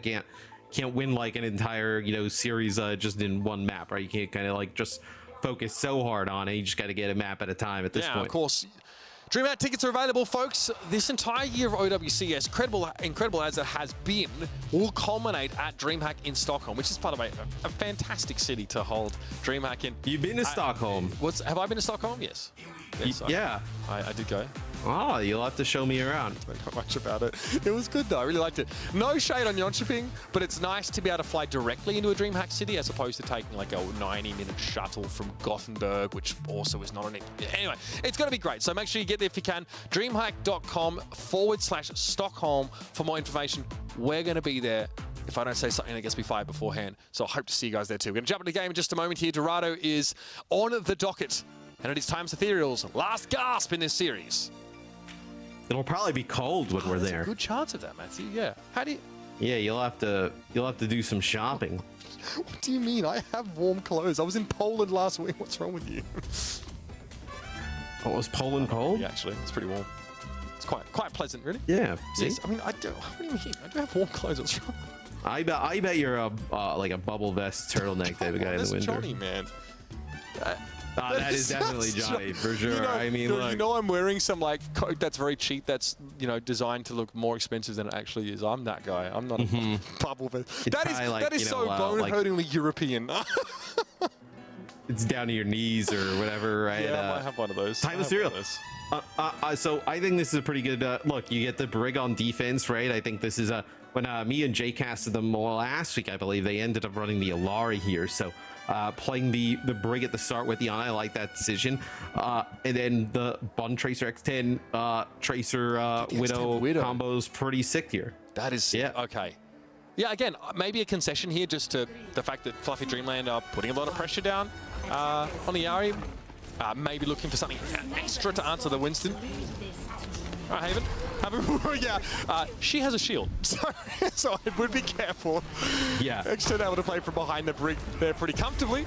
No headshots there in that exchange, though, and chimes over to the Echo.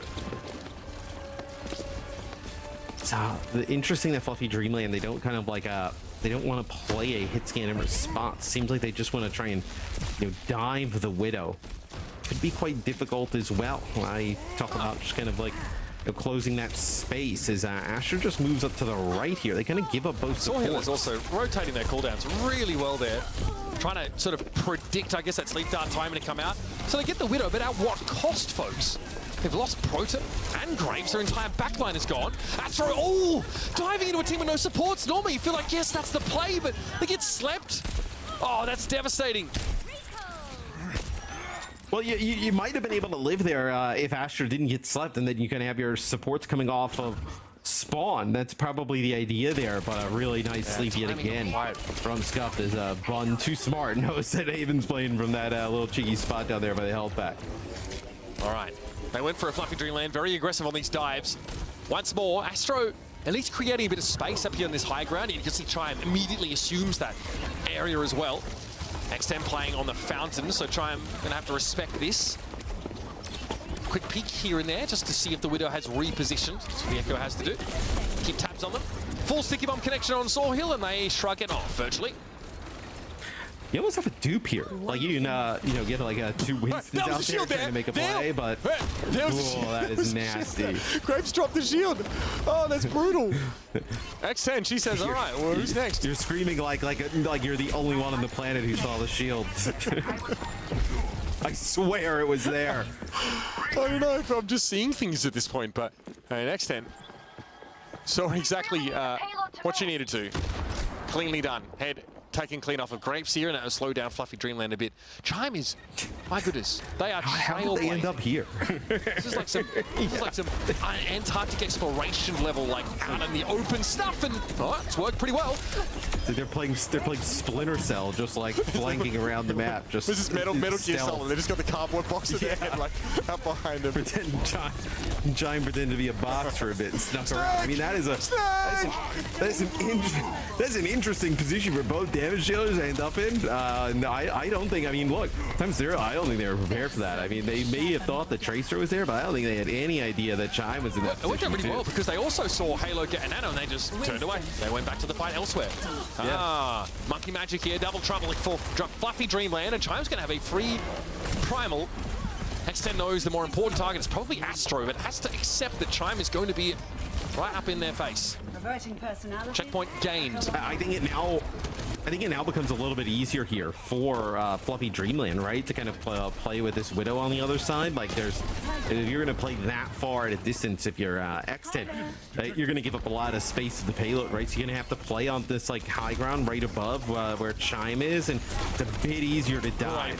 Nice bio there on Astra. Get away with that? That's unreal. Yeah, Scuff's had some big plays. Astro must have friends in high places. If there's too many situations where Winston's going to get away there, just snuck out. Still under a lot of pressure though, as they went for a dive. Looks like on the Widow. What? That was a grapple shot. Are you kidding me? What? That was like a grapple to get to the high ground. It's just a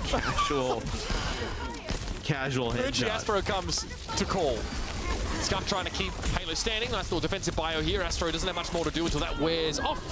And the sleep dart comes in. Chimes in an awkward viewing angle there in the bottom of the courthouse.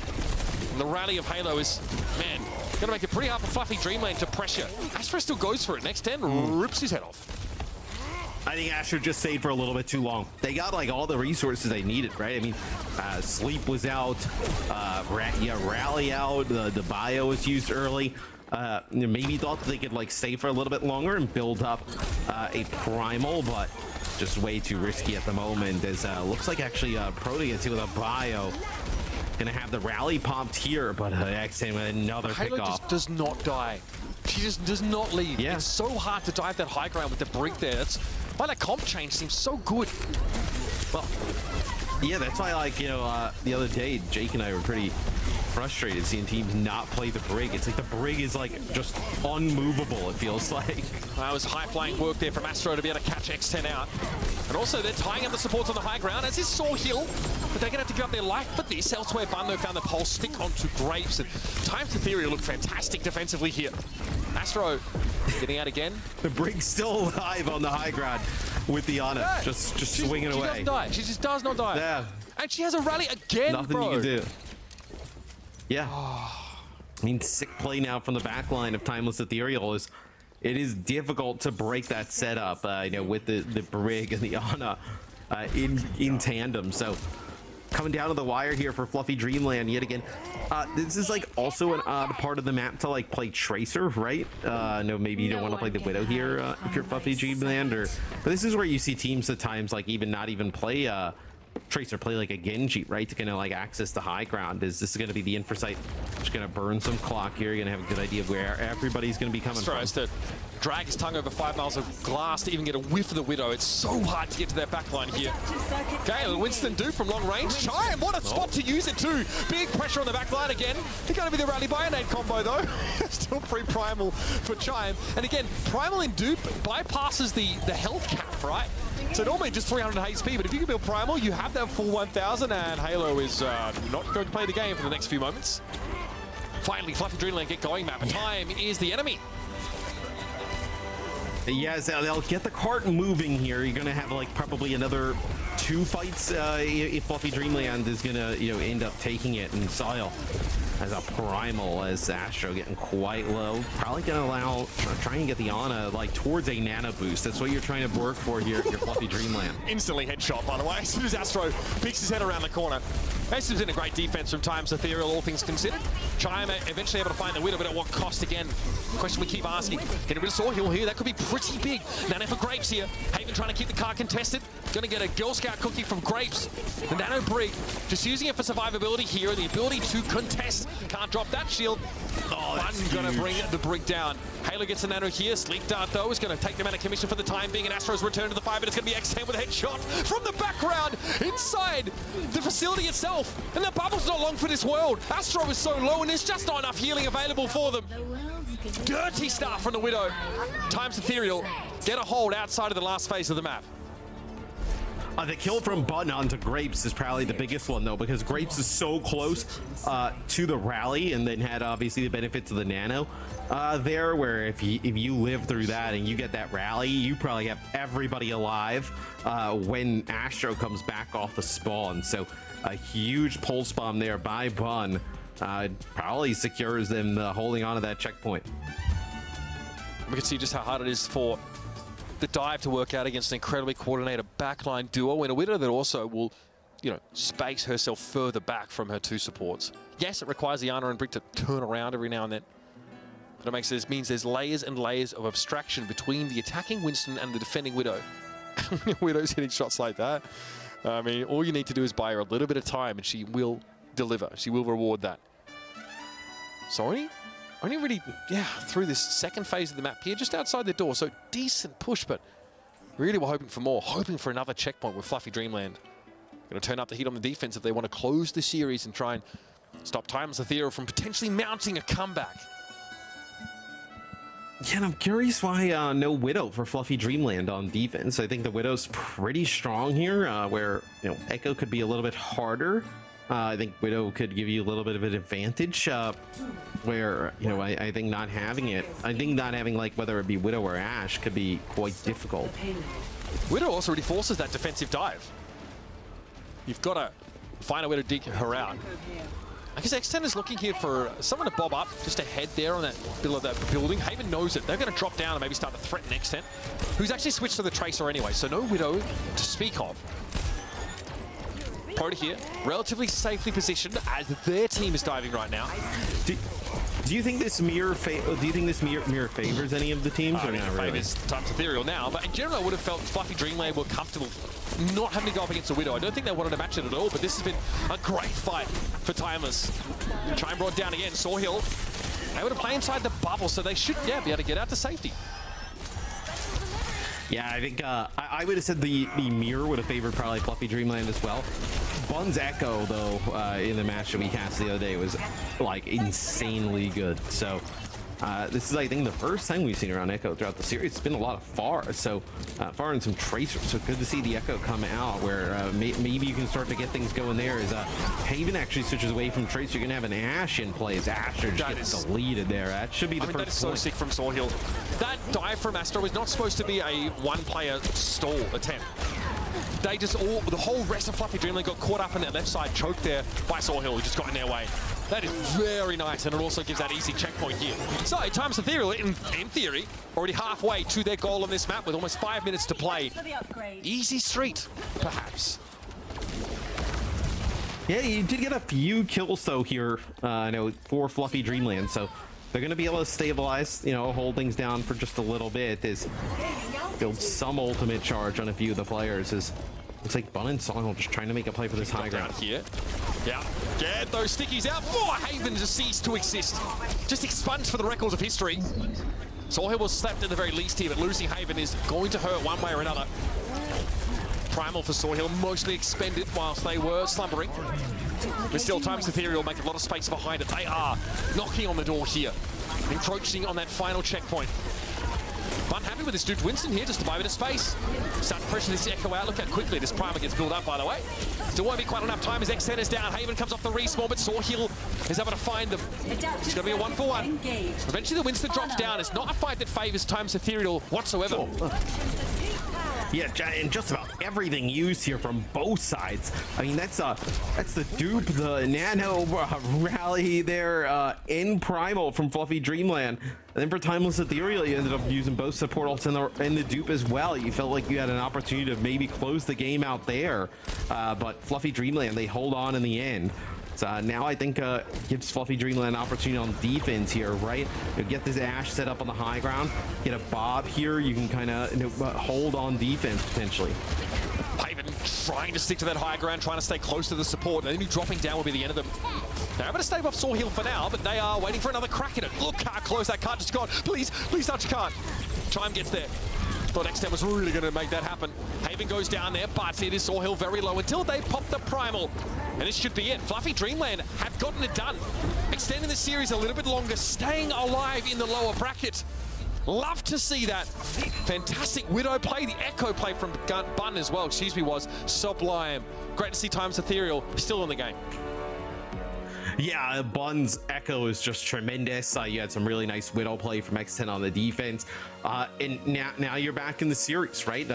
Where do we see Fluffy Dreamland take us potentially, right? With just push and flashpoint as options, but Timeless Ethereal, they get themselves on the board, they give themselves a fighting chance to work their way back into this. How many of these bogey maps are available? But considering these two teams both gravitate towards really similar compositions, it's not like you pick a map that's really hostile to dive or to rush and try and play the opposite style. With the similarities between these two teams, Fluffy Dreamland don't necessarily have a silver bullet in terms of map selection. So yes and no. I think like if you feel like you can play Rush if you're Fluffy Dreamland, maybe you play like a New Junk City, like a map that would feel like it's a little bit more Rush centric. And then if you lose there, you're still in a spot where you have like whether it be Colosseo or Runasapi that you can just like mirror the dive yet again, right? It could be a path you decide to take. Maybe that's kind of how I feel. Didn't work out for them on Dorado, that is for sure. The Widowmaker got the better of them there. So, inflection point in the series perhaps, or is this just a quick coming up for air for Times Ethereal? We're going to have a discuss it. We'll see how it plays out on the other side of it. Nice to see Times Ethereal fight back a bit though, gang. It is. I'm very glad that even if they were to lose the next one, they went out putting up a fight. This was a very competent dive we got to see from them on Dorado. That's something that we're used to them showing us, really, as they do have that synergy. We talked about teamwork. That was on full display on Dorado. But going back in the series, though, and taking a look at some highlights, Lee Jung and Paraiso, that looked rough. Fluffy Dreamland have been having the upper hand throughout the majority of both of those maps, really. Yeah, I think Li Jiang definitely felt relatively one-sided. Paraiso, for me, it was down to the wire. It was a final fight situation. But, this is just some good, honest Overwatch. Both teams strong on the Winston comp, feeling confident and believing that they're the better squad. And now they both have reasons to be confident. That is we got to stop. We got to stop. Stop peeking. All right? No, today has been twice magic for the Widow jump shot. It never happens. It never, especially I'm such a non-believer in a Widow jump shot, but it's been working. Yeah, brutal. But yeah, I think Dorado was a really interesting map because it was dominant.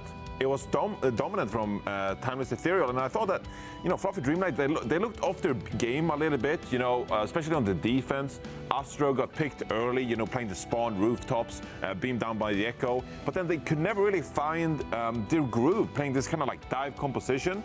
So It is a good sign for Timeless Ethereal, but I think the real problem for them now is like the maps you have to go to here. You know, you got Paraiso out of the way, dive friendly, couldn't win that one. You got Dorado, which you go to pick for Escort, which is going to be a dive map again. Like now you have to get through Flashpoint and Push. I think Brawl is favored here for Fluffy Dreamland, and so I think it's going to be an uphill battle if you want to reverse sweep here. Yeah, I think this is a really interesting question, though. Matt and Mitch did touch on that a little bit as they just ended this map. Where do you even go? Because both teams have played kind of similar stuff anyway, so it's not like you can go to a map where you're like, oh, we're going to be clear favorite just based on composition alone. I mean, all right, I don't think Fluffy Dreamland won the one round of Koth playing Orisa into Reinhardt. I don't think that makes them like the rush team in this series. I feel like we don't know who's the stronger rush team because neither team has really wanted to play it. Only where it's absolutely I'm saying based on like the group stages, because they did play, you know, Circuit Real. They brought out the Sigma, for example. They brought out Astra on a couple of maps, playing the Ramatra. So I just feel like they are very versatile in that regard. All right. And I thought maybe Paraiso and Dorado was a telltale sign from Timeless Ethereal. We want to push the dive matchup. That's where we think we have the edge. And so that's why I think maybe I get the sense that you don't want to play into the Brawl. Well, you might be right because they picked New Junk City. I mean, this is a strong signal that you're going to play Brawl. I do think, though, Timeless Ethereal could put up a fight. Just don't play Ryan. Don't play Ryan. Don't play Ryan. All right. Even I'll say it. Don't usually, play Ryan. Yeah, usually I wouldn't agree with it, but maybe today is not the day in this particular series. New Junk City to close it out, or perhaps Timeless Ethereal can keep themselves alive. Let's see what's going to happen on New Junk City. Guys, please take it away. Thank you very much, crew. Yes, substitution here for Timeless Ethereal. They know that it might be a rush mirror or something similar. At least something a little bit less mobile they get dragged into here. Fluffy Dreamland already showed us the Orisa-based composition. Looked pretty effective, especially with the Mei, to catch out those less nimble tanks. Timeless Ethereal, though, opt maybe into a bit of a poke composition. I like the pick here for Fluffy Dreamland. I think obviously basing it off of the one round of rush on the map number one, probably not the answer, but they probably have a good idea of like, okay, it's just going to be, you know, Winston dive on whatever push we go to. Let's try and play our, you know, rush style of play yet again and see if we can take a map where Timeless Ethereal, they make a sub in terms of tanks, so it'll be Sniper in the game, and they're going to play a slow Sigma comp here, but I think, like, you know, if you can use the speed effectively, right, and dodge the Orisa, I think this Sigma comp definitely can win out. But oh, they catch Bon out. Yeah, they see her on the flank, and that's the Venture out of the picture here. That's a brilliant start for Fluffy Dreamland. I think they noted Timeless Ethereal behind them, but they must have seen a glimpse or heard the Venture. So instead, they just go forward. Take them out of the picture now with X10 missing. We've been playing Ring Around the Rosie here, but eventually Fluffy Dreamland can alight to the point, start that cap out. Again, there are some windows, of course, so the Sigma can, you know, catch the Orisa out with an accretion, but they're a little few and far between with the presence of Fortify. See how that matchup goes in the head-to-head. Yeah, I think, like, with the, you know, the Orisa comp wants to, like, use some of the cooldowns and whatnot to get past the Sigma shield, where Sigma, like, you just want to kind of, like, use this speed to kind of keep that space, like, that medium distance, right, and just kind of, like, rotate him around the map to a point where that Fluffy Dreamland, they have no way to close the gap, and then you just kind of poke them down to death. This is where they'll struggle, though. It's like, how do you kind of take back with this comp? Is oh yeah, Bun. I mean, that's a difficult position to be in. Actually, Drill rushes away from the action, but that's her only escape. And the Mei wall comes out a little bit later. Sure, Bun could have gotten around the wall, but it took too long. Oh, that flank for the Orisa. What a beautiful connection with the Javelin. This is a wash so far in this first flashpoint of New Junk City. Yeah, it's just been dominant so far now from Fluffy Dreamland. As Bun will move away from the Venture and now play the Pharah. So puts some more pressure on Haven, and then also just more splash damage, just damage in general, right? To just kind of make it a little bit harder on Fluffy Dreamland, right? If you can just put down tons of, you know, damage with the Pharah, and then also the Dynamite, right? You know, just put taking damage down on the Fluffy Dreamland, keep the Sigma alive, and just poke them down. That's kind of the path here for Timeless Ethereal. Time got caught out there. There was no way they were getting in. I think an accretion essentially put an end to them. Scarfler gets traded out. Astro's had to take a ton of damage for this, though. They were waiting with the Javelin. It's actually Grapes getting picked off instead. Timeless Ethereal wastes no time and getting back in the game here. They're heading over to this next flashpoint day. We'll be in the driver's seat. Yeah, so this next fight's going to be chaos. You're going to have, what, 4 ultimates on each side here, as Timeless Ethereal get control of the point. How do you want to play this for either team, right? Using these Amp Matrices probably at the same time to kind of counter each other out as Astro's going to try and work through the choke here as it looks like Chime and Proto going to work from the side angle. So they're going to get back towards that point. This will be Bobs for both teams. Amp Matrix is from both sides as well. Thrown up there to basically block the entirety of Ethereal for coming on in. Sound barrier for both sides. Proto not being affected by it, but neither were needed in the end as there was a break in the action precipitated by that May wall. Astro a little bit low here, does have the javelin spin, but needs healing in the meantime. Terra Surge, okay, there's a lot of Latins on the field. And Sniping gets brought down by Grapes, eventually able to break through that Sigma shielding and deal with it, but Chime falls again in the periphery. Still a flip though for Fluffy Dreamland, still 4 to play with. Yeah, I think Sniper got pushed out of the Immortality field there, so it takes a big chunk of damage from the Terror Surge, but then finished off by Grapes, so didn't get the full benefits there potentially of Scuff's Immortality field, so even pushes up, takes a big chunk of damage as Fluffy Dreamland takes the lead.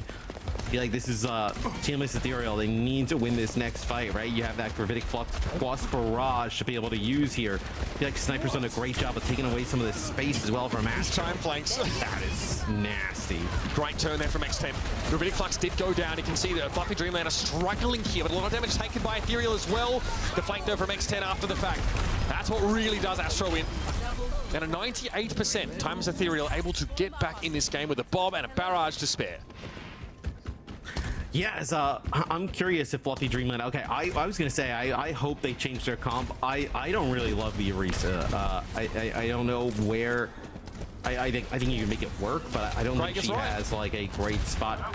I don't think she has a great spot in the meta. Like, yeah, against Reinhardt, sure, but like, in this type of situation, I do like the Ramatra. You can get the Ramatra close to the point and brawl out. That's where the Ramatra can definitely win over the Sigma. But Exton yet again finds another. I don't know if there's much of an opportunity here for Fluffy Dreamland, Matt.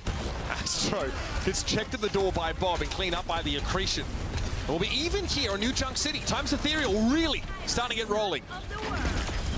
Yeah, I mean, I know XN1 really starting to come alive on the, the damage dealers trying to send this one to a game 5. Would be crazy. A potential reverse sweep here for Timeless Ethereal if they can battle back. And now they'll have this barrage here. I mean, I think the barrage, if you can find a kill with it, I think you feel good about it, right? I mean, it's fun kind of rotating around, seeing kind of what information she can get at the moment. Unaware of a potential flank, trying to delay that with a concussive blast, but they'll still have to play out of line of sight to some degree. Chime also on their own flank as per usual, and it's going about the same way as it always has been. All right, into Ice Block they go. Blizzard deployed instantly. They know they're not on for this well, so can they do something on the way out? Oh, yes! Scuff got caught by the last vestiges of that Blizzard. How to catch up the Baptiste there is great value. The way Chime plays May is just unhinged. Like, you'd want to like kind of put the May think right, with the Ram and just kind of like wall off, run down that Sigma. But instead, Chime on flanks, using the walls, trying to capture supports, using a Blizzard there. It is great to see that Josh's impact is still being felt on Overwatch a couple of years later. I'm all for it. Yeah, I mean, the flanks. The flanks, I feel like, it always works out. Always works out. In one way or another. Yeah. Sure. I think that is Omega Cope, but that's fine. Seen a couple sus ones from Chime, but that one worked out one way or another, as Matt put it. Dynamite there, blocked by the shield. Here comes the Flux. Bob also making an entrance here for Fluffy Dreamland. Sound barrier held here by Ethereal, and Grapes is also holding on to theirs. You're gonna have a later one here. Not good enough to catch Haven and Chime though. Haven could have used it there against the barrage, but still a 1-for-1. Halo out of the picture here after they let that beat go. Getting close to an annihilation here for Astro, but Grapes is in deep trouble. And that Immortality field might not be enough to keep the Ramatra fighting fit. Button has to back away. She can with a concussive blast. And at 99%, Fluffy Dreamland might have to give this one away. Surely Astro's not hoping to do much more than this. Bob came in as well. I think Fluffy will have to be happy enough seeing these ultimates drawn out of Timeless. Yeah, I think you're totally fine if you're Fluffy Dreamland. Getting it to 99 and then seeing them use the Bob basically at the end, I think you're totally fine. You take that They're now continuing to play the May. I think you got to get aggressive with this Ice Wall and the Annihilation in combination, right? Split off Sniper from the rest of the team, or X10, one of the two. Use the speed boost, charge them down, get that Annihilation, and secure this flashpoint. One fight for Fluffy Dreamlands. All they need for this checkpoint. A bit of pressure here at mid-range. Might be Nemesis into Annihilation here. There it is. Annihilation popped instantly. Immortality Field going to be dealt with by Haven. Scuffed is very, very low, and the Amp Matrix may not be enough. Bun's able to make some use of it to deal with the Ramatru, though, in Annihilation. They've lost too many players by the time that happens. Bun here trying to keep it alive with Halo, but it's too much for the two of them. And that'll be another flashpoint for Fluffy Dreamland now on the precipice of advancing in our lower brackets. I mean, they're quite fortunate right now. Astro, when that Amp Matrix gets shot by, Scuff just runs right around the corner and no line of sight to any of the supports. Couldn't even get like a Immortality Field over, but the Annihilation just puts down so much AoE damage in a brief period of time that I know the rest of the team able to clean up a lot of those kills. Now with getting control at this point first in terms of position, you're in a really good spot to use this Blizzard. Yeah. It's thrown out here. Astro hoping to make some use of it. Dancing amongst the snowflakes, it's going to be Halo. Well, the only player that actually gets picked up as a result. And Astro's a little bit out of position relative to the rest of their team here. Bun's in a great spot though. She just sees Grapes and it's an easy pick. Healed up rapidly. Astro's in trouble here, and it looks like Fluffy Dreamland might have the first cap, but I think it'll be short-lived at this rate in a 2 versus 4. Yes, pack it up. What do you think of the May? I'm curious. So do you think you're getting like good value out of this May? Initially effective on some points, definitely not this one. It doesn't do anything to shut down the Pharah, and frankly, the Sigma plays at such a range that it's hard to catch him on a lot of these flashpoints as it is. Yeah, I mean, I'd rather see even like just play Tracer here, right? Just play Tracer Ashe and just kind of play that with the Ramatru. It gives you a real flank presence that is self-sufficient, more, I guess, to a greater degree than the May is. But also harder to keep tabs on. However, yeah, I think you put a little bit more pressure on the back line. I think, like, you know, even to the Sigma, like, you know, if you're not getting value out of these walls, like... Here's Bob. Actually catches on. Oh no, the Flux gets cancelled, shut down. Butterly's trying to even the score with a barrage on Grapes, but that is not going to be enough. Bob exits the fight after claiming 2 kills. Fluffy Dreamland are back in the driver's seat here. X10 would love a kill their way out. Hello! Somebody stop her, please. Astro comes in with a left hook. Oh, I was just trying to kite there. It looked ridiculous, but that bomb from Haven was enormous, right? Sniper using the Gravitic Flux to actually match the Ramatru and Ramatru now, and then the Rocket Barrage. That could be the game changer there. For Timeless Ethereal, I mean, like these support ultimates have to be good, but with this late switch on the tank, Astro already with this Annihilation could go early. Matrix very dangerous to Sniper. They're forced into a defensive stance pretty early, and they're going to be forced away from the rest of their team. The wall's going to catch them out here, and this might be it, folks. Scuffed gets brought down. 80% and counting for Fluffy Dreamland, and Timeless are relatively out of options. Halo at least might be able to get away with their hunting. And then might have found X10, but she's still able to deal with Haven on the way out. Still, it's a lot to ask here from Timeless Ethereal. It's going to be Halo desperately trying to get a touch. She can't, and that is the end of the line for Timeless Ethereal. Fluffy Dreamland advance here in the lower bracket. It's a back and forth. New Junk City, but eventually the Ramatru style prevails. Yeah, it's an incredibly competitive game between these two teams, right? I know pretty much throughout the entire series, I would say map 1 was where Fluffy Dreamland probably looked the best, but everything else kind of came down to, you know, 1 or 2 fights or, you know, a kill here, ultimate there in each direction, where in this final map, Fluffy Dreamland comes out on top. Yeah, I mean, we saw, you know, Timeless Ethereal start with like a venture-based composition, right? That was interesting, but again, exploitable to some degree. Doesn't have quite the same level of mobility as Tracer. The recall, the reset button, it's just not there for Venture in general. Tons to unpack from this series. We saw a myriad of different compositions from both these sides, including some of those greedier support lines that we love to gripe about a little bit. So, Desk, what are your thoughts here? Fluffy Dreamland do advance. Y'all had Timeless Ethereal winning in a 3-2. We did, except Johnny tried to backpedal so very hard, but he didn't fully commit, and therefore he went down with us and with Timeless Ethereal. I tried to commit as hard as I could. I was like in their primal rage weaving. I legit asked if you want to flip-flop. You didn't say. No, we can't. We don't have the technology. I'm the host. I can. Okay, well, I flip for you. What you didn't do. Okay, posthumously. Didn't actually commit, but it was a very competitive series. It was a competitive series. The scoreline doesn't quite give you that impression, perhaps, but there were on the second map and also here on our very last map, it was a back and forth. It was quite a brawl. But yeah. Yeah, I mean, I think the May pick was just like too much here. Like, it gives you such a leg up in this kind of like brawl matchup, especially like you're playing like Ram and May against a Sigma who's like trying to stay alive against these May walls. It gives you such an advantage when it comes to this frontline duel, but also on a couple of these points, like crucial point stall as well. Like you got the May ice block, for example. So I think the Chime May pick just came in clutch in this map, and I think you saw, especially in the front lines, what a big difference maker that was.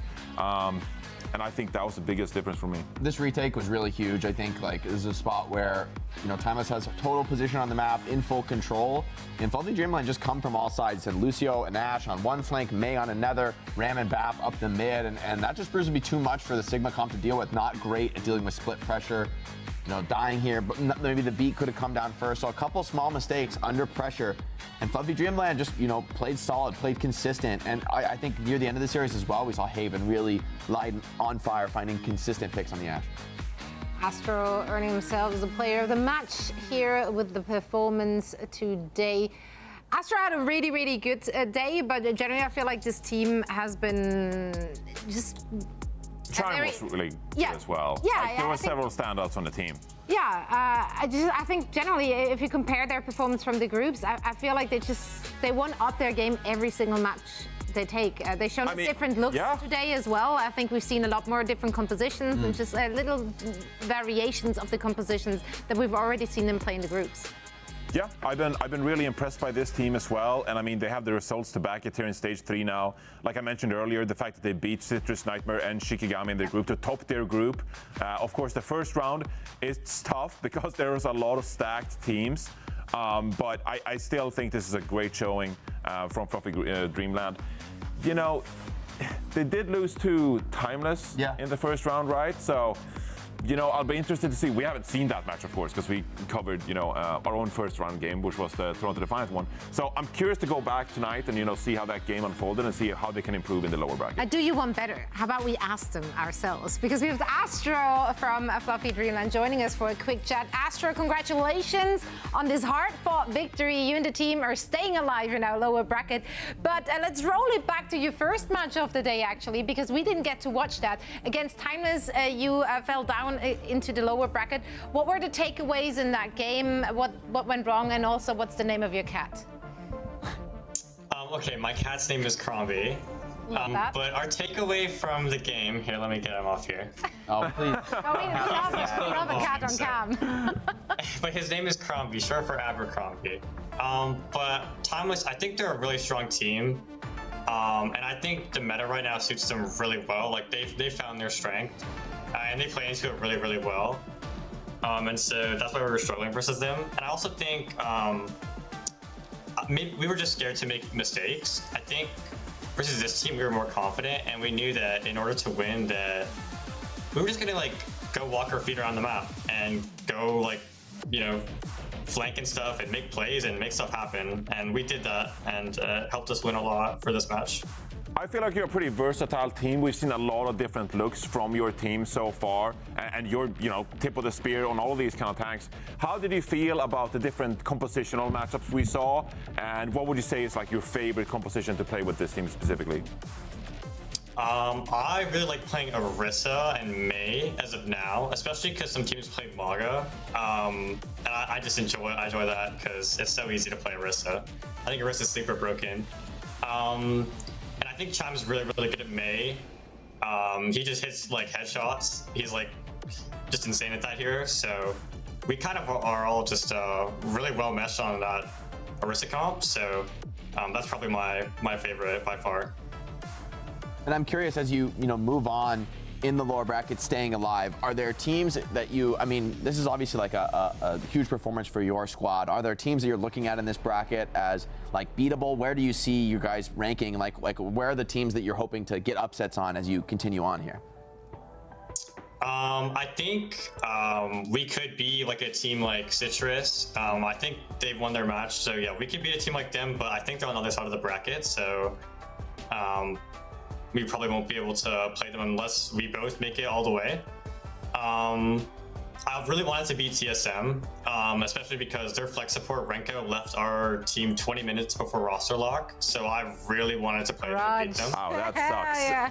That sucks. I'm They're sorry no longer about alive in the tournament, and They're you no longer are. alive, exactly. Yeah. Victory by elimination. Yeah, I guess that means we're better. I don't know. No, that's exactly what it means. That's how this works. Astro and Abercrombie, thank you both so much for joining us for a quick chat. Best of luck in your next match, and we can't wait to see more from you in the squad.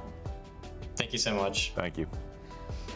I love the strutting off Cat after. It's like, fine, you don't want me? Yeah. I'm still going to be in the background. I don't know if I had the... I think that they'll be playing the loser of Toronto and Nightmare, but I didn't have the heart to tell him.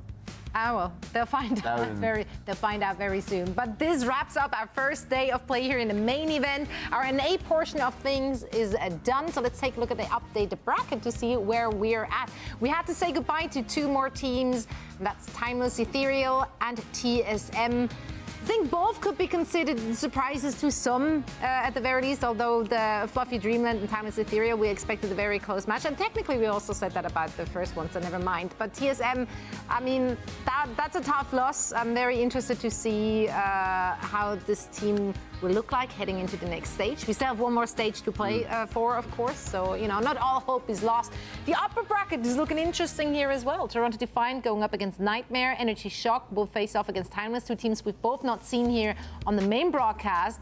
So we're gonna hit the VOD dungeons tonight to see how they got it done. We're about to feast. We're about to feast. I feed every day on the red ladder, Johnny. The upper bracket matches when I load it up. are so good, especially in EMEA. Yeah. The upper bracket matches are so good. You know, got Space Station, Virtus Pro, ENS, Twisted Minds, and then over here as well. You know, you got Toronto Defiant. I'm not gonna rattle them all off because that'd be cringe. But I'm just saying, Actually, you're the almost top there. 8 in both regions are so much fun to watch. That we're gonna feast. We will and be feast. feasting, and feeding will be happening as well from us, from them. I don't know, but it will happen regardless. Let's take a look at some of the best plays from our NA region, as there were plenty to choose from. So many plays popping up. God. This is filthy. Right. I mean, why is he out there? You can't even blame up there? Lep for that, because Kinda that's can like, though. normally the jump shot, Widow would be looking bottom right normally. Maybe somebody pinged or heard the Lucio wall riding or something, but So good for each. this is actually tragic. Like you don't think about that angle thinking about the jump shot. I would have loved to see the Lep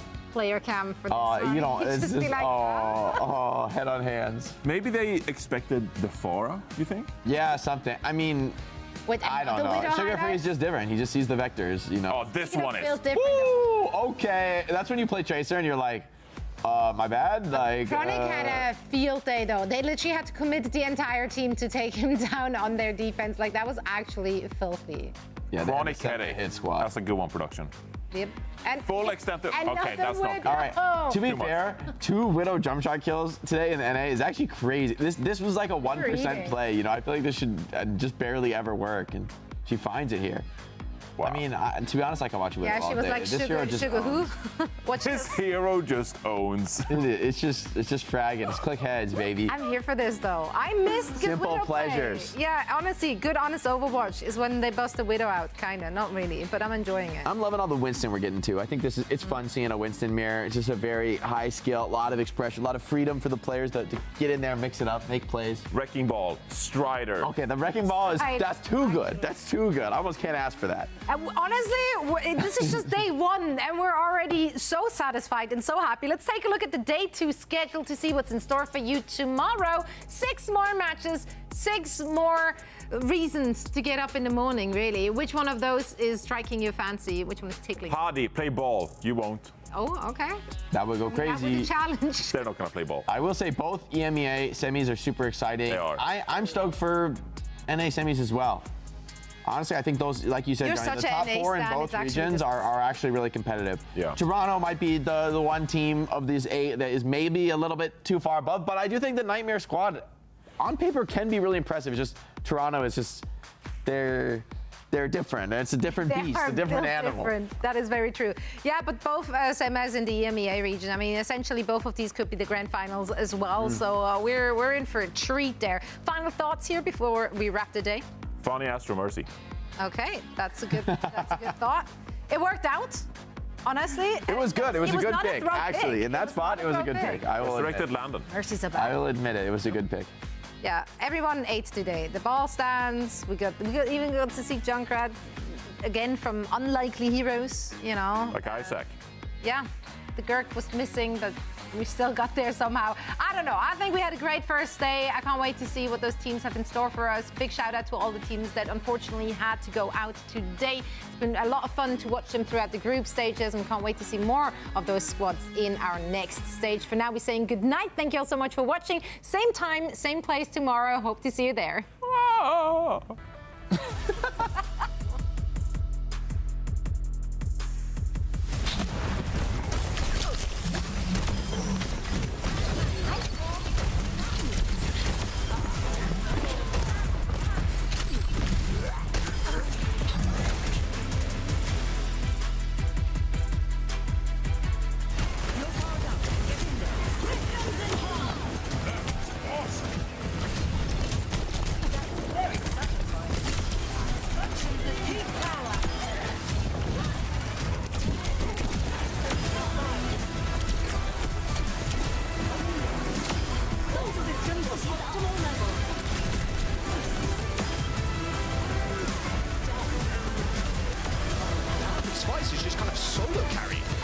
Echo as soon as he switched off the Tracer. He is the one-man army. He is the one-man army. This is going to be it after the stall finishes up. Even the purple as Hitori just tries her best. They're trying their best, but they won't succeed. 132 meters, and nano on the Lucio. I mean, why not? And that's it. Hypnos managed to make the comeback. Yeah, and you know, I think Lucio, it's like oh, that's not supposed to happen. Not because the map doesn't give it, but more because TSM won't play in it. Oh, that is absolute filth. You've got to get that off my screen instantly.